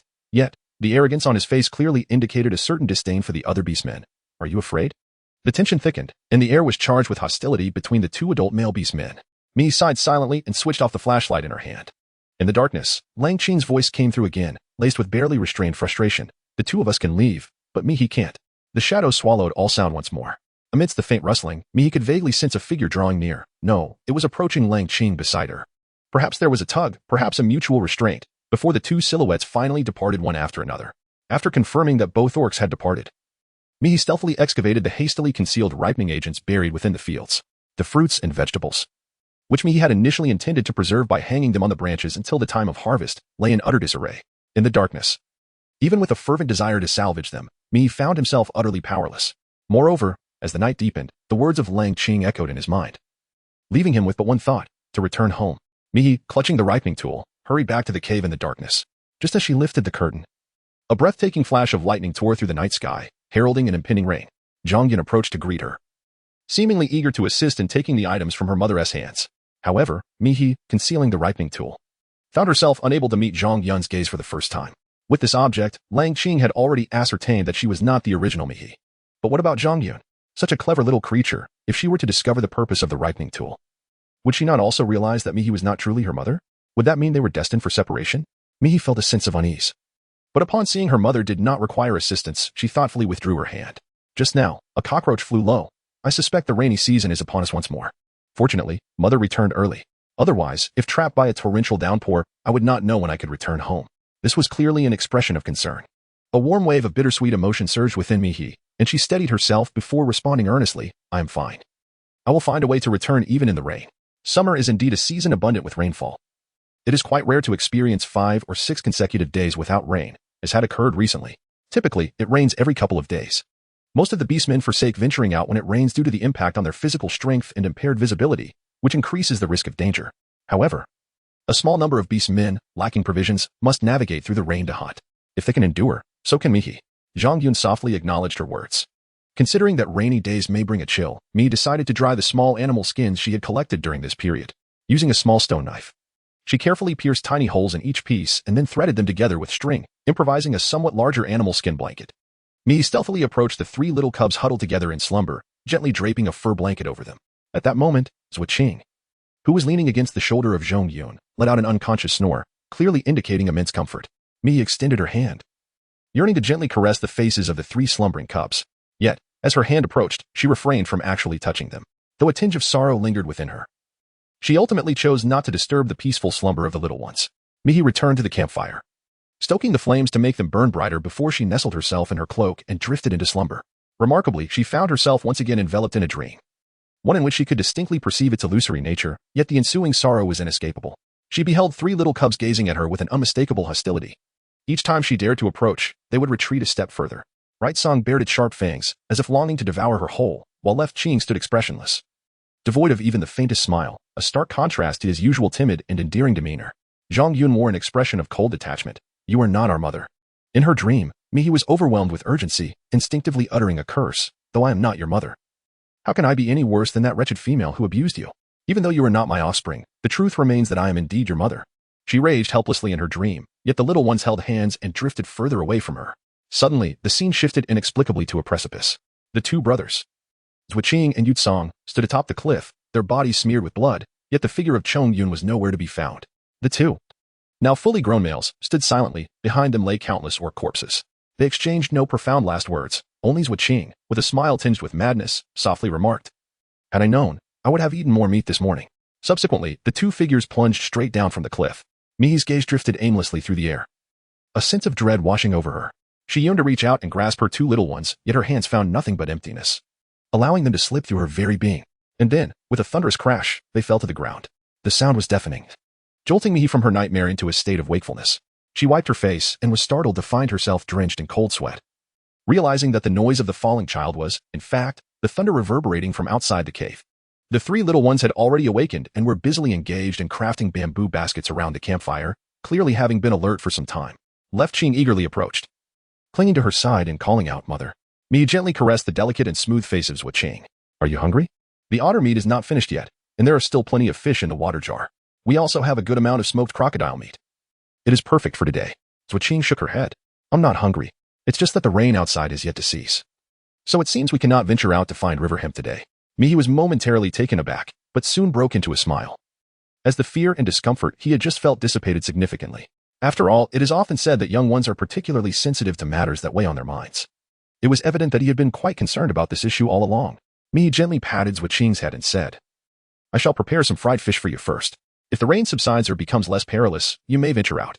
The young ones nodded eagerly in agreement. Mihi ladled the meat broth into a bowl, then proceeded to gut and clean the fish from the water jug, placing them in a cold pot. She covered herself with a waterproof cloth and carefully carried the blood-scented water jug away from the cave. Outside, the rain poured heavily, reducing visibility to a mere 2 meters, rendering it difficult to distinguish between humans and animals. The sound of the rain pelting against the waterproof cloth was a cacophony. Fortunately, the cloth proved to be quite effective. For aside from Mihi's hands holding the water jug, not a single raindrop penetrated through, alleviating her concerns. She poured the dirty water at the riverbank to prevent any beast from catching wind of the scent and approaching her cave, then rinsed the water jug. Just as she was about to return home, she noticed a ripple forming on the murky river water, accompanied by the bubbling sound of air rising in the downpour. Heavy cloud, are they your little ones? The voice called out. I have come to play with them. Mihi was taken aback for a moment, but soon realized who the other person was. It seemed to be Hima, whom her little cubs had arranged to meet just yesterday. They had mentioned him only moments ago. It appeared that he had come looking for her little ones since Chongyun and the others had not shown up. Such a persistent little cub. Chapter 61. The appointment amidst the torrential rain. The downpour continued to rage. Through the curtain of rain, Mihi strained to discern the figure of Hima's offspring, guided by the sound. Are you Hima? Come up here. I will lead you to them. With such torrential rain, a mudslide could occur at any moment. The river's inhabitants were oblivious to the concept of a mudslide. But upon hearing that Mihi could help him find Zhongyun, the young river horse immediately surfaced from the water. Another river horse beastman emerged. Resembling Hima almost identically, had he not been so young, with a smaller face, Mihi might have mistaken him for his own child. The river horse sluggishly clambered onto the shore, and as he approached, Mihi could clearly see that he was indeed taller than his own offspring. Yet his weight appeared to surpass that of all 3 of his little ones combined. The river horse, weary, crawled onto the bank and promptly expelled several mouthfuls of muddy water, revealing that despite being an aquatic beastman, he was unaccustomed to navigating such heavy rains upstream at his tender age. Mihi was genuinely astonished by the unwavering commitment displayed by the little ones. Filled with emotion, he hastily raised his waterproof cloth halfway to shield the still-drenched Hima. Come, follow me. Hima, with a face full of chubbiness, still exhibited the stature, voice, and even the mentality of a young creature.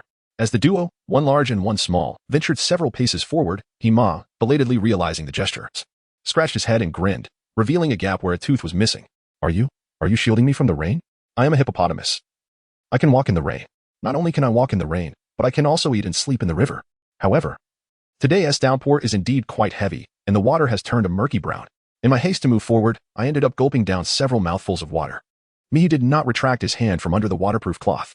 Do not overexert yourself. The rain is so heavy that your eyes can barely remain open. If you wish to seek out my family, Zhongyun, you ought to ensure your safety first. Moreover, should you fall, what will your mother say to me? Hima listened to the words, seemingly comprehending only partially, and obediently stayed by Mihi's side, allowing him to lead the way. Are you the mother of the Zhongyun brothers? That seems somewhat inaccurate. He had indeed lingered in the murky water for a considerable time. Yet because he had only heard of the 3 brothers' cave without ever visiting, he hesitated on how to proceed. Hima had long been aware that the mother of the Zhongyun trio was a remarkably beautiful female, although he did not grasp the concept of beauty. Upon encountering Mihi, who possessed an allure that could captivate all beastmen, he instinctively felt she must be the one. Having remained too long in the turbid water, he felt discomfort, thus mustering the courage to inquire. In truth, the fear he claimed not to harbor was indeed a facade. However, he was taken aback by the unexpected gentleness of the individual before him, who was willing to shield him from the rain with a peculiar item. Could this female truly be the mother of Zhongyun? Mihi did not catch every word of Hima's inquiry. Initially, it was sufficient for Mihi to hold the waterproof cloth alone, yet with the presence of both a large and a small being. Particularly while considering the little hippopotamus beside him, it proved inadequate. The incessant patter of heavy raindrops struck against them, and Mihi could only discern fragments of the conversation regarding Zhongyun's mother, which gradually faded into silence. Mihi casually consoled. Zhuqing was just saying that they would come to see you once the rain subsided. I didn't expect you to arrive first. They will surely be overjoyed to see you. Upon hearing the familiar name, Hima, who appeared robust enough to fell 3 bulls yet harbored the courage of a mere mouse, finally felt a sense of relief. Mihi guided Hima back to the cave, lifting the curtain and calling for her little ones. Chongyun, Zhuqing, Yutsong, come see who has arrived. The 3 little ones were still seated by the campfire, warming themselves while weaving baskets. Upon hearing Mihi's voice, they immediately set aside their tasks and turned to look. Mi smiled as she placed down the water jar and took out 2 pieces of rabbit skin, intending to give Ima one to dry off the rain. When she turned around, she realized that Ima had not entered the cave at all. The waterproof cloth had been lowered, and the little ones could not see what was happening at the entrance. Chongyun stood up and brushed off the debris from his body. Who is it? Zhuqing's eyes sparkled with curiosity, while Yutsong huffed, muttering, humph. It must be another male trying to be our beast father. Why can't they just stay away from males? Yutsong's thoughts were difficult to decipher, leaving me somewhat puzzled, especially with more pressing matters at hand. Thus, she promptly lifted the waterproof cloth at the cave entrance, allowing the little ones to see for themselves. Chongyun, the most observant, was the first to spot the figure standing in the rain outside and immediately called out, Ima? Ima? Is that you? The other 2 little ones, who had been sitting, quickly got up and moved to the cave entrance. Yutsong was the quickest in both action and speech. Seeing Ima standing in the rain with a conflicted expression, he immediately asked, What are you doing just standing out there? Zhuqing, more gentle in demeanor, reached out to take Ima's hand. How did you get here? These 2 questions evidently led to some misunderstanding, causing Ima's face to flush red as he stammered, momentarily unable to respond. Chongyun sighed and stepped out of the cave, pulling the larger Ima inside with him, while helping to lift the waterproof cloth from Ima's head.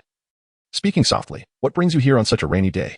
Ima's arms, thicker than ordinary tree trunks, twisted nervously as he heard Chongyun's question.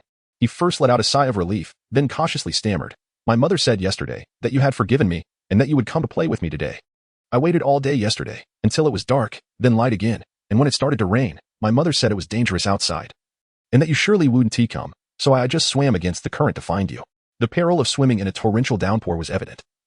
Yet the thought of playing with Chongyun and the others spurred him on. Otherwise, if they passed the day without forgiving him, what would he do?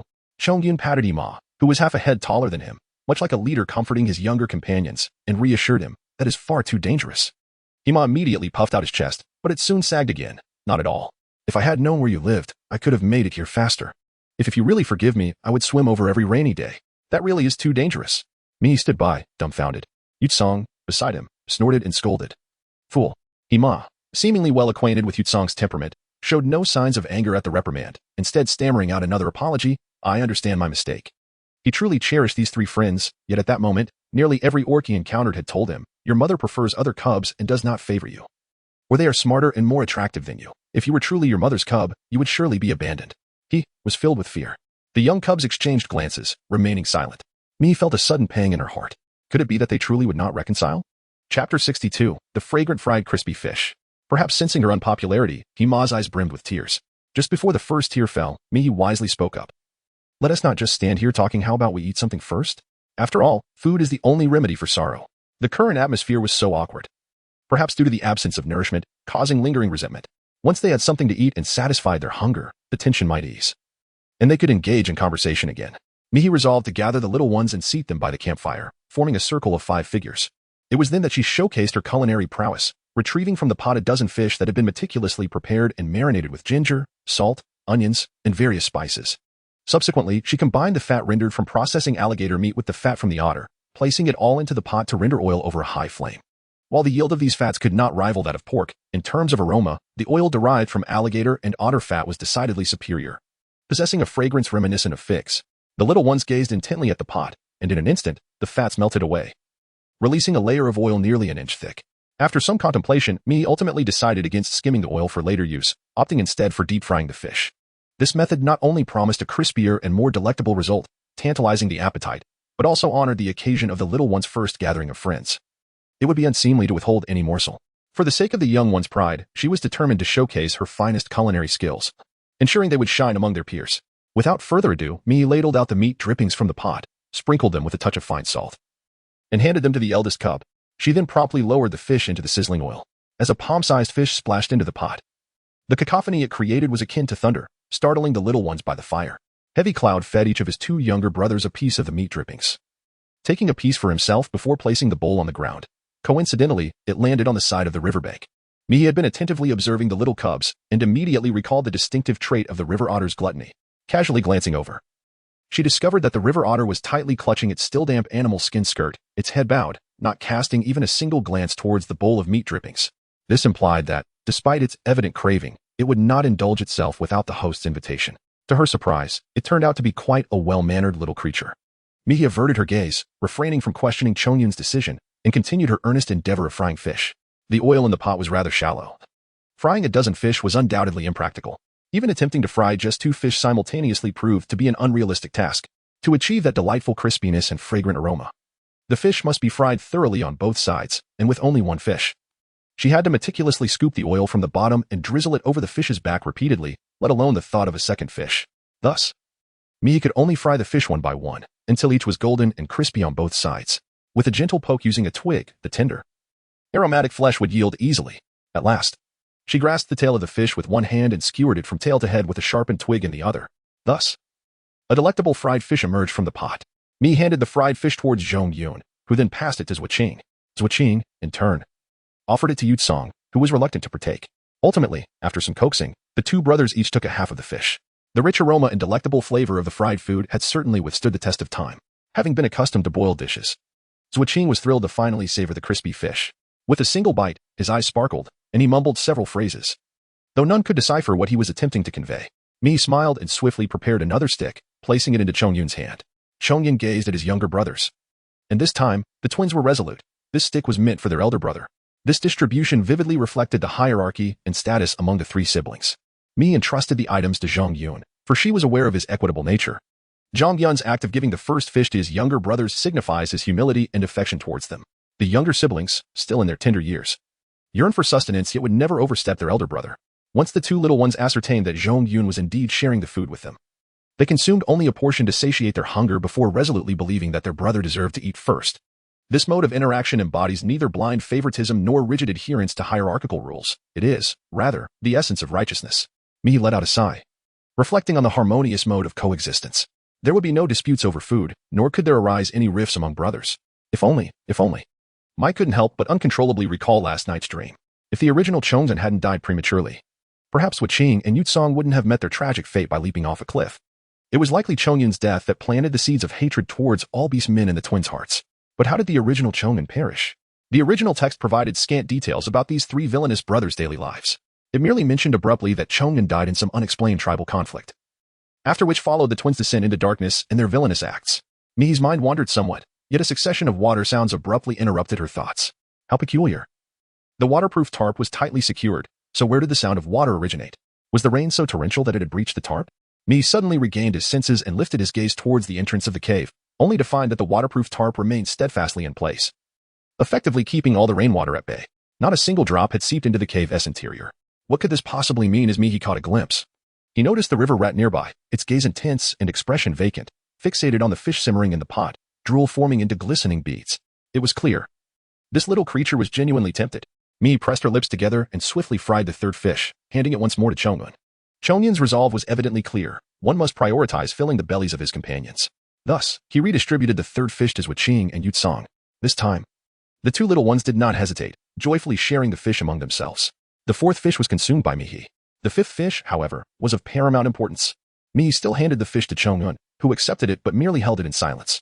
Mii feigned indifference to these matters, tapping her head and exclaiming, "Oh dear, we are out of oil. I cannot fry the fish now. I shall save that for next time.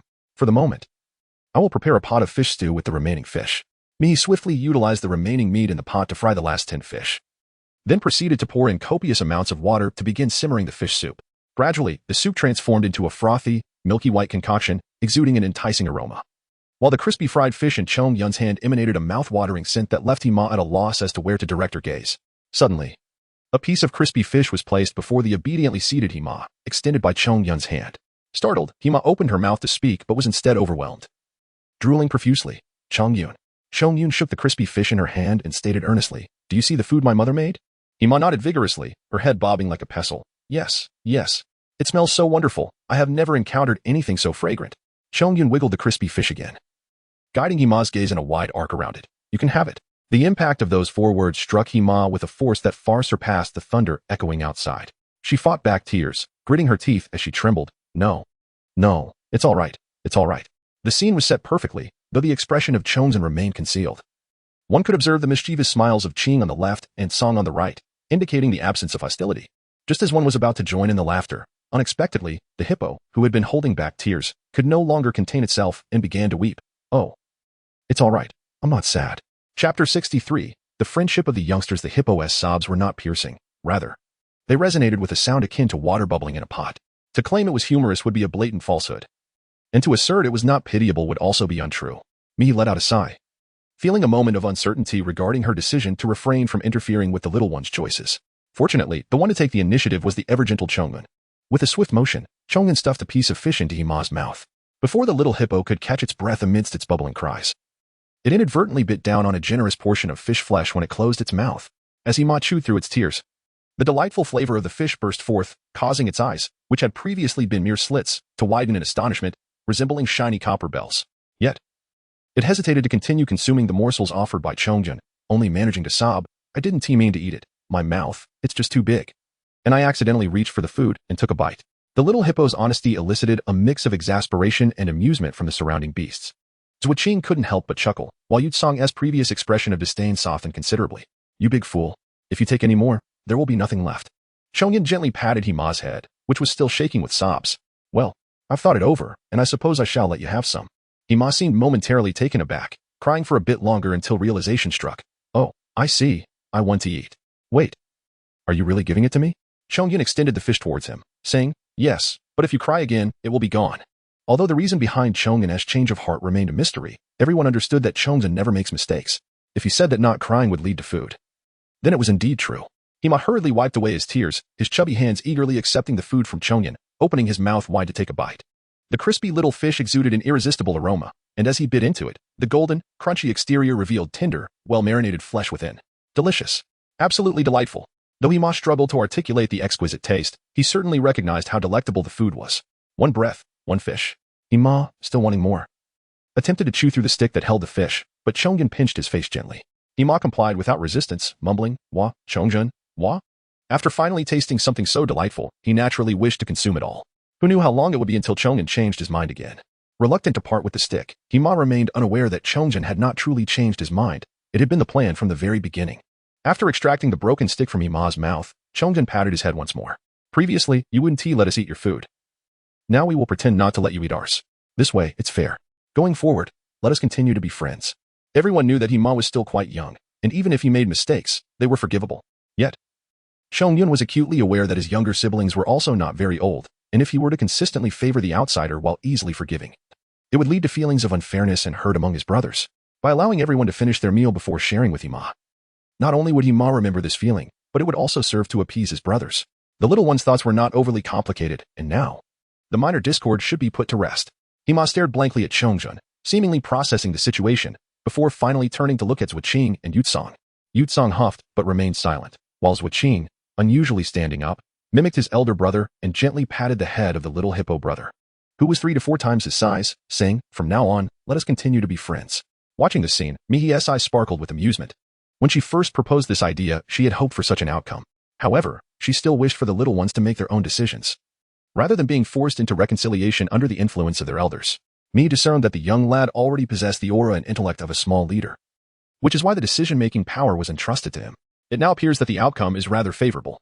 Hima's lips quivered as he suddenly burst into tears, exclaiming, "You are all so wonderful." Despite his lack of cleverness, he was aware of many things. Ever since that day when his obstinate mischief had caused quite a stir, Chongyun and the others had consistently avoided him, while his mother lamented with a heavy heart, leaving him to idly gnaw at anything within his sight. Yet, it had not always been this way. Chongyun and the others would take him along, sharing with him all that they could see, teaching him what was edible, what was not, and what posed danger. They were friends, the best of friends. There could be no better companions than Chongyun and his brothers. He felt an overwhelming sense of regret, deep, profound regret. Now, his friends had returned, willing to forgive him, and he was truly elated. However, he could not fathom why the tears would not cease. Hima cried loudly, a series of muffled sounds escaping his nose, overpowering even the bubbling of the fish soup in the pot. Chongyun gently offered some words of comfort, yet did not utter a single impatient "Why are you still crying?" To quell the atmosphere, Hima appeared anxious, hastily wiping away his tears and loudly assuring, "I won't cry anymore. Please, do not refuse to play with me. I truly understand my mistake." In his desperation, Hima felt compelled to swear directly towards the beast god, fearing that the 3 brothers might not forgive him or wish to be his friends again. Nevertheless, Chongyun and his brothers were evidently not so resolute. Once they declared forgiveness, they would no longer dwell on past grievances.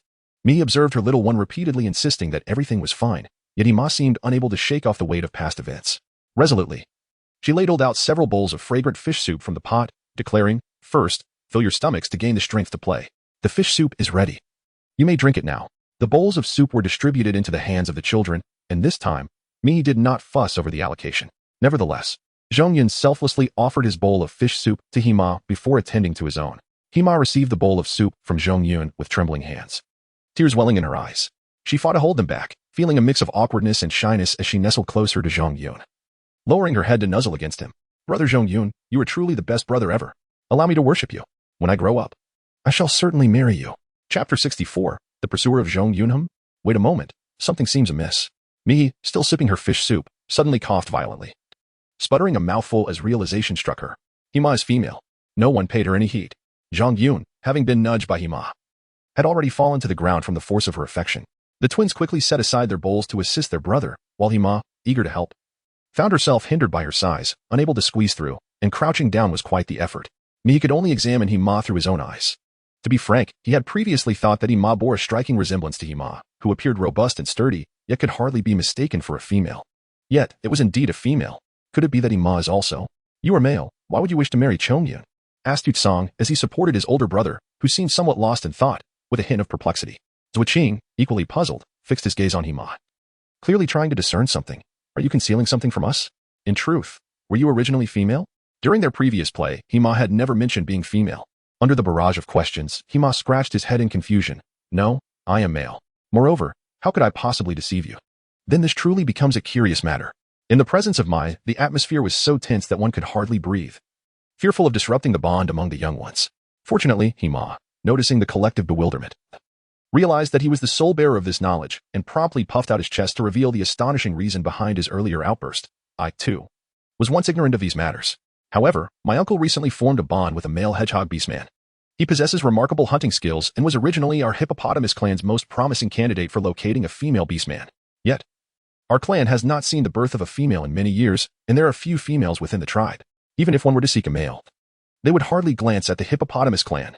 After all, firstly, our clan is known for its substantial size, and birthing offspring from females of other clans can lead to complications. Secondly, the hippopotamus clan is notoriously unappealing in appearance. In the realm of beastmen, it is customary for females to choose their mates. While hunting prowess is indeed a consideration, physical attractiveness is equally significant. Otherwise, the altar of the beast god would not witness numerous avian beastmen trading feathered garments, facilitating the search for mates by less visually appealing male beastmen. My uncle, despite his large stature and formidable hunting capabilities, is quite infamous for his lack of charm within the hippopotamus clan. Given these numerous factors, despite being significantly older than Hima, having practically raised him over the years, his uncle has struggled to find a female companion. As Mai pondered Hima's words and reflected on her memories, she began to grasp the underlying truth. In a world dominated by males and scarce females, the plight of male beastmen unable to find mates was not unique to Hima's uncle. It was a widespread phenomenon. A few among them occasionally formed temporary bonds, cohabiting until they found their desired female, only to part ways thereafter. This rarity stemmed from the fact that such arrangements contravened the beast god's sacred mandate regarding procreation, rendering them less than honorable. In most cases, they would even become the subject of ridicule among other beastmen, hence their scarcity. It remained unclear how the hippopotamus clan had communicated this to Hima, but it evidently led to some misunderstanding, as he resolutely declared, I, too, wish to be with Chongyun. Meanwhile, Zuoqing and Yutsong, possessing greater insight than Hima, remained notably silent. Mi hesitated, caught between words, finally managing to articulate a thought, only to be interrupted by Chongyun.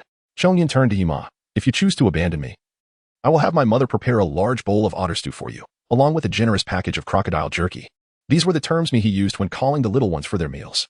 Chongyun had noted them all at the time, never imagining he would employ them so swiftly. Hima, salivating at the prospect of the fish soup, found his mind racing at the mention of food. But if I stay with you, I can also enjoy the dishes your mother makes, and in abundance. Chongyun pondered for a moment, then raised the stakes. If you befriend me, you will continue to savor my mother's culinary delights. Hima's eyes sparkled with realization. You're right. We actually don't have to be together. As good friends, I can still partake in those meals. So I won't marry Chongyun after all. Everyone must remain my lifelong good friends. I will come to find you all in the future. Indeed. It was merely for the sake of food. Mihi, feeling relieved to be a pawn in this negotiation, let out a sigh, while Right Song gritted his teeth, gently tapping Hima's head in frustration. Do not always prioritize food, leading to actions that other beastmen cannot comprehend. Biting everything in sight, consuming both edible and inedible things. And now hastily pledging your life for your mother's delicacies. What sort of behavior is this? Hima, unperturbed by the scolding, chuckled heartily. As the atmosphere lightened, the little ones resumed their meal, chattering away about Hima's adventures upstream during rainy days. Chongyun's expression softened. It is far too perilous. In the future, if we agree on a time and it rains, we shall wait for a clear day to play together. Clearly, the incessant thunder outside had instilled a sense of trepidation in the little ones. Hima, belatedly realizing the danger, nodded earnestly. Then when it doesn't rain, we must absolutely play together. I will take you to a cave I discovered a few days ago. It is delightfully cool and filled with many delicious berries for us to enjoy. The little one seemed to possess an endless supply of energy. As Mihi listened, her previously restless heart felt significantly soothed. She prepared ample food for the little ones, then simply washed the pot, lifting the waterproof cover to pour the washing water outside the cave. However, as she did, she faintly heard shouts intermittently rising above the torrential downpour. Mihi stood listening for a moment, then turned to call out to Hima. Hima, come listen. Is that not the sound of your mother calling for you from outside? Mihi had indeed heard the voice of Hima. The persistent calling of Hema bore a resemblance, yet it was somewhat indistinct through the heavy curtain of rain. As Hima's offspring, Hima should have been able to discern it. Upon hearing her mother call her name, Hima instinctively rose and approached the entrance of the cave. Straining to listen, it truly is my mother. Chongyun, beginning to grasp the situation, turned to Hima. Did you inform your mother that you were coming out? The sounds outside were manifold. If there had been a lack of clarity and she vanished without a word. While the Hima clan was searching for her within Mihi's cave, it could lead to trouble. Chapter 65, Divine Punishment Beyond 100 Steps Indeed. Upon being questioned, Hima paused, beginning to stammer. I did say so. Though she claimed to have spoken, the lowered head betrayed her unease. Chongyun shot a sidelong glance at Hima, who, with a quavering voice, continued. But it was raining heavily at that time. I was unsure if my mother heard me. Besides, I was eager to go out and play with my friends. This little rascal. Wasn't this just causing her mother undue worry? Mihi let out a faint sigh, retrieving her makeshift raincoat crafted from waterproof cloth, and plunged into the curtain of rain. Outside, the downpour showed no signs of abating, persisting with a formidable intensity despite the passage of time. Mihi did not possess exceptional vision or keen tracking abilities. She could only laboriously navigate through the curtain of rain, inching closer to the direction of the cries. Yet, the oppressive sound of the downpour muffled everything around her. After traversing several hundred meters without catching a glimpse of anyone, she found herself with no choice but to call out into the torrential rain. Hima is here. This would inevitably reveal both her voice and location to the surrounding beasts. It was possible that the response would not be from Hima, but rather from another ferocious creature. However, it was a desperate measure, born of necessity. The rain was relentless, and if she continued to flounder about like a headless fly, it was uncertain how long it would take to encounter Hima. Fortunately, the spot where Mihi shouted was, in fact, not far from Hima's location. As Mai called out a few times, two nearly identical hippopotamus orcs emerged from the hazy curtain of rain, eagerly making their way towards him. It turned out that it was merely a resemblance between Hima and Hima. Rather, the hippopotamus orcs shared a singular visage. As the two orcs drew slightly closer, the one on the right spoke first, unmistakably in the familiar voice of Hima. Are you, Mai? Where is Hima? Is Hima safe? Is he unhurt? The evident anxiety over the loss of their offspring strained their voices. Mihi nodded slightly, then recalled that amidst the torrential rain, cloaked in a raincoat, the other party might not discern her appearance or movements clearly. She promptly spoke, It is I. Hima is in my cave. He is safe and uninjured. He came this morning to play with Chongyun and the others, and perhaps in his haste to arrive, he neglected to inform you. Mihi pondered his words, hoping to salvage the situation and avert the impending wrath of Hima's parents. To his surprise, the two orc figures across from him appeared entirely unconcerned about the fact that their offspring had ventured out without notifying them. Instead, they took a couple of steps toward Mihi, their expressions filled with astonishment as they caressed their own arms. This reaction struck Mihi as peculiar, prompting him to advance a few steps forward. Following their gaze, he beheld the shoulders of the two adult hippopotamus orcs just a few paces away. Their exposed skin bore numerous gashes, and as the rain cascaded down, fresh blood dripped continuously, creating a scene of chilling horror. Were they injured? Mihi found the scene rather peculiar. She observed Hima tilting her head back, extending her hand to catch the rain falling from the heavens. The simple face of Hima bore a smile that seemed to radiate immense joy. Yet, as the raindrops cascaded onto her visage, mingling with her tears and trickling down to the ground, an indescribable sorrow enveloped the moment. Meanwhile, the silent hippopotamus beast man abruptly turned around and took a few steps back in the direction from whence they came. This time, Mihi witnessed the unfolding with utmost clarity. Almost immediately after the hippopotamus beast man retreated a few paces, the scars on his body appeared to widen significantly. The rain that fell upon him resembled a weapon, tearing his skin apart. The blood that spilled forth flowed with an almost terrifying intensity, threatening to transform the hippopotamus beast man into a creature drenched in crimson. What on earth was happening? Mihi was left in stunned disbelief, while Mother He, witnessing such a scene, was equally astonished and exclaimed, How could this happen? Did not the divine punishment come to an end? Divine punishment. Mihi, still perplexed by the concept of divine punishment, witnessed the male hippo orc retreating once more to his side, seemingly invigorated by the chaos of the rain. Evidently, the adult male, a mate of Imath, appeared even more agitated than her, bellowing, It is not that the divine punishment has ceased. Rather, there is no divine punishment here. No divine punishment.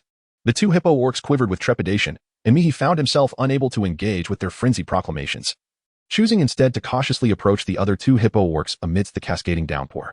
The rain continued to pour heavily, yet from a sufficiently close distance. Mihi discerned certain details. Mere inches apart, the deluge resembled a form of mass destruction, obliterating the flora and fauna within reach. Anything that came into contact with the rain met a grim fate. Those who perished did so, those who were injured bore their wounds, and those who faltered succumbed to ruin. Mihi even caught sight of a diminutive rabbit in the distance, appearing as though it had been driven from its burrow by the relentless onslaught of rain, poised to leap forth in a desperate bid for escape. Yet, scarcely had it emerged, taking but a few steps, when, in an instant, it was cruelly torn apart, lying lifeless upon the ground. Strikingly, this was not the most harrowing aspect of the scene. The true horror lay in the fact that, even after the rabbit's demise, the rain continued its merciless assault, gnawing at its flesh.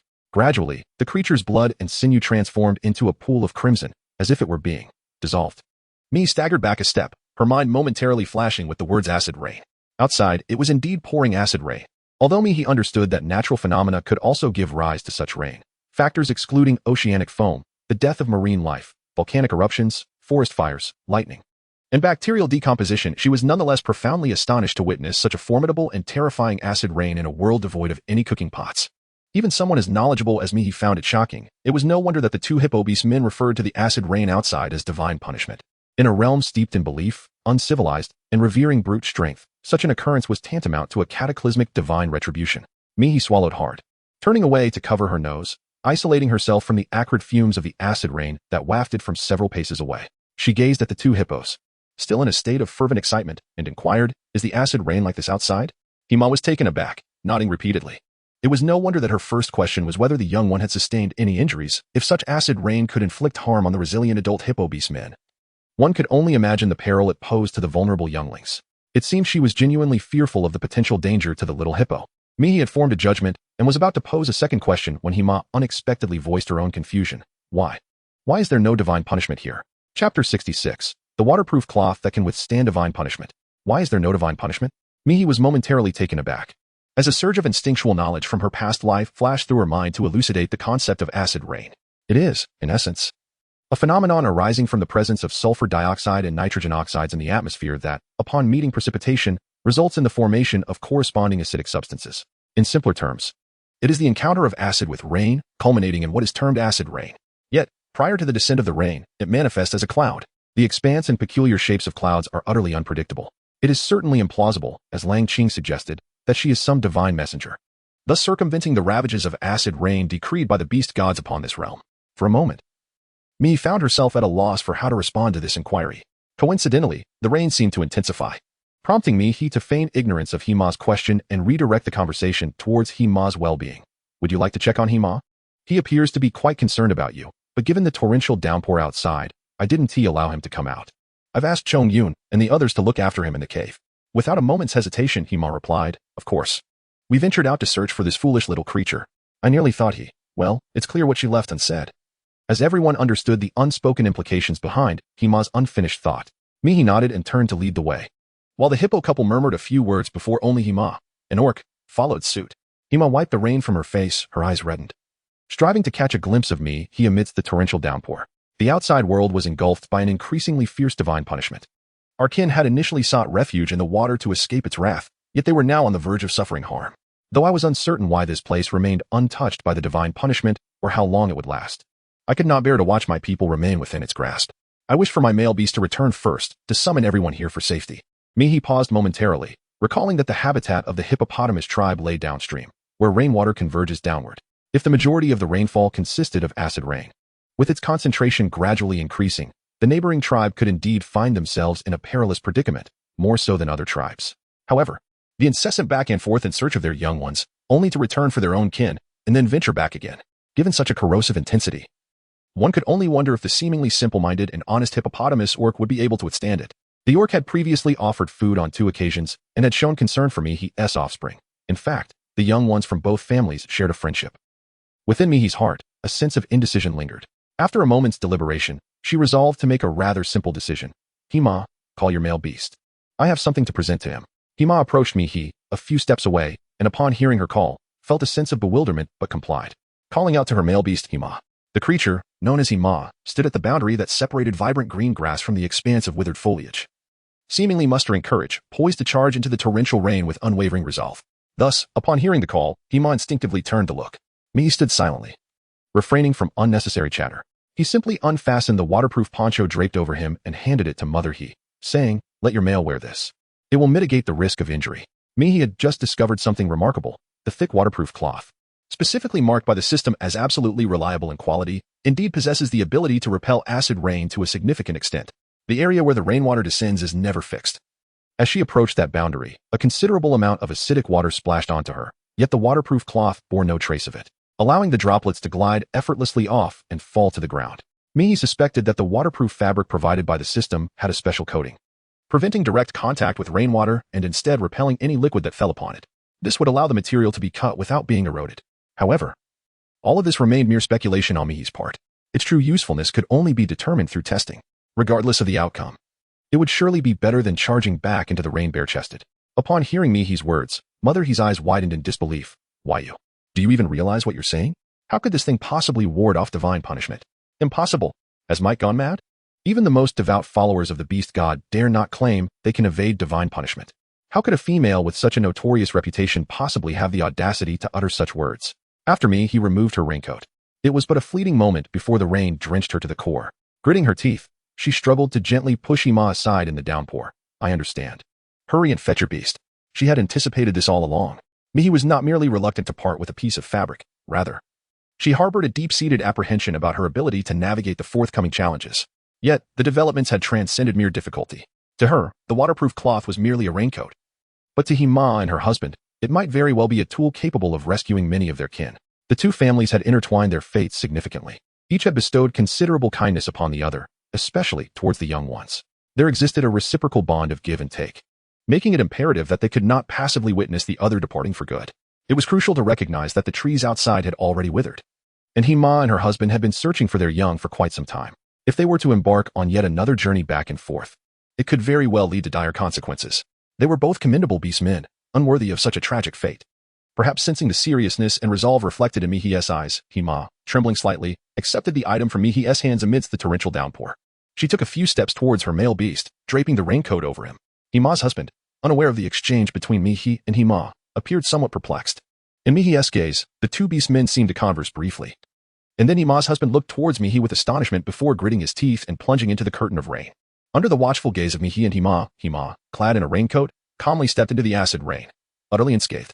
In disbelief, Hima extended his hand, as if to ascertain that divine retribution had passed, and thus he no longer had to endure its wrath. However, alas, the moment his hand reached out, raindrops fell upon it, and the already crimson, bleeding wounds were instantly torn open anew, ravenously devouring flesh and blood. This substance can withstand divine punishment. Instinctively, Hima glanced towards Mihi, eager to convey this revelation to Hima. Yet the ever-watchful Hima had already perceived everything. Possessing far greater discernment than most male hippos, Hima, after a brief moment of astonishment, regained composure and gestured for the others to depart. "Quickly return to our territory and summon our kin.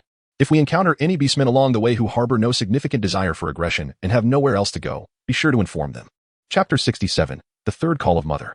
Understood. Hima scarcely had time to ponder further, responding in a deep voice as his broad feet meticulously pressed into the ground. Re-entering the curtain of rain, Mihi gazed at the figure retreating into the distance, bracing herself against the weight of her rain-soaked body as she pulled Hima to turn around. "Let us go to my cave first." Hima, truly a robust and warm-hearted orc, was nonetheless an ordinary female with frail health, often displaying a touch of selfishness. If they continued to wander outside, even the most innocuous rainfall could easily lead her to succumb to a fatal illness. As Mihi grasped Hima's hand, the latter seemed momentarily dazed. Only snapping back to reality after Mihi, he had urged her forward for several paces, with an expression that conveyed an ineffable sentiment. Hima finally withdrew her gaze from Mihi and, in a swift motion, wrapped her broad hand around Mihi's waist.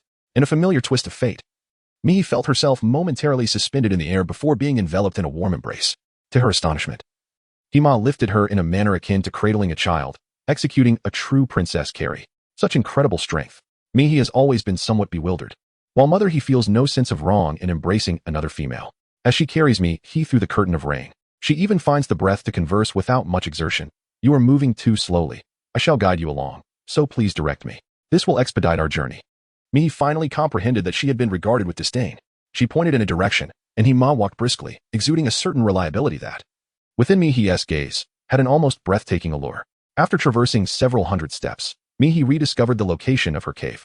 The good news was that everything remained unchanged since her departure. The bad news was that 4 little cubs awaited her at the cave entrance. Their eager eyes fixed on her as she emerged, only to be carried back, clearly misinterpreting the situation. In a flurry, they rushed into the rain to assess Mihi's injuries. To Mihi's surprise, the swiftest among them was, in fact, Yutsong, who nearly instantaneously reached her side, stammering, "Hima, my mother. What has happened to her? Such a fine little cub." Reduced to stuttering from fright. Moreover, it was indeed a rarity to hear Yutsong address her in such a manner. Mihi, overwhelmed with a sense of warmth that seemed to rise inexplicably within him, gestured for Mother He to place him at the entrance of the cave. Only then did he wipe the rainwater from his face, bouncing on the spot a couple of times to demonstrate his vitality. "I am perfectly fine. I was merely moving too slowly, which is why Mother He carried me." However, Mother He's injuries were of greater concern. "Please check if there is any clean water or clean animal hides. Gather as much as you can. I shall tend to Mother He's wounds." Mother He's injuries? The little ones were momentarily taken aback, having instinctively overlooked her due to her earlier fierce demeanor while carrying him. Now, upon Mihi's reminder, they quickly noticed the disheveled appearance of Mother He and the wounds on her body, which were subtly oozing blood. Hima was almost rendered speechless, exclaiming in shock, "Mother, why are you bleeding?" It is known that even among all the beastmen in the animal world, the hide of the hippopotamus is exceptionally thick, rarely penetrated by natural enemies. The fact that his mother was injured was alarming. What should he do? Would bleeding and being wounded lead to death? Would his mother? Isn't this all because of your reckless wandering? After a powerful shout, Mother He seized Hima by the ear, exclaiming loudly, "You little rascal. You shout out to find Chongun and then run off, and no matter how I called you from behind, you didn't hear me. If it weren't for the initial divine punishment not being too severe, you could have been in serious trouble in the water. Do you realize that? You made your beast father and me search everywhere for you, while you were here feasting." The tears on Hima's face had yet to fall when Mother He's booming voice sent them back. He hurriedly swallowed the fish meat he had not yet finished, cramming the last piece of otter meat from the coconut bowl in his right hand, along with the smoked crocodile meat in his left, into his mouth. Only then did he use his hastily freed hands to cover the hand pinching his ear, crying out for mercy. Mother, I understand my mistake, woo-woo."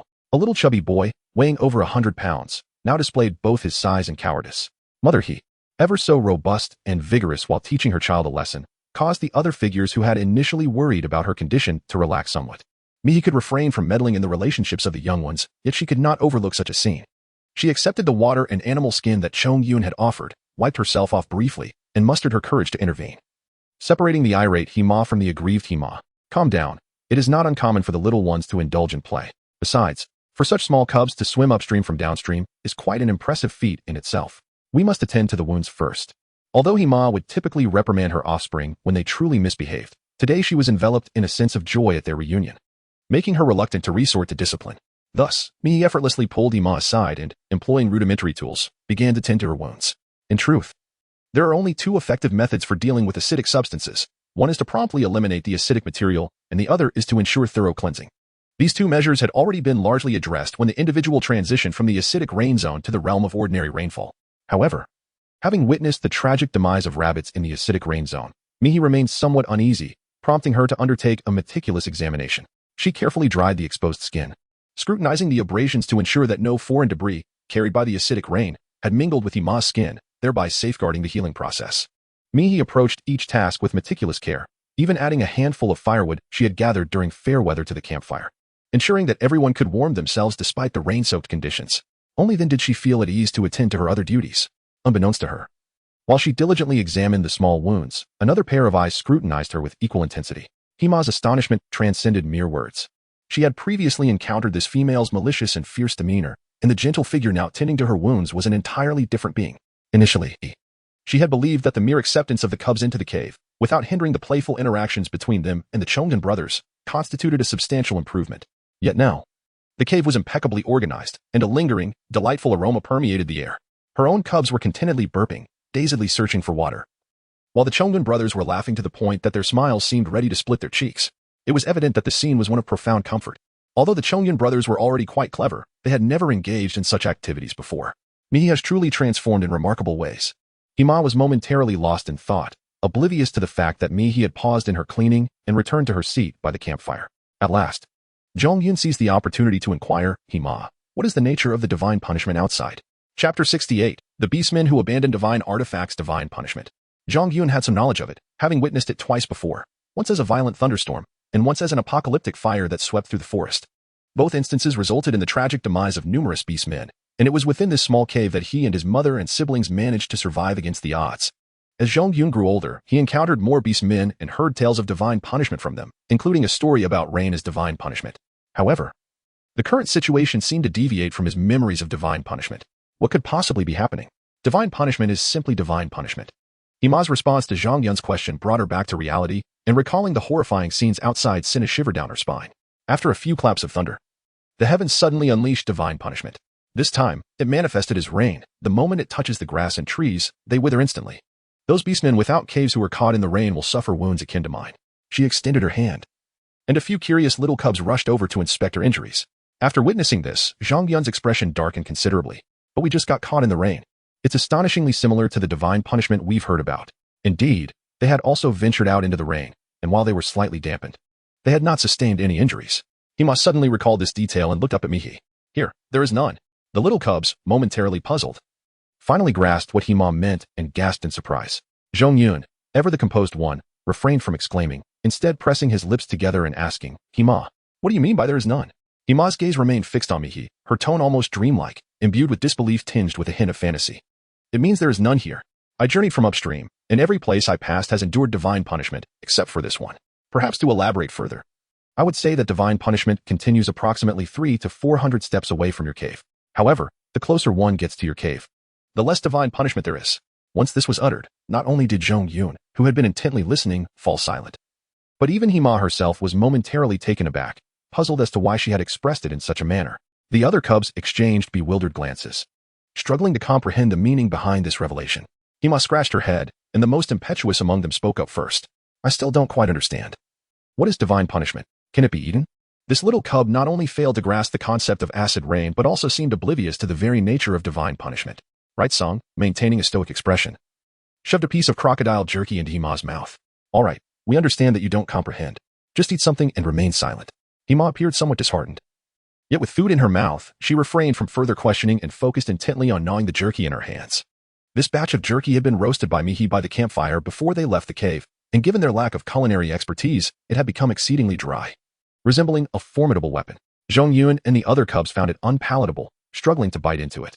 However, during this teething phase, Hima cherished it, occasionally taking a few bites with delight. As the sound of her gnawing echoed, Hima watched Mihi, her eyes suddenly glistening with unshed tears. Mihi, could you possibly enlighten me as to how your belongings can withstand divine punishment? The moment her words fell, the three brothers' gazes converged almost in unison upon their mother. Mihi has always feared this question. Now that it has been brought to light, she can only sigh inwardly, muster her spirits, and cautiously respond. That item, in truth, does not belong to me. The system's possessions, of course, cannot all be considered as mine. Moreover, how can one claim ownership of something when even they themselves are unaware of when it will refresh with new items? The explanation provided by Mihi is certainly grounded in reason, yet it is evident that such words fall on deaf ears, met with disbelief from all. At the entrance of the cave, a large piece of waterproof fabric hangs, while beneath the spot where the three little cubs often slumber, additional waterproof material is laid down. In fact, a surplus portion was cut by Mihi to fashion the raincoat that has since been removed. Mihi was aware that the excuse he had concocted was rather flimsy. After a moment of contemplation, he sought to bolster his claim. I found it on the ground of this mountain. This justification seemed somewhat more credible, yet it still elicited skepticism. Mother, he pondered for a moment. Where exactly did you find it? Perhaps it had been inadvertently dropped by other fervent devotees during a moment of divine bestowal? However, did their tribe possess any followers capable of direct communion with the beast god? The last orc to receive a revelation from the beast god was the former priest of the Deer clan, who was said to have aided in resisting a divine punishment related to a flood. Yet, for an ordinary orc, even after heeding the divine will, the price to pay was lamentable. Following that event, the former priest had his antlers severed, and thereafter, not only was it exceedingly difficult for him to communicate with the beast god through sacrificial rites, but survival itself became a formidable challenge. Thus, even among those who had listened to the divine will, there were very few, let alone those who could directly receive divine gifts. Such occurrences were unheard of not only in their tribe but in all tribes, regardless of their size. If such an orc existed, why would he choose to conceal himself? And if he were to hide, why would he also let a divine gift fall to the ground? Mother, he, having finally shown some cleverness, found her mind racing, leading to a severe headache. Mihi's heart raced as she deliberated, instinctively glancing at Chongyun, unperturbed. Chongyun had already averted his gaze, as if nothing had transpired. He silently rose and addressed his younger brothers, who were still intently eavesdropping. I am feeling a bit drowsy. If you are not tired, please assist in weaving some more vine baskets. The reliance of Zhuqing and Yutsong on their elder brother was not something that could be overshadowed by a few peculiar remarks. Oblivious to what their mother was discussing, Zhuqing and Yutsong also stood up and followed their brother back to a corner of the cave, where they began to doze off. Mi steadied himself, intending to fabricate a tale. It was a remarkably tall orc who fell. I caught a glimpse of his silhouette. He is an adult male orc. As Mi spoke, there was a slight pause, during which the fleeting images of Lang Qing, Zhu Li, Lu Ming, and Yin Yang flitted through her mind, only to be dismissed one by one. What she intended to describe was an orc destined to remain elusive. Not one that truly existed, easily recognizable and identifiable. Somehow, a figure from a distant past resurfaced in Mihi's thoughts, instilling her with newfound confidence to speak again. The individual had black hair, with most of it cropped short, save for a tuft of longer strands at the nape of the neck, resembling a wolf's tail. Among adult orcs, he was relatively slender, yet possessed considerable musculature, exuding a sense of explosive power. His demeanor was tinged with a hint of malevolence and cunning. Mihi reminisced about the images from her dreams, meticulously describing the figure before her. This was not an easily found orc, and Mihi felt no fear of Hima suddenly confronting him. After all, Mihi had searched for him for many years without success, for he was none other than Shidu, the father of the three brothers. Chapter 69. The matters of the former priest. Such detailed words clearly could not have been uttered without having seen the individual before. Hima's skepticism gradually transformed into a tentative belief. What about his face? What does his face look like? Is he one of our tribe's orcs? Mi shook his head in regret. I only caught a glimpse of his departing silhouette, thus I have no knowledge of his appearance. However, merely from that fleeting view, he does not seem to be the kind of orc who would easily blend into the crowd of ordinary beings. There was an inexplicable aura about him that perplexed me. It is difficult to articulate. Though I am reluctant to admit it, it seems that scoundrels indeed possess a peculiar allure. Perhaps this is precisely why the original owner of this body fell so deeply in love with him, ultimately leading to her abandonment and her descent into a pitiful madness. This time, Hima finally relaxed a bit. Perhaps you truly encountered a genuine divine envoy. It is said that true believers become the emissaries of the beast god, traversing this vast land to bestow grace on behalf of the deity.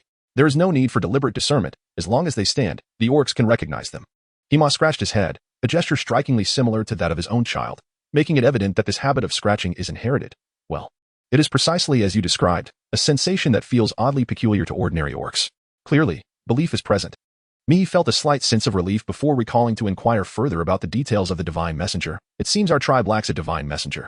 Could it be that Shidu is the so-called true divine messenger? And in which tribe would they reside? Hima shook her head repeatedly, asserting, certainly not. How could we ever encounter a divine messenger? This is a tale I heard from my great-grandfather, who in turn learned it from his grandfather. It has been an eternity. It is said that a divine messenger appears only once every few centuries, or even thousands of years, and upon their arrival, they do not remain in a single tribe but rather travel to assist all orcs in need across the land. Stories? So, it seems that divine messengers and their followers are not as ubiquitous as one might think. The vast majority of orcs have merely heard of them and have never laid eyes upon them. Wait a moment. Isn't this akin to a fairy tale in the world of orcs? Mi was taken aback, offering a wry smile before posing her final question. In the tales you have heard, is there any explanation for the emergence of divine punishment? As she listened intently, she discerned that the so-called beast god and divine emissaries were mere relics of a distant past, never witnessed by the eyes of the orcs. Furthermore, the notion of divine punishment seemed to be nothing more than a series of natural calamities. Mihi inferred that such a belief stemmed from a certain reverence for the primal forces of nature, ultimately bearing no true relation to the genuinely enigmatic. However, she could not have anticipated that what Hima would say next would utterly overturn her worldview. Hima cast a sidelong glance at Mihi, seemingly perplexed as to why this adult female was oblivious to matters that even the young cubs could discuss. Yet, since Mihi had just rescued her and her male beast, she was inclined to share her thoughts in detail. It was to demonstrate the might of the divine. When the beast folk erred, the beast god would become wrathful, and in his fury, he would unleash divine retribution. Conversely, if the beast folk conducted themselves well and pleased the beast god in their own way, he would bestow upon them strength and sustenance. Some years ago, Hima chuckled shyly. Rest assured, this is indeed something I have witnessed. When I was younger, I personally observed the beast folk spit upon the statue of the beast god, provoking his anger, which resulted in an unfathomable deluge that engulfed the entire tribe. At that time, all the enraged beast folk sought to eliminate the one who had shown such disrespect. However, the former priest of the Deer clan, who is now known as the current priest, Lu Ming's father, stepped forward to restrain the furious beast folk. He filled the altar with numerous offerings and danced to appease the beast god, striving to quell his wrath. He danced for an interminable duration. Even as those furious beast folk smashed his head and ears, he did not cease. Then, 2 days later, perhaps moved by his efforts, the beast god shone down a beam of light, seemingly communicating with him, after which he severed his own antlers as atonement for the offense. And the raging flood vanished instantly. Upon hearing this, Mihi's astonishment was palpable, prompting her to repeatedly call for a pause. Wait, let me confirm. The former priest of the deer tribe received a light that descended from the heavens, and after severing the antlers, the flood immediately vanished?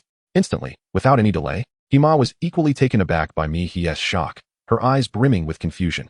Indeed, many beast men in the tribe witnessed it, and that light shone solely above the former priest's head. The beast god accepted his offering, which is why the flood ceased at once, perhaps feeling her explanation insufficient. Hima emphasized instantly, without a breath of waiting. I saw it with my own eyes. This time, Mihi truly felt her mind in disarray. The other party spoke with such conviction. Could it be that a deity truly existed? Yet they claimed to have never seen a divine envoy. No, upon reflection, these two notions did not seem to contradict each other. The emergence of a god even appeared less surprising. She had been perfectly content in her own world when she suddenly found herself here, endowed with a system that rewarded her for completing tasks. In light of this, the advent of a living, genuinely powerful deity did not seem particularly extraordinary. In the depths of her heart, Mihi fervently consoled herself, striving to compose her expression amidst Hima's slightly puzzled gaze. With her hand resting gently over her heart, she murmured softly, "Oh, divine beast. I fervently hope that one day I too may witness a miracle." Instantly, the confusion in Hima's eyes dissipated, and she even managed to smile, replying, "Back then, I was quite young. You likely hadn't been born yet, right? It is entirely natural not to have witnessed it. There will be opportunities in the future. It's not just you. Compared to witnessing divine retribution, everyone would prefer to behold a miracle." Mihi nodded, deftly shifting the weighty topic of deities. Hima, are you hungry? I still have plenty of jerky here. The fresh water from this morning has been consumed, and outside, the acid rain persists. Although it continues to rain, it may not be safe to collect water for cooking. It would be wise to rely on jerky, which can stave off hunger and satisfy cravings. As Hima and Mihi engaged in conversation, unbeknownst to both, their relationship had quietly transformed from one of initial sparks to a tranquil familiarity, akin to that of longtime friends. The hippo, who had previously harbored some biases against Mihi, accepted the invitation with sincerity. "Thank you, Mihi. I once thought you to be an irredeemable female." Hima hesitated slightly before continuing, "I apologize for that. Although you seem somewhat unfamiliar now. You truly have changed for the better. You show kindness to your young ones, offer assistance to others' offspring, and even extend the remnants of what the beast masters left behind to aid fellow beastfolk. You are willing to share your provisions." Each of these actions reveals an undeniable truth to Hima. Mihi has greatly evolved from her former self, approaching an ideal of perfection, kindness, and gentleness. This transformation is indeed heartening. Hima felt particularly pleased for the three brothers of the Cheongzum clan. Yet her joy was soon overshadowed by a heavy concern. "I shall forego eating and leave more for your little ones. After all, we remain uncertain when the divine retribution will cease. Until that punishment concludes, the outside world remains perilous, rendering normal hunting impossible. The beast folk who had stockpiled provisions may suffer less, but those without reserves will face the risks of venturing beyond the cave, braving the divine wrath to hunt, risking injury or even death. Those without food, shelter, or refuge from the elements will likely endure even greater misfortune, such as the hippo clan." As Hima concluded her thoughts, a shadow of gloom flickered in her eyes. Without hesitation, Mihi offered the last remnants of her warm meat soup to her. "This little bit of food is inconsequential. You are injured and need nourishment to regain your strength, so you can protect your young. Besides, you know there is no divine retribution here, and who knows when we might be able to hunt again." Hima accepted a bowl brimming with otter meat soup, her expression a complex tapestry of emotions. After a moment of contemplation, she uttered another thank you and began to savor the soup slowly.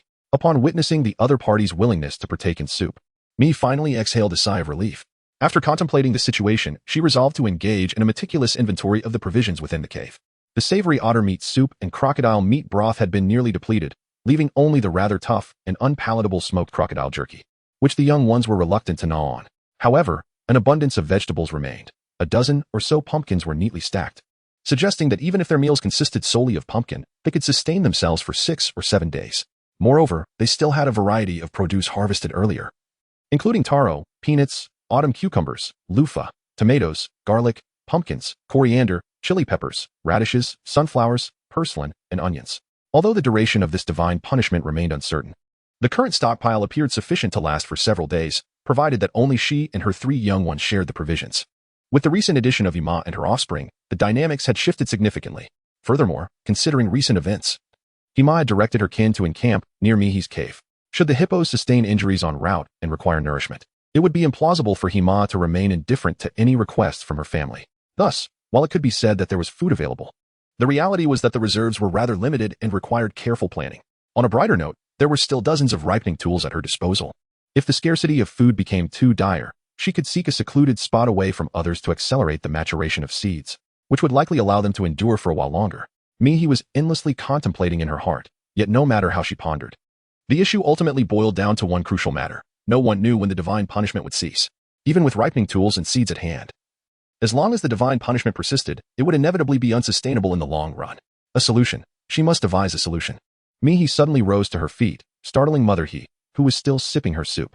Instantly, she became alert and inquired, "What is the matter?" Mihi shook her head, simultaneously rolling up the waterproof cloth that had served as a carpet and draping it over herself, saying, "It's nothing. I need to step out for a while. Can you take care of my little ones here?" Hima, having noticed Mihi donning the waterproof cloth, instinctively felt a sense of familiarity about the item draped over her, sensing something amiss yet unable to articulate it. "What you're wearing seems to be something that can withstand divine punishment. Moreover, this piece appears significantly larger than the one given to Hima." It struck her as peculiar that a divine envoy would leave behind such an abundance of items. With a perplexed expression, Hima watched as Mihi approached the cave entrance and lifted the barrier. Outside, despite the torrential downpour, daylight still prevailed. After having consumed some food and regained her strength, Hima finally discerned the true nature of the object, shielding them from the elements. It was indeed that very item capable of resisting divine retribution. No, that couldn't be right. How could there be so much? This transcended the question of whether the divine envoy had carelessly discarded possessions. With such a multitude of items, it was impossible for the envoy not to have noticed the commotion they would create if dropped. How strange. Truly, how strange. Hima's mind was a tumultuous haze, while Mihi, now clad in the waterproof cloth, stepped out of the cave, carrying a basket and cautiously navigating along the rocky wall towards her devastated vegetable garden. The garden had been completely ravaged the previous night by the beast men, Langqing and Julie. Not to mention the relentless rain that had fallen for over half a day, the water now rose above her ankles, carrying away the seeds that had long since floated away, making them nearly impossible to recover. Fortunately, Mihi had not come to salvage the remnants strewn across the ground, and she felt neither surprise nor sorrow. Instead, she crouched down once more, searching for finer soil, exerting all her strength to gather a basketful of mud amidst the pouring rain. After contemplating for a while, Mihi concluded that her most viable strategy was to continuously activate the tasks. The food yield from the system's tasks was remarkably high, and each item provided later proved to be somewhat useful. Compared to foraging in the acidic rain that symbolized divine punishment, this approach was undoubtedly more convenient and safer. Confident that the basket of mud would suffice for numerous creations, Mihi wiped the rainwater that splattered onto her face from her movements and struggled to stand, preparing to return to her cave. However, in the brief time she had crouched in the field, the accumulated water had deepened by a finger's width, encroaching dangerously close to her calves, making it quite treacherous to navigate. In this world of beasts, most beastmen were barefoot, and Mihi was no exception. Normally, she would be able to see clearly and pay careful attention to her footing, but today was markedly different. The rain was heavy, the water murky, and rocks occasionally tumbled down from the cliffs due to the downpour, signifying numerous hidden dangers beneath the surface, should she happen to be cut by sharp stones. In the absence of suitable medicine, even a minor wound could fester, and the real fear was the potential loss of her life. Mihi cautiously extended one foot to probe for a safe foothold, then repeated the motion with the other foot, cautiously advancing a few steps. At the opportune moment, he seized a nearby bush, lush with foliage and adorned with large leaves. He plucked several handfuls of leaves and, using the twining dodder vines from the bush, bound the folded leaves around his feet, crafting a makeshift pair of shoes. Mihi took a few steps, confirming that her feet were indeed separated from the ground, and let out a deep sigh of relief. Perhaps sensing her urgency, the long-absent system voice suddenly resonated once more. Ding, ding, ding. Work to earn your sustenance. The system detected that the host had independently completed the first task in the tool crafting series and issued this reminder. This series of tasks is perpetual, never concluding, and lacks a final reward. Successfully accomplishing the goal of creating new tools will yield rewards. Ding dong. Congratulations on completing one of the tool crafting series tasks, the creation of simple shoes. This task rewards you with 250 grams of sizzling seasoning. Boom. A sudden clap of thunder erupted in the sky, intertwining with the system's dissonant sizzling sounds echoing in Mihi's ears. This situation was unprecedented, leaving her momentarily stunned. What on earth was happening? Could the system be malfunctioning? Chapter 71. Special compensation items. Such occurrences had never been part of the system's behavior before. It was particularly perplexing since she had just resolved to utilize the system to refresh her food supply. What was the meaning of this? Why did other systems exhibit intelligence capable of conversing and strategizing, while her golden finger seemed to be a rather unreliable work for food system? In the past, the rewards had been too random, but now it seemed even the meager rewards had vanished. The deafening thunder roared incessantly, akin to a series of furious howls, disturbing her peace of mind. Meanwhile, the system remained in a malfunction state, with the crackling of erratic electrical sounds. Amidst this cacophony, Mihi felt an indescribable irritation. After waiting for several minutes, She confirmed that the rain seemed to intensify, leading her to resolve to temporarily leave this place and cease dwelling on the current task's rewards. Yet, just as she lifted her foot, the thunder gradually subsided, and the long-awaited system voice once again flowed smoothly into her consciousness. Mihi listened intently and discovered that the system, which had previously only been capable of mechanically issuing tasks and distributing rewards, had surprisingly communicated something different this time. It reported an interference from an irresistible external force affecting the distribution of reward items, resulting in the loss of the originally designated reward of 250G of seasoning, choice-based. Due to the exceptional circumstances, a special compensatory item has been granted. Please ensure its proper receipt. Special compensatory item, 5-slot portable item space. Note: each slot in the portable space can accommodate up to 100 items of the same type. No direct contact required for placement. When the host utilizes items from the space, all living beings, apart from the host, will be unable to perceive the usage of these items. The special compensatory item has been issued. Please use it wisely. External interference? Mia instinctively lifted her gaze to the rain-soaked sky. The rain, though not frigid, still stung her face as droplets fell into her eyes, rousing her senses. The beast god was enacting divine punishment, indeed. It was the beast god who was exacting this retribution. Undoubtedly, behind this torrential downpour lay a so-called manipulator. The previous manipulator may not have been particularly attuned to the existence of the system, yet now, amid this divine punishment, the system attempted to bestow something upon Mihi, only to be caught in the act. It appeared that the original reward had also been similarly lost. How could such an occurrence transpire? Mihi was somewhat astonished, regaining his composure before he could find the appropriate words to describe the cacophony of shattered sounds and the ensuing conflict. The recent thunderclap and the system's unusual response resembled a clash between two deities. The hands of the gods manipulated their respective tokens, striving to tilt the scales toward their desired equilibrium. The thunder had seized the original reward, while the system, undeterred, boldly replaced the unremarkable reward item with something far more formidable, evoking a sentiment of, "Oh, you take from me, do you? Allow me to escalate." It was otherwise unfathomable for Mihi to comprehend why the typically frugal system would suddenly bestow such a powerful item, especially immediately after Thunder had snatched away the initial prize. Was it a matter of restoring its dignity? In truth, there was no need for such restoration. After all, their system had not been thwarted a second time, and Thunder had not retaliated. It was evident that the initial incident had indeed been a mere accident, and Thunder could not perceive all the system's benevolences. Thus, it appeared that their system was, in fact, superior in capability. Mihi let out a sigh of relief and began to meticulously examine the newly acquired items under the adage when the clam and the sandpiper vie. It is the fisherman who benefits. As before, she closed her eyes and silently chanted in her heart, summoning the inventory. Mihi deftly retrieved a stone from the water and placed it into her inventory, and indeed, she observed that the first slot of her item bar now contained a stone, accompanied by a small emblem in the lower right corner indicating stone 1. Mihi once again retrieved the stone, placing it upon a basket of mud. Employing the same technique as before, she inserted the basket into her inventory.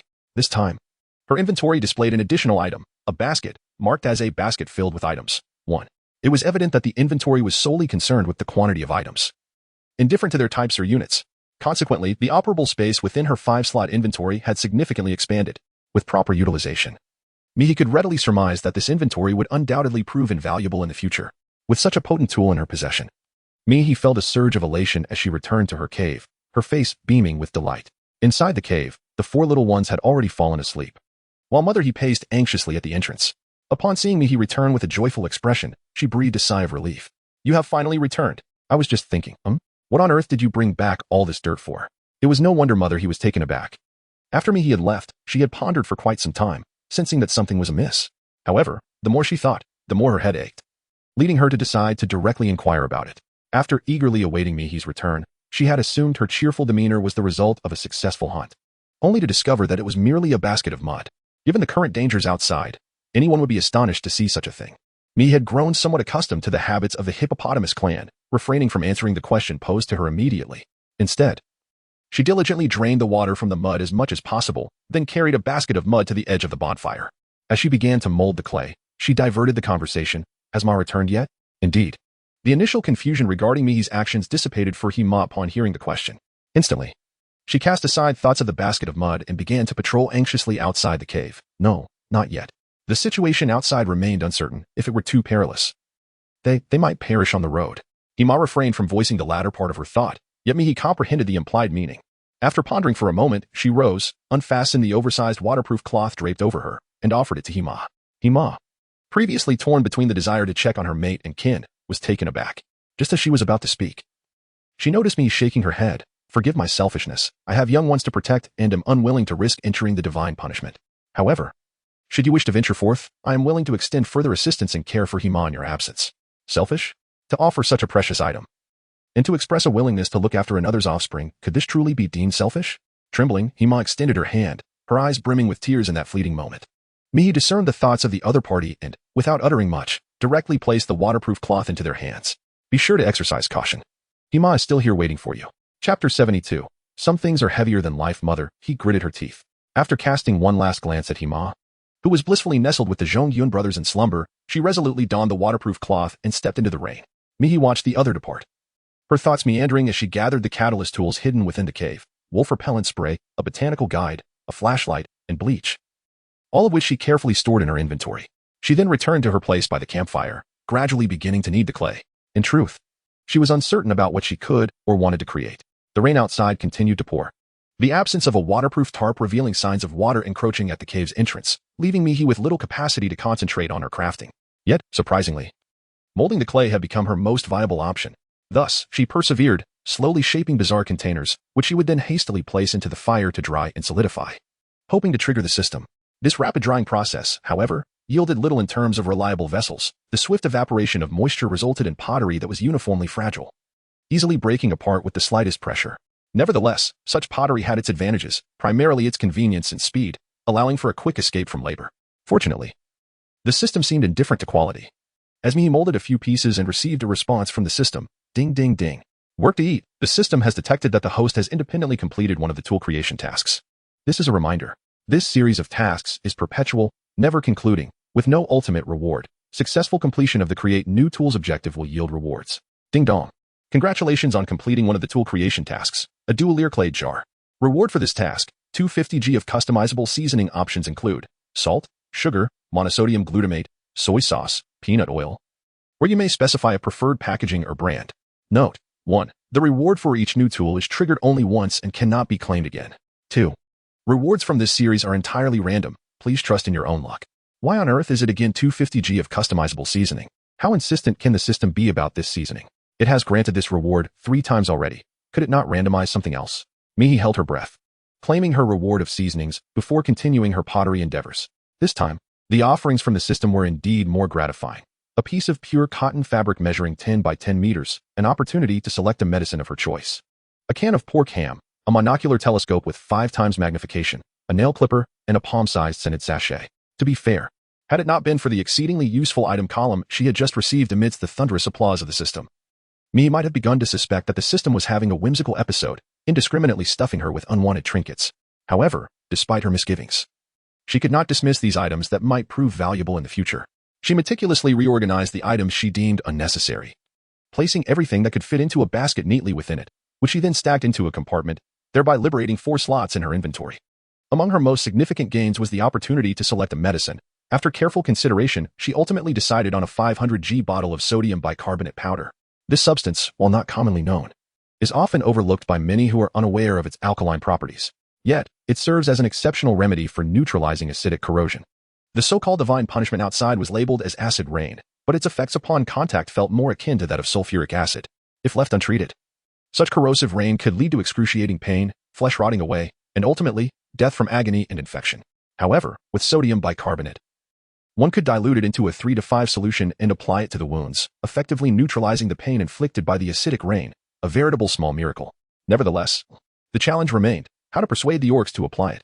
Mihi fell into deep contemplation as the little cubs, who had been asleep for a while, began to stir. Hima, groggy and disoriented, opened her eyes and surveyed her surroundings. Upon realizing she had been resting against Hongyun's foot, she perked up slightly. Mother, where is my mother? She pondered. If memory serves me right, she was just here. This question jolted Mihi back to reality. He approached the entrance of the cave, lifting the waterproof tarp to peer outside, only to find that the rain showed no signs of abating. He furrowed his brow slightly. Hima called out a couple of times, but when she received no response, her impatience grew. Clumsily, she scrambled to her feet, determined to rush outside, but was intercepted by the 3 brothers. Mihi spoke softly. Hima has gone to find your kin. If you venture out now, she will be upset upon her return. After finally reuniting with the cubs, the last thing Mihi wanted was for Hima to return just as Hima dashed out into the torrential downpour, leading to the worst possible outcome. Hima, having seen her mother before falling asleep, felt a natural sense of urgency upon waking to find her absent. Yet She was not so foolish as to disregard me, he's words. With a forlorn expression, she moved closer to me, and joined him in gazing outside. The torrential rain cascaded down, striking the waterproof tarp at the cave's entrance with a cacophonous sound. The rainwater rolled off the tarp, pooling together to form various sized puddles. The relentless downpour continued, and the water level in these puddles visibly rose, having already encroached nearly a hand's breadth closer to the cave's interior. Me gazed intently at the water level, deliberating whether it would be more prudent to block the water with cotton fabric or to construct a mud barrier at the entrance of the cave to keep the water at bay. In this moment of contemplation, amidst the curtain of rain not far away, a multitude of footsteps drew closer, echoing through the downpour. These were not loud shouts, but rather the simple yet resonant sound of approaching footsteps. Given the volume of the steps, one could only imagine the number of orcs that must be nearby. Moreover, the commotion suggested they were already quite close, thus making their presence known. Me instinctively pushed the small creatures gathered at the entrance of the cave back into the safety of their home, while she herself remained poised at the cave's threshold. She retrieved the monocular telescope she had just been rewarded with, directing her gaze towards the source of the sound, prepared to divert the impending footsteps at any moment. However, in the next instant, her readiness to flee softened as she discerned that the figures approaching in the distance were not other beastmen, but the hippopotamus clan. The hefty hippopotamus beastmen moved with a heavy yet resolute stride through the curtain of rain. Leading the procession was Hema, who at that moment bore no trace of the waterproof cloth he had provided. Instead, her skin, already eroded and bleeding, revealed even more grotesque wounds. It was not only she, many of the larger adult hippopotamus beastmen were similarly devoid of the protective covering. Numerous among them had suffered extensive corrosion from the rain, their blood ceaselessly flowing. Yet, these adult hippopotamus beastmen remained steadfast, forming a protective circle, each grasping a corner of the waterproof cloth in their hands, striving to stretch it into a semblance of a protective shield. Beneath that makeshift canopy struggled the younglings of the hippopotamus clan, advancing with great difficulty. Mihi was momentarily stunned. They had resolutely forsaken their own hopes for survival, trading them for the lives of their young with tarpaulin. Chapter 73, The Abode of the Beasts. The silent yet steadfast steps continued onward. Mi fixed his gaze and scrutinized for a while before he discerned that behind the hippopotamus orcs trailed numerous other injured orcs who were evidently suffering. Beneath the waterproof cloth lay not solely the offspring of the hippopotamus tribe, but a multitude of younglings from various races. In that fleeting moment, Mi found himself at a loss for words. The perils of the beastly world are indeed real. One can never predict when they might fall victim to their natural enemies. Yet, the profound love, care, and sense of responsibility exhibited towards the young ones, originating from the highest echelons downwards, is equally genuine. No orc would act selfishly towards their progeny. This may very well explain why the original self was so ill-favored. Some orcs would go to great lengths to safeguard their young, while others would resort to all manner of schemes to bring harm to their own offspring. It is not just the other orcs. Even Mihi, upon witnessing today's scene, felt an urge to deliver a few slaps to the original self. Mihi's fingers instinctively clenched tightly as his gaze swept over the item bar, landing on a bottle of sodium bicarbonate, a decision forming within him. Meanwhile, the group of orcs, under the leadership of Hema, had only progressed halfway. They did not fully approach Mihi's cave, but instead halted in a relatively dense grove of trees. Amidst the cacophony of the rain, Mihi could not hear their voices. However, observing their movements, it was evident that upon entering the ordinary rainfall, they breathed a collective sigh of relief. The young ones wore expressions of delight, and even several adult orcs embraced each other with excitement. Clearly, they were profoundly satisfied with the absence of divine punishment in this place, showing no concern for the heavy rain, and were prepared to set up camp and rest beneath the trees. Mihi pondered for a moment and chose not to approach the group of orcs immediately. Instead, she retraced her steps back into the cave to retrieve a freshly crafted, slightly larger ceramic basin. She filled it with rainwater and added a small pinch of sodium bicarbonate, stirring it thoroughly to achieve a uniform mixture. Subsequently, she covered the basin with a plate to protect the solution from being diluted by any falling rain. Finally, she ensured that everything was executed flawlessly. Mihi was holding the lidded ceramic pot, preparing to exit the cave. At that precise moment, the waterproof cloth at the entrance of the cave fluttered slightly, and unexpectedly, two adult orcs emerged from outside. Mihi was initially taken aback, but upon closer inspection, he gradually relaxed. The figures at the door were none other than Hema, who now resembled a specter soaked in blood, and Lang Qing, whom he had encountered just the previous night. Lang Qing, regarded as one of the most formidable and robust warriors in the tribe, now bore the unmistakable marks of divine retribution. However, his injuries were considerably less severe than those afflicting Hema. I speculated that the dwelling places of the canine orcs ought to provide shelter from the wind and rain, yet they must not entirely shield them from divine retribution. Therefore, upon hearing that there was no divine punishment in this area, they chose to migrate anew. Mihi gazed at Lang Qing, while Lang Qing's eyes were fixed upon Mihi. Their gazes intertwined, and in that moment, Lang Qing's brilliant pupils, resembling obsidian, immediately delineated Mihi's silhouette. Mihi averted her gaze, wishing to terminate the unsettling sensation that made her hair stand on end. Yet, the other party remained steadfast, neither flinching nor retreating, as if intent on drawing me into their unwavering stare. Mother He did not perceive the exchange of glances between the two. She merely wiped the blood from her face and, in a moment of frustration, struck the weeping Hima, who continued to sob upon witnessing her distress. Ensuring her little one ceased crying, she then presented the items in her hands to Mihi. These items were none other than the 2 waterproof sheets, one large and one small, that Mihi had previously given away. Mihi immediately raised her eyes to look at the other person, yet Mother He seemed oblivious. Her face even adorned with a hint of relief and a smile. Thank you for your miraculous gift. It is thanks to you that our little ones could arrive here safely. Mihi, from now on, you shall be my friend. If you ever find yourself in need of my assistance, do not hesitate to inform me. Mihi could never have anticipated that the 2 waterproof tarps would eventually return to her possession. In all honesty, when she relinquished the tarps, she never considered the possibility of such an outcome. At the very least, she acknowledged her own selfishness. Although this place could withstand divine punishment, the rain outside showed no signs of abating. Possessing such tarps was infinitely better than being without them. Had she been the one to acquire them, she would certainly have been unwilling to part with them. But now Mihi gently pressed her lips together and took only the smallest waterproof cloak from the top, softly saying, "This larger piece is for you." Hima was instantly taken aback, her mouth agape in astonishment. "How can this be?" she exclaimed. "This magnificent gift from the divine is truly invaluable. It is precisely because of this sacred item that I was able to traverse the land of divine punishment and return to my kin's territory. It enabled me to make the decision to protect not only the young ones but also to safeguard as many of our injured brethren as possible, bringing them here to preserve the hope of our tribe. Without this divine provision, many orcs would scarcely believe my words that there exists a place free from divine retribution. To Hima, these 2 sacred artifacts have become the most crucial possessions. How could one simply part with them?" Mihi observed Hima's expression with keen clarity, and her heart swelled with emotion. Without uttering much, she simply pushed the larger piece of waterproof cloth in Hima's direction, urging, "Take it. It is still raining outside. And apart from my shelter, it seems there are no other caves nearby. You will need this to shield yourself from the rain." She distinctly noticed the reluctance in Hima's eyes as they fell upon the 2 pieces of waterproof cloth. Yet, it was precisely this hesitation that rendered the gesture of returning the cloth all the more commendable. In her heart, Mihi was beset by a myriad of emotions. Yet she was eager to assist these unfortunate orcs as much as possible. After a moment of contemplation, Mihi spoke again. "By the way, do not rest beneath the tree." Mihi pressed her lips together and, observing the sudden tension in Langqing's expression, slowly articulated, "There will be another form of divine punishment." "What?" Hima exclaimed, her astonishment visibly heightened. "We cannot rest beneath the tree. And there will be another kind of divine punishment? I do not comprehend. Is this place not safe? What manner of divine punishment could there be? How do you know this?" Mihi deliberately ignored the final question, striving to convey the notion of another form of divine retribution without divulging too much about his own affairs. "Divine punishment is omnipresent. I share this with you as a manifestation that is invisible, intangible, and unpredictable. Yet when it descends, it claims lives and unleashes a deafening roar. It cleaves through trees, igniting them into flames, and any orc in proximity to the trees may perish in an instant, their bodies potentially engulfed in fire, charred and blackened." Mihi had heard the thunder here and recognized that lightning would likely follow. She understood the grave danger of staying beneath a tree. Thus she elaborated on the ferocity of thunder and lightning as much as possible, perhaps due to her extensive remarks.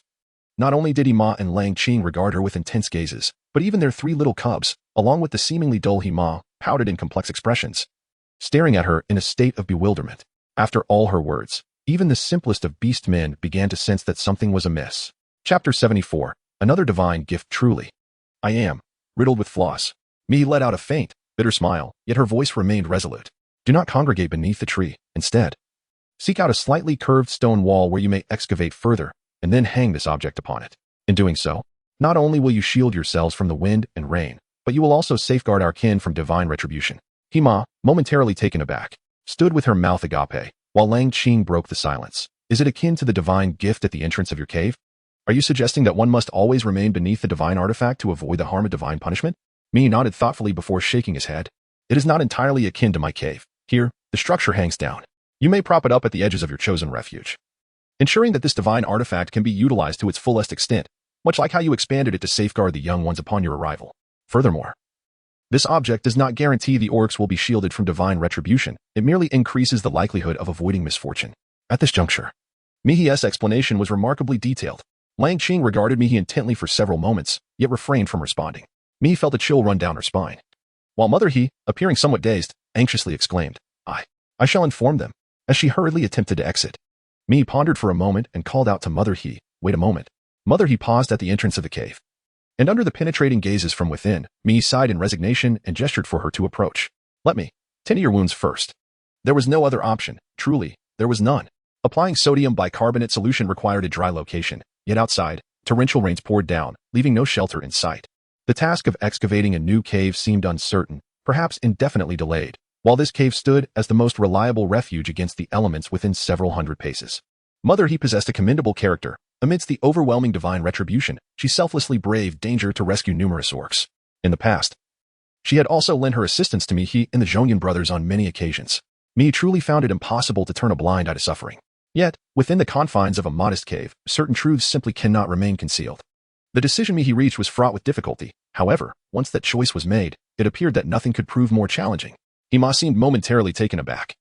Uttering a subdued ah, it was then that the typically silent Lang Qing approached and gently nudged her shoulder, prompting Hima to stagger towards Mihi. Mihi opened the ceramic basin in her hands and placed a small piece of rabbit skin inside to moisten it. With meticulous care, she began to cleanse the ghastly wounds adorning Mother Hi's body. The process of neutralizing acids and bases is, in truth, far from simple. It cannot remedy injuries instantaneously. Indeed, the initial sensation upon applying the solution is often one of pain. Yet, after a brief moment of discomfort, the wounds begin to feel a profound sense of relief, lifting the spirit considerably. The instant the rabbit skin made contact with her wounds, Mother Yi trembled uncontrollably, but as Mihi's gentle movements continued, an unprecedented sense of comfort enveloped her entire being. The blood ceased to flow, and the pain dissipated. The water resembled a breeze, a gentle zephyr.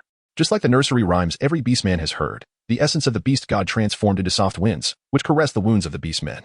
In this realm, all suffering could be alleviated. After Mihi ceased her actions, Mother Yi stared blankly at the wounds on her body, tears welling in her eyes and cascading uncontrollably to the ground. She could not fathom the reason for her tears. Perhaps it was because the pain had subsided.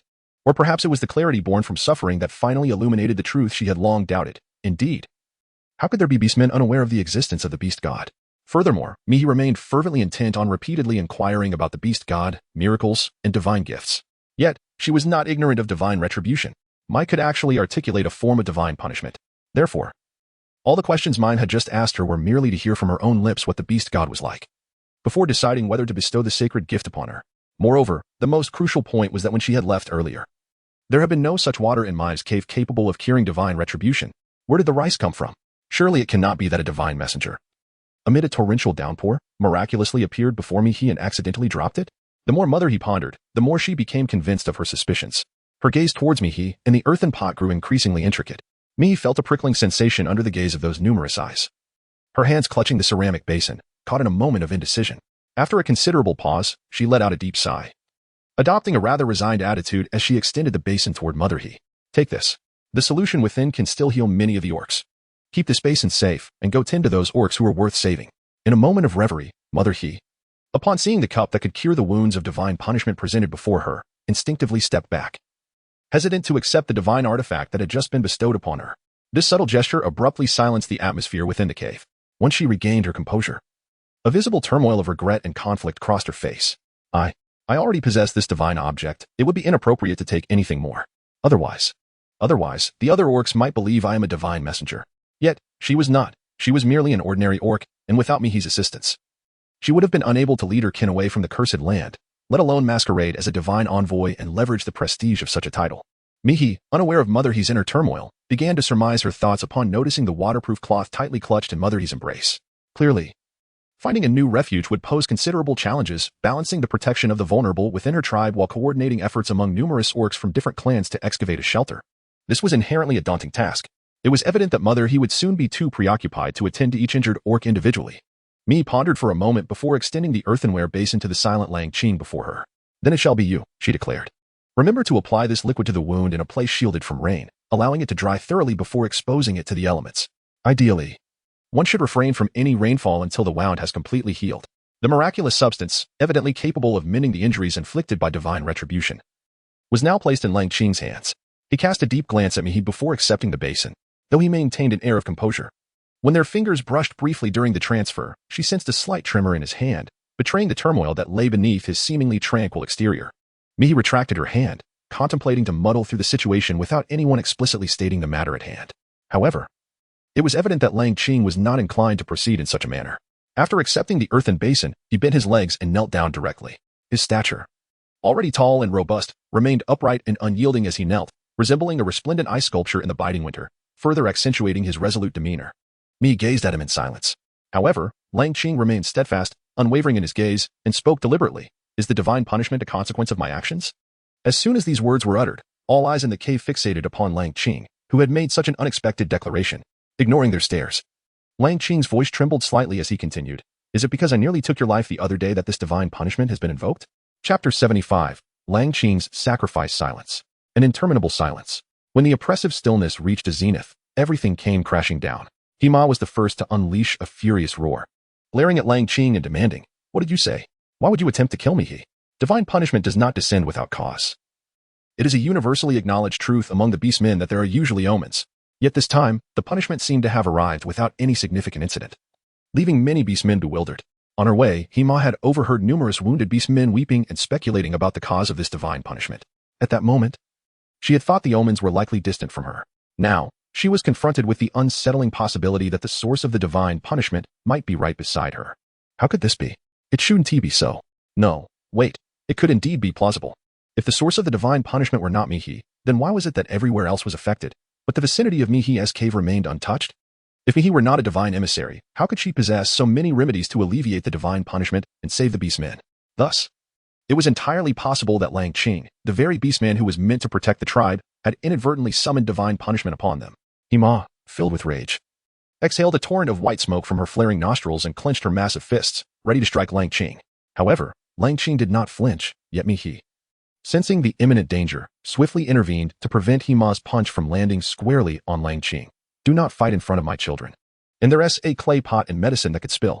In an instant, Hima, already on the verge of fury, was jolted back to reality by her words. Though her nostrils continued to emit steam, clearly indicating her agitation. It is indeed because of me, is it not? Lang Qing knelt on the ground, showing no intention of evading responsibility. He held tightly onto the clay pot in his arms, continuing to gaze intently at Mihi, his lips quivering as he gritted his teeth and asked once more. Mihi remained silent, yet he did not lose heart. He continued to inquire, each word measured. If you were to take my life now, would the divine punishment cease? Mihi was originally contemplating strategies when she heard those words. Her heart quivered, and for the first time, she truly focused her gaze upon Lang Qing's eyes, which sparkled like gemstones beneath a starry night. Their initial encounter had left her with a rather unfavorable impression, particularly since he had nearly taken her life. However, after Chong Yun elucidated the relationship between their small group and the beastmen of the canine tribe, she could comprehend why Lang Qing had acted so impulsively. This understanding was not one of acceptance or camaraderie, nor could it simply be dismissed after a few explanations as if nothing had transpired. Instead, her feelings towards Lang Qing were akin to a distant, fearful aversion. Yet now, Mihi suddenly felt as though she was beginning to grasp the true nature of this beast man. He was steadfast, loyal, focused, formidable, possessed of strong convictions, and had a clear sense of love and hatred. When he deemed Mihi to belong to evil, he could rely on his own strength to uphold his beliefs, taking action without regard for the opinions of other beastmen. Conversely, when he felt himself to embody evil, he could unhesitatingly contemplate his own demise. Everything he did was solely to put an end to divine punishment. Lang Qing's inquiries about whether everything stemmed from him and his questions to Mihi about whether she could accept his life to conclude divine punishment were not about his own life, which could be forfeited. Rather, they were for the sake of the beast men, those countless others who perished in divine punishment. For the first time in her life, Mihi felt a profound understanding of the brutal world of the beast men. It was not only for the sake of their kin, like the gravely injured Hima, but also for Lang Qing, who willingly faced death in his quest to end divine punishment. They were truly alive, not mere background characters in a book devoid of names. The thought of such beastmen perishing was utterly lamentable. Indeed, it would be a tremendous loss. After all, with their presence, the entire beast world might unite, forming a genuine sanctuary where more beastmen could survive. Yes, a sanctuary. This distant notion momentarily distracted Mihi, and when she regained her focus, she found Hima kneeling before her, having done so unbeknownst to her. As Hima knelt, the already flustered Hima followed suit. Hima wept, her tears flowing endlessly. Mihi, Lang Qing is a good beast man. With just this single statement, she said nothing more. Hima had had far more opportunities to encounter Lang Qing than Mihi, and thus, she was well aware of the many good deeds he had performed. Just moments ago, when she had brought her kin and the weaker beastmen to this place, Lang Qing had carried an elderly beastman who could no longer walk. He was not without injury. It was just that the wounds on his feet were less visible than those on his body, which were somewhat obscured while he carried others to safety. Hima was acutely aware of this, yet she could not find the words to further advocate for Lang Qing. For if divine punishment truly stemmed from him, then sacrificing himself as atonement would indeed be the rightful course. Otherwise, if divine punishment reached its climax, it could unleash even more horrific disasters, resulting in the deaths of countless beast men. Hima knelt there in tears, while Hima, though less understanding, also wept. The cave was filled with the cacophony of their cries, causing me considerable distress. The only source of solace for her was that the three little cubs remained a short distance behind her, neither kneeling nor crying, thus not pressuring me to acknowledge her identity as a divine envoy. In fact, upon noticing Mihi's gaze upon them, Chong Yun, accompanied by his younger brothers, stepped forward and softly called out to her, "Mother." No words were exchanged, yet it felt as though everything had already been articulated. Mi suddenly found herself imbued with strength as she reached out to pat Lang Qing's shoulder, interrupting the farce with her voice. "I hold no animosity towards you. In fact, the moment I realized that your actions were motivated by a desire to protect Chong Yun, I ceased to care about that incident. You believe that the divine punishment arose from your harm to me, yet since I have moved on from that day, how could there be any divine retribution? Moreover, 2 days have elapsed. The beast god initially showed no signs of divine punishment. How could it suddenly manifest for a mere ordinary female like myself, punishing the beast folk who hold him in such high regard? In the span of 2 days, countless events can transpire. According to my judgment, the divine punishment should be unrelated to you, Lang Qing." Ignoring Lang Qing's sudden look of astonishment, Mihi's voice remained resolute and steady. "Do not overthink this. Go assist those injured beastmen. Entrusting your life to me is futile, even if you were to perish. I would still be at a loss as to how to halt the divine punishment, for I am truly not a divine envoy." Chapter 76. Your capability ensures your sustenance. Not a divine envoy? How could Mihi possibly not be a divine envoy? From whence does she acquire such an abundance of divine artifacts? Upon uttering these words, not only did Lang Qing, who had previously witnessed some extraordinary items, remain unconvinced, but even Hima, who was usually easy to deceive, did not readily accept this assertion. Mihi refrained from dwelling on the topic any further. She cast a fleeting glance at the relentless curtain of rain outside the cave and softly urged, "You must hurry. Darkness approaches, and if you cannot find shelter from the wind and rain before nightfall, you risk falling ill. For the orcs who have already braved the treacherous acid rain to reach this place, the torrential downpour would be a formidable second blow. Aside from the deer tribe shaman, other healers of the tribe are conspicuously absent, and the whereabouts of Lu Ming remain unknown. Prolonged exposure to the rain will inevitably lead to illness. And after a widespread affliction, a plague may follow. Now is certainly not the time to breathe a sigh of relief." This time, Hima and Lang Qing did not hesitate any longer. Lang Qing was the first to rise from his prolonged kneeling position, resolutely stepping into the heavy rain. The waterproof curtain swayed, allowing a glimmer of light to filter through. And it was then that Mihi noticed the ground where he had passed was marked by deep crimson stains, indicating that his feet bore significant wounds. Mihi opened her mouth to call out, but Lang Qing had already vanished without a trace. In the cave, only 3 little cubs remained, along with Hima, who was clutching the chubby river otter, her expression betraying a hint of hesitation. Mihi pondered for a moment and offered the other party a way out.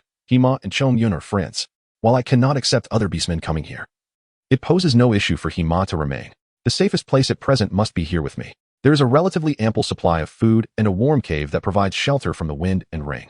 Mihi does not possess the grand ambition to save all the beasts, yet is willing to follow the inclinations of his heart, striving to do what he can for his friends. Although food is scarce, the addition of one more cub does not significantly burden them. Nor does the absence of one diminish their resources. Why should they make things difficult for such a small creature as Hima? Tearing apart their relationship simply to drive the little cub away? Mihi had made up her mind, yet unexpectedly, Mother He held an entirely different perspective. It seemed as though Mother He had resolved upon a certain determination, gritting her teeth as she struggled to arrive at her decision. "No, Mother He. I still wish to take her away." Mihi was somewhat astonished, and soon after, he heard Mother He continue, "The little ones are all outside. We cannot make an exception for Hima. There are numerous members of my clan out there, but there are also many orcs from other tribes. Many of them recognize me and are familiar with Hima. If you grant Hima an exception and allow him to enter your cave, other orcs will also wish to send their little ones here. Should the offspring of other orcs be permitted entry, the issue of sustenance becomes a significant concern. Furthermore, if the little ones come in, how do we prevent them from yearning for their mothers and fathers? What then? Naturally, chaos would ensue. They remain oblivious to the uniqueness that Mihi possesses. In desperate circumstances, even the most diminutive orc can unleash a primal instinct for survival. If they encroach further, even with Mihi having companions, it would be exceedingly challenging to maintain order. The beauty of the beastly world is genuine, yet its cruelty is equally real, and Mihi must strive to learn and adapt to all of this. Mihi clenched her fists silently, no longer insisting. "All right." Mother He exhaled in relief, gently stroking Hima's head before turning to Mihi with one final remark. At last, she led the tearful, reluctant Hima away, their figures gradually disappearing into the pouring rain. Mihi returned to the campfire, her mind echoing with the last words left by Mother He. "Mihi, I hope you are a divine envoy. We truly need a divine envoy. Who wouldn't desire the ability to save countless lives with just a flick of a finger?" Who wouldn't long to stand before others, head held high, basking in adulation? Yet the reality was that Mihi was utterly incapable and too fearful to embrace such a role. If she were to foolishly acknowledge her identity as a divine envoy, when the orcs came seeking her assistance, how could she possibly help? With the meager resources at her disposal, it was evident that she could never fulfill their requests. Perhaps she could muddle through for a time, but as the days passed, the cracks would inevitably widen. Moreover, given the earlier confrontation between the Thunder and the system over resources, it was clear that her system and the beast god were fundamentally at odds. She was attempting to deceive the orcs with items foreign to this era, and what if the beast god decided to unleash divine punishment upon her? Such possibilities loomed like insurmountable chasms over Mihi's heart, leaving her momentarily breathless. It would be far better to lead a simple and honest life, nurturing her little ones, guiding them well, and living a tranquil and joyous existence. This was the true essence of life. Mihi's thoughts swirled as she placed several partially dried logs on the outskirts of the campfire. These logs, having been retrieved from the cave earlier, were not entirely dry to begin with. Now, with the heavy rain outside and the abundant moisture in the air, they had become significantly damp. They needed to be roasted to ensure they would burn properly later on. Mihi has always been swift in her endeavors. She ensured that all the wood was properly smoked and donned a raincoat to make several trips outside the cave, where she excavated numerous baskets of soil to construct a mud threshold to block the entrance, preventing rainwater from seeping inside. After toiling for quite some time, she was nearly finished and was about to take a moment to catch her breath. At that moment, however, she heard a new notification chime from the system beside her. Ding, ding, ding. Work hard to earn your meal. The system has detected that someone nearby has independently completed part of the toolmaking series task, the red clay patterned bowl. This is a special reminder. The individual demonstrates remarkable creativity and diligence, ensuring they will indeed have sustenance. The host may choose whether to bind this individual as a secondary system owner. Is this acceptable? The reward for this task is a portable 4-kilogram dry powder fire extinguisher, guaranteed to extinguish flames. Note: 1. The reward for this task can only be claimed after the host confirms binding Chongjun as a secondary system owner. There is no binding time limit. Rewards can be claimed at any time post-binding. This secondary system binding and subsequent task completions will not notify the secondary owner. Owners will not receive rewards directly for completing tasks, but as long as they diligently fulfill their respective random tasks or produce new types of tools. The host will receive a reward item at the time of claiming. The host may choose whether to transfer it to the secondary system owner. 2. Each type of new tool reward can only be triggered once and cannot be claimed repeatedly. 3. The rewards for this series of tasks are entirely random. If you wish to obtain more rewards, please encourage the secondary system to also work diligently, in addition to your own efforts. Chongyun. Chongyun. Startled, Mime instinctively turned to search for Chongyun's figure. As expected, she spotted the 3 little ones gathered around the campfire, each mimicking her earlier pottery-making motions with their own hands. Crafting ceramics. In Chongjun, he was retrieving a red clay bowl from the flames. This system could actually bind to others and make them work in her stead. Chapter 77. Chongyun's curse. In that fleeting moment, countless thoughts flashed through Mai's mind, yet when the dust settled, they all condensed into a single furious curse. Damn it. This system absolutely could not be devoid of consciousness. Moreover, judging by the earlier message, it seemed the system could even assign random tasks to secondary users through Mai. Disastrous. Things couldn't possibly get any worse. She had already been wondering, how could a mindless system possibly contend with the Master of Thunder, engaging in such a tug-of-war? And how could it always coincidentally provide exactly what Mai needed? Seeds, ripening tools, diagrams, iron pots, waterproof cloth, flashlights, medicine. The world was vast beyond measure. Why did it always randomly grant precisely what she required? If Mai had harbored doubts before, today's sudden attempt to bind Chongyun, along with the reward it offered, only confirmed her suspicions further. One person toiling alone in the fields was merely a solitary struggle in an ocean of suffering. But once a second, a third, countless others joined the labor, racing ahead. That would be the foundation of an entirely new era. After all, it was already known that the system only rewarded innovation. When faced with insurmountable challenges, the host would inevitably seek rewards, just as Might had instinctively turned to the system upon learning of the divine punishment. The system's very existence was a catalyst for the emergence of new tools. The more tools there were, the richer their variety. The greater the pursuit and exploration of revolution would become. And what, then, would Might's role as the host be in the future? To spur them onward. If secondary systems multiplied, the primitive tribe's existing order would inevitably crumble. The laws would shift towards centralized authority, or worse, descend into outright slavery. Meanwhile, the ever-increasing rewards would utterly overturn the beast world. In other words, the system clearly had ambitions. Step by step, it was luring Mind into binding more secondary users, only to exploit them. How could such a system possibly be mere cold, lifeless data? As for this reward, it was even more absurd. A fire extinguisher. And it just so happened to appear after Mai warned Hima and Lang Qing about trees catching fire from lightning strikes during storms. Wasn't he this blatantly hinting at an impending disaster? What in the world was this system planning? Mihi felt an overwhelming headache and gradually laid down beside the campfire. appearing to doze off while, in truth, she was fervently calling out to the system within her mind. She was eager to ascertain whether there were any drawbacks to the binding of the secondary system, or whether this conspicuous act of siphoning life force from other orcs would impose any adverse effects or restrictions on others. However, there was no response. The system seemed as silent as a stone cast into the ocean, leaving Mihi with nothing but a task before her, marked by the phrase no binding time limit. Mihi, of course, did not bind Chongyun. In fact, she decisively pressed no. The task list before her was cleared, and the world finally granted Mihi a modicum of substance. With a sigh of relief, she attempted to rise, only to hear the previously silent system once again emit its voice. Ding ding ding. Work to eat. The system has detected that an individual near the host has independently completed one of the tool creation tasks. The slender-waisted, wide-mouthed pottery. This serves as a reminder. The individual exhibits remarkable creativity and diligence, ensuring sustenance. The host may choose whether to bind this individual as a secondary system owner. Is it so? This task's reward item: a gas canister flamethrower, reaching 1,300 degrees in 1 second, usable for up to 5 hours. Note 1. Repeated 4. It has been detected that this life form originally possesses the qualifications to become a secondary system owner and has unclaimed accumulated reward items in the background. Binding them will release these rewards together. The implication was unmistakably clear, almost as if the veil had been torn away, directly conveying to Mihi that no matter how many times you reject this, as long as you affirm it once, Chongyun will inevitably become a tool exploited by the system. At that moment, Mihi felt as though she had been struck with a heavy punch, leaving her utterly speechless.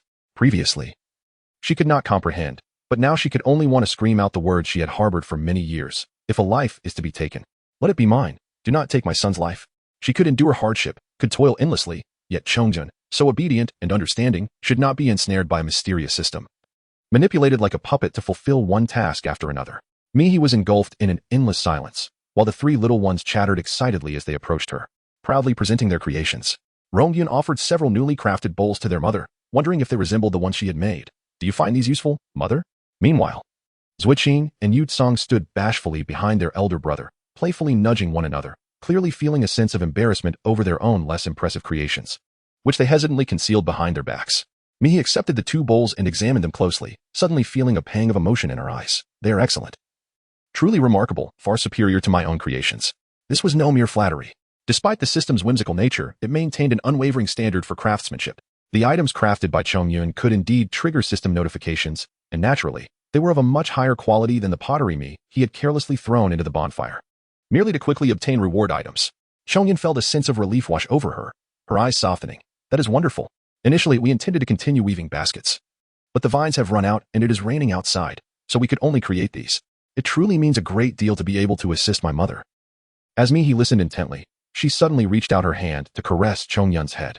She attempted to speak, but for reasons unknown, a single tear fell down her cheek. Chongyun, do not be afraid. Her words seemed directed at Chongyun yet echoed as a reassurance to herself. And with each repetition, she found the courage to protect her little ones. The twins had never witnessed Mihi in such a state, and were instantly filled with a sense of panic. However, Chongyun appeared to sense her emotions. Gazing at her mother, who was wiping away her tears, he sweetly replied, Mother, I am not afraid at all. I fear not even the beast god. There is nothing that can instill fear in me. His words hinted at a deeper tale. Mihi instinctively wiped away her tears. Seeing her mother's interest, Chongyun began. Once upon a time, in a winter before my younger brothers were born, I attempted to pilfer the offerings the orcs presented to the beast god. That night, I had a dream in which a voice whispered to me that I would only be cherished by males. Mihi was taken aback, while Chongyun remained unconcerned, gently nudging his head into his mother's palm to ensure she could feel his soft hair.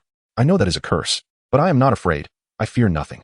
My only fear is that my mother and younger siblings may leave me. Chapter 78. A difficult choice, beast god. Have you placed a curse upon him?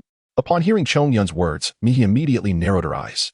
She had indeed pondered why someone as young as Chongyun attracted the affections of both the mastiff beastman and the jovial Hima who wished to marry him. It seemed quite likely that it was due to the curse of the beast god.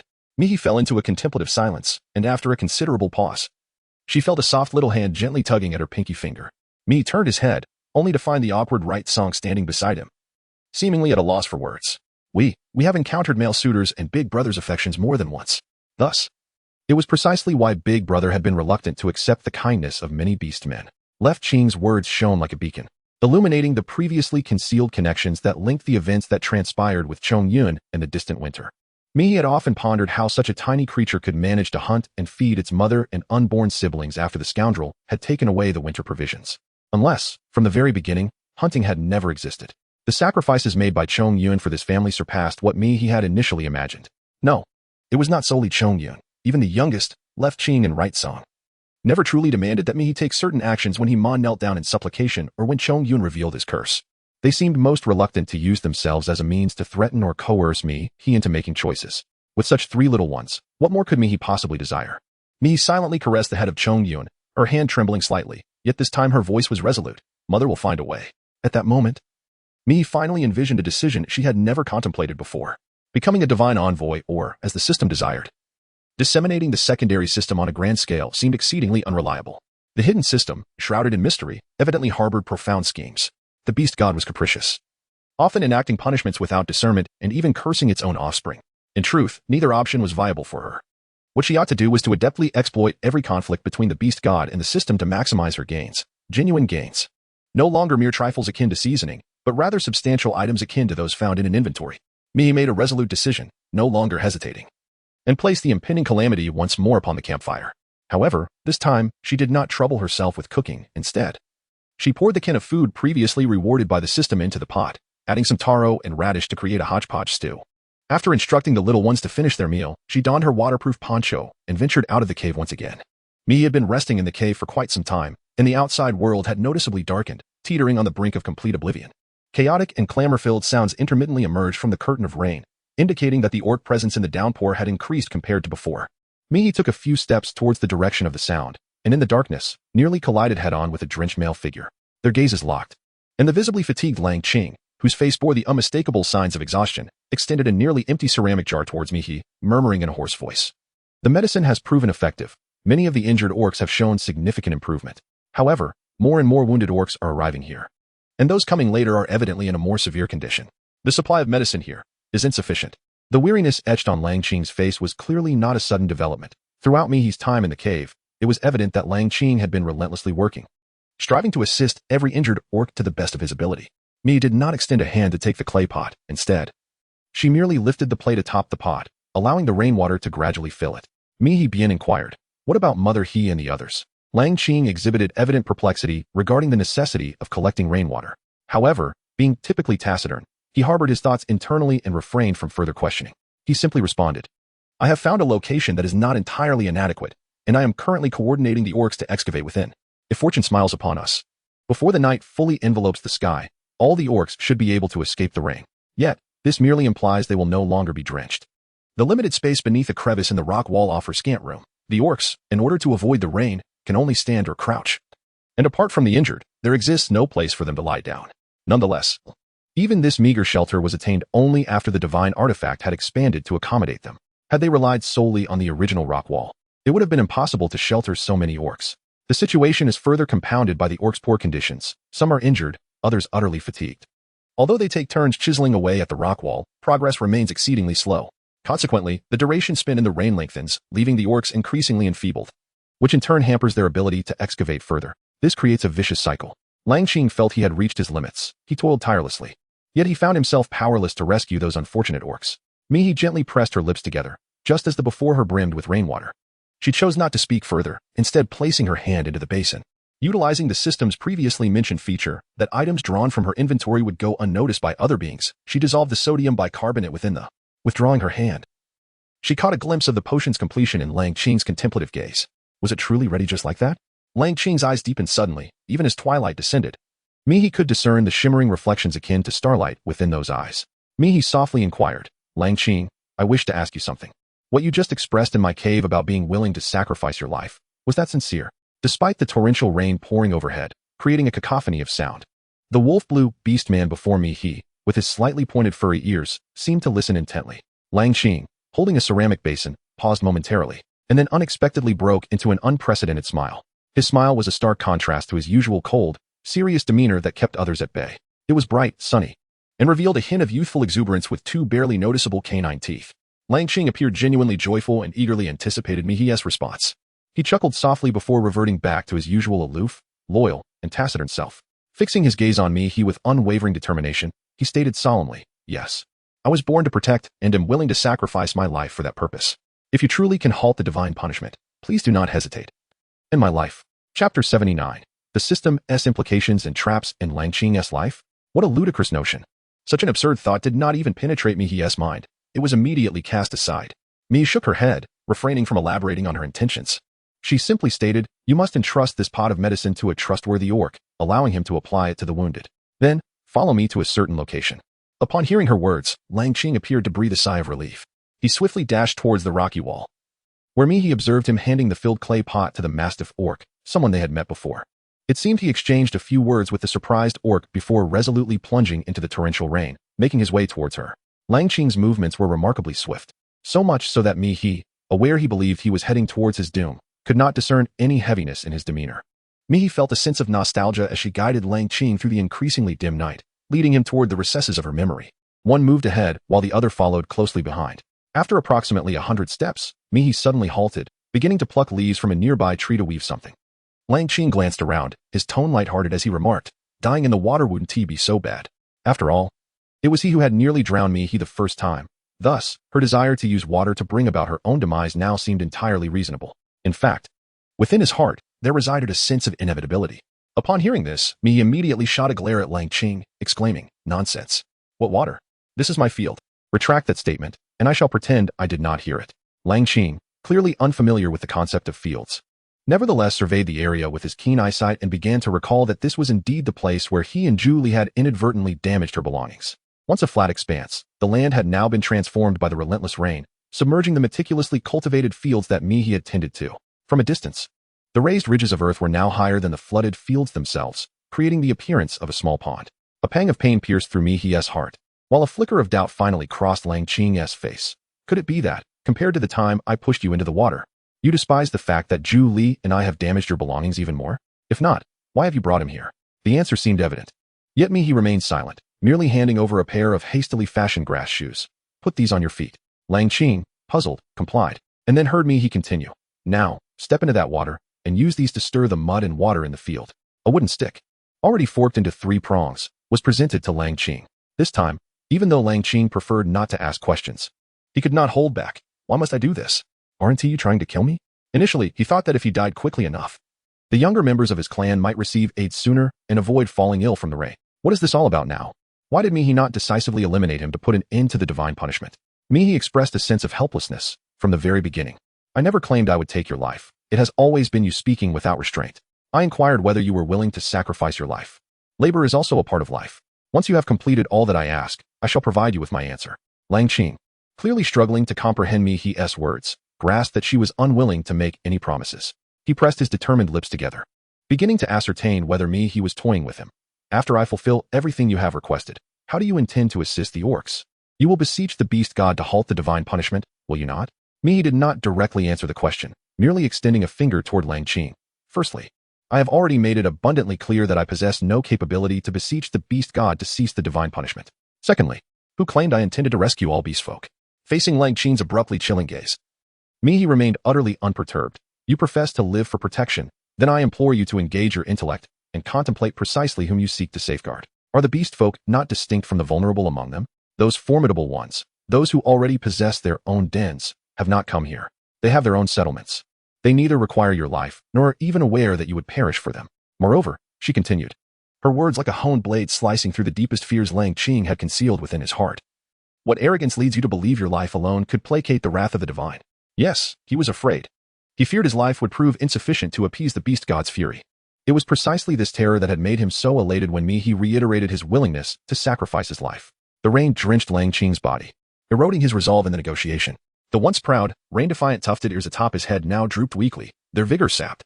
Mihi scrutinized the expression of the opposing orc, gradually lowering each of his previously raised fingers.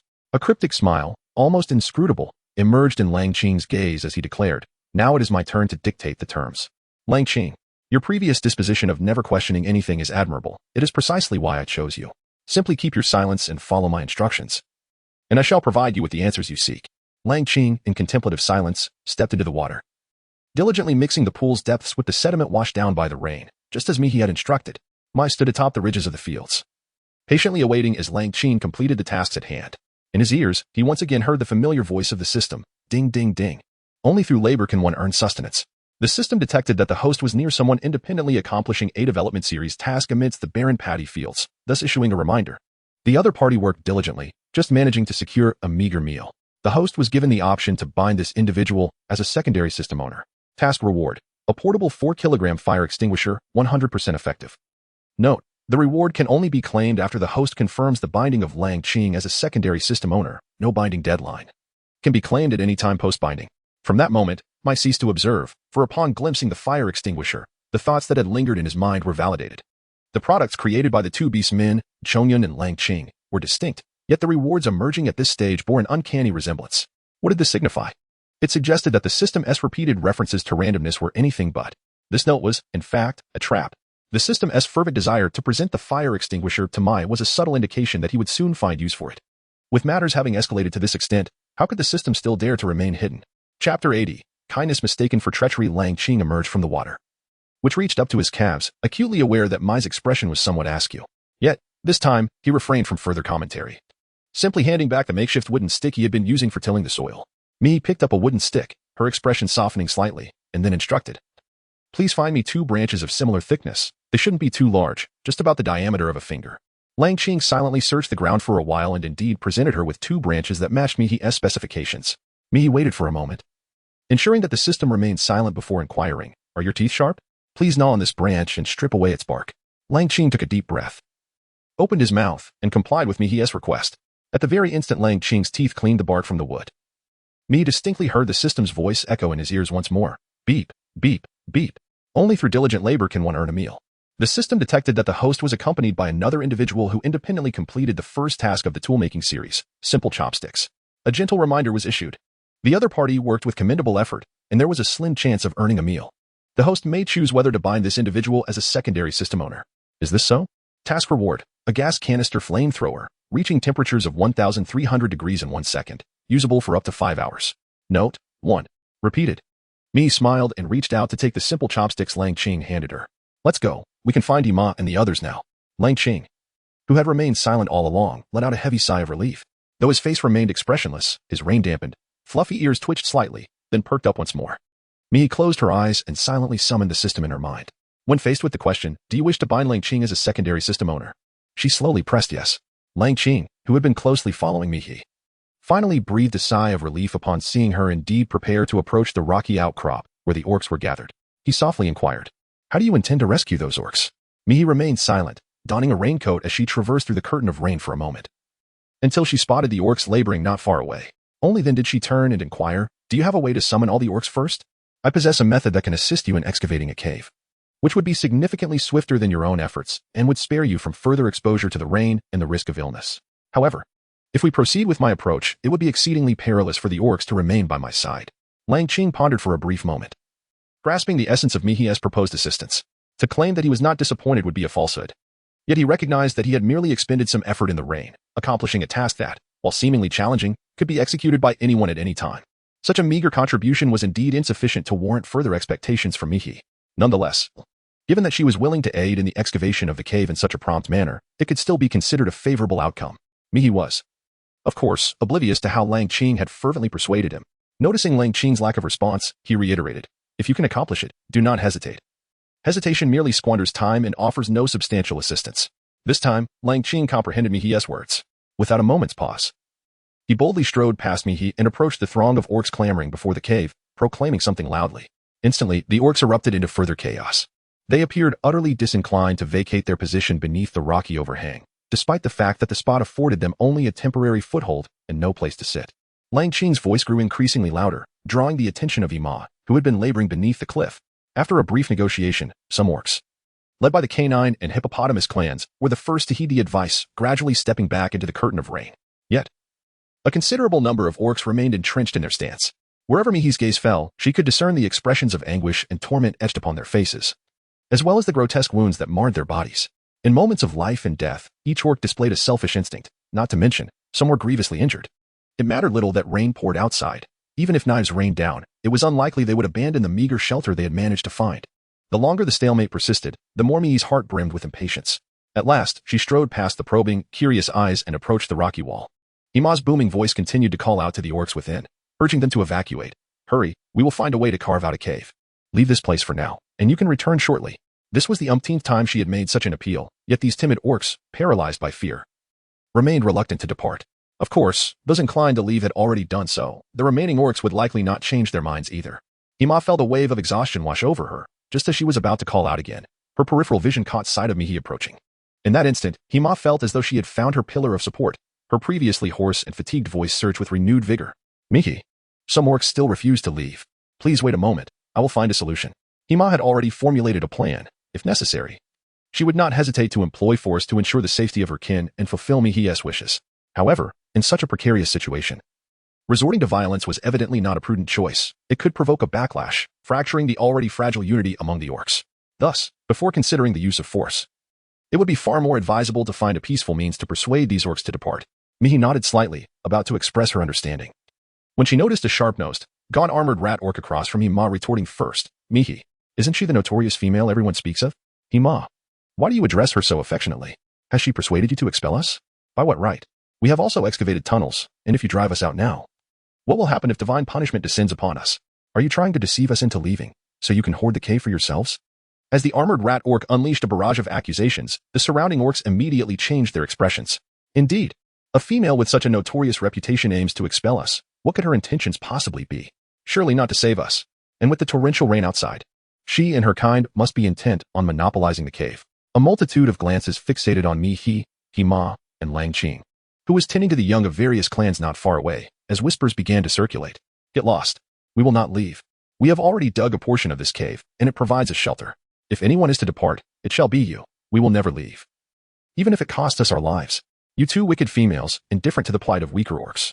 No matter what means you employed to persuade Lang Qing to assist you, we will not budge.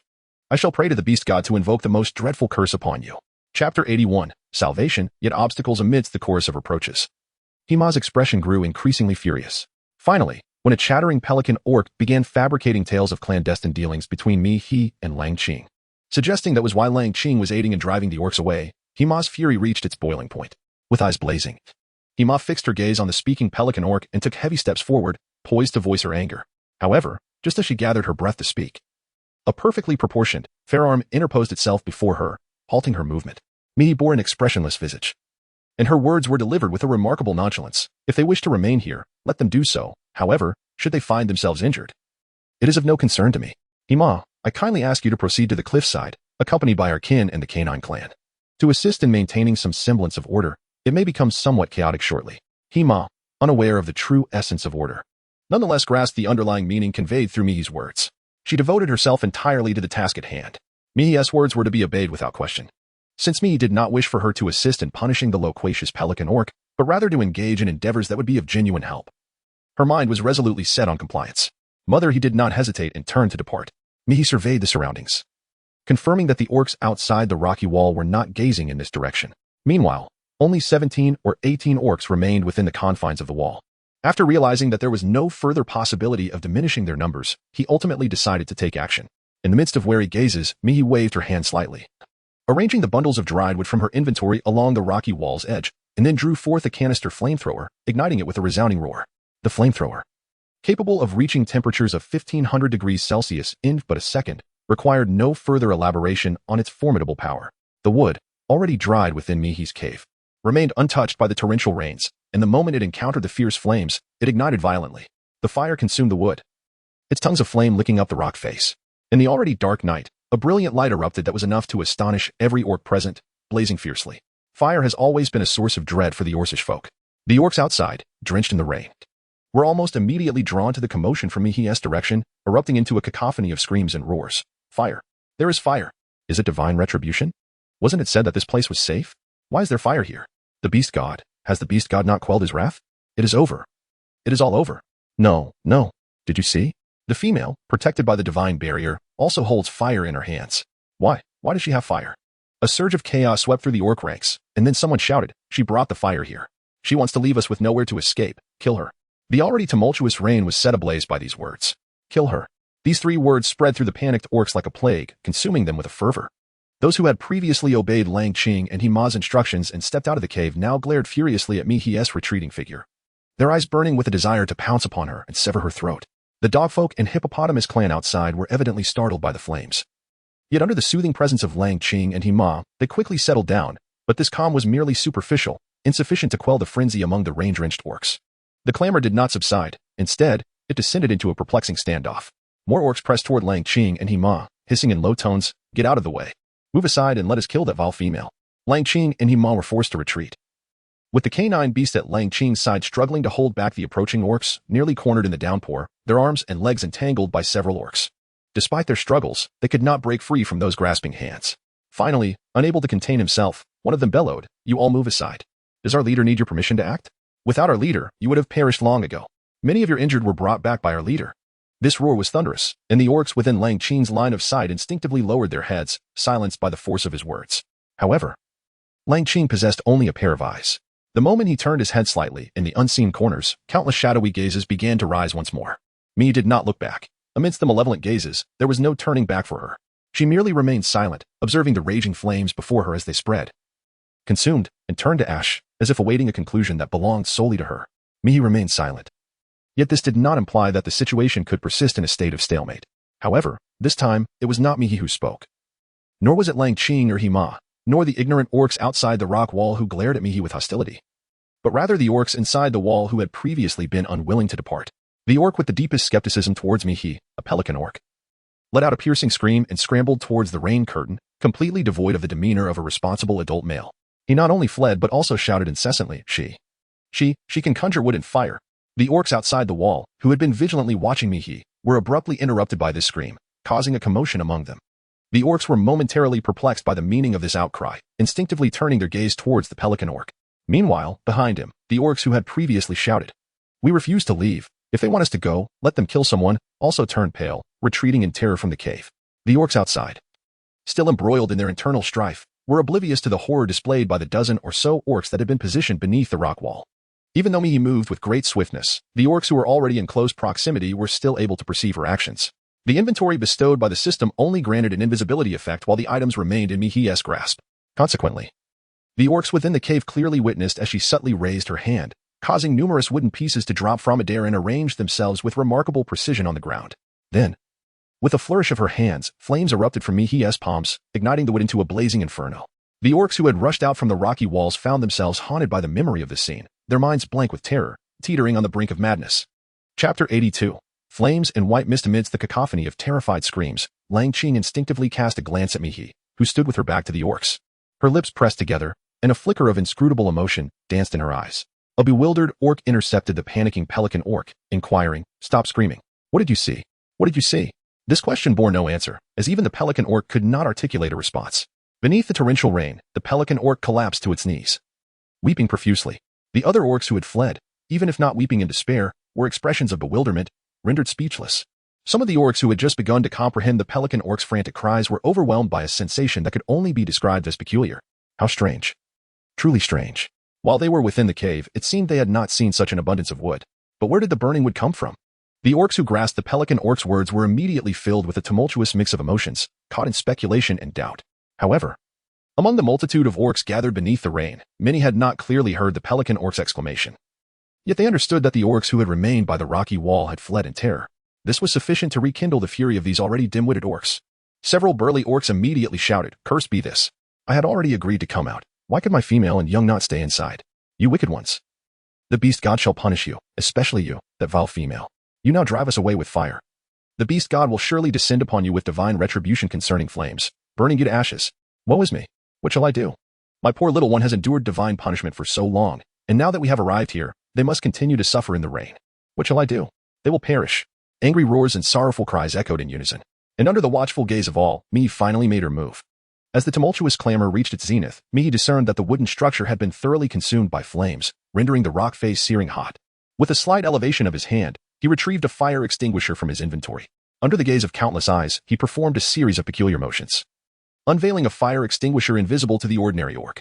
In that moment, a deluge of white frost cascaded from Mihi's hand, sweeping toward the towering inferno. Instantly, a dense mist of white vapor surged upward, enveloping Mihi, who stood beneath the stone wall, in a shroud of obscurity. The once menacing and voracious flames were subdued beneath the chilling embrace of this great snow, no longer capable of stirring even the slightest ripple. At that instant, the previously raucous orcs appeared as though frozen in time, their voices silenced. The fierce orcs who had been snarling, and even the whimpering cubs cradled in their mother's arms fell into a profound hush. In this silence, only the ethereal spread of white frost floated silently through the air. Lang Qing inhaled deeply, extending his hand to touch the snow-like substance. It was tangible, undeniably real. Yet it lacked the refreshing chill characteristic of genuine snow. Moreover, it was hardly the season for snowfall. His calloused hand tightened slowly, then released, his expression obscured, revealing nothing of his inner thoughts. Yet, in truth, not a single orc could divert their attention to Lang Qing amidst the swirling snow and mist.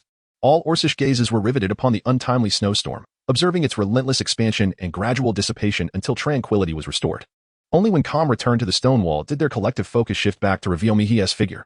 This time, not a single orc dared to utter a sound. Mihi turned around, yet she still received not a single glance from the group of orcs.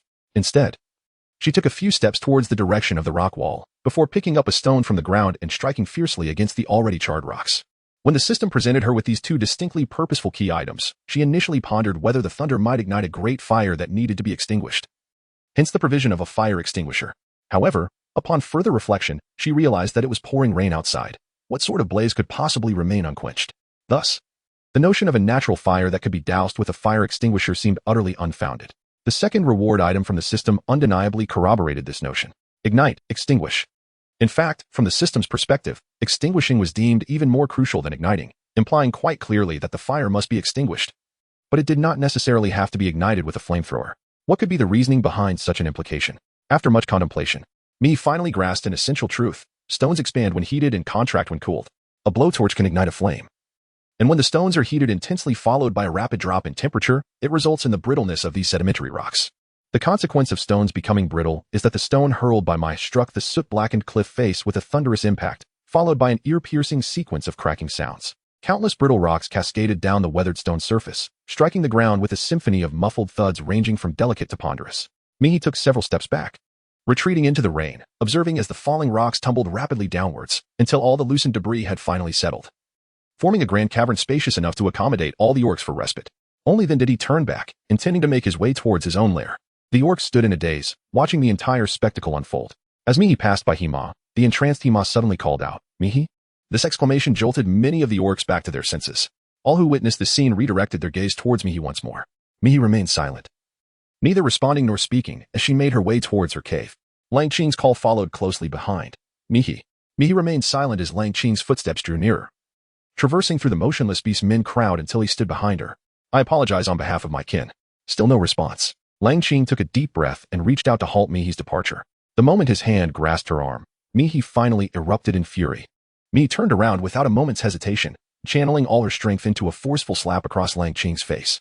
The sharp sound of the slap echoed, and Lang Qing's originally handsome visage was distorted to the side by the impact, a conspicuous trace of blood seeping from the corner of his lips. Mihi turned around, her gaze meticulously scrutinizing the very orcs who had so recently clamored for her demise.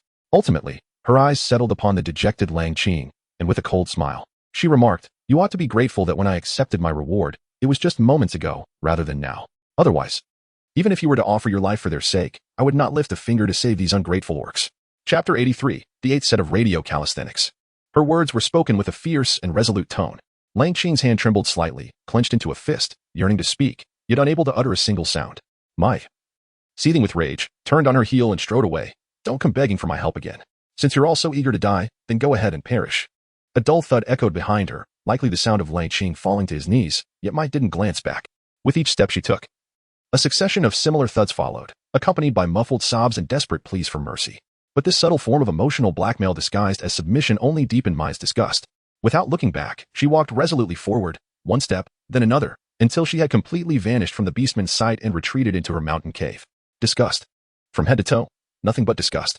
Mihi carefully removed the waterproof raincoat draped over her shoulders, intending to inspect the effectiveness of the mud threshold she had crafted, ensuring no water seeped into the cave. Just then, she spotted Chongyun approaching with a bowl of steaming water in hand. "Mother, you're back." In that moment, the circumstances illuminated for Mihi the true value of nurturing offspring and the refreshing clarity it brings. The anger and fatigue she had felt moments before dissipated almost instantaneously as she accepted the warm offering from her eldest child. "Did you make this yourself?"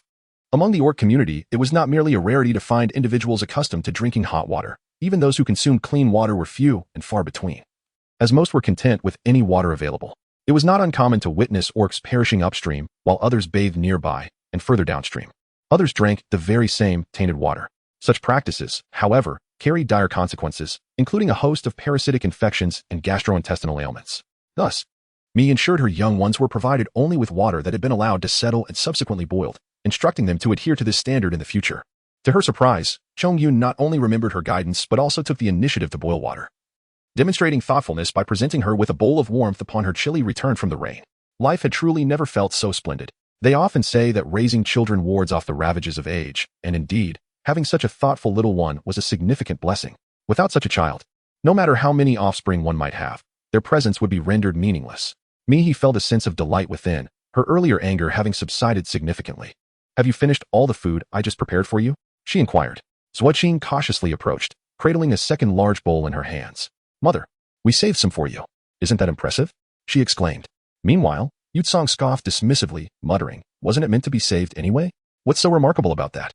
It's been sitting for so long that it's no longer appetizing."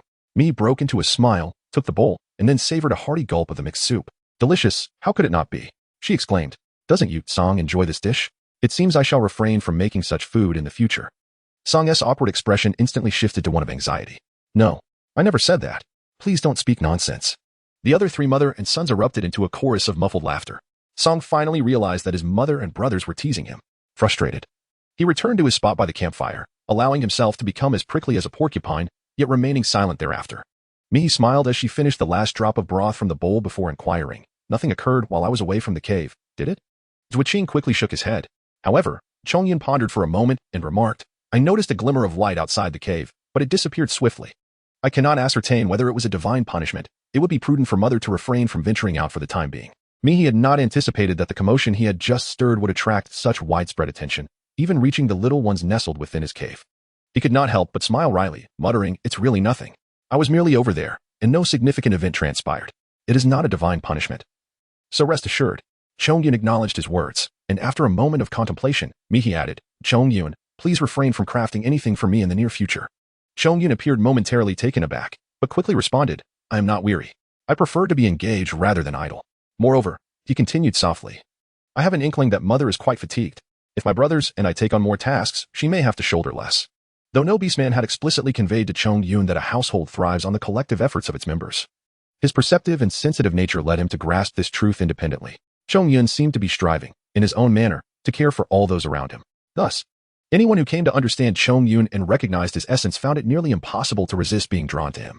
To say one was not moved would be disingenuous. However, the drawbacks of the newly bound secondary system had yet to reveal themselves, and Mi felt a twinge of apprehension regarding any further creations Chongyun might undertake. Mi pondered for a moment and softly spoke, "Allow me to impart a new skill to you. Once you have mastered it, you can practice with your younger siblings, thus providing you with a purposeful activity. Should the day come when I am no longer present, and you find yourselves in peril, you will possess a fundamental ability to escape." "How does that sound?"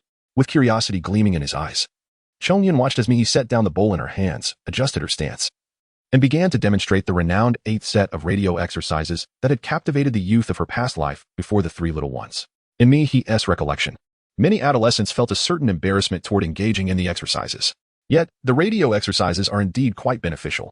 Beginning from the 3rd set, martial arts elements have gradually been integrated. If one performs each movement with precision, it not only fortifies the body but also bestows a degree of self-defense capability. Of course, Mi harbored no desire for the little ones to encounter danger requiring self-defense or retaliation. Nevertheless, mastering these movements would at the very least ensure that they develop robust physiques, allowing them to swiftly flee from threats. This is an exceedingly crucial matter, and one that must not be taken lightly. Mi completed the set of movements before turning to gaze upon her little cubs. "Have you memorized it all?" The expressions on the three young ones behind her could only be described as utterly dumbfounded. Ching on the left scratched his head, clearly having failed to retain the sequence. Song on the right, ever outspoken, immediately voiced his confusion. "This routine, can it truly be employed for hunting?" Chapter 84. Dozens of shadows beneath the night sky. How could you still be thinking about hunting at a time like this? Mi felt a moment of helplessness. While it could not be utilized for hunting, it could serve as a means to enhance physical fitness. Considering that the young ones might not comprehend the concept of physical exercise, Mi pondered for a moment and decided to rephrase, continuing, however, "It can be employed to facilitate swifter escapes and to catch up with prey more efficiently. When you were hunting in the past, did you ever feel dizzy after crouching for too long, or experience cramps in your legs upon standing?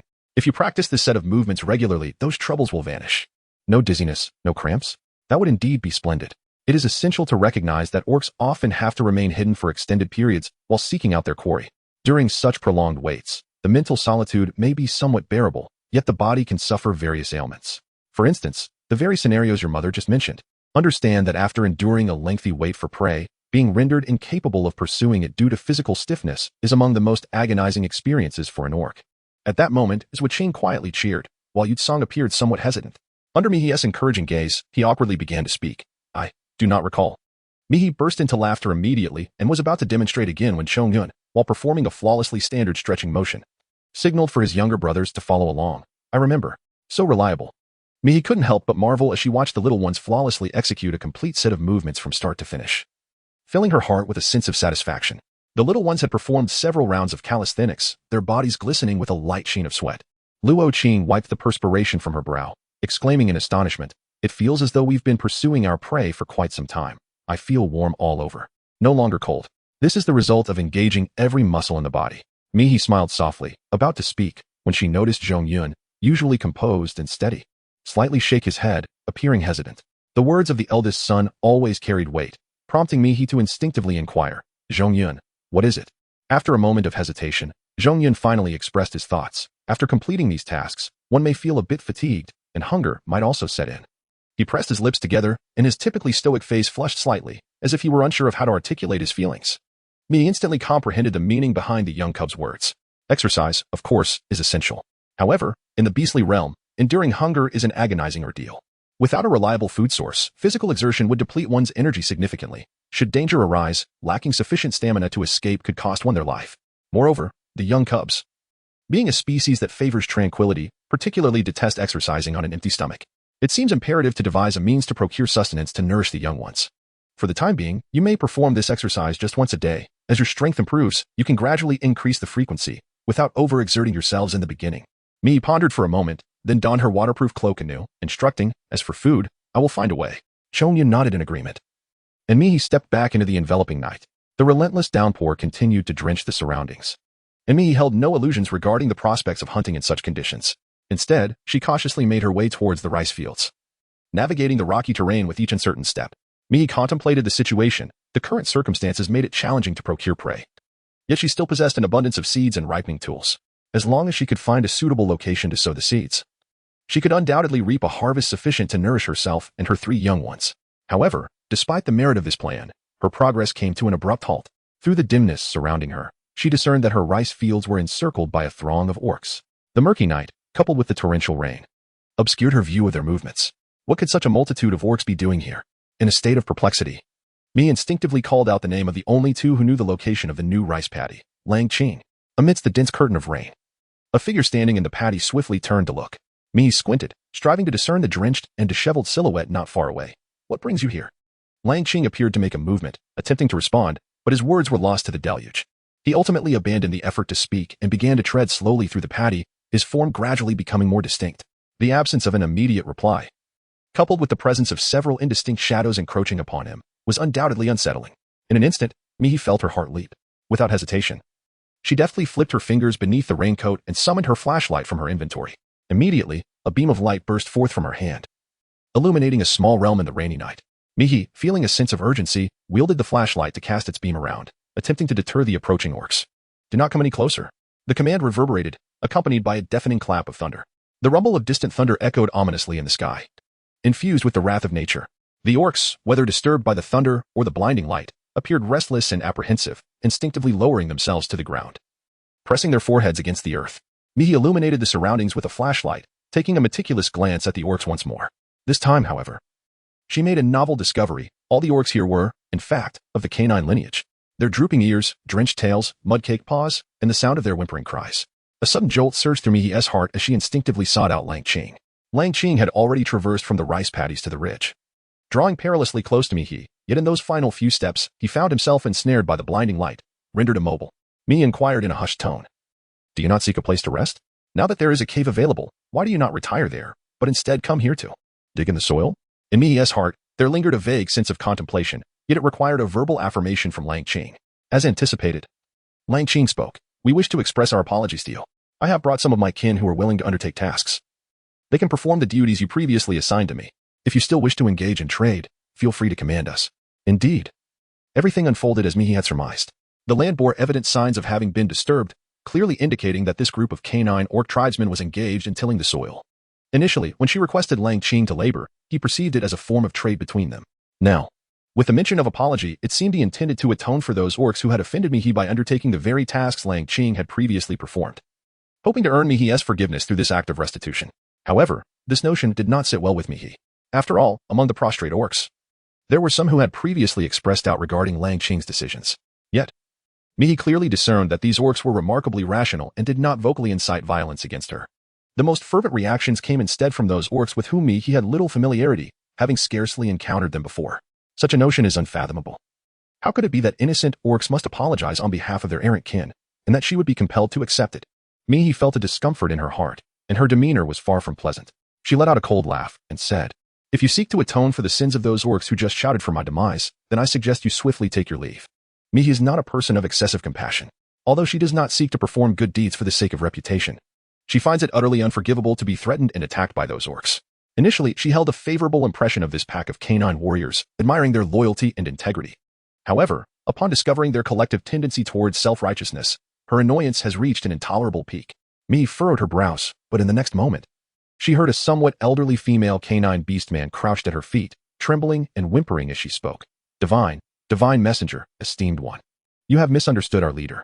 The leader meant that we could come here to perform certain tasks in exchange for some provisions. That is why we have come. It has been raining for 2 days. We cannot find food, and my little cubs have gone hungry for 2 days. As this voice reached Mihi's ears, she was momentarily taken aback. Wait, they sought to exchange something for food for themselves and their young? This was indeed an unforeseen approach. Chapter 85, the merciful and magnanimous divine messenger lacking any semblance of a saintly heart, yet so earnestly laboring to till the land. In an instant, the awkwardness born from misunderstanding dissolved Mihi's initial irritation towards this group of beastmen. In Mihi's gaze, the female canine who had just spoken appeared utterly frail, yet her hands were caked with soil, clearly having toiled with great diligence. Such earnestness made Mihi feel inclined to hear what they wished to negotiate. If it were merely provisions, she would not mind lending a helping hand to these beastmen with whom she held no grievances, provided she had surplus to offer. Moreover, according to the current system tasks, farming was undoubtedly a necessary path laid out by the system, given her desire to cultivate such extensive fields. It would not only be a waste of time, but also exceedingly slow in progress. Employing these canine beastmen seemed the most prudent choice. Even if it were solely to allow Lang Qing to test the waters and explore what subsequent tasks the second-tier system might entail, this matter must be addressed. And establishing a transparent relationship with the canine beastmen was essential. As thoughts whirled in Mihi's mind, she deftly switched off the flashlight and stowed it away in her inventory. Please, share what you wish to exchange, she invited, leaving an opening for dialogue. The female orc, who had just spoken, immediately burst into tears. With the dazzling, intimidating beam of light now extinguished, she mustered the courage to raise her head and slowly approached Mihi on her knees. Great divine envoy, we are in dire need of sustenance, as well as the potions you provided us previously. 2 large jars of potions, which should have sufficed to heal numerous wounded, were evidently insufficient. Mihi instinctively glanced at Lang Qing, who appeared somewhat pale, likely due to the prolonged exposure to the rain. At that moment, another figure approached Mihi, and she instinctively turned her gaze, immediately recognizing the formidable canine beastman who had previously stood up for Chongdun. Anger was barely concealed on the face of Ao-san as he gritted his teeth and spoke. It is my fault. When the chief first distributed the medicine, he prioritized the injured cubs and the wounded females, leaving the adult males for last. This distribution method was acknowledged by our kin. Yet many beastmen from other tribes were dissatisfied. During the first distribution, the chief managed to maintain control. But when it was my turn to receive the medicine in the second round, I could not contain those who sought to create chaos. One thieving seagull beastman attempted to ambush me. Ao-san clenched his fists. The medicine, over half of it was spilled. It was unexpected yet within reason. The thieving seagull, a type of bird known for usurping the nest of others without building its own, naturally lacked integrity. If memory serves, Mihi recalled that the first to shout for her demise outside the cave, inciting the emotions of the beastmen, was indeed a thieving seagull beastman. Under the influence of that thieving seagull and a few of its kin, Mihi almost succumbed to the overwhelming tide of malice. Mihi instinctively furrowed her brows. Has the jar broken as well? Ao-san was taken aback, not expecting Mihi to inquire about the jar rather than the potion, leaving him momentarily stunned and somewhat at a loss. Mihi did not press the matter further, simply stating, the medicine is a trivial concern. As for food, if you do not have specific preferences, it should not pose a significant issue. A group of canine orcs were filled with delight. Their ears, which had drooped from the rain, perked up, giving them an endearing appearance. Ao-san, who felt considerable guilt for spilling the potion, shook his head vigorously upon hearing Mihi's inquiry about their meal, his face radiating sincerity. Anything is fine to eat. Lang Qing pressed his lips together. Yet unlike his kin, he did not share their exuberance. Instead, he solemnly inquired of Mihi, then, what is it that we must do for you? If his memory served him correctly, he had always valued transactions and the concept of cost. This was precisely why Lang Qing had decided to bring some of his kin to assist here. He always remembered that both the beast god and the divine envoy required appeasement. Only after offering respect could one hope to receive blessings. When he initially tasked him with responsibilities, it was only after negotiating favorable conditions that he extended his assistance. Yet now, he has so readily acquiesced. If only it were his own life at stake, it would be for the best, preferable to avoid endangering his kin. Lang Qing's heart gave a barely perceptible flutter as he focused intently, awaiting Mihi's response. Amidst the array of anticipatory and anxious gazes, Mihi pondered his current needs with care and articulated his demands. First, let these. Mihi decisively summoned over 20 orc individuals, some of whom bore injuries, while others appeared frail. Among them was the female who had just pleaded for food and medicine for her young. Let these orcs retreat to the cave to escape the rain, she thought, perceiving their weakness. It would be far better for them to restore their strength than to linger in the downpour. No, no, amidst several startled exclamations. The first female to speak burst into tears. I will not be a burden. My little one is waiting for me. I can certainly assist you in exchange for food and medicine. Please, do not send me back. Her sorrowful cries were not an isolated incident. Many of the summoned orcs drew closer, beseeching Mihi for mercy. Oh, divine emissary, I have but a minor injury. It is of no consequence. Please, do not send me away. I was truly working hard to dig. I implore you not to dismiss me. I am not afraid of death. I only fear for my mate and my offspring. Let me stay. I am so hungry, I am truly famished amidst the turmoil, the silent Lang Qing suddenly bellowed. Listen to the divine emissary.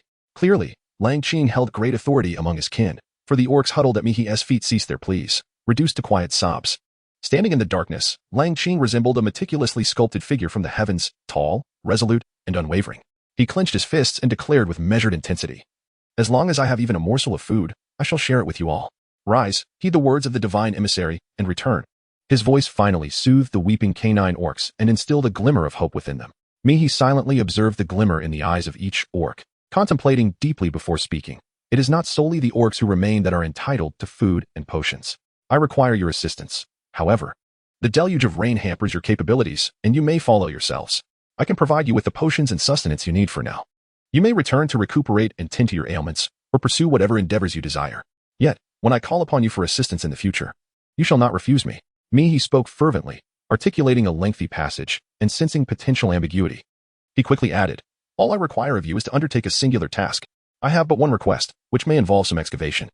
All that is needed from you is a modicum of physical exertion, devoid of any peril. At this moment, every orc who comprehended Mihi's words found their eyes inexplicably alight with enthusiasm. The divine messenger's implication was unmistakably clear. They were not being dismissed.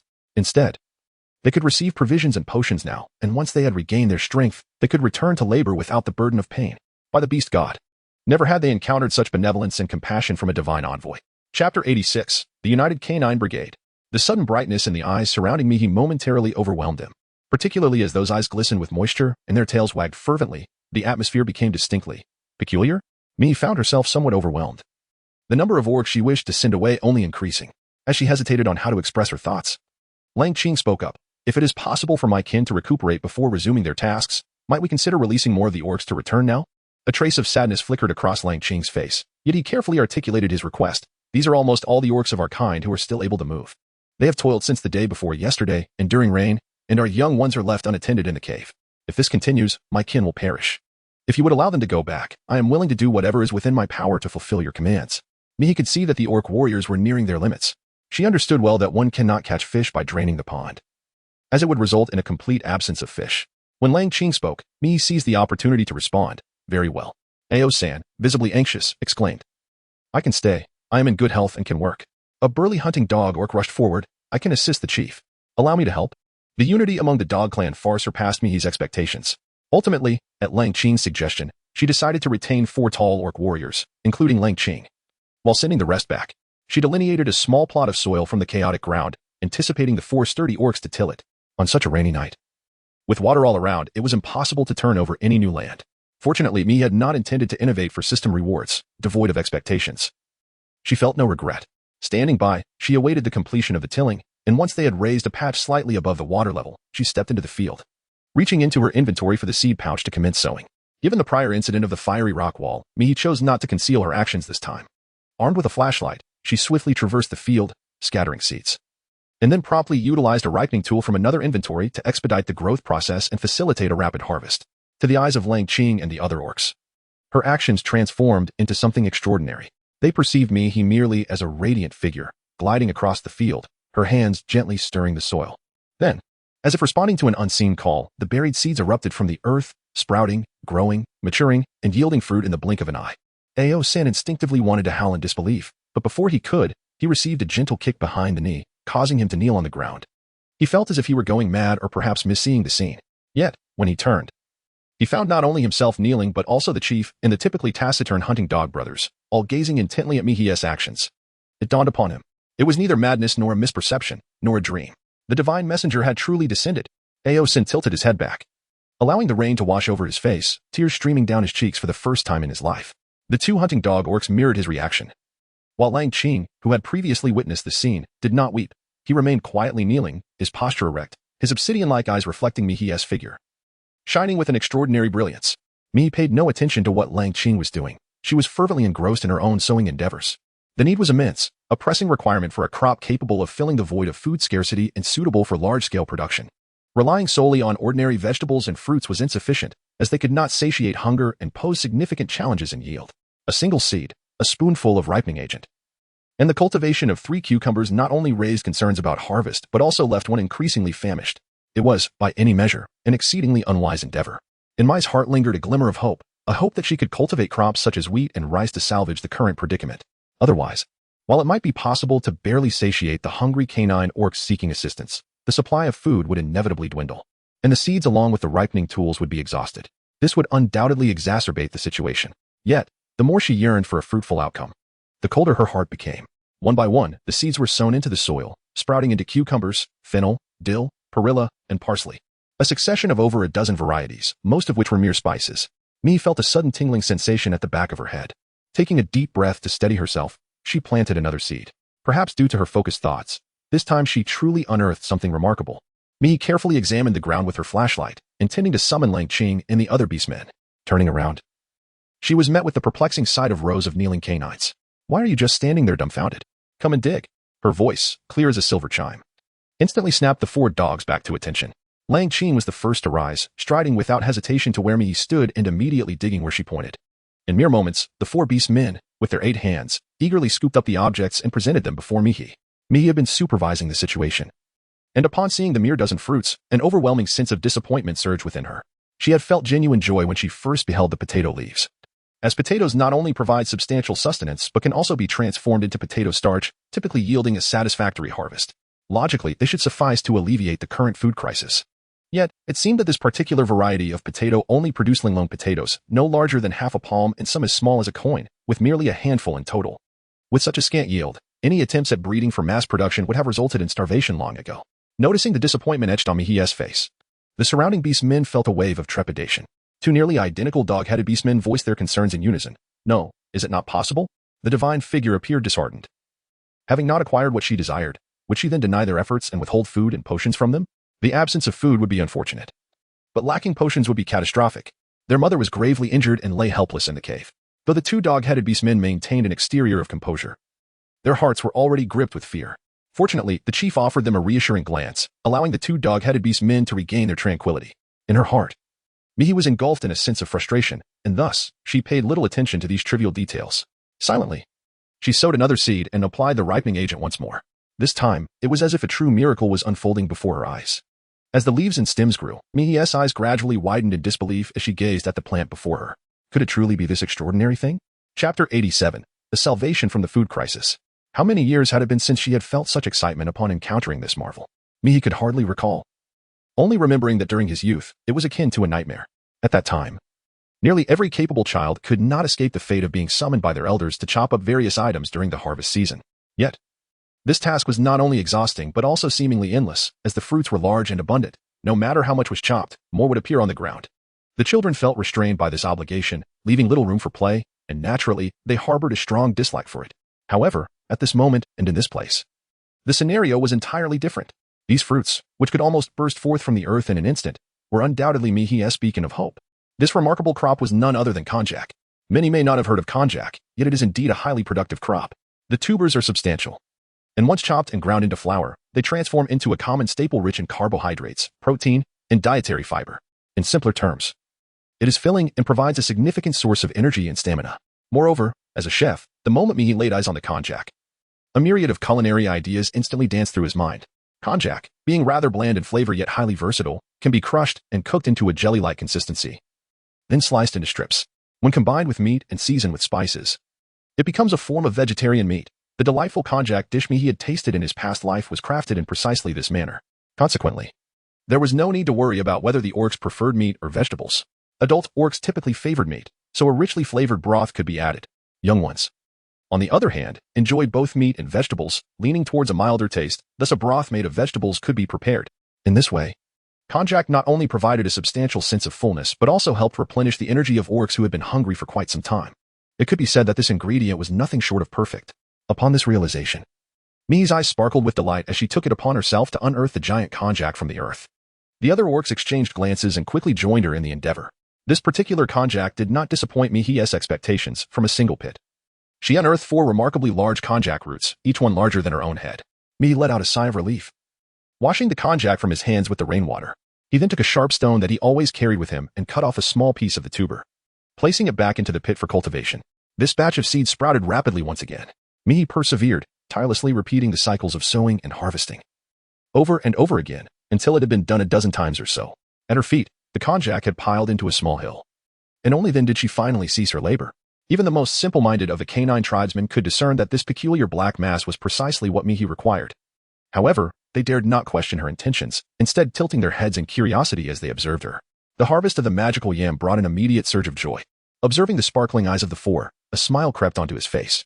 After a moment of contemplation, he instructed, "Please help me transport all the goods back. And then you may decide whether to stay or return. Those who remain can be considered as having assisted another orc. For those who choose to return, I shall ensure that one of you takes a potion back." This statement undoubtedly served as a source of motivation. The brothers of the hunting dogs and the fierce mastiff were taken aback by the simplicity of acquiring a potion and felt a rush of excitement. However, their enthusiasm was swiftly subdued by their leader. Lang Qing deftly cradled 5 magical yams in his long fingers, a 6th held in his mouth, as he prepared to accompany Mihi back to the cave. The other orcs followed suit, while Mihi was not as formidable. He managed to carry 4 or 5 yams and slowly made his way back to his dwelling. Clearly, one trip was insufficient for such a bounty. It took 3 trips to finally transport all the crops, including the spices, under Lang Qing's guidance. It was ultimately decided that the brothers of the hunting dogs would return to the cliff with the potions first. This decision was born out of necessity, after all. Mastiff San had previously distributed potions and had instigated conflict. If he were to return and distribute potions again, some orcs might perceive it as a targeted act, potentially sparking further discord. Having the 2 brothers return, one to maintain order and the other to distribute potions, proved to be a more reliable solution. Mihi has no particular suggestions regarding this distribution. She merely remarked, "If there is no division, there will be no issue at all. Authority is a stringent imposition from above. If there is an inherent unfairness from the outset, it is likely that dissenting voices would never emerge." Now, due to the noble and virtuous nature of the canine clan, the initial failure to promptly curb the emergence of troublemakers means that if they now only allocate resources to their own kin, it will inevitably provoke even greater upheaval. Mihi was eager to mock Lang Qing, yet upon meeting those obsidian eyes, she fell silent. For she realized that she too was an unwitting benevolent soul. Some individuals, despite their barbed tongues, cannot conceal the innate kindness within. She was reluctant to witness the demise of the canine beast men one after another. Thus, she felt compelled to assist those repugnant beasts, lest a greater calamity ensue. This was an inevitability, unless, of course, they could come to recognize the discord within themselves. A fleeting thought flickered through Mihi's mind, and then he entrusted the basin prepared for the potion to the Hound brothers, admonishing them, "Do not allow raindrops to fall into it, do not let other orcs strike again, and do not disclose the location of my cave to anyone else. Otherwise, I shall withhold future provisions from you." The Hound brothers nodded vigorously, carefully accepting the basin and proceeding directly into the rain. Lang Qing observed his trusted aides drift away, and the tension in his rigid spine began to ease slightly. Mihi comprehended this point clearly, revealing a benevolent smile. "Come on, there is no time for rest. Since we must work, let us see it through to the end." Ao-san gazed at Mihi's smile, feeling the hairs on his body stand on end. Mai led 2 towering orcs to sit by the campfire. In the corner, a drowsy Chongzhen cradled his younger brother in one arm and, in a daze, inquired, "Mother, do you require our assistance?" Mihi shook her head gently, saying, No, you all should rest. You can eat later after waking up." She continued, "I sincerely apologize for the unexpected situation today. They are here to assist me, and I will strive to avoid bringing other orcs back in the future." Meanwhile, Chongyin turned over while cradling his younger siblings, murmuring, "Mother, it's all right. No need to apologize." Mihi felt an immediate sense of tranquility wash over her. She handed a sizable stone to Lang Qing and a smaller one to Ao San across from her, and spoke, "Smash. I shall slice this object into smaller pieces for you, and then you will crush what I have given you upon the larger stone, subsequently placing it into this pot before you. The moment your kin will partake in sustenance hinges entirely on the swiftness of your actions." Chapter 88. A subtle shock. Beside my lay an abundance of konjac, the purpose of which was glaringly evident. However, it was precisely because of this that Ao San, upon hearing those words, found it increasingly difficult to believe. He instinctively glanced at the leader, who was resolutely commencing the task, feeling somewhat entranced, as if lost in a dream. Was the divine messenger truly instructing them to shatter these items? His hesitation did not stem from the task's difficulty, but rather from its simplicity. Merely excavating a few items in the rain and bringing them back. Was this truly considered the completion of their duties? Simply breaking an object could be counted as contributing to the efforts of their fellow works?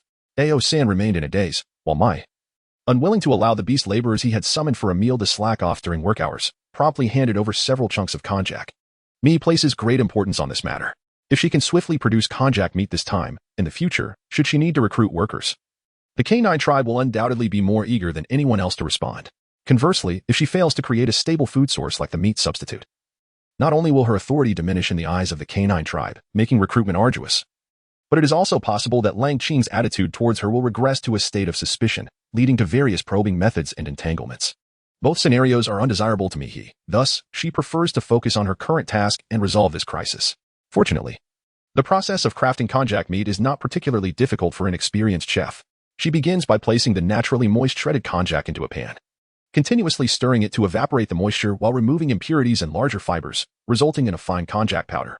Next, she gradually incorporates the konjac powder into warm water, stirring constantly until it is fully dissolved. The final and most crucial step involves retrieving the salt block that Yin Yang once entrusted to her, carefully mixing the seemingly impure substances, which are actually lime, into an appropriate lime water solution. Mi diligently held the large pot, holding her breath as she gradually poured the lime water into the vessel, continuing to stir until the mixture attained a viscous consistency. Throughout this process, her stirring never ceased. She remained utterly focused. It is common knowledge that lime water can be used to coagulate tofu and konjac tofu. Yet the technique of how to do so and the precise amount of lime water required is indeed a matter of great intricacy. Even a seasoned master must approach this task with utmost seriousness. Mihi, aware of her own limitations and not considering herself a master, approached her tasks with exceptional seriousness. Her diligence inevitably caused a sense of tension among the other beastfolk nearby. Ao San, while crushing the remaining devil's taro, quietly inquired of his leader, Chief, "When did Mihi become a divine messenger? She seems so different from before, and her actions are quite peculiar. Moreover, why would the beast god select such a notoriously infamous female as a messenger? Isn't this rather unfair to the other devout beastfolk? Is there no concern that Mihi might tarnish his reputation?" However, Ao San refrained from voicing these last three questions, feeling too intimidated to do so. Lang Qing, with his obsidian eyes reflecting Mihi's diminutive yet imposing figure cast upon the wall, momentarily flickered his gaze before glancing at Ao San. The choice of a divine messenger by the beast god is beyond our concern. Such questions are not to be raised again. Now, are you going to get to work or not? Ao San let out a soft whimper and raised his hand, which had not ceased its labor. "I have been working. I won't ask any more. But why does the messenger require us to do these things? Is she trying to make us consume this? However, there is no meat here. Even if we were to eat it, our hunger would remain unquenched. After all, the canine tribe is carnivorous, typically consuming meat with the rare exception of some herbs." This time, Lang Qing remained silent, continuing his work without interruption. It was not that he wished to withhold his thoughts, but rather that his race, known for its tracking and probing abilities, could not fathom Mihi's current intentions. Would she truly have her kin consume such strange fare? Despite its simplicity, it was still a decent offering. Under divine punishment, no beastfolk should aspire to excess. As long as there was something to eat, ensuring the survival of the younglings within the tribe was paramount. The adult beastfolk could afford to eat less and less. Lang Qing remained unaware of Mihi's thoughts, just as she was oblivious to the intensity of his gaze fixed upon her. Perhaps he was simply hungry? Mihi retracted his gaze and removed some firewood, beginning to simmer the viscous substance in the pot over a gentle flame. He stirred continuously to prevent it from sticking to the pot. Throughout the cooking process, the konjac paste gradually thickened. Mihi wiped the sweat from her brow, confirming that she could indeed reach the conditions for solidification. Without a moment's respite, she poured the konjac paste into the various molds, both large and small, that had been meticulously prepared. By the time she finished this batch, the little ones had awakened from their slumber, overwhelmed by her busyness. Mihi could hardly extricate herself, and thus instructed Zhang Yun to don his raincoat and carry the covered bowls outside to be drenched by the rain. Zhang Yun listened attentively, though a hint of confusion flickered in his mind. Rain? Being an exceptionally clever little one, he could easily discern how much effort his mother had invested throughout the night and the significance she placed on these items. Yet, why was it necessary to move them outside to be rained upon? Mi found it challenging to explain the concept of accelerated cooling to the little one. So she simply said, "Yes, that's right. Go ahead, and soon you shall indulge in a delightful feast. Be cautious, for it is quite hot. Do not burn yourselves." "Delicious?" the little one questioned, glancing at the steaming bowls filled with oddly colored liquid. Despite the uncertainty, Chongyun did not hesitate, donning a raincoat. She cautiously began to carry the bowls outside. Naturally, the two brothers, Zhuqing and Yu Song, wished to assist, yet under Mihi's instruction, they refrained from entering the rain without their raincoats. Instead, they stood at the entrance, extending their hands to place the bowls in a modest area just outside the cave. Mihi observed several times and confirmed that the three little cubs were capable of handling this minor task. Only then did she diligently commence the preparation of the second pot of konjac vegetarian meat. The laborious aspect of this endeavor lay in the continuous stirring required, however. Mihi was not one to surrender easily, nor would she entrust this task to other orcs who lacked knowledge of how to properly mix the lime water. Therefore, even after Lang Qing and Ao San had finished smashing all the konjac, Mihi remained engrossed in her work. Mihi was busy, beads of sweat dotting her forehead. Yet good news soon followed. Wrapped in a raincoat, the hurried footsteps of Heavy Cloud returned, her face alight with rare excitement. She lifted the waterproof cloth at the entrance of the cave and exclaimed, "Mother, those things you instructed me to discard they have transformed into meat." Meat. Both Lang Qing and Ao San, who had just settled down, were taken aback. Could those strange colored liquids actually turn into meat? Chapter 89. Fragrant konjac meat. The orcs within the cave were astonished, while Mihi felt a wave of relief wash over her. Only with a successful ratio could konjac meat solidify into chunks. Initially, she had worried that the meager scraps of lime might prove insufficient. But it was evident now that her endeavor to create konjac meat in such a rudimentary environment had indeed triumphed. Mihi responded with a soft acknowledgement. Yet her hands continued their work without pause. She glanced at the now idle Lang Qing and Ao San, saying, "You too. Please help me collect the bowls that have already undergone changes. I shall require them shortly." Given that her household possessed a mere handful of bowls and basins, and these were crafted by the little ones in imitation of assistants, Mihi was naturally reluctant to part with any of them. Lang Qing pressed his lips together, casting a profound glance at Mihi, the shadows in his eyes becoming increasingly pronounced, before resolutely stepping into the rain. Mihi found it rather peculiar to gaze at the leader of her canine tribe, yet as she prepared to articulate her thoughts, the words eluded her. Thus, she chose to follow the leader's lead. As the old adage goes, regardless of the breed, a dog that is diligent and obedient is indeed a good dog. Oblivious to the oddity, Mihi continued her tasks, while Lang Qing and Ao San, stepping out of the cave, immediately sensed something amiss. Ao San was the first to pick up a ceramic basin that had evidently been knocked over by the heavy clouds, examining its contents with a gasp. "Leader, the substance within the basin has transformed from water into a smooth, elastic material resembling skin. Most crucially, when pinched, it revealed a faintly reddened hue. If Mihi were present, she would undoubtedly deduce a chemical reaction between the iron pot and the konjac meat, noting the change in color. However, standing there were only Lang Qing and Ao San, who could not fathom the cause and were thus filled with astonishment. This looked remarkably like meat. Starved for nearly 3 days, Ao San instinctively yearned to take a bite, but a hand swiftly intervened. Lang Qing spoke firmly, "Do not act foolishly at this juncture. We must take this back to Mihi, the divine messenger." Ao San clutched the basin, letting out a whimper that made him appear particularly pitiful. We have meat now. It can sustain numerous little ones. Even if the outside world is fraught with divine retribution, we shall never again go hungry."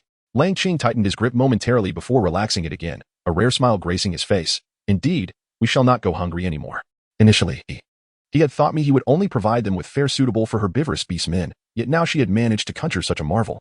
Why did the strange colored water transform into meat when immersed in rain? This divine punishment had targeted all beast men except Mihi. Perhaps the beast gods still favored the divine messenger, allowing Mihi to receive blessings? They were able to partake in sustenance solely because of the divine messenger. Lang Qing lifted his gaze to the sky, which, though nearing dawn, remained shrouded in dark clouds, and softly said, "Let us transport everything back." Ao San had no objections, and the 2 adult beast men promptly set to work, carrying all the basins and bowls back into the cave. At that moment, Mihi had just completed the last pot of konjac meat, just in time. "Let us continue filling these basins and bowls, placing them in the rain." In truth, this time, no instructions were necessary. The observing beastmen instinctively knew what to do, assisting in repeating the process, tirelessly moving all items into the rain. Meanwhile, Mihi did not idle but embarked on the final and most crucial task, preparing the broth. For Mihi, who had recently become accustomed to cooking meat dishes, this task, while significant, posed no challenge. She simply tore the remaining alligator jerky into pieces and placed them into the pot, adding potatoes, radishes, fennel, dill, perilla, and parsley as aromatic ingredients, simmering them together. To be frank, with such an array of spices, even if one were to stew stones, they would emit an enchanting fragrance, let alone the inherently flavorful alligator meat. The cave soon filled with an aroma that would make any beastman's mouth water. Recognizing the opportune moment, Mihi retrieved the largest ceramic urn and began to cut the pieces of meat from the various bowls into uniformly sized morsels, which she then poured into the urn. Mihi meticulously controlled the ingredients at hand, adhering to the standard of pouring 2 ladles of savory meat sauce for every palm's thickness.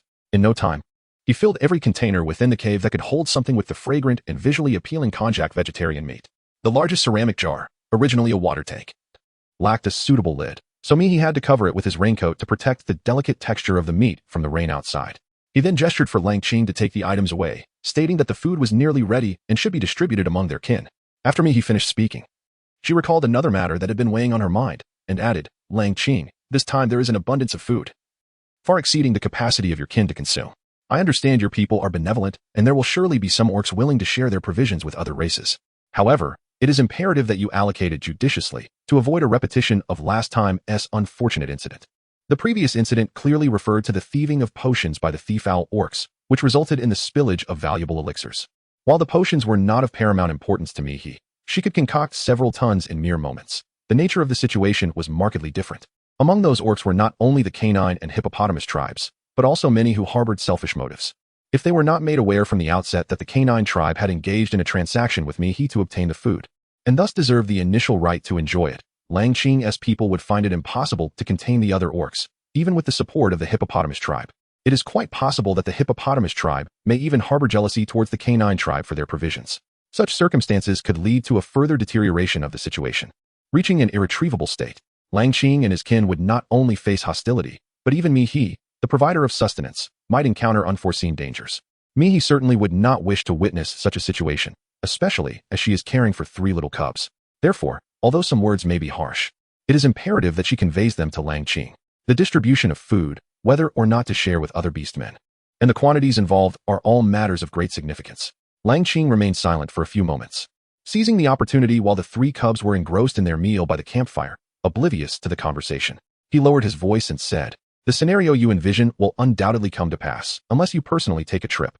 The act of Mihi extinguishing the flames on the cliff in the blink of an eye has left all the orcs who witnessed it in awe. While the orcs may refuse to heed Lang Qing's commands due to their own interests or tribal loyalties, they will undoubtedly follow Mihi's lead. Mihi initially had no intention of going, but after some contemplation, she understood that she could not ignore the matter at hand. With a sigh, she declared, very well. I shall accompany you. Please move the prepared food out of the cave first. Lang Qing's ruggedly handsome face relaxed slightly. It was evident that he had been uncertain whether Mihi would lend a hand, and now he breathed a sigh of relief. Without further ado, he promptly set about his tasks. Mihi glanced back at her little cubs, who were happily indulging in their meal. After giving a few brief instructions, she lifted the waterproof cloth and stepped outside. Aosin wiped the rain from his face, saying, Divine Messenger, we have moved out everything. But there is so much that it cannot all be transported at once. We will help carry it. You go first. Aosan's words trailed off, for in the next moment, Mihi extended her hand, taking the earthen jar from him. She then tore off the waterproof cloth that had originally sealed the jar and draped it over her own shoulders. Almost instantly, the jar vanished without a trace in Mihi's grasp. Aosin stood dumbfounded, while Mihi, avoiding the gaze of her cubs, acted with reckless abandon. Without a hint of hesitation, she continued to gather all the items brought to the cave entrance into her inventory, until she was certain nothing was overlooked. Only then did she speak in a deep voice, Let us proceed to your grand cave. Chapter 90. The Moving Reserve Food Divine Messenger. You have taken all the food in an instant. Where has the food gone? What will they eat now? Aosan's eyes widened in disbelief.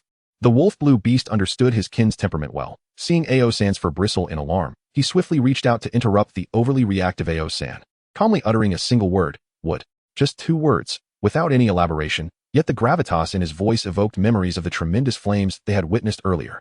If memory served, before they had approached the divine messenger, they had faintly overheard the orc inhabitants of the cave fervently discussing the sudden appearance of wood within. Originally, there had been no wood in the cave. Only after the divine messenger waved her hand did it materialize. Now, with another wave, she had taken away the food. Did this imply that upon reaching another cave, she could once again summon forth all the food with a mere gesture? Was this also a blessing from the beast god? In a sudden impulse, Aosin bent down, intending to kneel and bow his head before Mihi. However, the rain was pouring heavily, and the ground was too slippery. As he knelt, he lost his footing and slid away, tumbling uncontrollably across the ground. Mihi was somewhat taken aback, about to exclaim, but Lang Qing, with a hint of resignation, interjected, You'll get used to it. The canine lineage of Ao-san was not particularly blessed with keen eyesight, often mistaking the identity of beastmen and struggling to discern the objects before them. Ao-san's mother, after failing to court 3 females, eventually encountered a beast husband, resulting in the birth of Ao-san and his 6 brothers. It turned out that the inclination for same-sex affection. No, it appeared that poor eyesight was indeed hereditary. Sensing the underlying gossip in this statement, Mihi refrained from probing further and, alongside Lang Qing, pursued the rolling direction of Ao-san, making their way directly toward the Grand Cavern. Mihi had been busy throughout the night, and now it was nearing dawn. Although the sky remained heavily overcast, visibility had improved considerably compared to the darkness of night. The 3 orcs advanced steadily, quickly approaching the cave. Mihi's eyesight is not particularly sharp, yet his hearing is quite acute, allowing him to clearly discern the sounds of a quarrel emanating from within the cave. As he stepped closer, he recognized that one of the voices, raised in fervor, belonged to Hima. "Stop this nonsense. Brother, how could you treat him this way?"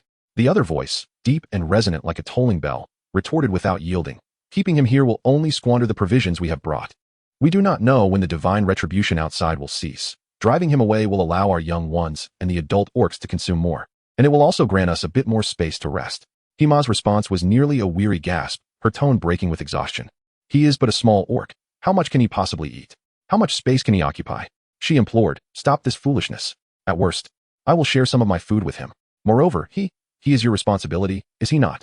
The voice referred to as brother remained steadfast. "Wasting food is unnecessary. I kept him here because I saw potential. If he wishes to prove himself useful." His words trailed off ominously, imbued with an unspoken cruelty. "Then let him offer himself to us as sustenance. That would indeed be useful.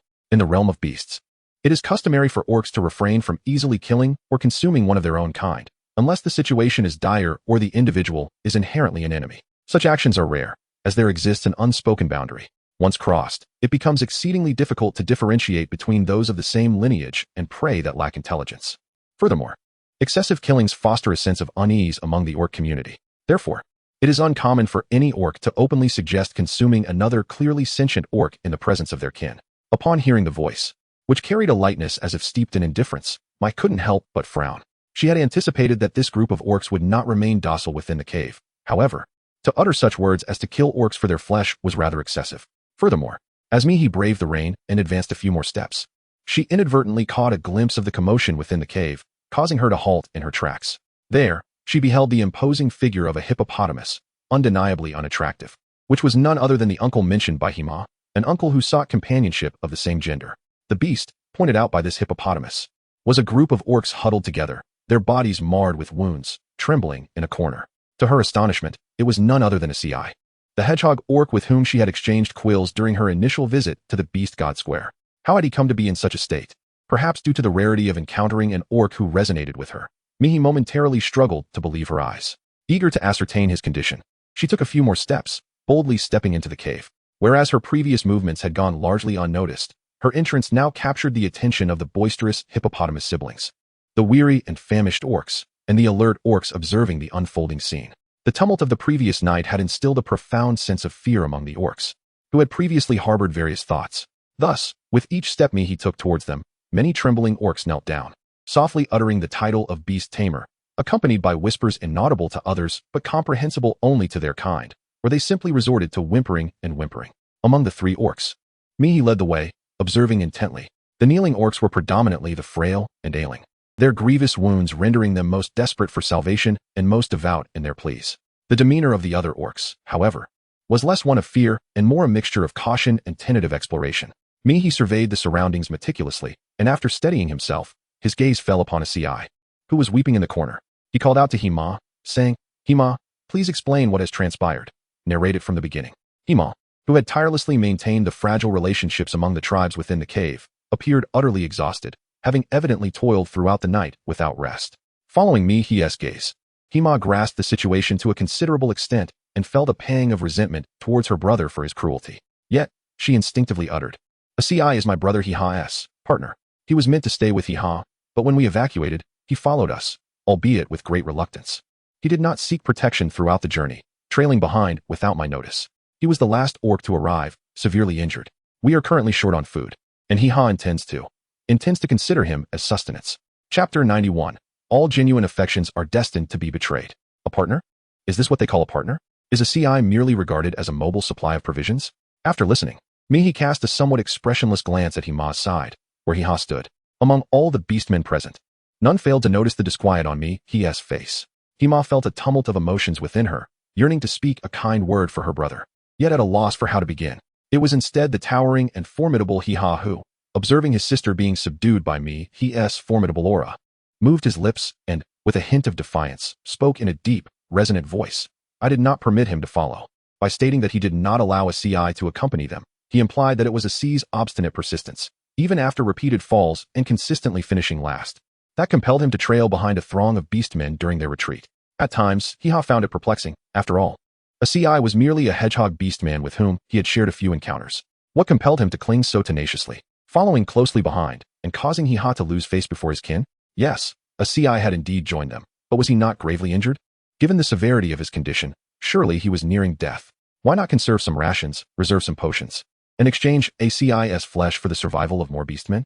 Although the thought of taking action himself felt undeniably cruel, a CI was destined to perish. And would he not ultimately be consumed afterward?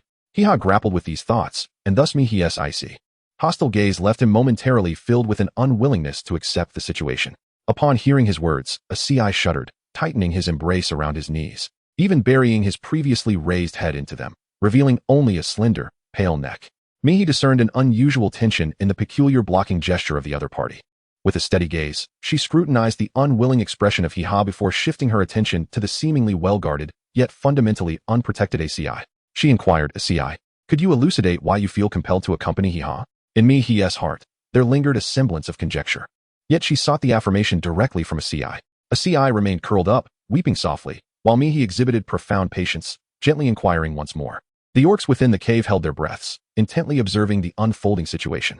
Hima's deep voice bore a hint of impatience as he responded to me, his query. He desires the protection of myself and my kin, otherwise, he would have perished long ago in his meager burrow. Mihi did not heed the self-assured response of the other party. Instead, she gently and tenderly inquired for the third time. Her voice was soft and soothing, reminiscent of a mother soothing her young ones to sleep during their formative years. The previously sobbing ACI trembled once more, instinctively calling out for his mother, before lifting his battered face, stammering his reply. I. ACI was known to be a stutterer, a fact well acknowledged among many orcs.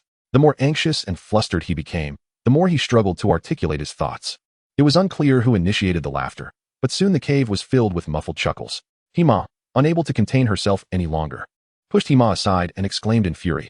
Hima, silence. Mihi paid no heed to these matters, still gazing at ACI with an encouraging look.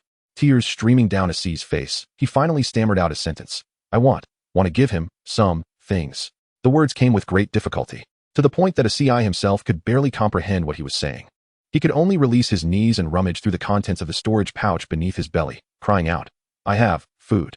I want to tell him, I have food. This time, all the orcs within the cave heard ACI's words. The previously jarring laughter abruptly ceased in an instant. Countless gazes flitted over the food that had been unearthed, which consisted of large, yellow blocks that were all quite similar in size, perhaps due to being sun-dried. Some appeared withered, yet their weight was substantial, stacked together to resemble the head of an adult orc, each emitting a sweet aroma that wafted through the cave, enticing every orc present. Mihi recognized the object at a glance. It was the pumpkin she had entrusted to ACI not long ago.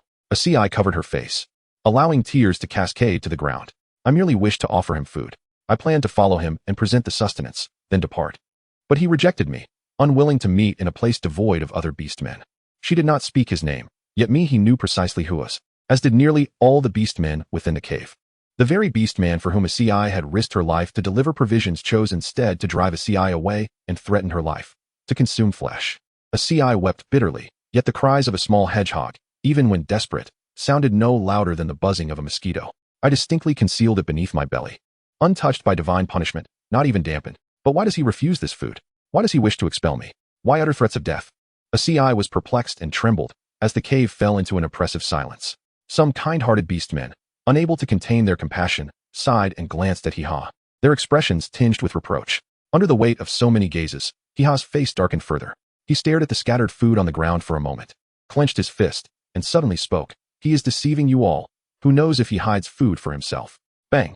Hiha's words were cut short as Hima, who had previously refrained from action, could no longer hold back and collided with Hiha's back, sending him crashing to the ground. Filled with fury, Hima exclaimed, Hiha, have you lost your mind? You truly have. Do you need me to remind you how many times ACI sought you out? If it were truly for himself, he would not have come to you repeatedly, hoping you would accompany him. And what of Hiha? At that time, surrounded by his kin, Hiha had impatiently shaken ACI off, telling her, "Get away. I have no food." The more Hiha rejected her, the more desperate ACI became to evade other beast men who might seize the food. Striving to assist Hiha with the provisions she had laboriously salvaged from divine punishment, acid rain. After being knocked to the ground, Hiha, recovering from a brief daze, began to reflect on his past thoughts regarding ACI. He recalled feeling that the world was rife with divine punishment and that this was not a time when one could exchange a night's rest for food. ACI truly was a burden, and he needed to find a way to rid himself of her, or perhaps eliminate her entirely. Chapter 92. The unforgettable Langqing beastmen seeking special companions are rare, and those who find a true partner willing to sacrifice everything are even more scarce. In such a minuscule probability, the occurrence of such events elicits disdain even from those who scorn the pursuit of unique partners when they regard Hiha. Countless gazes converged upon ACI, Hiha, and even He, who had instigated this situation, flitting back and forth.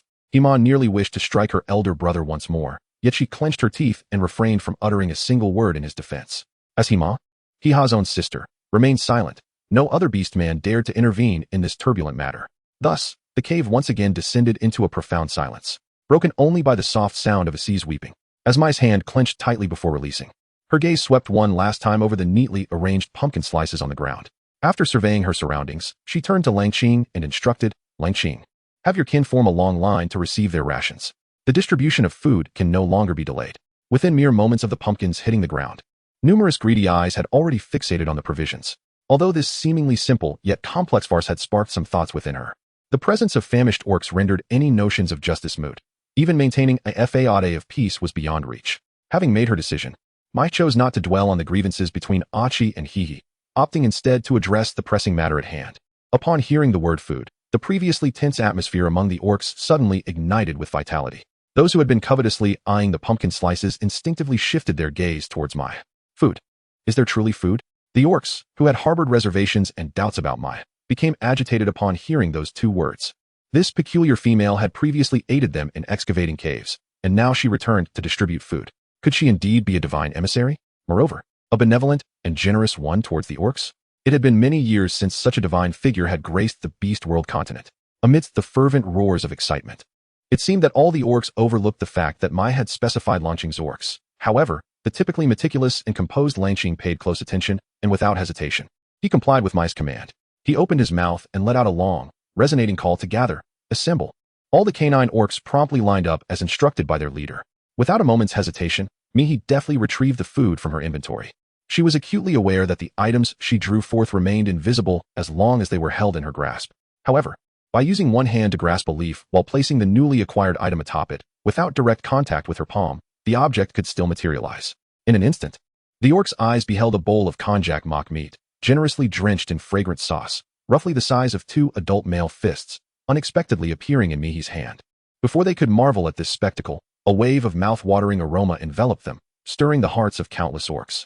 The canine orcs nearest to Mihi were the first to react. Several starved beings knelt once more, expressing their gratitude. "Thank you, divine messenger. You truly wish to bestow food upon us. Oh, great messenger, your mercy is unparalleled. Please, I beseech you, may I have but a single bite? I have no milk, and my young have been hungry for far too long." The last words were spoken by a somewhat haggard female canine orc. In truth, the canine orcs had been remarkably orderly while queuing, arranging themselves with the young at the front, females in the middle, and males at the rear. A clear hierarchy from the lowest to the highest. Yet, the female's young was so small, cradled in her arms, that it went largely unnoticed, resulting in her placement in the middle of the line. Mihi naturally did not oppose, beckoning the somewhat sorrowful female to come closer, and without hesitation, offered her a bowl of food. The canine female accepted the sustenance with tears streaming down her face, swallowing the food amidst her weeping. Mihi confirmed that the other party had consumed everything completely before turning her gaze towards Langqing. "Please remember the names of all the orcs who have eaten but have not contributed to any labor." She had already begun to gain some insight. These orcs would undoubtedly become part of her workforce in the future. However, she currently struggled to remember their faces and could not identify them individually. Furthermore, without the orcs having performed any work, she could not activate the system to access the detailed information of each orc through its secondary system. Thus, it was essential to have a reliable orc to assist her in recording all necessary information. And Langqing. Mihi narrowed her eyes slightly. From an angle unseen by all the orcs, she observed Langqing, whose head was adorned with a small, transparent floating panel, displaying a few lines of text.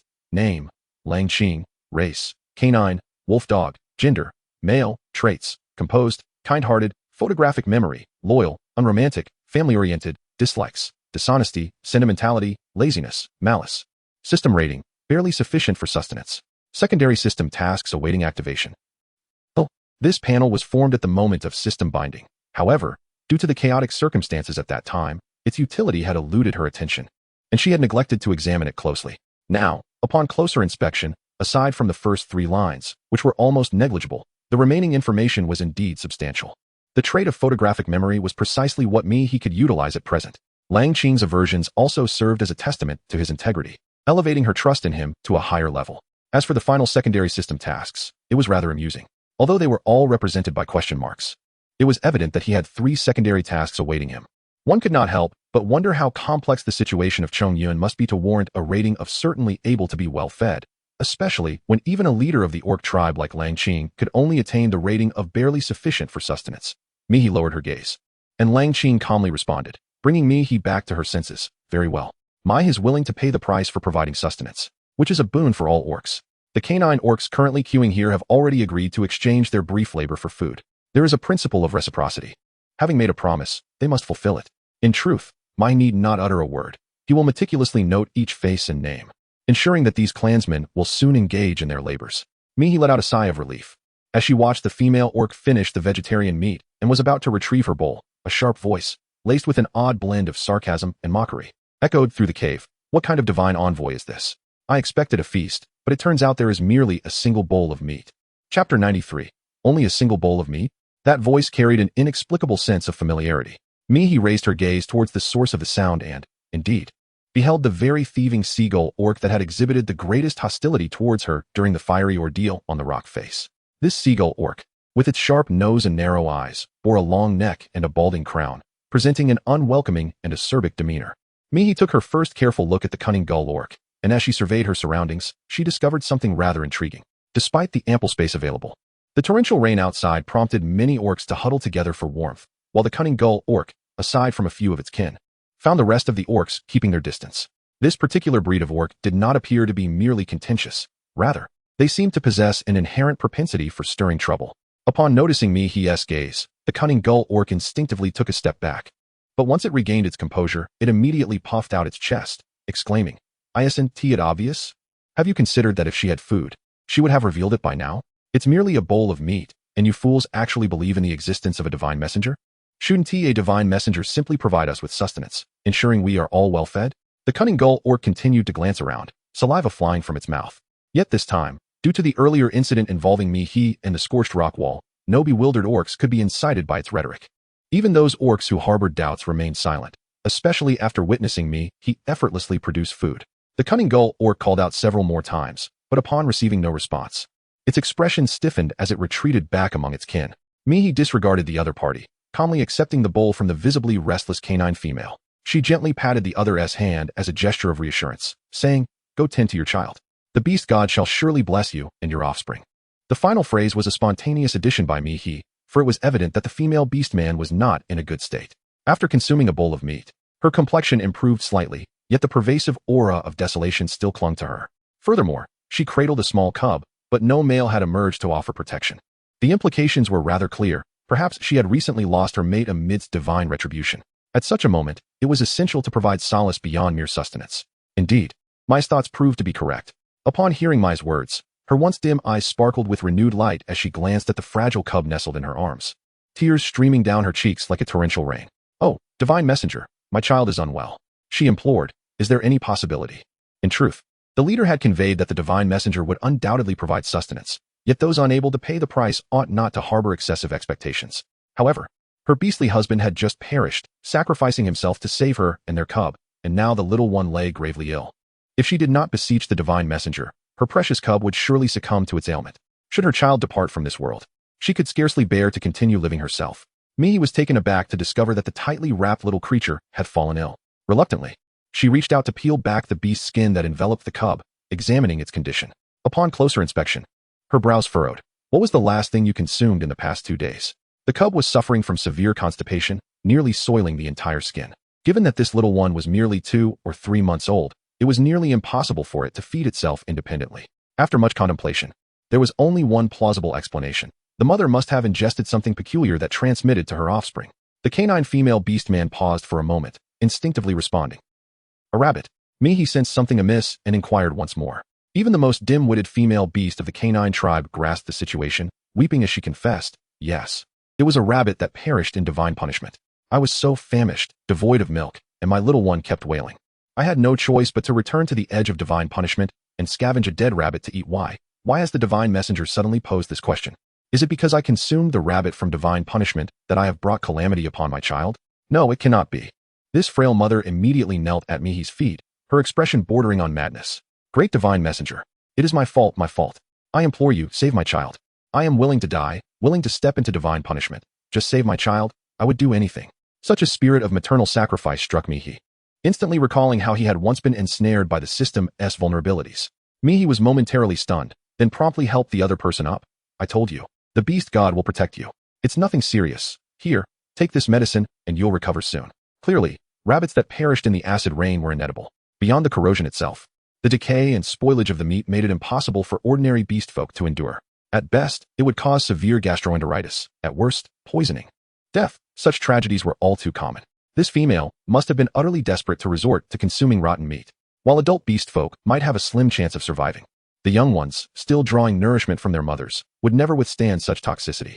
Without hesitation, Mike placed a pill, previously exchanged from the system and effective in treating Zwiching, into the palm of her counterpart. Consume this, and after a brief interval, nurse your little one. Once your offspring has ingested the milk, they shall recover. Observing the occasionally clutching abdomen of the female and the persistent constipation afflicting her young, one could nearly ascertain the nature of their ailment. Although the supply of pills was dwindling, saving even one more life was paramount. The system might replenish the medicine. Yet losing a steadfast and sincere canine orc was truly distressing. Numerous gazes were fixated on the pill held by the female orc, who instinctively tightened her grip, yet hesitated. I could forego taking it, as long as my child. No, that won't do. Mihi interrupted with unwavering conviction. You must consume it. And only then can you nourish your offspring with your milk. It is essential for your little one's well-being, as they can only thrive on your sustenance. The potency of synthesized medicine is immense. Your cub is merely 2 or 3 months old. If they become too weak to absorb the effects of the medication, their life may be in jeopardy, a certainty that cannot be overlooked. Transmitting the medicinal benefits through your milk is the safest option available. The canine female orc, though lacking understanding, fervently believed Mihi's words and, with tears in her eyes, swallowed the pill. Mihi instructed the other party to take a seat beside him, facilitating the observation of the situation at any moment. He then uttered the words, next, in a voice so soft yet sufficiently audible for all the attentive orcs surrounding him to hear clearly. In the next instant, all the orcs within the cave beheld the scene before them. In Mihi's hands, a bowl brimming with meat materialized once more. Not merely one bowl, but with a mere shake of the divine hand, an abundance of meat could be conjured. Chapter 94. The grand gathering of dogs. The fervor among the beast men ignited in an instant. Those who had previously lingered, observing the canine tribe's queue, could hardly contain their eagerness as they began to draw near. However, having not heard Mihi's instruction to queue, and lacking the ability to comprehend Langqing's commanding shouts, they could only gaze intently at Mihi. Some bolder beastmen attempted to approach, yet found themselves thwarted by the encircling canines. Unable to breach the barrier and reach Mihi, Mihi naturally noticed the agitation among the beastmen, yet she chose to remain silent, focusing solely on distributing the food. Except for the first courageous female who boldly sought to cut in line for her cubs, the other canine beastmen adhered strictly to the queue. The first several cubs in line were the most well-protected and obedient within the canine tribe. They followed the rules diligently. Once it was their turn, they would softly express their gratitude with a heartfelt thank you, esteemed messenger, before eagerly devouring their bowls, which were larger than their faces, slurping them clean before returning them to Mihi. The sight of those round-eyed little dumplings, with their soft beast ears, truly melted Mihi's heart. Mihi carefully touched the little cub's tiny ears, pondering for a moment before retrieving the rock candy from her inventory. Following the guideline of distributing one small piece of rock candy for every pair of cubs, she generously allocated a small half piece of rock candy to each individual cub. Mihi's actions indeed reflect what one might call a compassionate spirit. Firstly, the attention bestowed upon the young ones reveals their significance to the canine clan. By nurturing these pups, their loyalty to the clan is further solidified. Secondly, sugar, in any context, serves as the most immediate source of energy. The female who had just cradled her pup served as a poignant reminder that the vitality of these younglings pales in comparison to that of adult beastmen. Under the deluge, if they do not receive sustenance to replenish their energy, they are likely to succumb swiftly.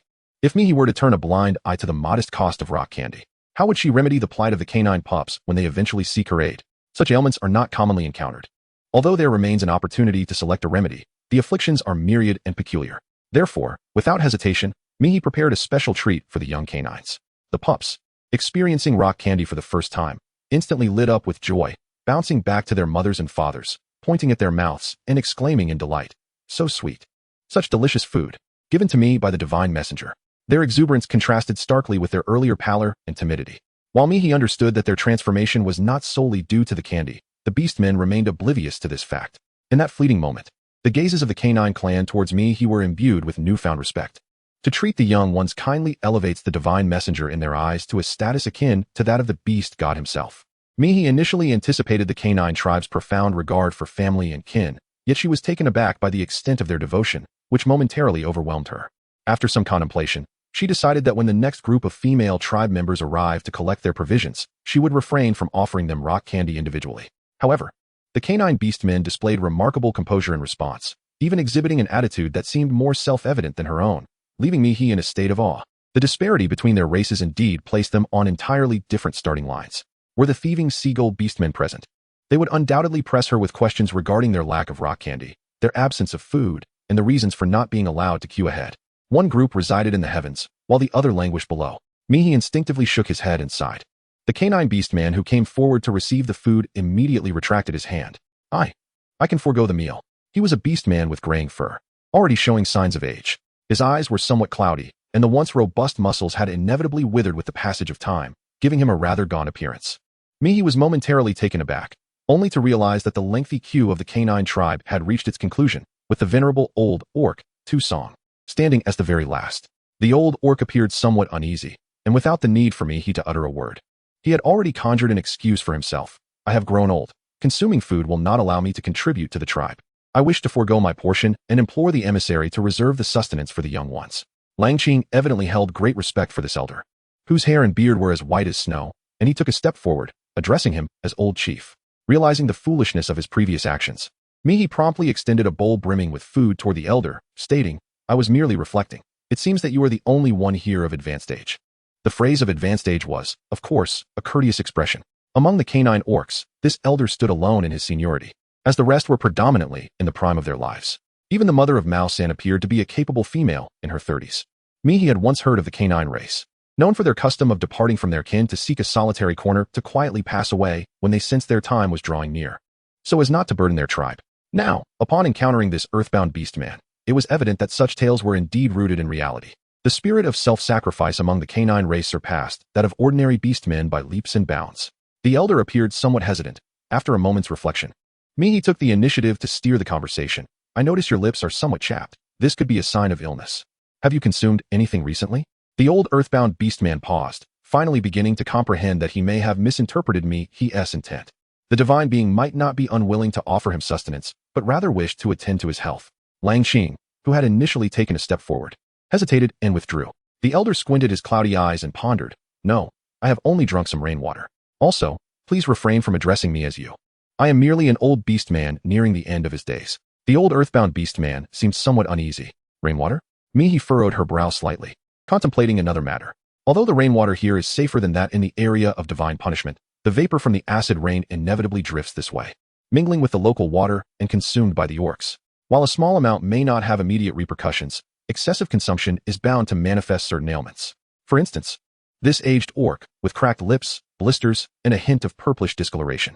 Mihi hesitated momentarily, choosing not to provide anything to the old orc, Tusong. Instead, she turned and whispered softly to Langqing, instructing, "In the future, urge your kin to refrain from consuming the rainwater that falls directly from the heavens. If they must partake, let it be in moderation, for excessive consumption will surely lead to illness. Later on, I shall prepare for you a supply of safe and clean." S voice suddenly halted as she noticed Langqing leaning closer, his ears completely flushed. Given her modest height, Langqing had to bend down to catch her words. In her line of sight, she could only glimpse a small portion of Langqing's face, his ears, and a neck that glimmered faintly with a bronze hue. Langqing had just entered the cave not long ago, so a hint of moisture still clung to him. Raindrops trickled from his hair, tracing the prominent veins of his neck, his well-defined chest, and the narrow waist that was characteristic of a robust male, gliding towards a concealed region. Mihi was taken aback, instinctively turning her face away in an instant. "Water, which you then bestow upon your kin."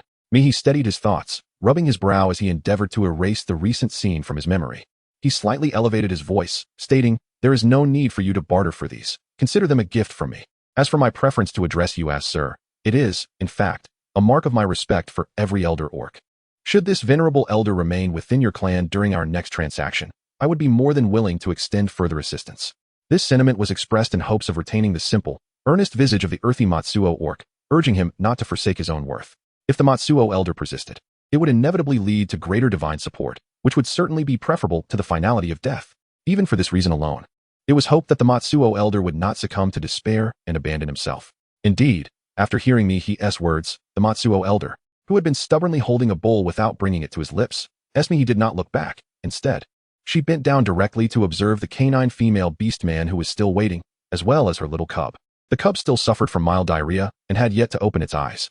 After calculating the time, Mihi confirmed that she had allowed ample time for the medicine to take effect before instructing, "You may nurse now. When night falls, if your cub is still experiencing diarrhea, have Langqing come to find me." The female, who had been patiently awaiting this moment, expressed her gratitude to Mihi and promptly moved to a corner to begin nursing her cub. Mihi accepted the bowl from the rugged hand of the aged orc, casting a final glance around before striding determinately towards the mouth of the cave. At that moment, the orcs who had been awaiting the divine emissary's distribution of sustenance were suddenly rendered speechless. Why has the divine emissary departed? They pondered. Is there no food left? Surely not. How could it be that just as we were to receive it, the provisions have vanished? Does the emissary refuse to bestow upon us nourishment? On what grounds? Langqing, what have you and your kin done? Is it you who have compelled the divine emissary to withhold sustenance from us? I lament the necessity of consuming one by one. Such a method only ensures that food does not reach the hands of other orcs. Langqing, your actions are utterly despicable. Among my kin, there are younglings, elderly orcs, and many who are grievously injured. Why can we not be given medicine and food? Amidst the cacophony of grievances, one voice emerged, tinged with a sense of vulnerability and a subtle tremor, devoid of the aggressive tone directed towards Mihi. Mihi paused momentarily, glancing in a certain direction, only to behold a clan of moles with remarkably large paws, yet surprisingly timid dispositions. The moment they caught Mihi's gaze, the group of moles retreated to the corner with expressions of sheer trepidation, leaving Mihi momentarily perplexed as to who had uttered the sound moments before. As Mihi's thoughts flowed like a stream, her gaze swept over the defiant orcs, and she stepped forward from the cave. I have made a pact with the canine tribe. What they consume now is merely what they rightfully deserve. You, who have not engaged in a transaction with me, dare to demand sustenance. On what grounds? The final three words were articulated with deliberate emphasis, exuding an unprecedented aura of authority that few dared to meet her gaze. The transactions had been made, and the divine emissary would oversee the consumption of food or medicine by those orcs involved in the agreement. This implied that any attempt by the other orcs to exploit the ones who had forged a deal was utterly futile. At that moment, several orcs appeared somewhat dazed, yearning to partake in the transaction, yet oblivious to the cost Mihi demanded. Uncertain and hesitant, many orcs within the cave observed in silence, refraining from obstructing her. Suddenly, Mihi halted, as if a thought had struck her. Seizing the opportunity while the orcs were still processing, she strode swiftly to the astonished thief owl orc, and then, with a swift motion, the sound of sizzling erupted. Ah! The grotesque thief owl orc collapsed to the ground at the instant the sizzling sound resonated, emitting a series of heart-wrenching cries. No words could adequately convey the agony of such screams, as the thief owl orc rolled frantically on the ground, clutching its face. A female thief owl orc stood momentarily stunned, but almost instantly, she directed her sharp claws at Mihi, exclaiming, "What have you done? I shall kill you." Mihi did not respond, but in her hand, the special-grade pepper spray awarded by the system answered the question on her behalf. Amidst the gazes of all the beastmen, Mihi merely raised her hand lightly, causing the female thief gull beastman to collapse to the ground, clutching her face and screaming in a frenzy. The remaining thief gull beastmen hesitated to approach, and only after a prolonged period of agonizing cries did they cautiously avoid Mihi's hand, pulling back the two thief gull beastmen who had barely managed to stifle their wild shrieks. The initially hideous thief gull beastman finally released his grip on his face. Yet he continued to drool and choke out a roar, "My eyes, my eyes." At first, no beastman understood what he was trying to convey. However, the moment they deciphered his cries, they recognized the alarming truth. The eyes of this thief gull beastman were entirely bloodshot. The once distinct black and white pupils were now consumed by a sea of crimson, and the bright center of his pupil seemed shrouded in a white mist. I can't see, can't see." The female thief gull beastman screamed and howled, desperately trying to grasp at everything around her. In response, Mihi delivered a swift kick to her shoulder, narrowly avoiding being caught. Mihi brushed off her raincoat and nonchalantly remarked, "If you had refrained from sowing discord, this predicament would have been avoided, wouldn't it? Had you not stood up for that bald beast of a husband, we wouldn't be facing this situation. If you wish to extinguish my life, you must be prepared for the day I seize your very sight." The agony of blindness caused by pepper spray is no secret. In the realm of beasts, strength reigns supreme. The slow torment of living in darkness is far more unbearable to the beastmen than the prospect of death itself. Mihi had long desired to confront the orcs who had harbored malicious intentions toward her, and today she had finally found the opportunity. All the empty rhetoric, the grappling, the slapping of faces, and the anticipation of regret from her adversaries were insufficiently gratifying for her. Strength was paramount, under circumstances where she held the upper hand. Why should she lower herself to a subordinate position in pursuit of some notion of fairness? When one possesses an advantage, it must be wielded decisively, ensuring that all orcs remember her, today, in the future, in all her forms. They must be made aware that she is an entity beyond reproach. Should they dare utter any further offenses, she would not hesitate to snatch away their very sight, rendering them to a state worse than death. Mihi cast her gaze around once more, yet this time, there were no eyes in sight that could meet hers. Mihi could not help but let out a derisive laugh. She had long proclaimed that she was no virtuous being, yet it was only now that some of the orcs had come to accept this truth. With her thoughts set free from doubt, Mihi rubbed her wrist and remarked nonchalantly, I understand that some of you orcs may remain unconvinced, but before you speak again, you ought to contemplate carefully what is appropriate to say and what is not. Otherwise, you may find yourselves facing a fate akin to that of those two thieving seagulls. Mihi raised her voice slightly, stating, furthermore, I am aware that some of the orcs wish to trade for medicine, food, and even improved living conditions. All of these are acceptable. However, I will only engage in dialogue and trade with the chieftain, or with any orc capable of leading your current tribe. The transactions made by the leaders signify the consent of every orc among you. Should any member of the tribe fail to comply, I shall first take the leader's eye, and subsequently, I will claim one eye from an orc each day, until the errant orc steps forward to offer their life. Do you comprehend this? Chapter 96. Refusal of Hiha's trade request. The imposing aura emanating from Mihi was strikingly powerful, forming a stark contrast with her petite figure. Yet, it was precisely this slender female that instilled such fear that not a single beastman dared to meet her gaze. Some of the more timid among them, after trembling slightly, burst into tears. The silence that followed left Mihi feeling somewhat awkward. However, observing the reactions of the beastmen, it was clear that her earlier words had had an unexpectedly profound impact. Mihi felt a slight relaxation in her heart when she saw the hurried approach of the fierce dog, Ao-san, who had just whispered a few words to his kin. Divine messenger, ahem, that pair of thieving seagulls are not a couple, but mother and son. Mihi was taken aback and instinctively coughed. Help. In front of so many orcs, please do not expose her. After all, it was not easy to establish a formidable image, only to have it reduced to an awkward joke. Was this not absurd? Fortunately, the other orcs seemed oblivious to any impropriety. Ao-san chuckled and remarked, it is quite normal for a beastmaster to overlook such things. We often misidentify too. The thief gull is exceedingly unsightly, and he has no companions. His mother is overly protective of him, and those two thief gulls together bully other orcs, which is quite detestable. The thief gull already harbored a degree of fear towards the canine clan. So Ao-san felt no trepidation even when speaking in front of the orcs of the thief gull tribe. Mihi cast a sidelong glance at the two weeping blind gulls, and in her heart, she reached a conclusion. They were indeed the epitome of a hypermasculine mama's boy and a quintessential parent who indulges their child to the point of destruction.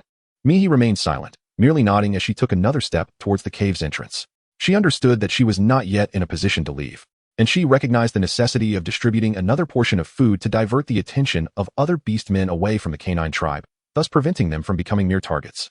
However, Mihi was acutely aware that there would undoubtedly be beastmen who would implore her to stay. Departure was essential, yet so was the act of remaining. This duality would serve to emphasize the divine messenger's indifferent demeanor, instilling a sense of pressure upon the beastmen, compelling them to reflect on what it was they truly desired. Mihi took a few steps forward, with the sound of rustling whispers trailing behind him, yet not a single orc uttered a word. It was not until he reached the entrance of the cave that a familiar voice, gathering courage, called out to halt him. Mihi had long been prepared to halt at any moment. Upon hearing this, she immediately turned her gaze toward Mother He and stated, I have previously mentioned that I shall converse solely with the leader. Mihi rarely spoke in such a cold and unfeeling manner, especially not to Hima. Yet, circumstances left her no choice. Previously, many had observed the two of them together, and now was the time to establish authority. Should she offer leniency to the other party? Not only would she face accusations of unfairness, but there was also a significant risk that Hima and her kin would come under attack. Hima had not anticipated being thwarted at the very first step. After a brief hesitation, she answered candidly, Our former clan leader perished in divine retribution. Although the Hippo clan retreated together, the torrential rain made the journey perilous, with numerous potholes along the way. Upon reaching a large puddle, the elder selflessly chose to lie down over it, allowing his people to cross safely. Now, the Hippo clan lacks a leader, and the process of selecting one is inherently lengthy. It is not a matter of simply deciding. If the divine envoy only communicates with the leader, our clan will be unable to trade for food and medicine, and we shall certainly perish within this cave. Just contemplating such a possibility left Hima profoundly distressed. Meanwhile, Hiha, who had remained silent for some time, suddenly rose and addressed his fellow clansmen with a resonant voice. I am the strongest male beastman of our clan, and barring any objections, I should naturally inherit the position of clan leader. If everyone agrees, allow me to temporarily assume the role of leader until the divine retribution subsides, at which point we can gradually elect a permanent chief. The qualities of strength, valor, and combat prowess were deemed crucial in the contest for leadership. In the minds of most beastmen, there was indeed no one more suitable than Hiha, particularly as he towered over them by at least a head. Consequently, when Hiha asserted his right to succeed as leader, few hippo beastmen voiced opposition. With the overwhelming support of his kin, Hiha straightened his posture and approached Mihi. I am willing to, however, Hiha was abruptly interrupted by Mihi, who spoke forthrightly. I have no intention of engaging with this acting leader. If you wish to trade, you must select another temporary chief. Mihi's words were utterly unexpected, leaving the hippo clan's orc members, who had initially prepared to approach for food, momentarily stunned. Hima paused, a cloud of white vapor billowing from his nostrils. His eyes ignited with a flicker of anger. Why? Had the divine envoy lost their senses? Why refuse to trade with Hima? Initially, there had been talk of negotiating with the chief, and the clan members had chosen their leader, yet now, they were being told that the chief could not engage in trade and that a new leader was required. Was this not a deliberate attempt to complicate matters for the hippo clan? Where could they find another leader, one who could command respect and consensus among them? Was it possible that the divine envoy had no intention of distributing food to the hippo clan and was intentionally creating obstacles for them? Surely, it could not be due to the minor incident between Hima and a CI that had led to such a poor attitude toward the hippo clan? Dozens of gazes swept over Mihi, who remained unfazed. Continuing with an expressionless demeanor, an orc who cannot treat their partner well cannot be trusted to treat their clan fairly and justly. Indeed, this was not a matter of creating difficulties nor of favoritism. It was a genuine sentiment. A CI, possessing his own cave, had no obligation to take risks. Yet he still came to bring food to Hima. Their bond was far closer than that of many orcs, yet such an orc had met with betrayal. Could Hima truly possess loyalty and affection? Perhaps he could, but only towards himself or his own kin. In such a scenario, Mihi was not a member of the hippo clan, rather than engage in a transaction with a self-serving individual who prioritized personal gain and might oppose the divine envoy at any moment. Mihi preferred to seek out an orc he could genuinely trust for trade. Hima's face turned a deep shade of anger, his gaze fixed on Mihi in silence, his fists clenched tightly, veins bulging, as if he might strike at any moment. Lang Qing stepped forward, his towering figure immediately shielding Hima from his fury. Hima, the divine envoy speaks the truth. If you cannot remember a C's kindness, you may not remember the grace of the food bestowed upon you today. Were I in your position, I would choose to entrust the role of acting chief to an orc more suited than myself. Chapter 97. The task assignment of the hippo clan. Mihi's decision resembled the flick of a switch. On one side of this switch stood the unwavering Lang Qing, accompanied by the canine tribe. No beastman would wish to confront an exceptionally united race, not even the mightiest warrior among the hippopotamus beastmen. Hima fixed his gaze intently on Lang Qing, or rather, on Mihi, who stood behind him, grinding his teeth audibly. His expression was somewhat ashen. We will deliberate. The beast god reigns supreme above all. No beastman would dare offend the divine envoy after witnessing his formidable power. Given that the leader was not recognized by the envoy, it implied that their decisions and path were erroneous, making a change in leadership nearly inevitable. Hima was acutely aware of the pressing situation within the tribe, especially after observing Mihi's attentive care for the young. This desire to facilitate a transaction had reached its zenith. Without hesitation, Hima turned back to his kin, beginning to inquire individually about who, apart from Hisha, could potentially assume the role of leader in their eyes. The answers, of course, were not fixed. 10 beastmen could provide 10 different names. Yet, while pursuing this inquiry, Hima posed an additional question, seemingly innocuous but profoundly intriguing, asking each tribesman what the maximum price they could bear was. Hima's temperament was steadier than that of most of his kin. He had not forgotten Mihi's earlier declaration, only converse with the leader, for the price articulated by the leader must be borne by all tribesmen. In other words, this was not merely the decision of one beastman, but a resolution steeped in the blood and tears of countless others. With Hisha distrusted by the divine envoy, Hima could only utilize this question to preliminarily discern whether there were extremists among his kin and to gauge the limits of what the majority could endure, thereby safeguarding his people to the greatest extent possible. And this precisely struck a chord within Mihi. Mihi lifted her gaze, her eyes involuntarily gliding over the graceful curve of Lang Qing's waist, ultimately resting on the sulking Hiha. Did you witness what Hima has done? Hiha. This is precisely why I did not choose you. The voice of Mai is gentle, yet it exudes an irresistible authority. You are unaware of what you must offer in exchange, yet throughout this entire time, you have not once sought the counsel of your kin. Not only have you failed to inquire, but you have also not, like Lang Qing, displayed even the slightest willingness to endure hardship for the sake of your people. Thus, it is truly unjust to blame Mai for her mistrust of Hiha. It is Hiha who has fallen short of fulfilling the responsibilities of a leader. Force, at times, does not signify everything. Kindness and integrity are paramount qualities for a true leader. For instance, Mai recalls the former chief of the dog clan, an old beast man of the Tujin breed, whose lineage was evident in the imperfections of his coat. His prowess could not compare to that of the mastiffs. Yet both the mastiffs and the hounds continued to show him respect in his old age. Even now, in his twilight years, he still contemplates sharing sustenance with other beastmen. These virtues are what Mai truly values. Among the hippopotamus clan, the one Mai holds in the highest regard is none other than Hima, who tirelessly seeks to understand what price others are willing to pay. The reason he articulated those words was not solely to reprimand Hiha. A significant part of her intent was to draw the attention of the hippopotamus tribe to Hima. Indeed, once they comprehended the situation, many of the hippopotamus beastmen turned their gaze towards Hima. In the ensuing silence, a voice broke through. It was Hima who brought us here. There is no divine punishment. Hima had been steadfast in protecting us. The hippopotamus tribe quickly descended into a lively discussion, with the sentiment to appoint Hima as their leader gaining overwhelming support. There were no dissenting voices. In but a moment, Hima was elected as the new leader, ushered forth by the jubilant hands of numerous kin towards Mihi. Yet, Hima hesitated, glancing back at her increasingly rigid elder brother, feeling a pang of reluctance. She spoke, "My brother is formidable. He is truly the one deserving of the leadership role among our kind. However, he may not yet grasp how to care for a partner or his tribe. I have faith that he will change. Once the divine punishment concludes, let all the tribe vote again. By then, Hiha will undoubtedly prove to be an exceptional chieftain."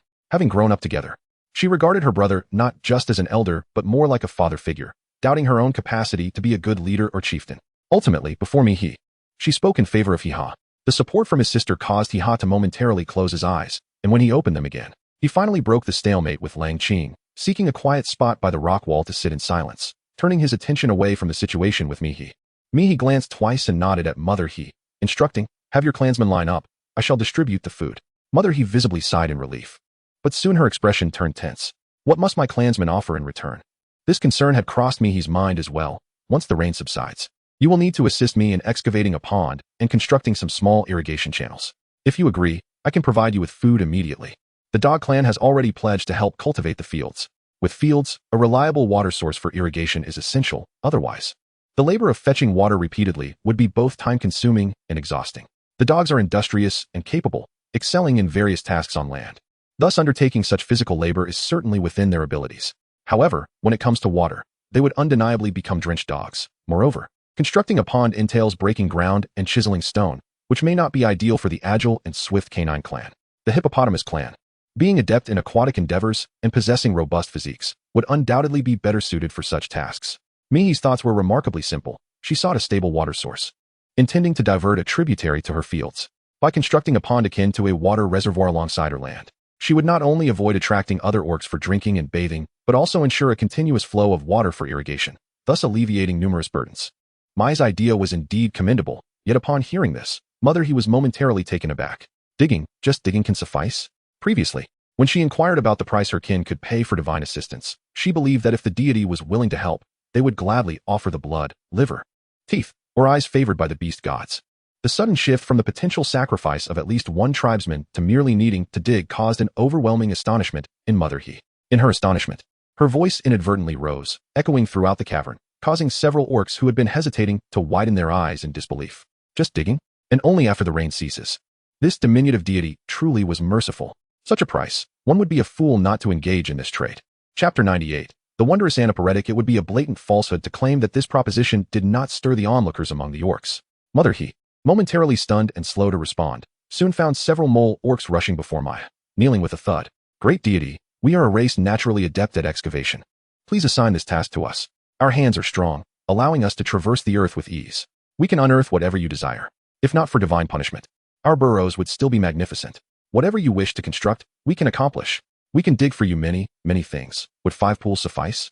We beseech you, save our young ones." This group of diminutive mole orcs was evidently in a state of desperation, nearly weeping as they bowed and prostrated before Maya. Given their expertise in digging and traversing the muddy terrain, even the adult males of their kind were smaller than Maya. Thus their capabilities were inherently limited. Now that an opportunity had arisen for them to engage in their favorite task, they feared being overlooked as Maya assigned duties to other races. Therefore, upon hearing that the hippopotamus tribe was tasked with digging a single pool, they pled desperately to excavate 5, eager to secure this trading opportunity. This eagerness was not limited to the mole tribe alone. Several leaders from other races had already prepared to approach Maya, only to be outpaced by the moles, who had proposed a condition that seemed nearly impossible for their tribe to fulfill in the eyes of other orcs. Even so, this was enough to elicit silent lamentations from many orcs, regretting their hesitation, wishing they had approached Maya sooner. Now, with the task of digging at hand, what if the deity later desired the orcs to offer blood? How would they respond? Thus, a palpable fear of losing the opportunity for a better deal spread among them, and their gazes toward the mole tribe were tinged with a hint of sharpness. Mihi gazed at the stout, fan-like palms of the mole-like orc group and, after a moment's contemplation, nodded in affirmation. Mother He, witnessing this, nearly fainted from the overwhelming shock. The gravity of the situation left her so flustered that she forgot to address the divine envoy appropriately, instead exclaiming, Mihi, this transaction was meant for us. Yet, what could be done? Once she spoke, she realized the impropriety of her words, her voice dwindling with each utterance. The terms of the exchange were solely at the discretion of the divine envoy. The mole clan, renowned for their burrowing prowess, were indeed far more suited for this task than the clumsy Mother He and her kind. With tears brimming in her eyes, Mother He felt the weight of her helplessness. While Mihi understood her sentiments without needing to elaborate further, she turned to the group of mole-like orcs and inquired, Who is your leader? A slender, somewhat aged mole-like orc raised his substantial hand. Mihi hesitated not at all. The task of digging the pond had already been entrusted to the Hippo clan. A decision I shall not alter. However, I have recalled that I desire to excavate other things as well. Are you willing to accept a trade? The mole orcs nodded fervently without hesitation. Of course. We are willing, Divine Envoy. Thank you, Divine Envoy. Your radiance shall be engraved in our hearts.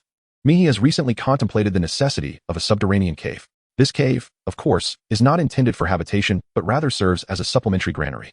Fruits and vegetables cannot perpetually dangle from their branches. Thus, a subterranean cavern would undoubtedly maintain a cooler temperature than an above-ground shelter, making it more suitable for storing provisions. In times of need, it could even function as a safe haven or an escape route. After all, it is merely a matter of food. Exchanging some plant-based meat for an alternative route seems a trivial sacrifice. The orcs had not anticipated that Mihi would, while honoring her commitments, also acquiesce to the requests of the mole orcs, which stirred a sense of agitation among them. At this juncture, Hima, having already grasped the situation, seized the opportunity without granting the others a chance. We are willing as well. Please, examine our kin at your earliest convenience. It was well understood, not just by the Hippo clan but by all orcs, that laboring was far preferable to offering sacrifices of eyes and flesh. There could be no further delays, otherwise all orcs might end up assisting the divine envoy in their excavations, potentially leaving them with nothing in the end. Hima directed her kin to form a line, obstructing the other orcs who sought to approach the trade. Mihi, reflecting upon the circumstances, proposed to Hima, there are only 6 mole orcs, and their young seem gravely ill. I shall first assess their condition. Although Mihi understood the principle of first come, first served and recognized Hima's urgency, she also comprehended the gravity of the situation. The Hippo clan and the canine tribe had initially arrived in this location under the protection of waterproof tarps, and their young ones had sustained minimal injuries, exhibiting a spirited demeanor. The adult orcs, having received treatment for a day, showed steady healing of their wounds and appeared largely unscathed. In stark contrast, the 6 mole orcs presented a dire picture. Their fur was shedding, and their wounds seemed unfathomably deep. The sole youngling, appearing merely 1 or 2 years of age, lay nestled in its mother's embrace, tightly shut eyes unresponsive to the external commotion, drawing breath with great difficulty. Mihi gazed at the small creature, her eyes filled with a profound compassion that stirred many of the beast men. Everyone understood the urgency of the situation, but in truth, how many could genuinely rise to the occasion? A benevolent, kind-hearted deity who empathizes with the weak had not graced the beast realm for over 5 centuries. Naturally, Mother He offered no objections. Without hesitation, Mihi reached out to caress the forehead of the little mole beast man, and in that instant, she realized something was amiss. The small mole was burning with fever. The female mole, unable to free her hands as she cradled her child, gently nudged her offspring with her elongated snout, and, her voice tinged with a sob, implored, "Oh, esteemed deity, what will become of my child?" Mihi's expression darkened, for she had long dreaded this very scenario. Fever was an ailment that could not be swiftly eradicated with mere herbs. And with the relentless downpour outside, even if Lu Ming were present, procuring medicinal plants would prove futile. In other words, the sole opportunity to exchange for medicine in her possession could no longer be preserved. Yet after contemplation, Mihi found solace in resignation. Firstly, her initial intention to reserve this chance for medicine was precisely for emergencies, and now, with a young one gravely ill, was this not urgent enough? It was inevitable that it would be spent regardless. Secondly, with the unceasing rain and the pervasive dampness, it was not improbable that more beastmen, caught unawares, might succumb to colds and fevers. To stubbornly cling to this single opportunity for medicine held no meaning. Mihi did not hesitate. Among the medications she could exchange, She selected a box of the maximum dosage and most potent acetaminophen suppositories. Without a moment's pause, she lifted the little mole's foot. The female mole gasped in shock and instinctively took a step back. "Divine messenger, what are you doing?" she exclaimed. "My offspring is female. How could you expose her in front of so many beast folk?" Mihi found herself in a predicament. Compelled by the pursuit of efficacy to opt for a fever-reducing medication that was twice as potent as the oral alternative. The method of administration was rectal. A choice she did not relish but felt was unavoidable. However, how could she possibly explain this to the onlookers regarding the female mole beast man? Chapter 99. The wall-named guardian. After a moment of stalemate, Mihi contemplated and then turned to instruct. "Langqing, I require your assistance. We must form a circle facing outward, ensuring that no one sees me with the little one in my arms." Langqing never hesitated. Almost instantaneously upon Mihi's command, he began mobilizing the nearby members of his clan to lend their aid. Mihi reached out to take the young offspring from the hands of the female mole beast man. After a brief moment of hesitation, the female mole beast man ultimately entrusted her child to the only divine envoy she could currently trust. Mihi took the young mole and instructed the mole clan to wait briefly before stepping into the impenetrable fortress of the canine orc wall. The human barricade was robust, built in multiple layers, rendering it nearly airtight. Mihi tugged at Langqing, urging him to turn around as she passed her little one into his hands. She then removed her waterproof cloth and draped it over him. Once she was certain that Langqing could not see, she lifted a corner of the cloth, revealing only what she could perceive, and began to administer the tincture. This process, however, was far from seamless. The feverish little creature, though in a state of unconsciousness, still exhibited some instinctive reactions. As Mihi moved slightly, the little creature, with its eyes tightly shut, instinctively let out an unconscious murmur and shrank back in trepidation. Mihi proceeded with utmost caution, ensuring that no harm befell the little cub as she gently inserted the suppository into its body. Meanwhile, Langqing, accommodating Mihi's stature, knelt on one knee, cradling the cub tenderly in his arms, softly patting it with an expression of profound gentleness. His eyes, like polished obsidian, shimmered with an unwavering patience. The little cub possessed striking emerald green pupils, a stark contrast to the varied hues of the surrounding beastman's eyes, which had initially drawn Mihi's attention to Langqing's eye color. Now, however, the proximity of those captivating eyes was unprecedented, brought closer than ever by the presence of the ailing cub, almost tangible in the shared breath between them. Mihi cast only a fleeting glance. Yet those breathtakingly beautiful eyes met hers with an unwavering intensity, devoid of confusion or doubt, akin to the most profound expanse of the night sky, leaving one entranced and mesmerized. In such an atmosphere, with such a posture and such a gaze, it resembled a desperate wife imploring her husband for assistance, beseeching him to consider the plight of their offspring. Moreover, she embodied the role of the husband. Mihi silently lamented for a moment before regaining her composure. "All right." Langqing stood up and handed the child back to Mihi. She stepped out of the circle formed by the canine tribe and returned the little creature to the visibly anxious female mole beast man who had been waiting. "Your child is still recovering and will gradually awaken soon. If the little one does not wake by nightfall, come find me again." The female mole beast man, with tears in her eyes, promised to do so. Mihi then proceeded to examine the injuries of the mole beast men, confirming that most were merely superficial wounds that posed no serious threat. After ensuring their safety, she distributed some food before returning to the group of hippopotamuses. Many of the hippopotamuses were growing anxious, yet they understood that since Mihi was capable of aiding the vulnerable and showed great concern for the little ones, she would prioritize treatment based on the severity of their conditions, regardless of the species. Thus, the better she treated the little ones, the greater the likelihood that they, too, would receive assistance. In this light, what was there to be anxious about? Mihi nodded and said, "Let the little ones come first." The young hippos, already prepared, immediately arranged themselves in order from the smallest to the largest. This time, Mihi was particularly vigilant. She carefully checked each one's body temperature and pulse before distributing food. Of course, her intention in checking the pulse was not due to her medical knowledge, but to gauge the strength of their heartbeat and ascertain if they were weak. However, she was taken aback upon discovering that the pulses of these young hippos were even stronger than her own, lively and robust to the extent that each one could consume the food meant for an adult beast man.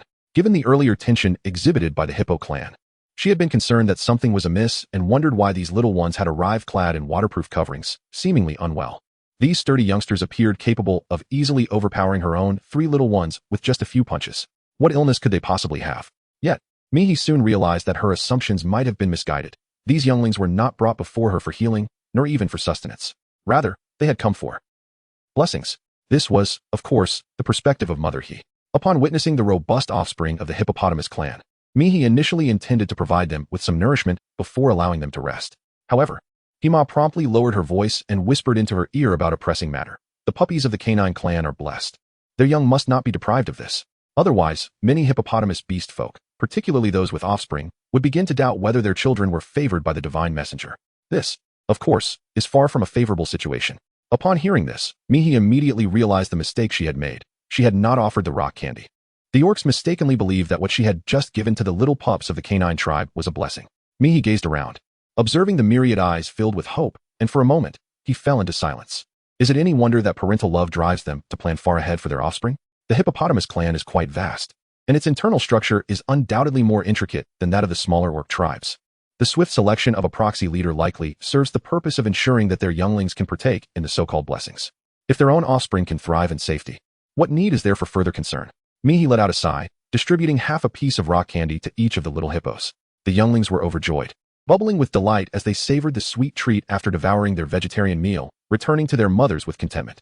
Mother He exhaled in relief, while Mihi tirelessly continued her distribution of food. The injuries sustained by the hippo clan were primarily superficial wounds caused by corrosive acid rain, with the remainder being minor bumps and bruises, neither painful nor bothersome. After completing her round of food distribution, Mihi took stock of the remaining items in her inventory and began to offer food to other Orcish traders showing interest. Her offerings consisted of the same 3 types of compensation: food, assistance with minor ailments using her rudimentary medical knowledge, and sweets for the healthy younglings to entice them to play. Remarkably, these 3 forms of recompense were precisely what many orcs found themselves in need of at that moment. The beaver clan agreed to supply Mihi with an ample quantity of timber over the coming year. The tortoise clan pledged a significant amount of tortoise shells. The emu clan plainly stated their lack of need for medicine, expressing a desire solely for food and blessings, offering in return unique medicinal items that only their clan could produce, effective in alleviating pain.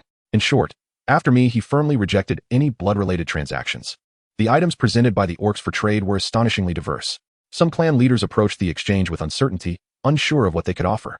However, Mihi remained unfazed by these considerations. She found herself in need of everything, including timber, which could be utilized for various constructions, not to mention the herbs she desperately required. Thus, she was more than willing to engage in trade. In this manner, Mihi was open to all exchanges, though she believed that easily acquired items warranted a greater sacrifice, while those that were harder to obtain should require less. Mihi was unaware that her gentle response to the appearance of the orc exuded a warm and loving aura, radiating an indescribable charm.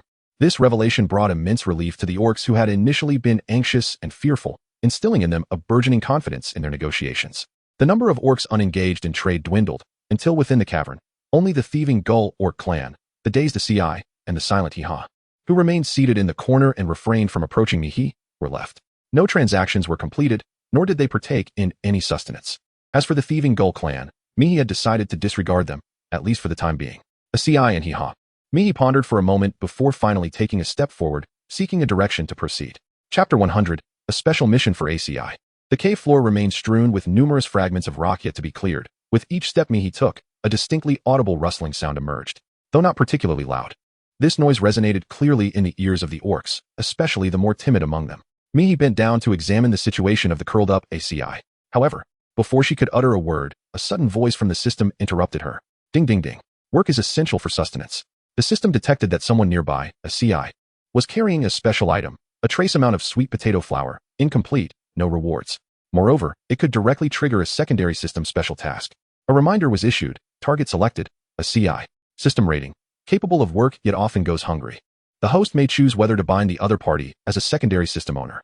Binding would immediately activate a C's associated special task, titled Error. Shall we proceed with the activation? Special task rewards. Available for viewing post-binding. Note, the longer the special task name, the greater the difficulty, with 2 characters being the minimum level. Mihi, startled by a sudden system sound, was momentarily taken aback. Could it be possible that an unbound secondary system, orc, could trigger a special mission first? A new rating, new key information, high word count, great difficulty. No, these details appeared to be trivial. What truly mattered seemed to be something entirely different. Mihi's gaze lingered on the sweet potato starch for a few moments, with a resolute heart. She ultimately chose to bind herself to it. The so-called sweet potato starch is nothing less than a form of carbohydrate. As one of the primary staple foods with an exceptionally high yield, sweet potatoes can not only be cooked directly to satiate hunger, but can also be dried and ground into flour, yielding a plethora of culinary creations. Noodles, cold jelly, thickening agents, pancakes. With starch in hand, many dishes take on their fundamental forms. This ingredient is of paramount importance. Although she was uncertain about how a CI obtained the unfinished sweet potato starch, Mihi felt compelled to investigate this matter, especially as the newly emerged special task appeared to be intricately linked to it. At times, Mihi truly wondered if the system was akin to a parasite within her, for in this situation, binding seemed to be the only viable option available. Mihi steadied himself and opened his eyes to behold the panel floating above his head, and to his astonishment, it revealed the following information: name, a CI race, hedgehog tribe, hedgehog gender, androgynous mutant beastman traits, blindness, foolishness dislike, being struck system rating, 3 meals a day, 5 days without food secondary system pending trigger task, error, triggered, can be viewed, mutant beastman. Mihi was immediately taken aback, and then an instinctive thought flickered in his mind as he began to examine the so-called secondary task, error, ACI's exclusive special mission. The task description stated that ACI's very existence was a mistake. This was a phrase frequently uttered by ACI's mother, who lamented the birth of her peculiar child. ACI, in turn, harbored a deep resentment towards his own existence, believing he had caused endless trouble for others. Due to his deformities, ACI often suffered bullying. Even more timid than his naturally shy hedgehog kin, and he struggled to secure sufficient food. Whenever he managed to obtain some, it would soon be snatched away. Hence, he devised a method of digging for rare food, drying it, and grinding it into powder to store in his belly pouch, in hopes of preventing it from being taken by other beastmen. Yet, this strategy did not render his survival any easier. He had transformed from little ACI to big ACI. Yet he had scarcely grown. His mother, beast father, elder brother, sister, and even the younger siblings who had feasted upon the food he had painstakingly gathered all abandoned him in turn. He should have wept bitterly or loathed all beastmen. But instead, his only hatred was directed inward. He often felt like a worm destined never to bask in the sunlight, expending all his energy merely to avoid perishing under its rays.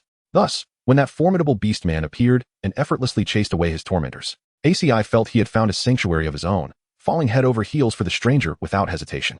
However, it was evident that the other did not reciprocate his feelings. While ACI followed closely behind, the beastman contemplated how to win the affections of a female beastman. When ACI blushed and took the initiative to grasp the beastman's hand, the latter pondered why the female from the previous day had rejected his advances. Even in the moments of impending doom, like a volcanic eruption, the beastman did not call out ACI's name, but instead shouted the name of a female pheasant beastman. ACI thought to himself that his mother was indeed correct. He was a mistake that should never have existed. He contemplated death, yet was also fearful of it. He considered leaving the formidable beastman who treated him as a mere plaything, but whenever he closed his eyes, he could only envision the moment when the beastman had saved him, standing in the light. He felt blind, foolish, and helpless, unsure of what to do. He even believed that by secretly offering the most delectable food he could find, he might win the beastman's love. Yet the answer was painfully clear. He had once again been cast aside. He was exceedingly foolish. Nonetheless, perhaps you could attempt to assist him? Task objectives. 1. Deliver the special item provided by the system to ACI, fulfilling his lifelong wish and aiding him in winning the love of that formidable beastman. This route periodically offers E2, E3 medications, also known as estrone, estradiol, and estriol, which, when taken long-term, can stabilize gender and help ACI achieve his lifelong desire. 2. Eliminate the beastman ACI loves, helping him realize that love is not everything. The priority should be to eat well. Task rewards. Completing Task 1 will reward ACI's loyalty, the goodwill of the beastman.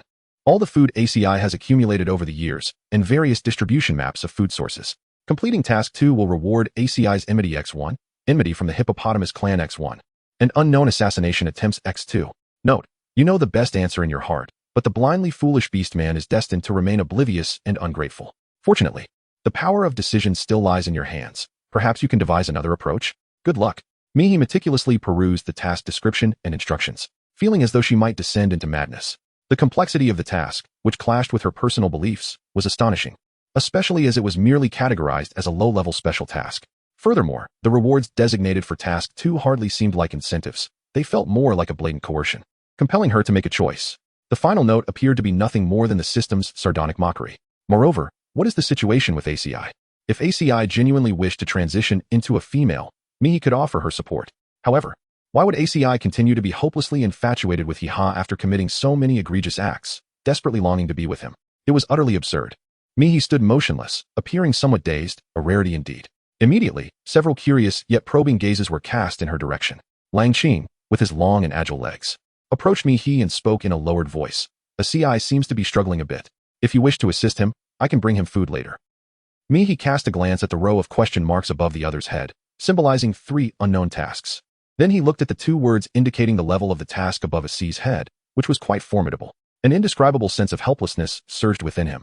It was not that he wished for death, but rather that he felt a slight disinclination towards life itself. Mihi held her breath, uttering not a word. and forcefully stepped on Lang Qing's instep before draping herself in a waterproof cloth and charging straight through the curtain of rain. Ao-san, closest to her, observed with keen interest. Witnessing the divine messenger's furious departure, he was left in a state of bewilderment, pondering aloud, "Leader, did you say something amiss?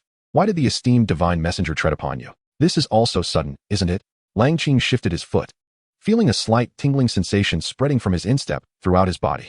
This feeling, he pressed his lips together, diverting his gaze from the receding figure of the enchanting woman. "It's all right." Her touch was incredibly gentle. Chapter 101. Respecting the fate of others, he rushed back into the cave, and even after settling by the campfire once more, a lingering anger bubbled within her chest, refusing to dissipate. The three little cubs, having feasted, were deep in slumber. Upon hearing the commotion, they slowly blinked awake and called out, "Mother?"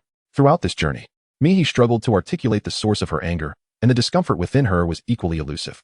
Yet, upon hearing that simple utterance of "Mother," a flicker of understanding ignited within her, for she had glimpsed Zhong Yun. The system's evaluation of Zhong Yun was the highest she had encountered among all the beast men, surpassing even that of Lang Qing, the leader of their clan. Conversely, the lowest rating belonged to a CI, who was assigned only one unique task, albeit one that was indeed quite extraordinary. Lang Qing, with 3 special tasks, undoubtedly faced significantly greater challenges, while Zhong Yun's uniqueness was assuredly unparalleled. Zhong Yun. Mihi now finds herself in a state of bewilderment, realizing that her emotions are not rooted in anger, but rather in fear. Fear of the potential interference from the system concerning Zhong Yun, fear of the mission that could inflict harm upon him, and fear that Zhong Yun may not be able to live carefree. Mihi gritted his teeth and extended her hand, while Zhong Yun obediently leaned closer, pressing his face against the palm of his mother's hand. Although he was unaware of the peculiar change that had come over her after her visit to the cave, he would not shy away from her touch, for after all, she was his mother. Mihi tenderly caressed the face of Zhong Yun, continuing until Zhuqing, feeling bashful, drew closer and gently rubbed against the back of her hand. Zhuqing, somewhat shy, remarked, "Mother can touch elder brother, but it wouldn't do to neglect me and Yutsong." Yutsong, with a sulky expression, retorted, "If you want to be patted on the head, don't involve me in it." Mihi had discerned the personalities of her 3 little cubs early on, naturally noticing the subtle detail that while Yutsong claimed not to want to be touched, he had not strayed far at all. A warmth blossomed in her heart as Mihi affectionately patted the other 2 cubs. "Good, all of you shall be patted. A gentle touch upon the head ensures you grow tall and sleep well." This was, of course, a playful reassurance for the little ones, but it proved effective, as 3 eagerly believed her words, repeatedly wishing to grow quickly, which brought a smile to Mihi's face. Observing their mother finally smile, the 3 cubs visibly relaxed. Zhong Yun softly inquired, "Did mother just accompany Lang Qing to see the hippo beastmen? Why did you return looking so sorrowful? Did they treat you poorly?" Since the divine punishment began, the 3 cubs had been securely sheltered by Mihi in their cave, remaining largely unaware of the happenings beyond, only knowing that many beastmen had chosen to take refuge there. Among those beastmen, Mihi was most familiar with the canine tribe and the hippo clan. So Zhong Yun's question was not particularly surprising. Mihi was merely astonished that her emotions had been so transparent to Zhong Yun. Momentarily at a loss for words, "Let's not speak of it. Over there was a pair of lovers." After a pause, she recounted the incident involving Hima and Allah she had just witnessed, even divulging a fragment about the mission. From the murmurs of other beast folk, I gathered that Allah bore some deformity, once saved by Hima, hence her unwavering refusal to leave his side. Yet, I cannot reconcile with the notion that they should remain together. Truth be told, merely glancing at the mission rewards would suggest that pursuing the first path would yield far more comfort in terms of gain. Yet, the second path aligned more closely with his genuine convictions. She was no romantic fool, blindly advocating for separation over reconciliation, rather than witnessing their agonizing love. Where one must grovel for the affection of another, she deemed it preferable to sever ties entirely, to slay the past, and embrace self-love. However, the cost of the second path was one he could scarcely bear. Hostility was one matter, but 2 unknown assassins lurking in the shadows. These were blades suspended perilously above her neck, their descent unpredictable, potentially endangering her very existence. Such a prospect left her profoundly unsettled. The 3 young ones, inexperienced in such matters, nonetheless rejoiced that their mother had chosen to confide in them. After much contemplation, it was Zhong Yun who finally ventured to speak. "But mother, you are not Alami." He was taken aback, then heard his eldest offspring softly utter, "A CI is willing to fall in love with the other. Willing to part with the food he has painstakingly gathered, willing to be driven away or even devoured. Are not these choices entirely his own? Though I, like my mother, believe that this pair may not end well, we cannot make decisions for other beasts." Mihi was truly taken aback, for the statement, upon first hearing, seemed as callous as watching a fire from across the river, yet it undeniably possessed a certain rationale. Everything began with that fateful encounter. If a CI willingly chose to make a perplexing decision and was prepared to bear the consequences, why squander time and energy in self-righteous lamentation? If everyone were allowed to dictate what they believed to be the right choices for others, would not chaos ensue? Furthermore, what if two individuals held opposing views, each convinced of their own correctness? There has never been a definitive right or wrong. Moreover, her so-called self-interest and indifference appear trivial in the face of this brutal world. Perhaps a greater degree of cold-heartedness is warranted. Mihi fell into a contemplative silence, softly murmuring, "I understand." Zuoqing, glancing around in confusion, frantically scratched his head and exclaimed, "What does mother understand? And who is he, huh?" Alas, it seems there is yet another one who is utterly bewildered. Mihi wore a helpless smile and deftly changed the subject. "It's nothing. What would you like for dinner tonight?" The diversion to a topic the little ones preferred naturally delighted them. After their initial excitement, they quickly chorused in unison, "There's still meat in the pot. Enough for us. Mother must be exhausted. Eat something and rest. Don't worry about us." With 3 such thoughtful children, it would be a lie to say she wasn't moved. The small family of 1 adult and 3 youngsters gathered around a simple meal of vegetables and meat. Wrapped in exhaustion, Mihi soon succumbed to sleep beside the crackling fire. After a long while, she dreamed again. In the dream, little Chongyun clung to her leg, his voice soft and pleading, begging her not to leave him, not to go searching for his beast father, or at least to take him along. But the Mihi in the dream did not listen. Resolute, she set out on her path to find Shidu, abandoning her child behind. Young Chongyun's eyes, filled with sorrow as he leaned against the cave entrance, haunted her. Then, the scenes shifted rapidly. He bore all the consequences in her stead. After Shidu took all their food, he stole offerings meant for the beast god to protect his mother, to protect his younger brothers. Could this be why Chongyun had said he couldn't make decisions for other beastmen? It seemed Chongyun had already tried to dissuade her. Yet some people were simply beyond saving. Mihi felt an overwhelming sadness, aware that she was trapped in a dream, yet unable to escape. Fortunately, a subtle tremor from the ground roused her, freeing her from the paralysis of her nightmare, much like being pressed down by a ghost. Mihi woke up drenched in sweat, feeling the unmistakable tremors beneath him. Instinctively, he asked, "What's happening?" The 3 little ones had already awakened at the first sign of the quake, huddled near the cave entrance. Zhongyun turned back with a grim expression. "There are rocks and mud tumbling down the mountain. This is bad." Mihi, filled with silent curses, swiftly turned over. How could she have forgotten that the torrential rain would undoubtedly trigger numerous mudslides in the mountains? Chapter 102, Going Against the Current. Mihi has not forgotten at all. Within the vast cavern, the multitude of orcs resides in a semi-open shelter from the rain. Should a landslide occur, being enveloped by the mud and unable to escape, their demise would be almost certain. Nay, it is not only the fate of the other orcs at stake. Even their seemingly secure cave may have its exit blocked by debris, potentially trapping them within its confines. Mihi's complexion suddenly darkened, and as she approached the cave entrance to observe closely, she discerned some peculiarities. The side of the cave they occupied faced the sun, sloping gently and adorned with abundant vegetation. Logically, even in the event of a mudslide, this flora should significantly mitigate the devastation caused. Yet, the current situation presented a stark contrast. Aside from a continuous cascade of small stones and soil tumbling from the mountain, there was no substantial presence of mud or water at the base of the trees or on the ground. This did not resemble a typical mudslide. Rather, it seemed as if some inherently unstable rocks on the mountain had been dislodged by external forces. Mihi was somewhat puzzled when the smallest right song suddenly disregarded the dirt and lay down on the ground at the entrance of the cave, pressing his ear to the earth and beginning to listen intently. After a short while, Right Song stood up once more, revealing that a sizable group of orcs was migrating to this location, seemingly in a hurry, which explained the considerable noise. Another batch of orcs is relocating here? Previously, Hima had already summoned a group of orcs, evidently calling upon all who could be summoned. How, after just 2 days, did the orcs from outside become aware that this place was free from acid rain and decide to move here? Mihi was taken aback by this answer, only to belatedly realize that something was amiss. Goodness, how incredible you are. You can actually hear and discern the general hints from the other party, and even detect their gait. It is noteworthy that the Left Qing and Right Song brothers are yet to reach the tender age of 10. Meanwhile, even Chongyun misjudged the situation, believing it was likely just mud falling, yet Right Song was able to perceive the migration of beasts. This is truly remarkable, akin to a born hunter. Mihi's praise was sincere and heartfelt, causing the once proud expression on Yutsong's face to transform into one of awkwardness. His cheeks flushed deeply, and he stuttered as he spoke. Why you? Please speak properly, no excessive flattery. How could you call him a good little baby? He is certainly not a good little baby. He is unmistakably a fierce and formidable creature. Mihi pretended not to notice the composed yet grinning expression of Yutsong, and she praised him while wiping the dirt off the little one's face. What's wrong with complimenting? Yutsong is so impressive, of course, he deserves it. Yutsong, blushing, remained silent, and Mihi cheerfully patted his head. Since you are aware of what's happening, don't just stand here foolishly. They are about to migrate, so let us feign ignorance. Although Mihi still lacked understanding of the beast world, Her years of watching nature documentaries had taught her that migrating groups typically exhibit little aggression towards outsiders and possess a strong sense of vigilance. As long as one refrains from provoking them, encountering danger is nearly impossible. The three little ones nodded obediently. After rummaging through her belongings for a while, Mihi skillfully prepared a fragrant pot of soft taro, drenching it with leftover sauce from the previous day for the little ones to enjoy. They relished their meal, and Mihi had a bit as well. However, before she could finish her half of the taro, the curtain at the cave entrance stirred, indicating that someone had arrived.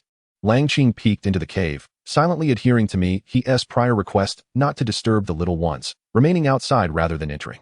Mihi understood his intentions and left some of the unallocated meat sauce from yesterday, providing a few simple instructions before stepping out of the cave. Having not seen each other for a night, perhaps due to the tribe's successful resettlement and a good rest, Lang Qing appeared much more spirited. Upon seeing Mihi, he wasted no time in conveying the news. Lu Ming has arrived, along with a few of his tribesmen. However, since you mentioned you dislike disturbances for the little ones, I stopped them at the entrance. Lu Ming? Mihi never anticipated that the sounds her little cub heard were actually from Lu Ming and his kin in flight. In her astonishment, she instinctively inquired, how many beastmen of the deer tribe are there? How did they ascertain that this place is free from divine punishment? Lang Qing pressed his lips together, raindrops cascading from his thin lips and merging with his teeth. There are 8 beastmen from the deer tribe. However, they are unaware that this place is devoid of divine wrath. They came bearing herbs and other items, drawn by the firelight from that night. Lu Ming mentioned he wished to uncover what transpired here and whether this location was the cause of the beast deity's fury, which is why he came to investigate. Upon discovering that there was no divine punishment, they were exceedingly excited and insisted on meeting you. They did not realize this place was free from divine retribution, but rather followed the light of the fire. Mihi was truly astonished. In such circumstances, bringing along herbs and belongings signifies what? It can only be interpreted as a reckless bravery, an attempt to quell the wrath of the beast god, the usually aloof and haughty priest of the deer clan, displaying such a spirit of dedication and awareness. Mihi contemplated for a moment before returning to the cave, retrieving a ceramic pot to concoct a potion capable of healing corrosion. As she walked, she remarked, let us see what they intend to do. Lang Qing cast a glance at the ceramic pot in Mihi's hand, hesitating momentarily before expressing his thoughts. They may not require the potion. If possible, we should prepare them more food instead. After all, amidst divine punishment, small creatures can rely on instinct to hide, while plants have no such means of concealment. Thus, finding forage has become exceedingly difficult. Judging by their current state, they must have gone several days without nourishment. Mihi gradually comprehended the intent of the other party and nodded. Indeed. However, why do they not require potions? Do they possess their own means of healing? If so, why seek her out? She herself is eager to inquire with Lu Ming, the sole doctor of the tribe, about the methods of treatment. Unexpectedly, Lang Qing shook his head, a look of ineffable complexity crossing his features. It is not that they can heal themselves, but rather, they have traversed the land of divine retribution through an alternative means. I find it difficult to articulate. You shall see for yourself. There are few matters that can render Lang Qing speechless, and for a fleeting moment, Mihi was puzzled. Yet her pace did not falter as she headed directly towards the Grand Cave. This route was one she had traversed numerous times in the past 2 days, allowing her to move swiftly.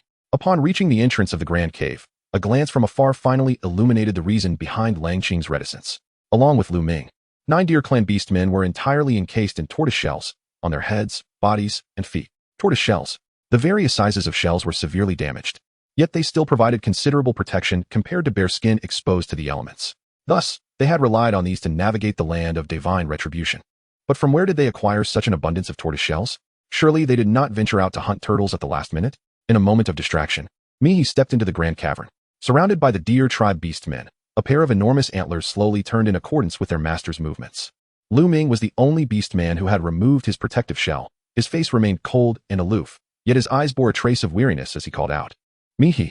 Chapter 103. Dispensing medicine and fools do not address the divine envoy by name. To everyone's astonishment, the first to remind Lu Ming was the frail female mole beastman, who had previously sought Mihi's aid for her ailing offspring. The little creature nestled in her arms had awakened and was cautiously observing its surroundings, its eyes blinking in wonder. The flush of fever that once colored its cheeks had faded to a healthy rosy hue, indicating a significant improvement in its condition. Evidently, the ordeal of teetering on the brink of death had transformed this once timid female mole beastman, instilling within her the courage to trust and defend Mihi, who had assisted her child.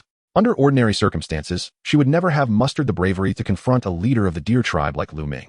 Mihi disregarded the deer Ming's complex gaze, which was difficult to articulate, and strode a few steps towards the female mole beastman. She examined the little cub in the other's hands, inquiring, when did the cub awaken? Is it able to eat now? The female mole, with tears in her eyes, offered a grateful smile, replying, "It woke up yesterday and is now able to eat." Mihi nodded and cautioned, "Do not allow the little ones to be caught in the rain. The ailment of fever, while not particularly difficult to treat, is most troublesome when it recurs. It is a relief that they are finally showing signs of improvement. However, should they be exposed to rain again, the adequacy of our medicine is uncertain. If complications arise, it will become truly challenging to manage." The female mole, knowing the gravity of the situation, readily agreed, secretly relieved that she had bravely intervened to stop Lu Ming. As long as she steadfastly aligned herself with the divine envoy, the envoy would prioritize their circumstances. Mihi did not linger in conversation but turned her attention to another canine female orc, who had previously provided medication. The orc, cradling a small cub, was ensconced within a small territory surrounded by her kin. Her expression appeared somewhat vacant, rendering her rather inconspicuous. It was not until Mihi approached that she seemed to regain her awareness. Noticing something amiss in the orc's demeanor, Mihi felt a pang of anxiety and instinctively reached out to inspect the condition of the cub in her arms. She immediately exhaled in relief, for the situation was not dire. The diarrhea had significantly improved. The effects of the medication transmitted through the mother could never rival that of direct administration. Yet the current state was commendable. It seemed that with one more dose, or at most two, the ailment could be entirely resolved. However, the medication she currently possessed, Mihi fell into a brief contemplation, while the previously dazed female beast man of the canine tribe hurriedly stood up, repeatedly exclaiming, "My little cub has improved significantly, my lord divine envoy. I apologize for my unintentional disregard. I was just reflecting on my beast husband who perished under divine retribution. There is no need to inquire further, for it is evident that it is all a tragedy." Mihi gently caressed the fluffy little ears of the cub, while tenderly placing a piece of rock candy into its mouth. The cub, initially on the verge of slumber, found its countenance transforming from a wrinkled frown to a serene expression, illuminated by an overwhelming sense of bliss as the sweetness enveloped its palate. Unconsciously, it let out soft whimpers, savoring the delightful flavor, embodying an undeniable cuteness. Mihi divided the last 2 pills in her possession, giving one to the female orc across from her. She then advised, for now, refrain from providing anything to the little one aside from breast milk. It is imperative to strictly monitor the diet when dealing with food-related ailments. Avoid anything cold or stimulating. These are matters that require extra caution. Mihi felt a twinge of concern that the mother, out of compassion for her child, might thoughtlessly share her portion. Such an action would complicate treatment significantly. The female orc nodded, tears glistening in her eyes. After ensuring that the other orcs who had previously inquired about their ailments were gradually improving, Mihi shifted her focus back to Lu Ming, who had been intently observing her. After being admonished not to mention her name, he had become motionless, neither continuing to call out to her nor referring to her as the divine envoy. Instead, he stood silently, his posture erect, though a hint of pride mixed with hesitation lingered on his face. His gaze towards Mihi was peculiar, reminiscent of the first day they had met.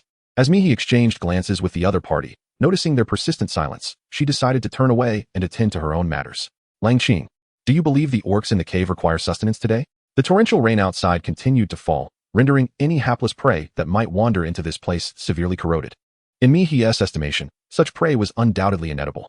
However, this implied that she would need to supply another round, or even multiple rounds, of food for the numerous orcs dwelling in the cave. This posed a significant challenge to her reserves and workload. Therefore, whether or not to distribute food, and how to do so, became pressing concerns. This dilemma could not be posed to the other orcs. After much contemplation, she deemed Langqing to be the most reliable option. Langqing pondered for a moment. It is perhaps best not to distribute food today. Logically speaking, even among races with no direct stakes, it is advisable not to remain in one location for an extended period to avoid friction. The only reason everyone could comfortably stay here now was due to the unity forged by crisis. If food were provided daily, the orcs would regain their strength, and the more robust among them might, for various reasons, such as territorial disputes, bullying, or even persecution, begin to oppress the weaker orcs. This would not bode well. Thus, the choice of occasional feasting followed by hunger, rather than a consistent supply, seemed the wisest course. It would prevent excessive contemplation and stave off absolute starvation. Mihi had contemplated these matters previously. However, due to her uncertainty regarding the current situation and the fear of a severe famine inciting a rebellion, she sought Langqing's counsel. With Langqing's affirmation and support, she felt a renewed sense of confidence and promptly resolved, "I shall return tomorrow to distribute food once more. You and your kin should monitor the conditions within the cave. Should any issues arise with that tribe, inform me immediately." Compared to the cumbersome and single-minded hippos, the agile and gifted canine tribe was indeed more suited for such vigilant tasks. Furthermore, given the recent events concerning Hiha, Mihi had developed certain suspicions regarding the internal power dynamics of the hippo clan. Thus, she inherently trusted that the canine tribe could manage these responsibilities effectively. Langqing, who was typically reticent, accepted the task without hesitation and proceeded to organize his kin to observe the other beastmen within the cave in shifts. Such efficiency in labor explains why the system categorized him among those who would not go hungry. Mihi appeared to be lost in thought, her mind swirling with contemplations. Observing that Lu Ming, who had been patiently awaiting her arrival, remained silent and contemplative, she felt compelled to redirect her focus to another matter. She elevated her voice slightly and called out, "A CI?" At the sound of her voice, the weary and timid hedgehog orc, nestled against the cave wall, cautiously emerged, responding in a feeble tone. Upon hearing the sound, Mihi turned to see a CI, and naturally, his gaze fell upon He-Ha, who stood beside a CI. His brows instinctively knitted together. "Come here, I have something to say to you." A CI immediately propped himself against the wall, unsteadily rising to his feet. The movement was not particularly grand. Yet it was sufficient for Mihi to notice another matter. The reason these two were so close was that a CI had been leaning towards He-Ha, seemingly attempting to bridge the distance between them. In other words, after the harrowing incident of nearly losing his life the previous day, a CI had effortlessly forgiven He-Ha and yearned to return to his side, even though he had initially resolved to respect the other's wishes. Witnessing such a scene left Mihi feeling somewhat uneasy. The system's evaluation had proven to be remarkably accurate and astute. To so readily accommodate the other after such a near-fatal encounter, what else could it be but blind folly? Mihi steadied his mind and gestured for the other to approach, intending to offer the medication. However, unexpectedly, at this critical moment, he, who had remained silent until now, reached out to halt the CI. He said nothing, yet the flicker of hostility in his gaze directed at me, he was unmistakable. A CI found himself momentarily stunned, caught in a dilemma of indecision. Ultimately, he made his choice, slowly retreating to his seat, cradling his head and avoiding eye contact with Mihi. He displayed an expression of vindication, fixating his gaze on Mihi. Although he did not provoke the customary respect shown by the cave-dwelling orcs towards me, he was conspicuously absent. It was evident that, having realized me, he would not forego trading with the hippopotamus clan due to him. He felt emboldened to express his dissatisfaction quite candidly, having gained no tangible benefits. Mihi, with an impassive demeanor, accepted the provocation and strode directly to the front of his opponent. The sound of his footsteps was not insignificant. Not only did it astonish He-Ha, who had initially presumed Mihi would swallow his pride, but it also drew the attention of numerous onlookers among the beastmen. Mihi stood firm, grasping a C's hair with a firm hand, compelling the bowed head of a CI to tilt upwards and meet his gaze. With a cold, deliberate tone, he uttered, "Fool, do you comprehend what you have missed? You have squandered the singular opportunity to revert to your female form." Chapter 104. The unique traits of Lu Ming. Some beastmen are simply not worth the expenditure of mental energy. Mihi once again firmly asserted this point. Why must she undertake the tasks assigned by the system? Why would she subject herself to the discomfort of assisting such a cowardly and blind orc? Furthermore, why must she resort to killing He for the sake of a CI, thereby inviting calamity upon herself? Even if she were to ignore this task indefinitely, what could the system possibly do to her? Previously, the system had attempted to bind Chong Yun, but she discerned the details and successfully redirected its focus. The system has always posed significant issues. From the very beginning, Mihi was aware of this, which is why she had her doubts. There must surely be a third solution, but she had never been able to conceive of it. However, the willingness of these two orcs to engage in conflict and endure pain instigated a new idea within Mihi. Observing the natural ebb and flow of existence is, after all, a form of choice. The food hoarded by a CI is not of paramount importance. Additionally, the food distribution map he possesses can also be acquired through another avenue, namely, the food discernment ability of Lu Ming, albeit at a gradual pace. As for loyalty, given such a befuddled orc, even if he were to be loyal, could his fidelity possibly rival that of the canine clan? Foolish creatures deserve one another. Mihi has no intention of intervening. Yet, while Mihi remains indifferent, the other orcs who overheard her words were utterly astonished. What? He can revert to a female? I thought a CI was male. Oh, you weren't aware? He seems to be a malformed orc, which is why his kin abandoned him. So that's the case. By the way, the divine envoy called a CI. Why didn't he respond? What transpired? I believe I saw he preventing a CI from approaching. Has he lost his mind? Is he attempting to oppose the divine envoy? No wonder the envoy referred to a CI as a fool. He actually heeded He's words and did not respond to the envoy. Amidst a cacophony of voices, a C's exclamation resonated with the greatest astonishment. I, a female? Why did the divine envoy say, I missed the opportunity to revert to a female? Missed? Does that mean I originally had such a chance? Mihi remained silent, brushing aside the other's hair as he turned to walk away. However, a CI was unwilling to depart, scrambling to his feet and pursuing Mihi with fervor. Divine envoy, can I truly become female? No, I mean revert back to my original form. As the divine envoy stated, I was female to begin with. Joy surged within him, overwhelming the anguish accumulated over years of a distorted existence. The prospect of returning to femininity filled a CI with an almost unbearable elation. He could finally exist as a normal orc, free from the derision of others who labeled him a monstrous aberration. No longer would he fear the disdain of a partner, and he could bear offspring, creating a blissful family. Tears streamed down Azi's face, each drop striking the ground like a heavy raindrop. He reached out, desperate to grasp the figure of me, as if it were a lifeline. Yet, just as his fingers were about to touch the divine envoy, that figure abruptly turned, regarding him with an expressionless gaze. He had transcended the stages of anger, fury, and even the frustration of unfulfilled expectations. Her gaze towards Azi was devoid of emotion, utterly impassive. Azi's outstretched hand suddenly faltered, and in the weight of her gaze, he hazily recalled that he had just mentioned, something he had overlooked. He chose not to respond to the divine messenger, but, under the scrutiny of Hiha's eyes, opted to reseat himself. In that moment, he was destined to lose the one thing he yearned for most in his indifferent gaze. He remained silent, disregarding the sudden gaze that pierced her from the corner of the wall, and instead turned to approach Lu Ming, who had been observing her diligently. It was only now, after watching his flurry of activity, that Lu Ming began to comprehend the situation. He lowered his grand antlers, which typically stood tall, and with a voice and tone that were neither too forceful nor too subdued, infused with a hint of curiosity, he posed the unexpected question that had not crossed the minds of the other beastmen present. Can you truly transform Azi into a female? Prior to his arrival, Lu Ming had heard whispers of her ascendance to the role of divine envoy, tales of a great fire that had birthed the cavern, and the remarkable abilities attributed to the divine envoy by the beastmen, such as healing and conjuring sustenance. However, these were mere rumors, recounted by others, and he had yet to witness any of it firsthand. Hence, he refrained from immediate inquiries and chose to observe instead. It is indeed not surprising that he possesses the ability to heal, as she is well versed in numerous herbal remedies and is even capable of treating the ailments of the beastmen. However, it was only after he uttered that particular phrase to Azi that Lu Ming felt a glimmer of understanding, prompting him to unveil the dialogue that lay beneath the surface. Something was amiss, very amiss. Although Azi's deformity was not a well-kept secret among the beastmen, the sudden possibility of its removal after enduring it for so long raised questions. If this were a divine blessing, why would the beast god and the divine emissary bestow such grace at this critical juncture? Moreover, it seemed that the emissary had never previously exhibited such powers. Lu Ming, being a particularly astute and intelligent beastman, harbored doubts that naturally led to other conjectures. For instance, could it be that he was leveraging this situation to compel Azi and Lu Ming to reflect on their recent disrespectful actions? His gaze swept over Lu Ming, and he vaguely discerned the thoughts swirling in the other's mind. Suddenly, he smiled and declared, by the grace of the beast god, should I fail to restore Azi to her female form, let the most severe divine punishment befall me. An oath made in the name of the beast god carries an undeniable weight of conviction. Azi's cries tore through the relentless deluge, plunging her into a near-maddening torment.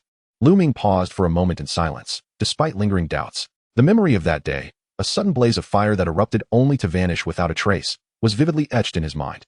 Ultimately, he resolved to place his trust once more. Lu Ming extended to me a large bundle of herbs he had brought with him from the realm of divine punishment. Please accept this collection of medicinal herbs. Should you ever change your mind and wish to bless Azi again, allow me to witness it. The word please was indeed rare and seldom uttered by the orcs, especially from someone as seemingly proud as Lu Ming.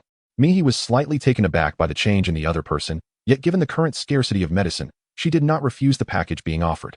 The moment she grasped the leather bundle, she heard the system's notification by her ear, be diligent to earn your keep. The system detected the presence of someone nearby who was independently completing the task of crafting the black jade ointment, hence the reminder. The other party was working earnestly, barely managing to secure a meal. There was a special task on them that could be triggered at any moment, details of which could be accessed upon binding. The host could choose whether to bind the other as a secondary system owner. New item reward, 5 kilograms of selected meat. Binding reward, a selection of plant seeds. Notes: 1. The binding reward can only be claimed after the host confirms binding Lu Ming as a secondary system owner. There is no binding time limit. Rewards can be claimed at any time post-binding. 2. Lu Ming's special task, one of them, is unlimited in duration and can be triggered long-term. Lu Ming also possesses a special task. Moreover, this binding reward is too conspicuous. It is evidently designed to compensate me for her reluctance to undertake a cheese special task, which would prevent her from obtaining the desired plant distribution map for that route. Indeed, as long as he refrains from making a choice, the system is not merely an inanimate entity. It yearns for her to act in accordance with its intentions. Thus, whenever there is a deviation, it will go to great lengths to ensure that the rewards due to her are delivered into her hands. So, why is the system so reluctant to engage in dialogue? In a moment of overwhelming headache, he felt an urgent thought arise within her. Without a trace of hesitation, she promptly bound the system to Lu Ming.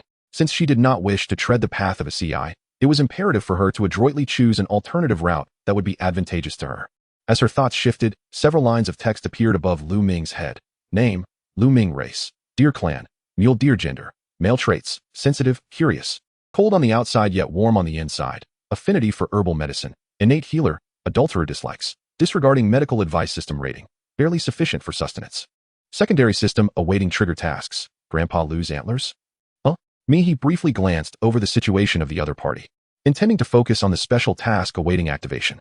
However, her thoughts took an unexpected turn as she found herself revisiting the final trait. Adulterous husband? Adultery.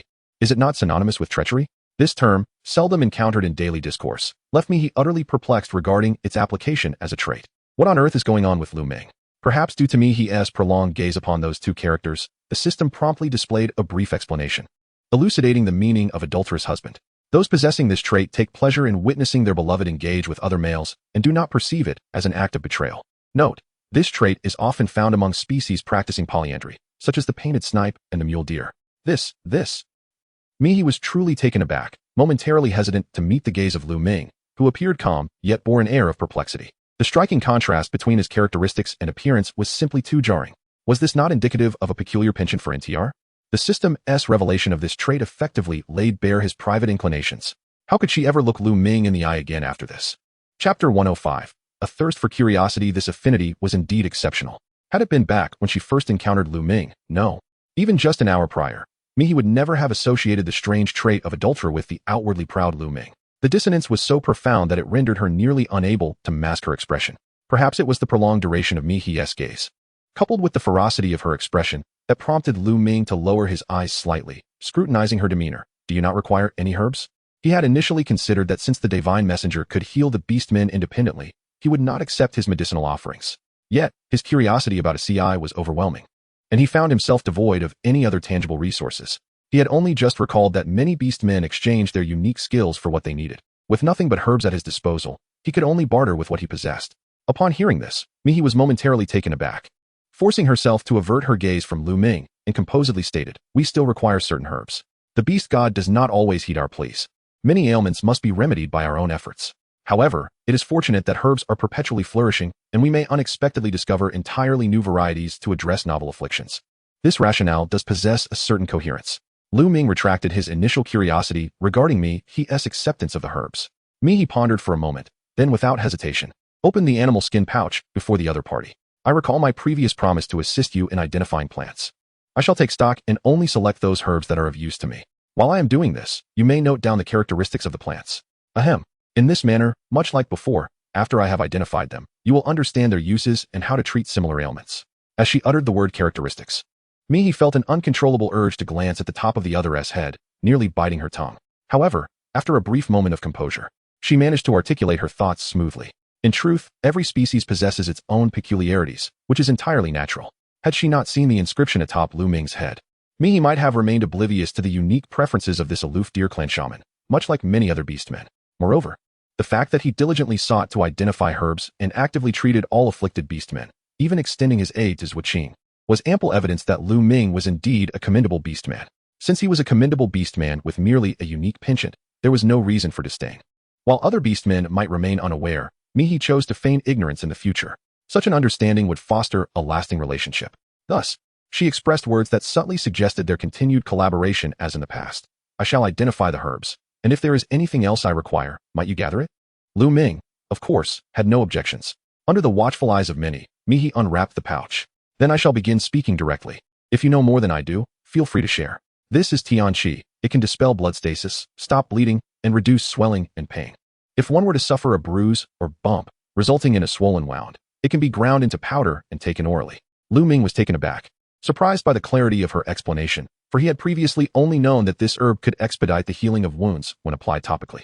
Without the slightest hesitation and devoid of any futile waiting, Mihi pointed her finger towards the next herb preserved by Lu Ming. "This is rhubarb. Consuming it may easily lead to diarrhea." Mihi pondered for a moment and suddenly raised her hand to point at the female canine beast man who had originally come seeking medicine, startling the onlooking female beastmen. Mihi, feeling somewhat bashful, waved her hand dismissively, signaling that it was nothing. Before addressing Lu Ming, the symptoms that arise after overeating are quite similar to those of the young cub cradled in the arms of that female orc.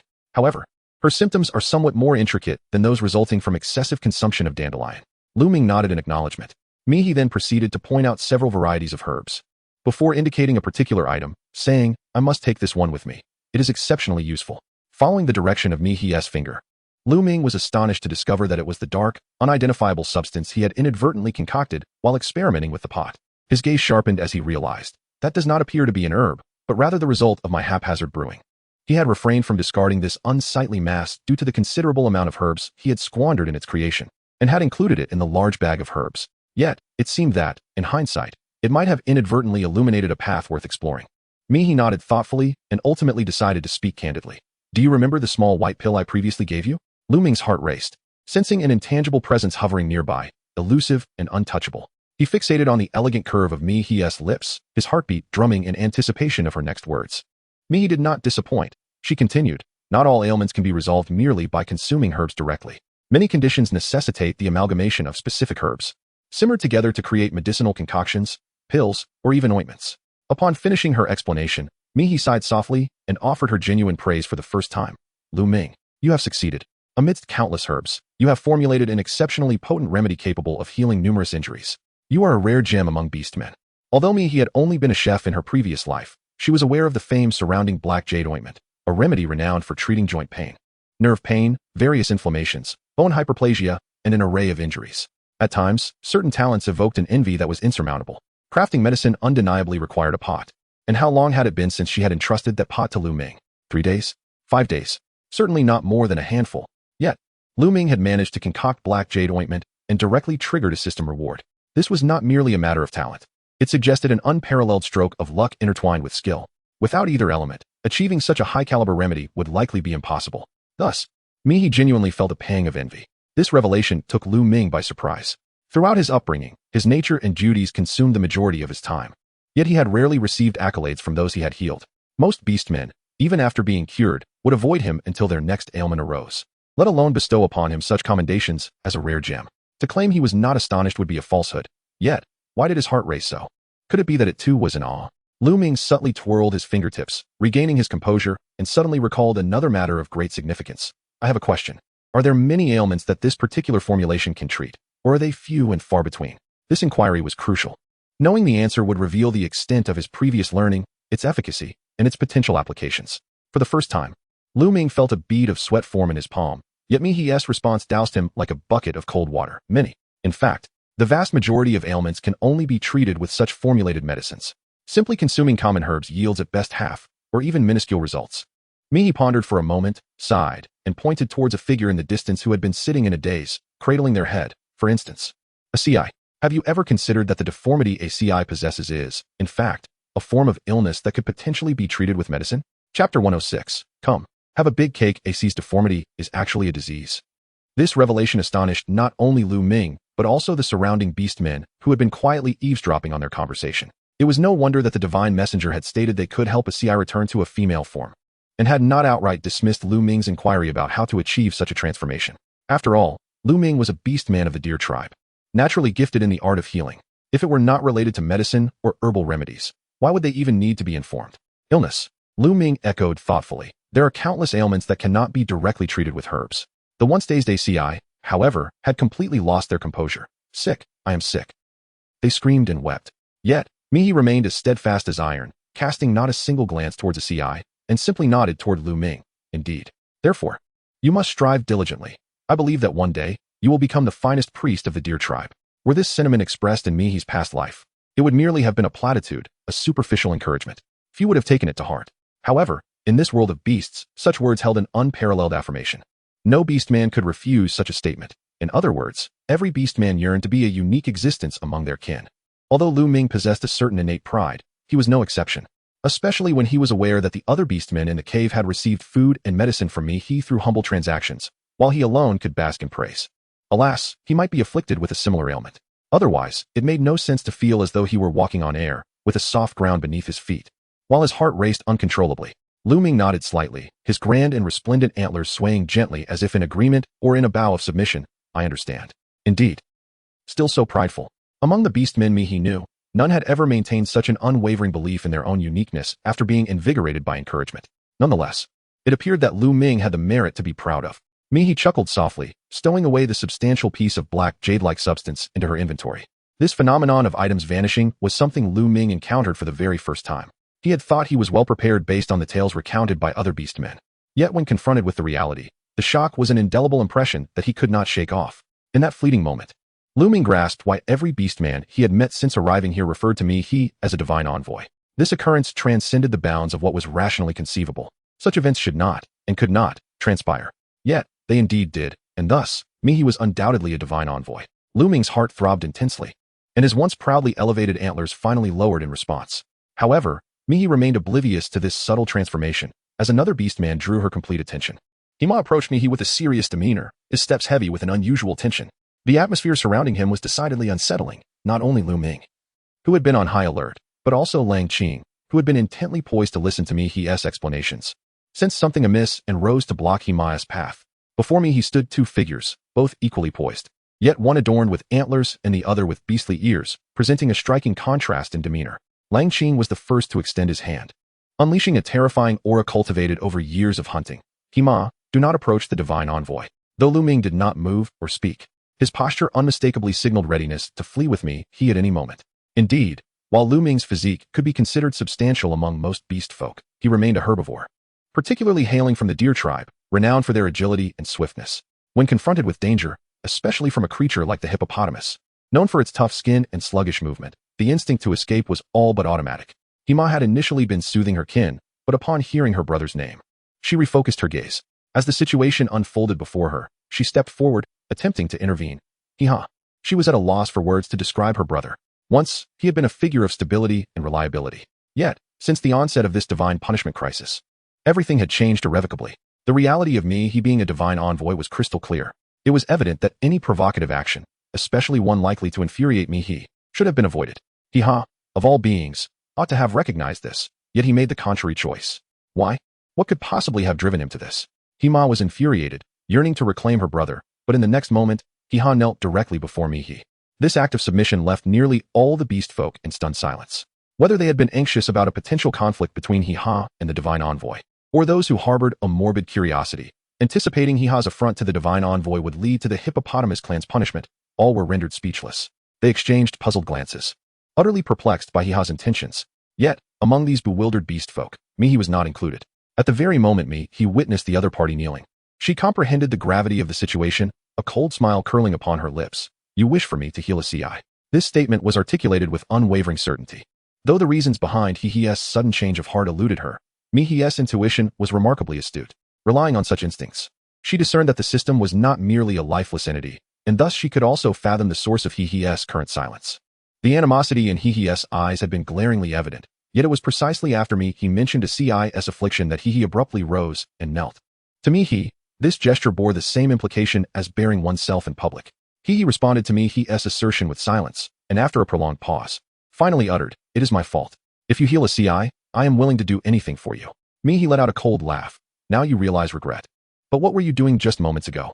Do you think the blessings of the beast god and my medicine are always available at your disposal? You cannot simply demand and then withdraw at your convenience. Let me make it clear, when you obstructed a CI from rising, the opportunity for healing was already lost. Silence. An interminable silence. After a considerable pause, Hiha stubbornly inquired, "If I were to perish, would you then cure a CI?" He paused momentarily, her gaze sweeping over the other person's face several times before she coldly remarked, "If you die, I might consider it." After all, ACI's cowardice and ignorance were part of the origin, while the male's heartlessness and manipulation were what truly led ACI into the abyss. Currently, he held a rather unfavorable view of Hiha, and she was about 70 to 80% certain that he would not act impulsively, such as committing suicide, for ACI, whom he had never particularly cared for. Thus, she spoke her mind. However, the moment she uttered those words, Hiha nodded as if relieved, responding, "All right." A shiver ran through Mihi's heart, and before she could even curse silently, she instinctively shouted a name. Lang Qing, stop him. Yet, in that fleeting moment, the once cumbersome Hiha moved with an agility surpassing that of the renowned canine clan, producing a sharp stone from an unknown source and swiftly severing his own throat. In an instant, blood gushed forth. Chapter 107. Special tasks and hidden rewards. This shocking act left all the beastmen present, including me, utterly astounded. A CI, who had been silently weeping, stood frozen in place, while Hima attempted to catch her brother but was ultimately unsuccessful. Thus, in a heartbeat, Hiha collapsed to the ground. Lang Qing, poised to strike, found himself momentarily paralyzed, instinctively turning to look at Mihi. For a fleeting moment, Mihi found herself momentarily dazed, yet despite her astonishment, her hands remained steadfast in their actions. She lunged towards the fallen He-Ha, pressing down on his neck, which was gushing blood. Lu Ming, quickly, extract the hemostatic herbs and crush them for me. At the sound of her urgency, Lu Ming sprang into action, beginning to gnaw at the herbs. Meanwhile, Mother He, in a state of frantic distress, rushed to her brother's side, her mind clouded and her actions only exacerbating the chaos. Mi-He, recognizing her ineptitude, pushed her away. To be candid, Mi-He's first aid skills were rather rudimentary. She had only learned the most basic principles of applying pressure to the blood vessel on the side of the heart during severe hemorrhaging and the fundamentals of cardiopulmonary resuscitation. The most tragic aspect was that in cases of severe neck lacerations, CPR could not be performed, as compressing the blood vessels could lead to an even greater loss of blood. Mi-He could only do her utmost to protect the part that he had severed, while desperately attempting to lay the other party flat to maintain a proper breathing rhythm. The surroundings were filled with chaos, as startled orcs occasionally attempted to approach and ascertain the situation, but they were consistently thwarted by the spontaneously gathered hippopotamus clan and the canine tribe. Mi-He was drenched in sweat from staunching the bleeding when he made a startling realization. The incision he was desperately clutching showed no signs of air leakage. What did this signify? This meant the wound had neither severed the trachea nor nicked any major arteries. Mi-He pressed his hand against He-Ha's neck, momentarily taken aback. Ultimately, after exchanging glances with the grimacing He-Ha, he silently withdrew his hand. Damn it! How could he have forgotten? The hippopotamus clan was known for its tough skin and resilient flesh. The assistance provided by sharp stones was minimal, even though the wounds appeared horrific. The actual damage was far from fatal. However, the orcs could not possibly know this. All they understood was that He-Ha had suddenly chosen to take his own life before the divine messenger, bleeding profusely and undoubtedly reaching a state of severe injury. Yet, after applying pressure to He-Ha's bleeding neck, the divine messenger released his grip, and the bleeding ceased. Lu Ming solemnly assisted in applying the hemostatic medicine to He-Ha's neck. After a period of silence, Mi-He finally cursed under his breath as he retrieved a piece of pure cotton cloth rewarded by the system from his inventory. He tore off a small strip and securely bound the medicine around He-Ha's neck. A CI, weeping, attempted to help He-Ha sit up, but Mi-He, feeling somewhat exhausted, stopped him. Let him lie down. He must not raise his head for several days and should avoid straining the wound. A CI sobbed, breathless, uncertain if he had heard. Mi-He could only repeat his words to Mother He once more. The events unfolded so rapidly that all the beastmen were momentarily taken aback, and Mother He was no exception. After a brief moment of bewilderment, she finally grasped Mi-He's intent, seemingly conveying that He-Ha would likely survive. Together with a few tribesmen who were concerned for He-Ha, Mother He stood with reddened eyes, at a loss for words to describe her brother. Mi-He, no, esteemed divine messenger. I am at a loss on how to express my gratitude to you. Mi-He weakly waved his hand, yearning to depart, yet was firmly grasped by He-Ha, who lay on the ground, clutching her ankle. His gaze was piercing, despite his grotesque appearance. The brilliance radiating from his eyes was striking. I can still die, you can cure me, a CI. Die my foot, cure my foot. In Mi-He's heart, a curse echoed silently. Just at that moment, a familiar system notification resonated in her ears, scanning in progress. Beep beep beep. Work to earn your keep. The system has detected the presence of an orc nearby, capable of producing hippo sweat, also known as blood sweat, and can directly trigger a secondary system special task. A reminder is hereby issued. Target selection, hippo. System rating, capable of labor, yet starves 3 times over 5 days. The host may choose to bind the individual as a secondary system owner. Binding will immediately activate the special task associated with the hippo, titled correct. Shall we proceed with the activation? New item reward, random seeds x20. Binding reward. Viewable upon binding. Note, the longer the special task name, the greater the difficulty. 2 characters denote the lowest level. Hippo. Sweat. If memory serves, ISNT that a primary ingredient in sunscreen? This self-destructive endeavor has indeed brought forth something novel. Moreover, the individual possesses a task that can be activated immediately. The reward appears rather mundane, perhaps even pitiable. Yet what perplexes Mi-He the most is that the name of this task sounds like an antonym to that of a seized task. Mi-He paused for a moment and ultimately decided to bind the secondary system to He-Ha. In an instant, task prompts appeared before Mi-He's eyes. Correct, He-Ha's exclusive special task. Task description. He-Ha's story is rather simple. In his youth, he endured a peculiar form of bullying. Consequently, his heart was unable to make the right choices. He encountered a diminutive and obedient hedgehog beastman, who was endearing and offered smiles that even his kin had never bestowed upon him. He ought to have loved, yet, as previously stated, he could not sever ties or make decisions. He only remembered that he was supposed to loathe all males, every single one.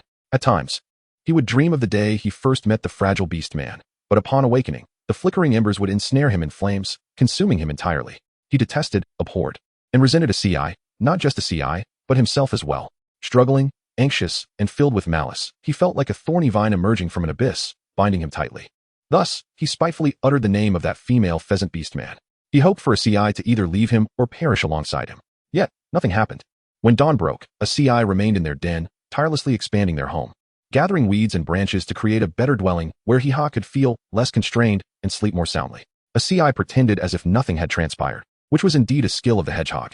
However, he deeply despised this sensation, a loathing that penetrated to the core of his being. At last, divine retribution arrived. And facing uncertainty, he resolutely decided to put an end to this affair. But then, a divine messenger appeared, revealing an unexpected truth, food strewn all around, shattering the final bastion of his heart. His notion of correctness was not truly correct, but rather a harsh reality. The stark truth was that no beast man would believe an unattractive hippopotamus beast man could have suffered such unique bullying, leading him to remain a solitary figure even now. He could not uncover the scars within his heart, nor accept the current ACI. Yet, if a CI were merely ill, simply ill, then all pain could be soothed. He was willing to sacrifice everything for the healing of his beloved, provided the divine messenger spoke, as long as he had the means, including his life. Congratulations, it has been detected that you did not recklessly choose the task direction for a CI. The two paired exclusive tasks have merged, potentially triggering a third special hidden task direction. Task Direction 3, deliver the special items provided by the system to a CI, ensuring that a CI consumes them for one complete cycle without any adverse reactions. Alongside the system-assigned assistant, Lu Ming, perform a surgery on a CI to help her become a true female. This route will periodically provide surgical supplies and initial oral medications E2. E3. Task Reward. Upon completion of Task 3, you may receive a C's loyalty, Hiha's loyalty, a distribution map of food resources, an inexhaustible supply of hippopotamus blood and sweat, prestige among the hippopotamus clan, goodwill from the hedgehog clan, and blueprints to expand your inventory. Note, you did not rush forward. Nor were you cold-hearted. Thus, you uncovered traps along the other two paths. The medication in Task 1 cannot entirely transform the taker into a female. It can only achieve partial results. Should you opt for Task 2, your ill reputation will continue to bring you countless troubles. Fear not. You have evaded this trap for now. However, do not rejoice too hastily, for fortune does not always linger by your side. Chapter 108. Medications of no effect? XXX. As Mihi discerned the situation before her, an exclamation of indignation escaped her lips. What kind of absurd system is this, presenting hidden choices? Who could have anticipated that Hiha, whose favor with her had plummeted to unfathomable depths, possessed such a past, with every action traceable? It is no wonder that the first task was accompanied by the requirement of winning Hiha's affection. It appears that a CI had not undergone a fundamental transformation, rendering the acquisition of love elusive. She could scarcely fathom the uncontrollable consequences that might arise had she unwisely chosen Task 1 or Task 2. Moreover, the newly refreshed task today surprisingly included a blueprint for expanding her inventory. If this option were to slip through her fingers, at this moment, Mihi's mind resembled a muddled mass, and the prolonged moment of stupor was inevitable. Such a reaction, observed by the other beastmen, sparked a flurry of thoughts and heightened their unease. Hima, disregarding the risk of aggravating the wound on his neck, exerted himself to rise and approach Mihi, pleading, I beg of you. Understanding that a CI was merely unwell, all of Hima's former strength surged back into his body, and the peculiar sensation that once lingered in his heart vanished without a trace. He lacked profound wisdom and could not decipher the implications of this. Yet he comprehended that he could not afford to err again. He yearned for the divine messenger to heal a CI, to reclaim a kiss, to envision a mundane home, and perhaps even to nurture a child of his own. After all, he had strayed from the path of normalcy for far too long. Of course, should his desires prove excessively ambitious, he could content himself with merely the first two wishes, leaving the latter two in the care of the healed CI. A CI wept bitterly, attempting to forcefully push the much larger Hima back down, exclaiming, I will not seek treatment anymore. I will not seek treatment anymore. Unfortunately, he could not restrain Hima. After all, it was rare to encounter a beast man willing to sacrifice everything for him. A sea's wails echoed through the cave, hauntingly sorrowful and steeped in despair. Mihi remained silent, delivering a gentle kick to each of the two orcs before him. Though these kicks were light, they were sufficient to send Hiha sprawling back to the ground with one blow, while the other propelled a CI into Hiha's form. Mihi wore a solemn expression, yet her heart was far from burdened. This time, she made her decision with remarkable ease. I shall not take your life. Your recent attempt at self-harm may serve as your apology for the offense you committed against me. Let the past remain in the past, and there shall be no further discussions on the matter. However, if you truly wish to aid a CI, both you and a CI must undertake numerous tasks alongside me before I am willing to assist. Thank you. I am deeply grateful, Divine Envoy. She lamented. Before Mihi could finish speaking, two eager voices interrupted, exclaiming the answer. It was evident that this was the response they were most eager to hear. Mihi pondered for a moment and solemnly declared, perhaps the challenges we face are far more numerous than you can imagine. After all, this series of tasks is undeniably intricate. Although the system has indicated that it can provide medications and surgical supplies, embarking on a surgical procedure under such deplorable sanitary conditions, where safety cannot be assured, entails risks and sacrifices that would vastly exceed my limits. Therefore, I aspire to fulfill Achi's task to the best of my ability, not solely for Achi, but also for the sake of my own conscience. In doing so, I must reclaim many things to compensate for this loss.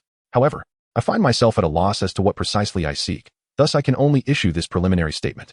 Should you be willing, there is nothing more to discuss. I shall certainly give my utmost effort. Conversely, if you are unwilling, I shall still strive to do my best. Though it may alleviate the guilt I might feel should unforeseen circ me, he muttered to herself internally, then chose to accept the mission items. Handing the brightly colored pills in her hand to Allah, whether to hunt or not can be discussed later. Right now, the divine punishment is raging outside, making hunting impossible. Allah, take these. Allah reverently received the objects from Mihi's palm, while the ever-silent Lu Ming took a step forward, nostrils flaring as if attempting to discern the nature of those pills. Mihi understood that numerous orcs must be paying close attention to these pills. So she decided to lay everything bare. Your ailment is exceedingly intricate. It cannot be resolved with a single dose of medication. This is precisely why I require more from you. The pills I am providing now constitute merely a fraction of the treatment. You must consume them continuously for 30 days before I can ultimately decide whether to eradicate the affliction that plagues you. Do you comprehend this? Mai gazed at ACI, whose expression was somewhat bewildered, and instantly recalled the other's blind and foolish characteristics, leaving her momentarily at a loss for words. Hima slightly raised his hand, supporting his throat, and, with the assistance of his sister, began to rise slowly and awkwardly. It is of no consequence that ACI does not comprehend. I understand, he said. It may be related to the illness, or perhaps to their previous offense against the divine envoy, which necessitates further scrutiny. In any case, it will not be until 30 days have passed that the envoy will decide whether to grant ACI a complete cure. 30 days may seem neither particularly short nor excessively long. Yet, it is a mere trial for them, who genuinely wish to serve the esteemed envoy. What does a 30-day test signify? Mihi slightly nodded, observing as ACI gradually consumed a handful of medicine. Out of the corner of her eye, she noticed an unsettling atmosphere. What are you all staring at? Everyone was fixated on ACI, seemingly anticipating an obvious transformation. Among the orcs, Lu Ming exhibited the most exaggerated demeanor. Had it not been for Hiha's restraint, he would have nearly lunged at ACI to inspect her thoroughly. Even before ACI ingested the medicine, Mihi had already perceived her as a female, and upon witnessing this scene, she promptly halted Lu Ming. Not so fast. How could I have forgotten this? Hormones are not miraculous drugs that yield immediate results. They require prolonged consumption to manifest changes in the body. Everyone was watching ACI intently, yet she displayed no alterations. They surely do not suspect that the medicine is ineffective, thinking she is deceiving them, do they? Chapter 109. The issue of the severed water source. Fortunately, it seemed no one harbored such doubts. Lu Ming's contemplative remarks swiftly redirected everyone's thoughts. Are you suggesting that the medicine, which should have been consumed in a single day, is now divided into portions for ACI over 30 days? And ultimately, a decision will be made on whether to administer the remaining medicine to completely heal her? This possibility, upon further reflection, is quite substantial. After all, in the minds of most orcs, offending the beast god and the divine emissaries warrants punishment. Allowing ACI to endure 30 days of suffering before administering treatment is already a considerable act of mercy. Mihi was momentarily taken aback, neither affirming nor denying, and simply inquired, will you be traversing back through the divine punishment soon? If you intend to return, I can provide you with a few more bowls and basins, so that in the future, you needn't store the medicine in animal hides. The black jade ointment is indeed excellent. However, its sole drawback lies in the fact that it is wrapped in animal hides and leaves, which are not tightly bound. Consequently, when the ointment comes into contact with the hide, it becomes scorched and wasted, resulting in a significant loss of the medicine. After contemplating for a moment, Lu Ming ultimately refrained from further questioning the matter of the medicine and simply nodded in agreement, stating, I need to return to inform my kin about the situation here. Should they wish to come, I shall guide them in their migration. Mihi was astonished. Are you also relocating? How small is this mountain peak? This cave is nearly filled to capacity. How many more beastmen of the deer clan can it accommodate? Lu Ming shook his head. Not necessarily. After all, at the onset of the divine punishment, we relied on our racial advantages to discover a cave at a considerably elevated position. Although the grass outside has become inedible, I, along with several clansmen, have a habit of stockpiling grass. I possess herbs, and my kin have grass. Even consuming dried hay can sustain us for an extended period. My only fear is that if we exhaust our supply of dried hay before the divine punishment abates, the accumulation of water may render us unable to exit the cave. Such a scenario is entirely plausible. As the priest of the deer clan, Lu Ming keenly sensed the potential crisis looming ahead, which prompted his initial thoughts of migration. This is, in fact, quite understandable. Mihi pondered for a moment, but ultimately offered no opinions, merely stating, I will provide you with some medicine that can heal divine punishment wounds. Lu Ming solemnly agreed.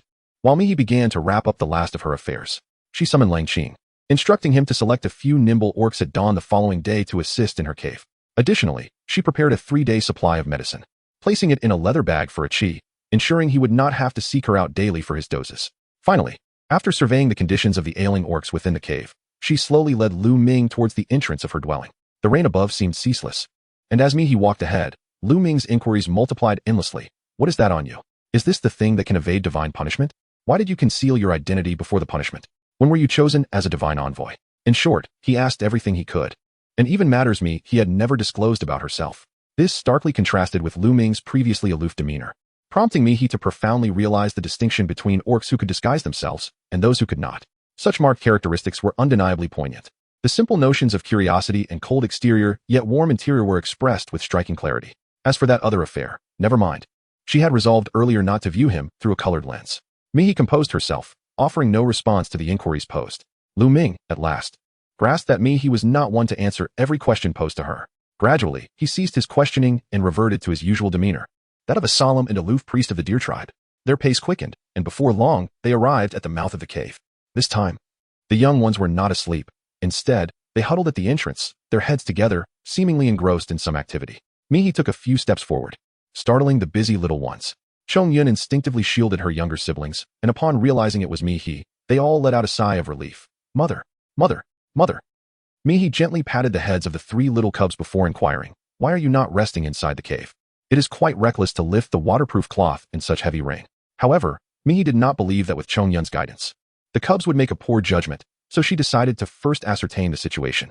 Chongyun's originally delicate face instantly contorted with concern as he pointed towards the entrance of the cave. The rain is intensifying, he explained, and water is beginning to seep into the cave. That is why we intended to build a barrier with mud. Water entering the cave is certainly an ominous sign. Mihi was startled and instinctively glanced at the mud threshold she had previously molded. The threshold remained unchanged, effectively obstructing most of the torrential rainwater rushing into the cave. However, upon closer inspection, she noticed that due to the relentless downpour outside, portions of it occasionally collapsed, subsequently washed away by the rain. The lower the mud threshold, the quicker the rainwater surged inward. The increasing intensity of the rain that Chongyun spoke of was, in fact, a result of the overwhelming influx of water into the cave, which created a deceptive sense of danger for the young cubs. Mihi pondered for a moment, rummaging through her inventory. Yet she could not find a more suitable item to resolve her predicament. In the early stages, most of her possessions consisted of food and seeds. After discarding all edible items, what remained were ripening agents, wolf repellent spray, plan illustrations, bleach, a short-handled flashlight, iron blocks, copper blocks, pure cotton cloth, nail clippers, aromatherapy oils, and a monocular telescope, not to mention a handheld loudspeaker, a reward previously granted when binding with Hiha. At that moment, the chaos had prevented her from thoroughly examining the notification of receipt. However, none of these items could be of any assistance in repairing the threshold. No. Even if she could manage to mend it into a watertight barrier, it would still serve little purpose, unless divine retribution and the torrential rain ceased. The water would inevitably overflow into the cave. Ultimately, in her desperation, Mihi had no choice but to retrieve more mud, reinforcing and widening the earthen threshold once again. Once the little ones had finished with the threshold, her peripheral vision caught sight of Lu Ming, who had been waiting at the entrance. And she suddenly recalled her earlier task. My apologies, I was supposed to fetch you some medicine and a bowl. Lu Ming was unfazed. He merely glanced at the condition of the 3 little ones before gently remarking, you have taken excellent care of them. The little ones appeared much healthier, looking a bit plumper than when they had first sought his help for their ailments. This transformation was precisely what Lu Ming had hoped to witness. Hearing praise directed at the little ones was far more gratifying than receiving compliments for oneself. Mihi smiled gently, retrieved several large bowls and basins, and placed some unadulterated medicinal powder into one of the bowls, before finally handing them over to the other party. Here are the bowls and basins. If your pot is insufficient, you can even precariously set these earthen basins to cook. And here is the medicinal powder. Mai pointed at the medicinal powder, stating that it should not be applied directly to the wound. Rather, when mixed with water, it could be utilized, approximately in a ratio of 1 to 100. After briefly explaining the concept of ratio, Mai suddenly recalled something. Are you lacking water? If my memory serves me correctly, the water sources outside must currently be contaminated. The deer clan can survive on hay, but they undoubtedly cannot endure without water. Although Mai possesses bleach, she remains uncertain whether it can transform acidic water into safe drinking water, nor can she guarantee the absence of any adverse effects. Consequently, she hesitates to utilize it. Lu Ming nods in agreement, acknowledging that the scarcity of water sources presents our most significant challenge. I have heard from the orcs that they are willing to engage in trade. As long as we offer what we desire, we too can acquire what we seek. If I wish to exchange for enough water to sustain my people for approximately 3 days, what must Lu Ming be prepared to offer? Chapter 110. I do not wish for your demise. What must Lu Ming be willing to sacrifice? He had never contemplated this issue. The current predicament is quite evident. It is not a matter of whether Lu Ming can procure the trading goods, but rather whether he is willing to go through with the transaction. This is not a task that can be accomplished with ease. While bleach may not purify the waters of the divine punishment land, it can certainly cleanse the waters here. In other words, to fulfill Lu Ming's trade, one cannot simply provide bleach for him to take back and purify the surrounding waters. Instead, one must transport the clean water from this location to the gathering place of the Deer Clan. Water is not particularly easy to transport. Although Lu Ming and the pioneers of the Deer Clan carry tortoise shells that can withstand some of the divine punishment, they cannot guarantee that acid rain will not contaminate the pristine water. Furthermore, it is impossible to carry a substantial amount of water at once. Therefore, to accomplish this task, Mihi must rely on the items in her inventory to transport the clean water. This means that Mihi will have to part with her 3 little ones and leave behind a relatively safe and comfortable zone. Mihi is not particularly brave or selfless, which leads to an instinctive tendency to retreat. Mihi remained silent, and Lu Ming seemed to sense something amiss. After a few moments of silence, he finally spoke. This transaction requires me to sacrifice an immense amount, does it not? Mihi neither acknowledged nor denied it. The two remained in an enigmatic silence until Lu Ming finally spoke. If you are willing to save my kin, I would gladly offer you my antlers. What could she possibly want with such a thing? To adorn her wall with a pair of antlers as mere decoration? In a moment of bewilderment, Mihi found herself momentarily at a loss. The next instant, she observed Lu Ming extending his broad hand to caress his antlers. His touch was gentle and slow, as if he were reluctant to part with them, yet it conveyed an undeniable resolve. Lu Ming spoke with unwavering conviction. My antlers are undoubtedly worth 3 days' worth of water. Perhaps sensing Mihi's skepticism, he continued in a deep voice. Antlers are exceedingly precious. Every priest of the deer tribe is privy to a secret, and I shall share it with you now. If you are unwilling to engage in trade, please keep this to yourself. As long as an altar is set, and the antlers are ignited, one can directly communicate with the beast god. Can one truly converse directly with the beast god? A sudden shock coursed through Mihi's heart as she recalled the day when thunder roared across the sky. A moment marked by the standoff between the system and the beast god, during which she unexpectedly emerged as the beneficiary.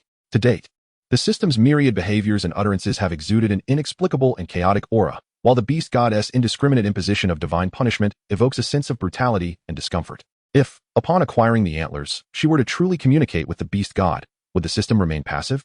At that time, amidst the torrential rain, the mere theft of a trivial seasoning provoked the dormant system into a sudden outburst of power. What if the beast god were to take further action?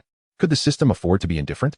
Should a conflict arise between the two parties, she would undoubtedly stand to gain. Of course, this is contingent upon the absence of peril. Mihi's silence seemed to awaken in Lu Ming the realization that there was still hope for a turnaround. Lu Ming exhaled in relief. Once I have secured the safety of my kin, I shall bestow the antlers upon you. Although the loss of the antlers would undoubtedly strip the priest of the Deer Clan of his sacred title and could even lead to his demise, dying to protect his people is, in itself, a form of honor. As long as he remained the priest of the Deer Clan, he could not stand idly by. Mihi organized the chaotic thoughts in her mind and conceived an entirely new idea. After careful consideration, she spoke. I am, after all, a divine envoy. I can communicate with the beast god without the use of antlers. Though this statement was indeed a falsehood, it nonetheless managed to captivate the attention of Lu Ming across from her. In her heart, Mihi naturally yearned for the deer antlers, yet she could not express this desire overtly. Otherwise, if one day, amidst a crisis for her clan, the flustered Lu Ming were to ponder why a divine envoy needed to receive external offerings to communicate with the beast god, all of Mihi's careful aids would come crashing down. Rather than waiting for him to come to this realization, it would be more prudent for her to address the matter directly, thereby illustrating the complexity of this transaction to Lu Ming. Lu Ming had always regarded the deer antlers with pride, but upon hearing this answer, his once handsome visage cracked, revealing an expression of disbelief. But, my antlers. He wished to articulate that the antlers were a precious treasure, yet the words eluded him. Though there had never been a divine envoy before, he had also never heard of a divine envoy being unable to communicate with the beast god. As the messenger of the beast god, how could one possibly fail to establish such communication? Lu Ming fell into a contemplative silence. But the denial of something that was the pride of his clan left him somewhat resentful. I understand that you might be able to communicate directly with the beast god.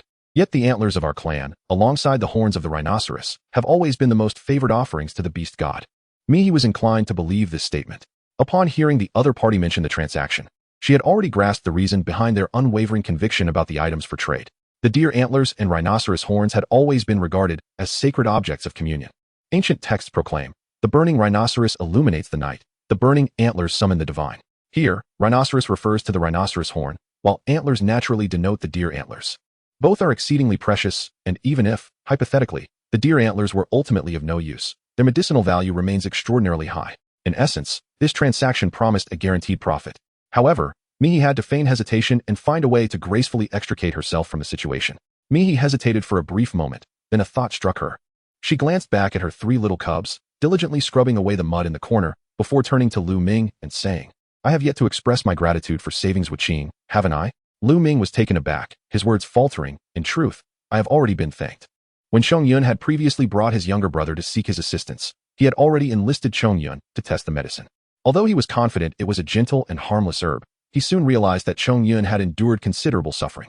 Moreover, Mihi had assisted him in identifying the herbs and had even provided him with a pot. The initial debt of gratitude for healing had, in fact, long been repaid. Subsequent events further demonstrated that had he not treated the illness, Mihi would have been capable of curing Zhu Qing as well. Upon hearing this, Mihi fell into a profound silence, while internally, a tempest of frustration raged. Why won't you seize the opportunity presented to you? Yet, such words were impossible to utter, a notion that would remain unspoken for a lifetime. Mihi sighed deeply and mustered the courage to speak, "Yet you still saved them. Let us do this. You need not part with your antlers. If it is possible, please grant me the antlers of Old Man Deer instead. I do not wish for your demise." If Mihi recalled correctly, during his visit to the territory of the Deer clan, the somewhat senile Old Man Deer had once offered him a small, nearly desiccated piece of deer velvet. According to the tales circulating among the people, Old Man Deer had also thwarted a divine punishment, using deer velvet at that time. However, the antlers of the Deer clan always come in pairs. Mihi speculated that one was utilized for divine communication, while the other must surely be that withered, dark piece of deer velvet. Although uncertain of its current efficacy, it was unthinkable to truly have Lu Ming sever his antlers. The act of antler shedding among the Deer clan was a grave calamity, potentially resulting in death. If the tribe's healer were to perish, who would then identify the medicinal herbs or tend to the sick? Could they rely solely on her meager stock of medicinal supplies? Mihi appeared unfazed, while the person opposite, Lu Ming, seemed somewhat taken aback. From Mihi's perspective, he noticed the rare flush of crimson at the tips of Lu Ming's ears. Lu Ming fixed his gaze on Mihi for a moment, but quickly averted his eyes. "Do you still remember the earlier incident of courtship?" Chapter 111. Misunderstandings beyond misunderstanding. Courtship? In Mihi's heart, a sense of foreboding struck her as she realized the misunderstanding. She thought to herself, "I was unaware that touching the antlers signified a courtship. It was merely a misunderstanding, please do not dwell on it." This was something she had long intended to clarify with Lu Ming, yet the opportunity to explain had eluded her. If she were to bring up past matters in an inappropriate setting, it would seem particularly odd. Thus, this issue had remained unresolved. Now that Lu Ming had broached the topic of his previous courtship, it provided the perfect chance to assuage her concerns. This was Mihi's line of thought, but Lu Ming appeared to think otherwise. He gazed deeply at Mihi and abruptly inquired, "Is it because of Lang Qing?" From the moment he had entered the cave and heard of Mihi's exploits,